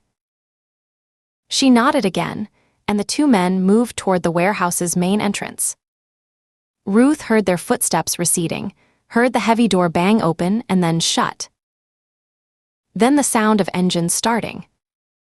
Two vehicles, the SUV that had brought the kidnappers, and Aaron's Range Rover that they must have found on the ridge. The engines revved and then faded into the distance. They were alone. Ruth looked around the warehouse. The concrete floor, the metal walls, the support columns that offered no escape.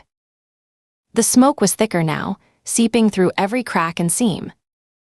Through a high window, she could see the orange glow of the fire, brighter than before, closer than before. There was no way out. No vehicles, no backup, no hope of outrunning a wildfire on foot with two traumatized boys in tow. They were going to die here. "Why?" The word came out of Ruth before she could stop it. She turned back to the phone, to Tyrell's face still watching from the screen. "Just for money. Power. Land." Ruth felt tears burning in her eyes, tears of rage and despair and the crushing weight of failure. "You'd do all this. Kill all these people. Destroy all these lives. Just for your own greed." Tyrell was silent for a moment. When she spoke again, her voice had changed, softer somehow, almost contemplative. "You of all people should understand my reasons better than anyone else, Ruth Baker." "What the hell is that supposed to mean?" "You're a mom." Tyrell's eyes held Ruth's through the screen. "It's the most important thing in your life.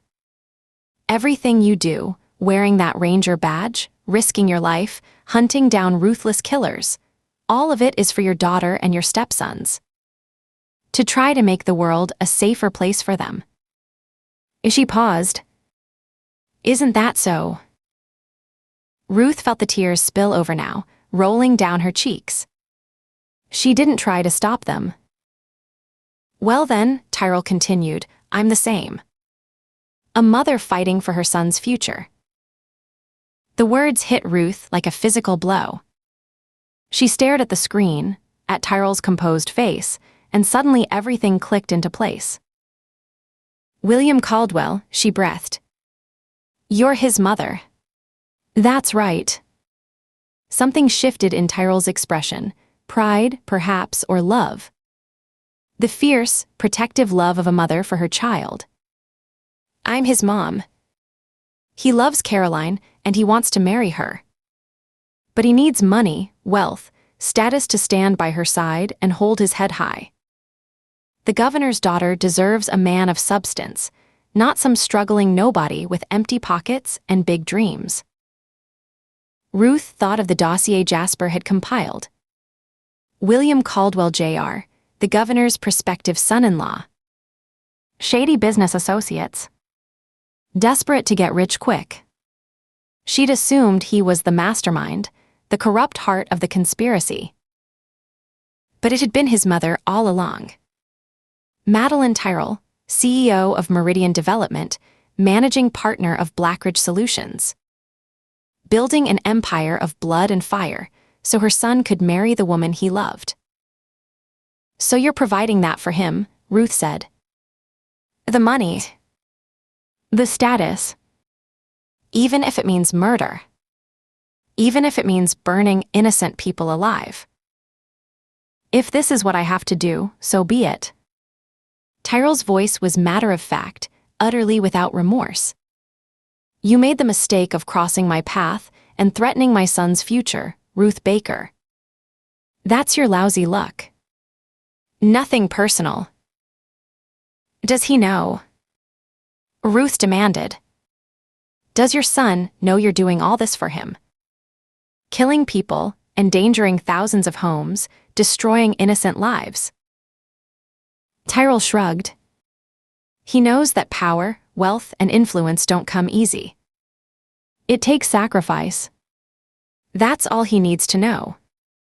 Her eyes hardened. A mother does what she has to do to provide for her own. Surely you understand that. Ruth looked at Jake, her stepson, the boy who trusted her, who'd called her mom without meaning to and blushed when he realized what he'd said. She thought about Ava and Marcus, safe for now, but living in a world where people like Madeline Tyrell could reach them any time they wanted. She thought about how far she would go to protect them. What lines she would cross. What sins she would commit. Maybe she did understand. Maybe that was the worst part.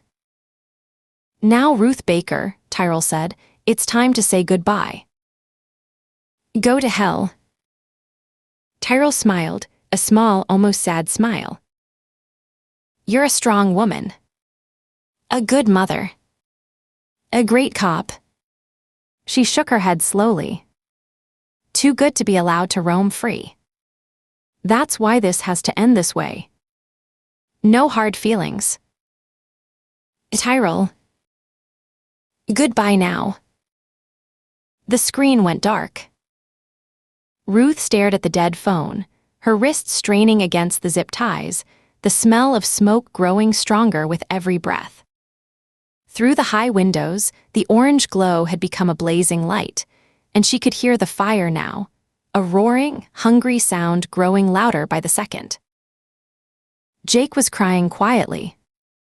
Seth had gone silent, his face blank with shock. Aaron met Ruth's, eyes across the space between them. In his gaze, she saw everything she was feeling: fear, love, determination, and beneath it all, the desperate refusal to accept that this was the end. The fire was coming. And they were out of time. Chapter 23. Ruth found a shard of broken glass on the warehouse floor. It took her 3 agonizing minutes to maneuver it into position with her bound hands, sawing blindly at the zip tie around her wrists while the smoke grew thicker and the orange glow through the windows grew brighter. The plastic bit into her skin, drawing blood, but she kept cutting, kept sawing, until finally the tie snapped and her hands were free. She freed Aaron next, then Jake, then Seth. The boys were shaking, tears cutting tracks through the grime on their faces, but they were alive. They were all alive.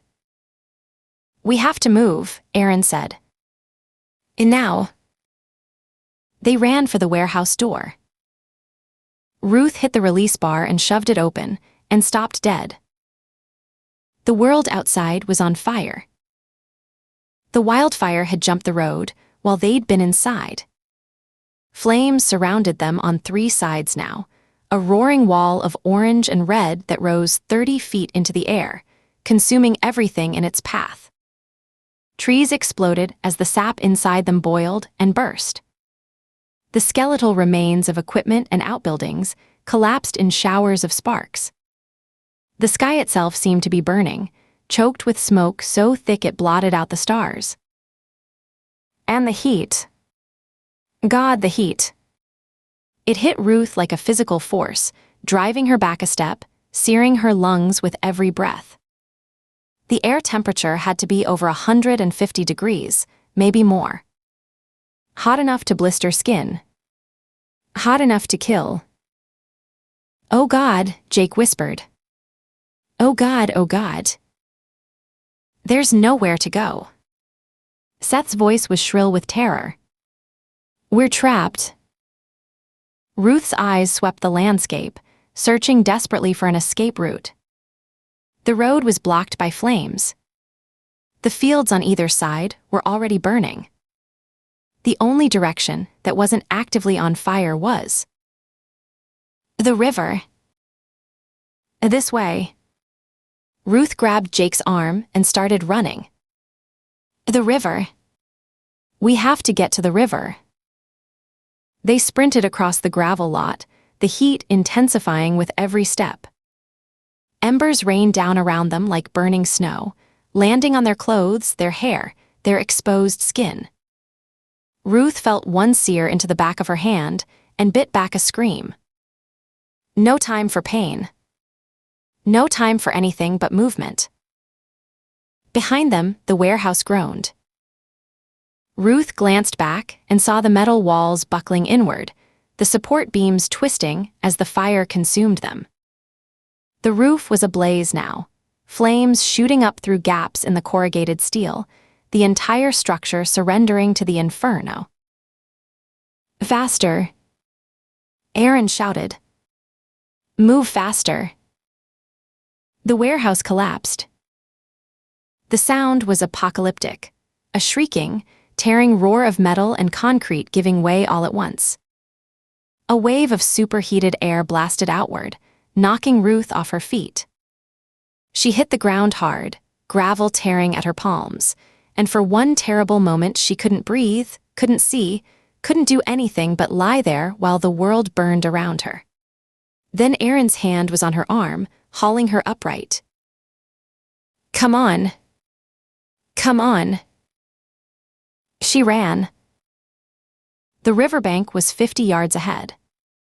Ruth could see the dark water through the curtain of smoke and falling ash, could hear it rushing over rocks and around the concrete pylons of an old bridge. The Brazos. Their only hope. The air was so hot now that every breath felt like swallowing fire. Ruth's eyes streamed with tears, from the smoke, from the heat, from the sheer overwhelming terror of being caught in the jaws of something vast and merciless, and utterly beyond human control. Jake stumbled beside her. Ruth caught him before he could fall, half carrying him the last 20 yards to the water's edge. "I can't," Jake gasped. "I can't breathe." "You don't have to breathe. You just have to swim." Ruth looked at Aaron, at Seth, at the wall of fire that was closing in from every direction. "We go in together. We swim for the other side. Don't stop for anything." The current, Aaron started. I know. But it's this or burn. There was no time for more discussion. The fire had reached the edge of the lot now, consuming the last barrier between them and oblivion. Ruth could feel her hair singeing, could smell the acrid stench of burning fabric from her clothes. And now, she screamed, "Go now." They jumped. The water hit Ruth like a sledgehammer of ice. After the searing heat of the fire, the river felt impossibly, shockingly cold. So cold that her muscles seized and her lungs locked, and for one horrible moment she was sure she was going to drown right there, 10 feet from the shore. Then her head broke the surface, and she was gasping, coughing, sucking in air that was blessedly cool and wet compared to the furnace they'd just escaped. "Jake." She spun in the water, searching for him. "Jake." "Here." His voice came from somewhere to her left. She caught a glimpse of his face, pale and terrified, before a wave washed over him. "Aaron." "Seth." "I've got Seth." Aaron's voice, further away than she'd expected. The current was already pulling them apart, dragging them downstream faster than Ruth had anticipated. She struck out toward Jake, fighting the current with every stroke. The water was dark, churning, filled with debris, branches and ash and chunks of burned wood that bumped against her as she swam. Above them, the fire roared on both banks, turning the river into a corridor of flame. Ruth reached Jake and grabbed his arm. "Kick!" She shouted over the roar of the water and the fire. "Kick toward the other side."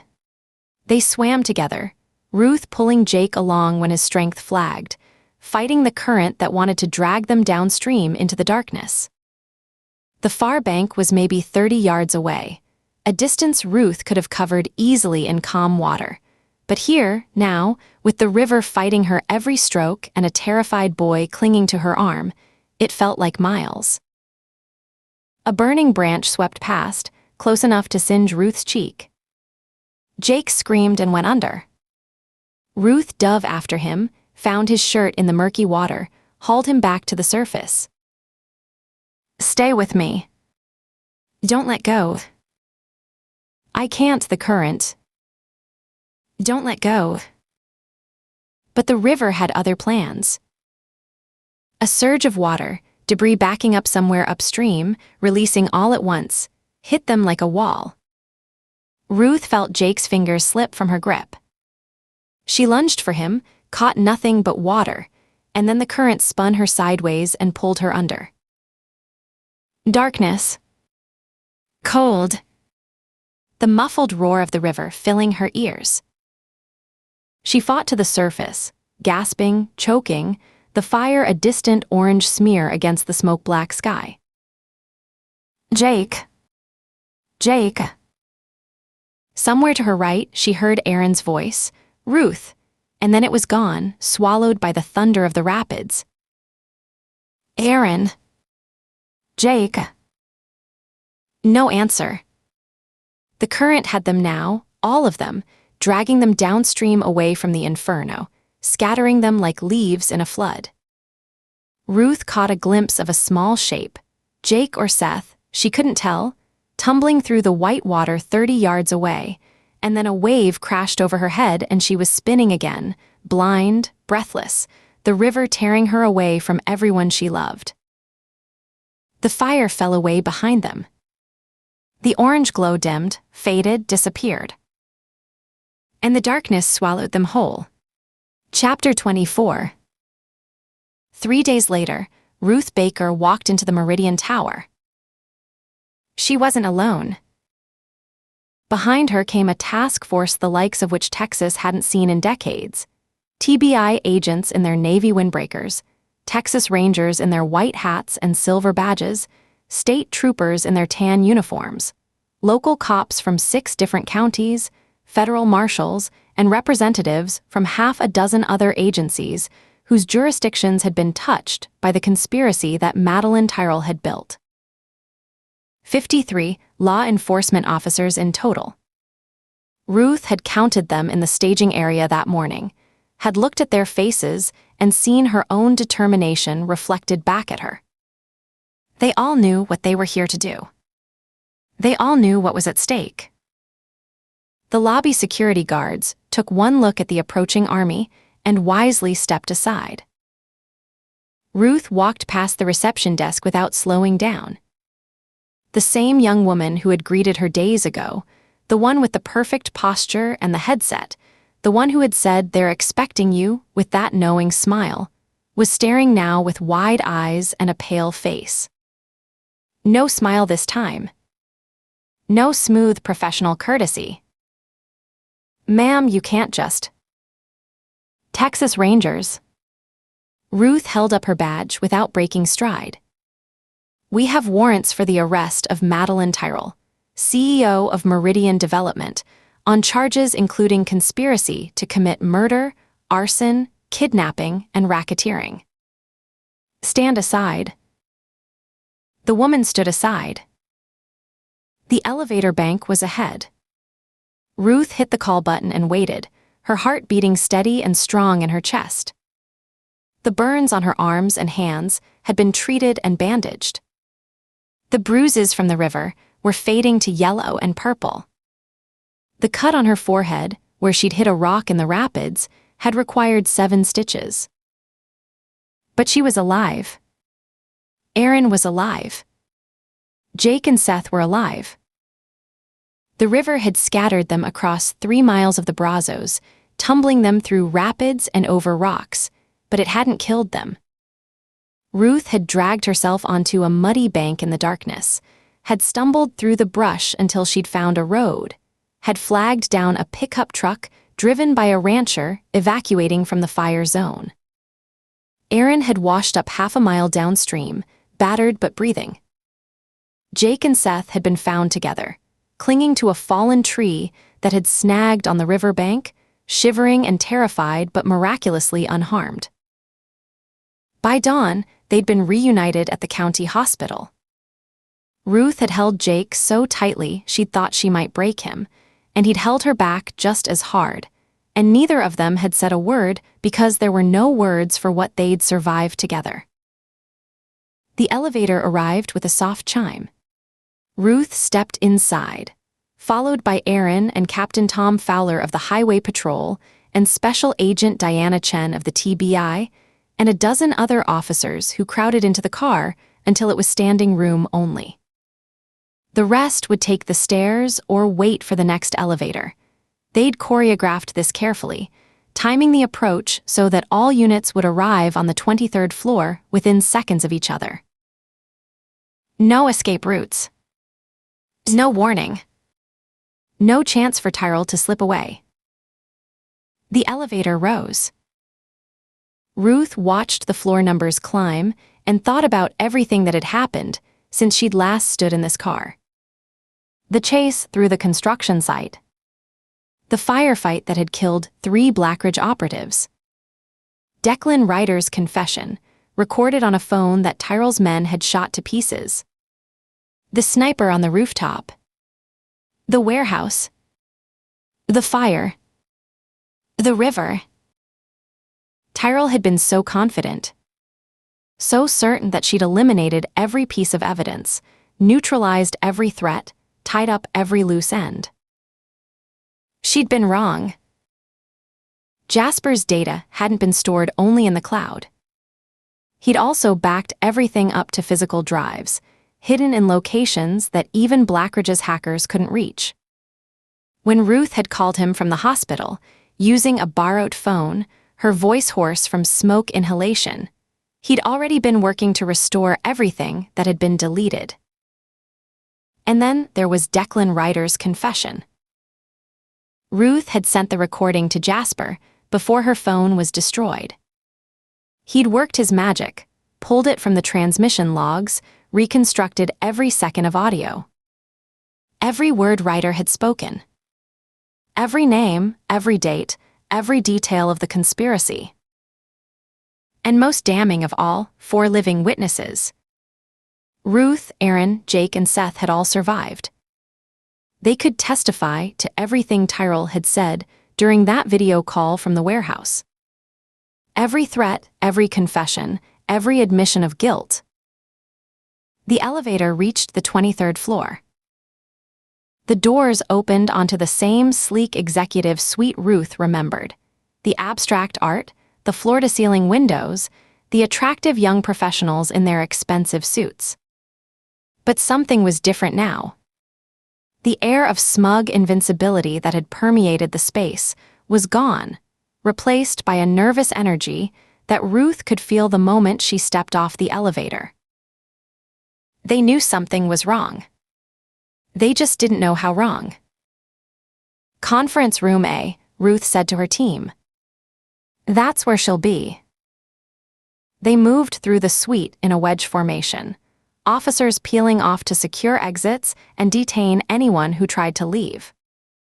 Ruth heard startled voices, protests, the beginnings of outrage that died quickly when people saw the badges and the guns and the grim expressions of 53 law enforcement officers who were not in the mood for corporate pushback.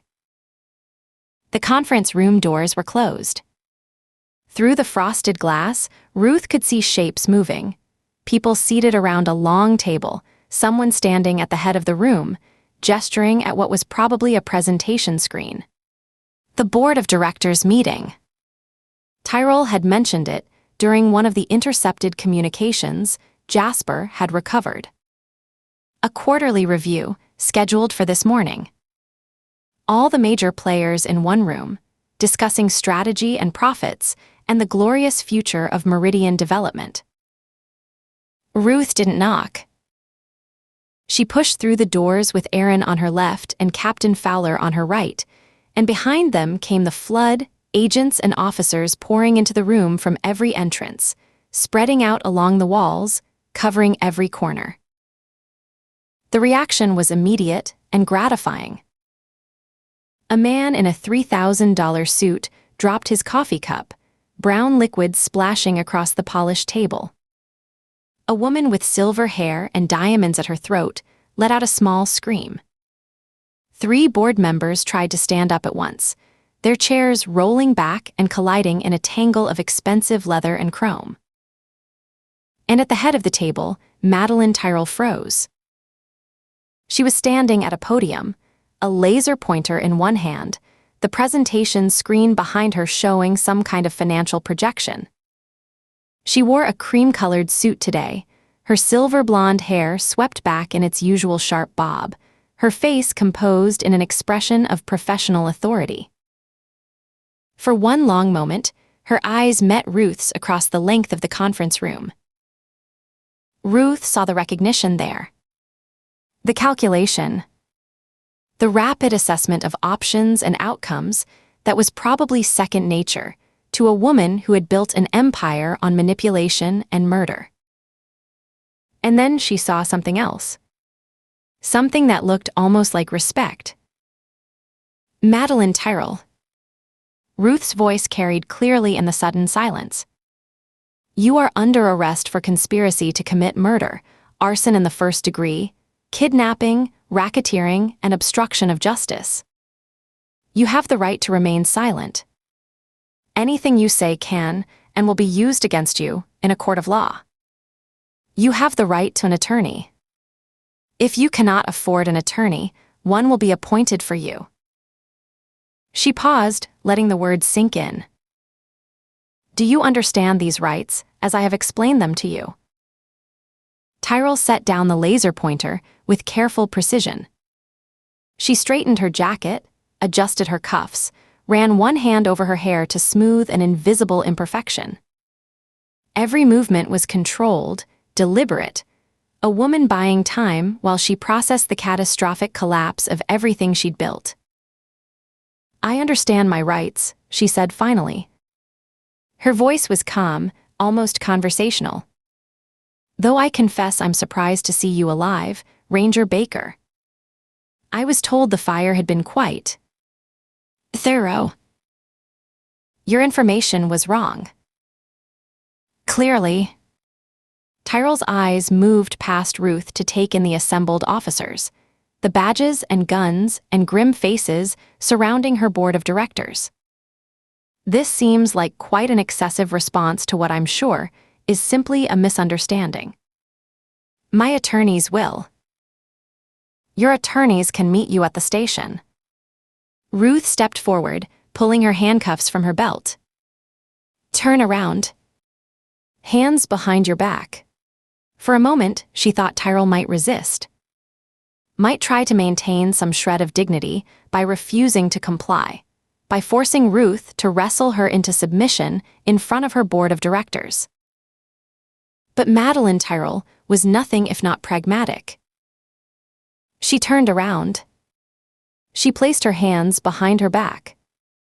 And when the cold metal of the handcuffs closed around her wrists, she didn't flinch.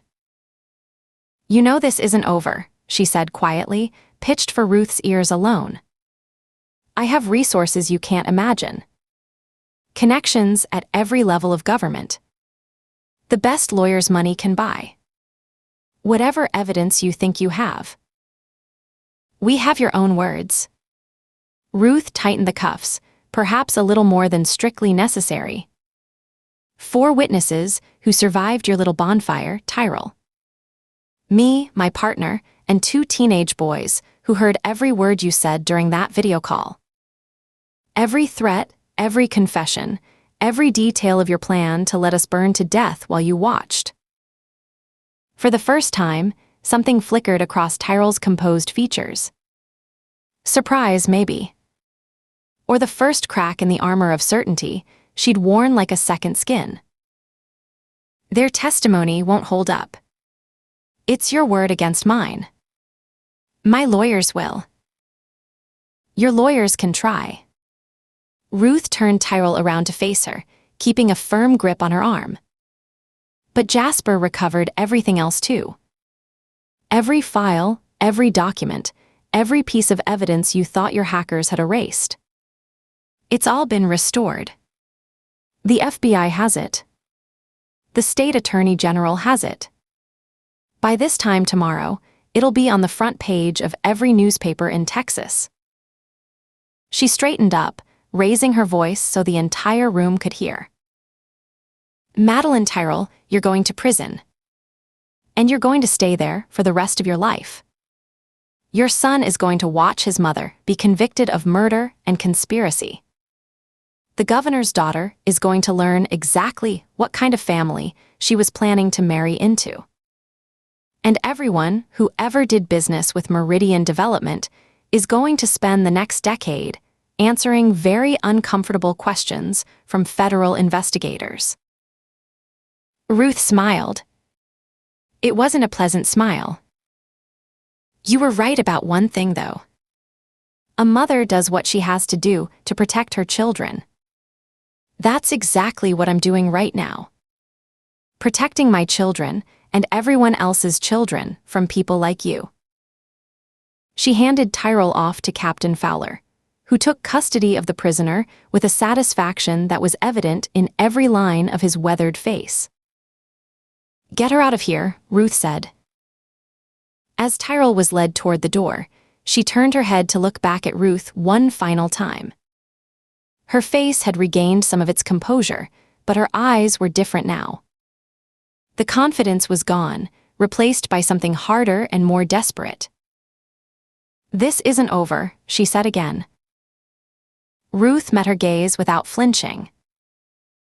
Yes, it is. The doors closed behind her, and Madeline Tyrell was gone. It wasn't over. There would be trials, depositions, endless hours of testimony. There would be appeals and motions, and all the grinding machinery of justice that sometimes felt more like an obstacle than an ally. But this part at least was done. Chapter 25. The backyard was full of laughter. Marcus and Jake were throwing a football back and forth across the lawn, their throws getting longer and more ambitious with each exchange. Ava sat cross-legged on the porch swing, signing rapidly with Mrs. Henderson about something that made them both giggle. The smell of burgers and hot dogs drifted from the grill, where Aaron stood with a spatula in one hand and a beer in the other, playing the role of suburban dad with an ease that still surprised Ruth sometimes. It was a good day. A perfect Texas afternoon, blue sky, gentle breeze, the kind of weather that made you forget about wildfires and warehouses and rivers that tried to swallow you whole. Ruth sat on the porch steps, watching it all unfold, and felt nothing. No, that wasn't quite right. She felt everything: the love for her family, the relief that they were safe, the gratitude for this moment of peace after so much chaos. But underneath all of that was something else. Something heavy and cold that had settled into her chest and refused to leave. Jake's laughter rang out as he caught a particularly difficult throw from Marcus. The sound should have made her smile. Instead, she found herself remembering his face in the warehouse, pale, terrified, tears cutting tracks through the grime on his cheeks. The zip ties around his wrists. The way he'd screamed her name when the current tore them apart in the river. She'd almost lost him. She'd almost lost all of them. And it had been her fault. Hey. Aaron's voice pulled her back to the present. He'd left the grill, Marcus had taken over spatula duties, and was climbing the porch steps to sit beside her. He smelled like charcoal and summer, and the cologne he'd started wearing after she'd mentioned she liked it. "Burgers are almost ready," he said. "You hungry?" "Sure." He studied her face for a moment, then bumped his shoulder against hers. "You've been quiet all day. Even more than usual, and that's saying something." Ruth tried to smile. It felt wrong on her face, like wearing someone else's clothes. "Just thinking. About the case. About everything." Aaron was quiet for a moment. Then he leaned over and kissed her, soft, gentle, the kind of kiss that promised more later when the kids weren't watching. "You know what I've been thinking about," he said. "Wedding plans. We kind of got derailed there for a while, what with the fires and the kidnapping and the almost dying. But my mom's been calling every day asking when we're going to set a new date. She's got venue suggestions, catering options, a whole Pinterest board she wants to share with you." He grinned, clearly expecting her to laugh or roll her eyes or respond with some wry comment about the absurdity of Pinterest boards for weddings. Ruth looked at him. His smile faltered. "Ruth. What is it?" She took a breath. The words had been building inside her for days, ever since she'd dragged herself out of the Brazos River and realized that she'd almost gotten her children killed. She'd tried to push them down, to bury them under the satisfaction of Tyrell's arrest and the relief of having her family safe. But they wouldn't stay buried. "I've been thinking," she said slowly, "about what happened. About how it happened. Okay. I went rogue on this case. Like I always do." Ruth stared at her hands, at the healing burns and the fading bruises. "Rushing in recklessly, acting like I'm the only force of justice in an unjust world. Like the rules don't apply to me because my intentions are good." Aaron shrugged. "It's the way you're built, Ruthie. It's what makes you a great ranger. You see something wrong and you can't let it go, can't walk away, can't. This time I crossed a line." He stopped. Ruth looked up at him, forcing herself to meet his eyes. "I put our kids in danger, Aaron. Not just Jake, all of them." Blackridge was watching Ava and Marcus. They were right there, ready to take them too. And the only reason they didn't was because Jake was more convenient. That's not your fault. You couldn't have known. I should have known. Ruth's voice cracked. I should have seen it coming. Tyrell warned me, right there in that conference room. She told me to be careful. She told me to think about my family. And I ignored her because I was so goddamn determined to be right, to win, to prove that I could take her down. She swallowed hard, feeling the needles prickle her throat. I could have gotten them hurt. Or worse. Aaron was silent. She could feel him processing, trying to find the right words, the argument that would make her see things differently. But there was no argument. She'd gone over it 1,000 times in her head, and every time she came to the same conclusion. Hey. His arm came around her shoulders, warm and solid. Hey. We're all fine. We're safe. We're good. Yes. Ruth nodded slowly. But I don't know Aaron's. I just don't know anymore. He pulled back slightly so he could see her face. What are you saying? The question hung in the air between them. In the yard, Jake had tackled Marcus, and they were wrestling in the grass, both of them laughing.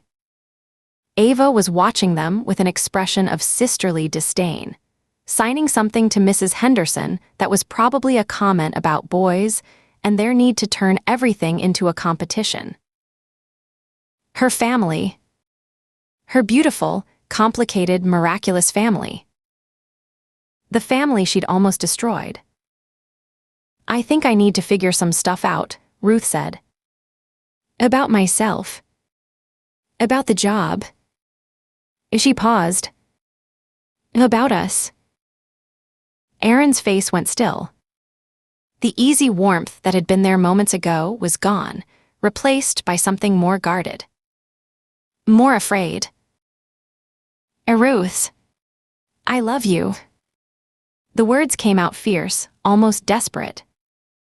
I love us. All of this. She gestured at the yard, the kids, the life they'd built together. But I'm no good to you, broken and damaged. And that's what I am, Aaron. You know it is. He didn't deny it. That was one of the things she loved about him. He never lied to her, not even when the truth was hard. I need time to fix myself, she said. Or at least try. We can help. His voice was soft now, his hand coming up to stroke her hair. The kids and me. We can. No. Ruth shook her head. This part I need to do myself. This is on me. Aaron was quiet for a long moment. His hand stilled on her hair. She could see him struggling with it, the urge to argue, to fight for them, warring with the understanding that she needed something he couldn't give her. What do you need? He asked finally. Time. Ruth turned to face him fully, taking his hands in hers. Just give me a little time. The silence stretched between them. In the yard, Marcus had pinned Jake and was demanding surrender. Ava had abandoned her conversation with Mrs. Henderson and was running toward them, ready to join the fray.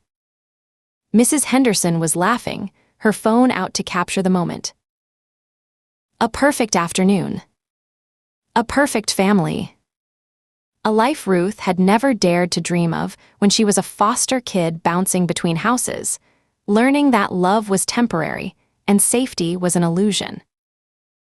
She looked at Aaron and saw the fear in his eyes, the same fear she felt, the terror of losing something precious after finally finding it.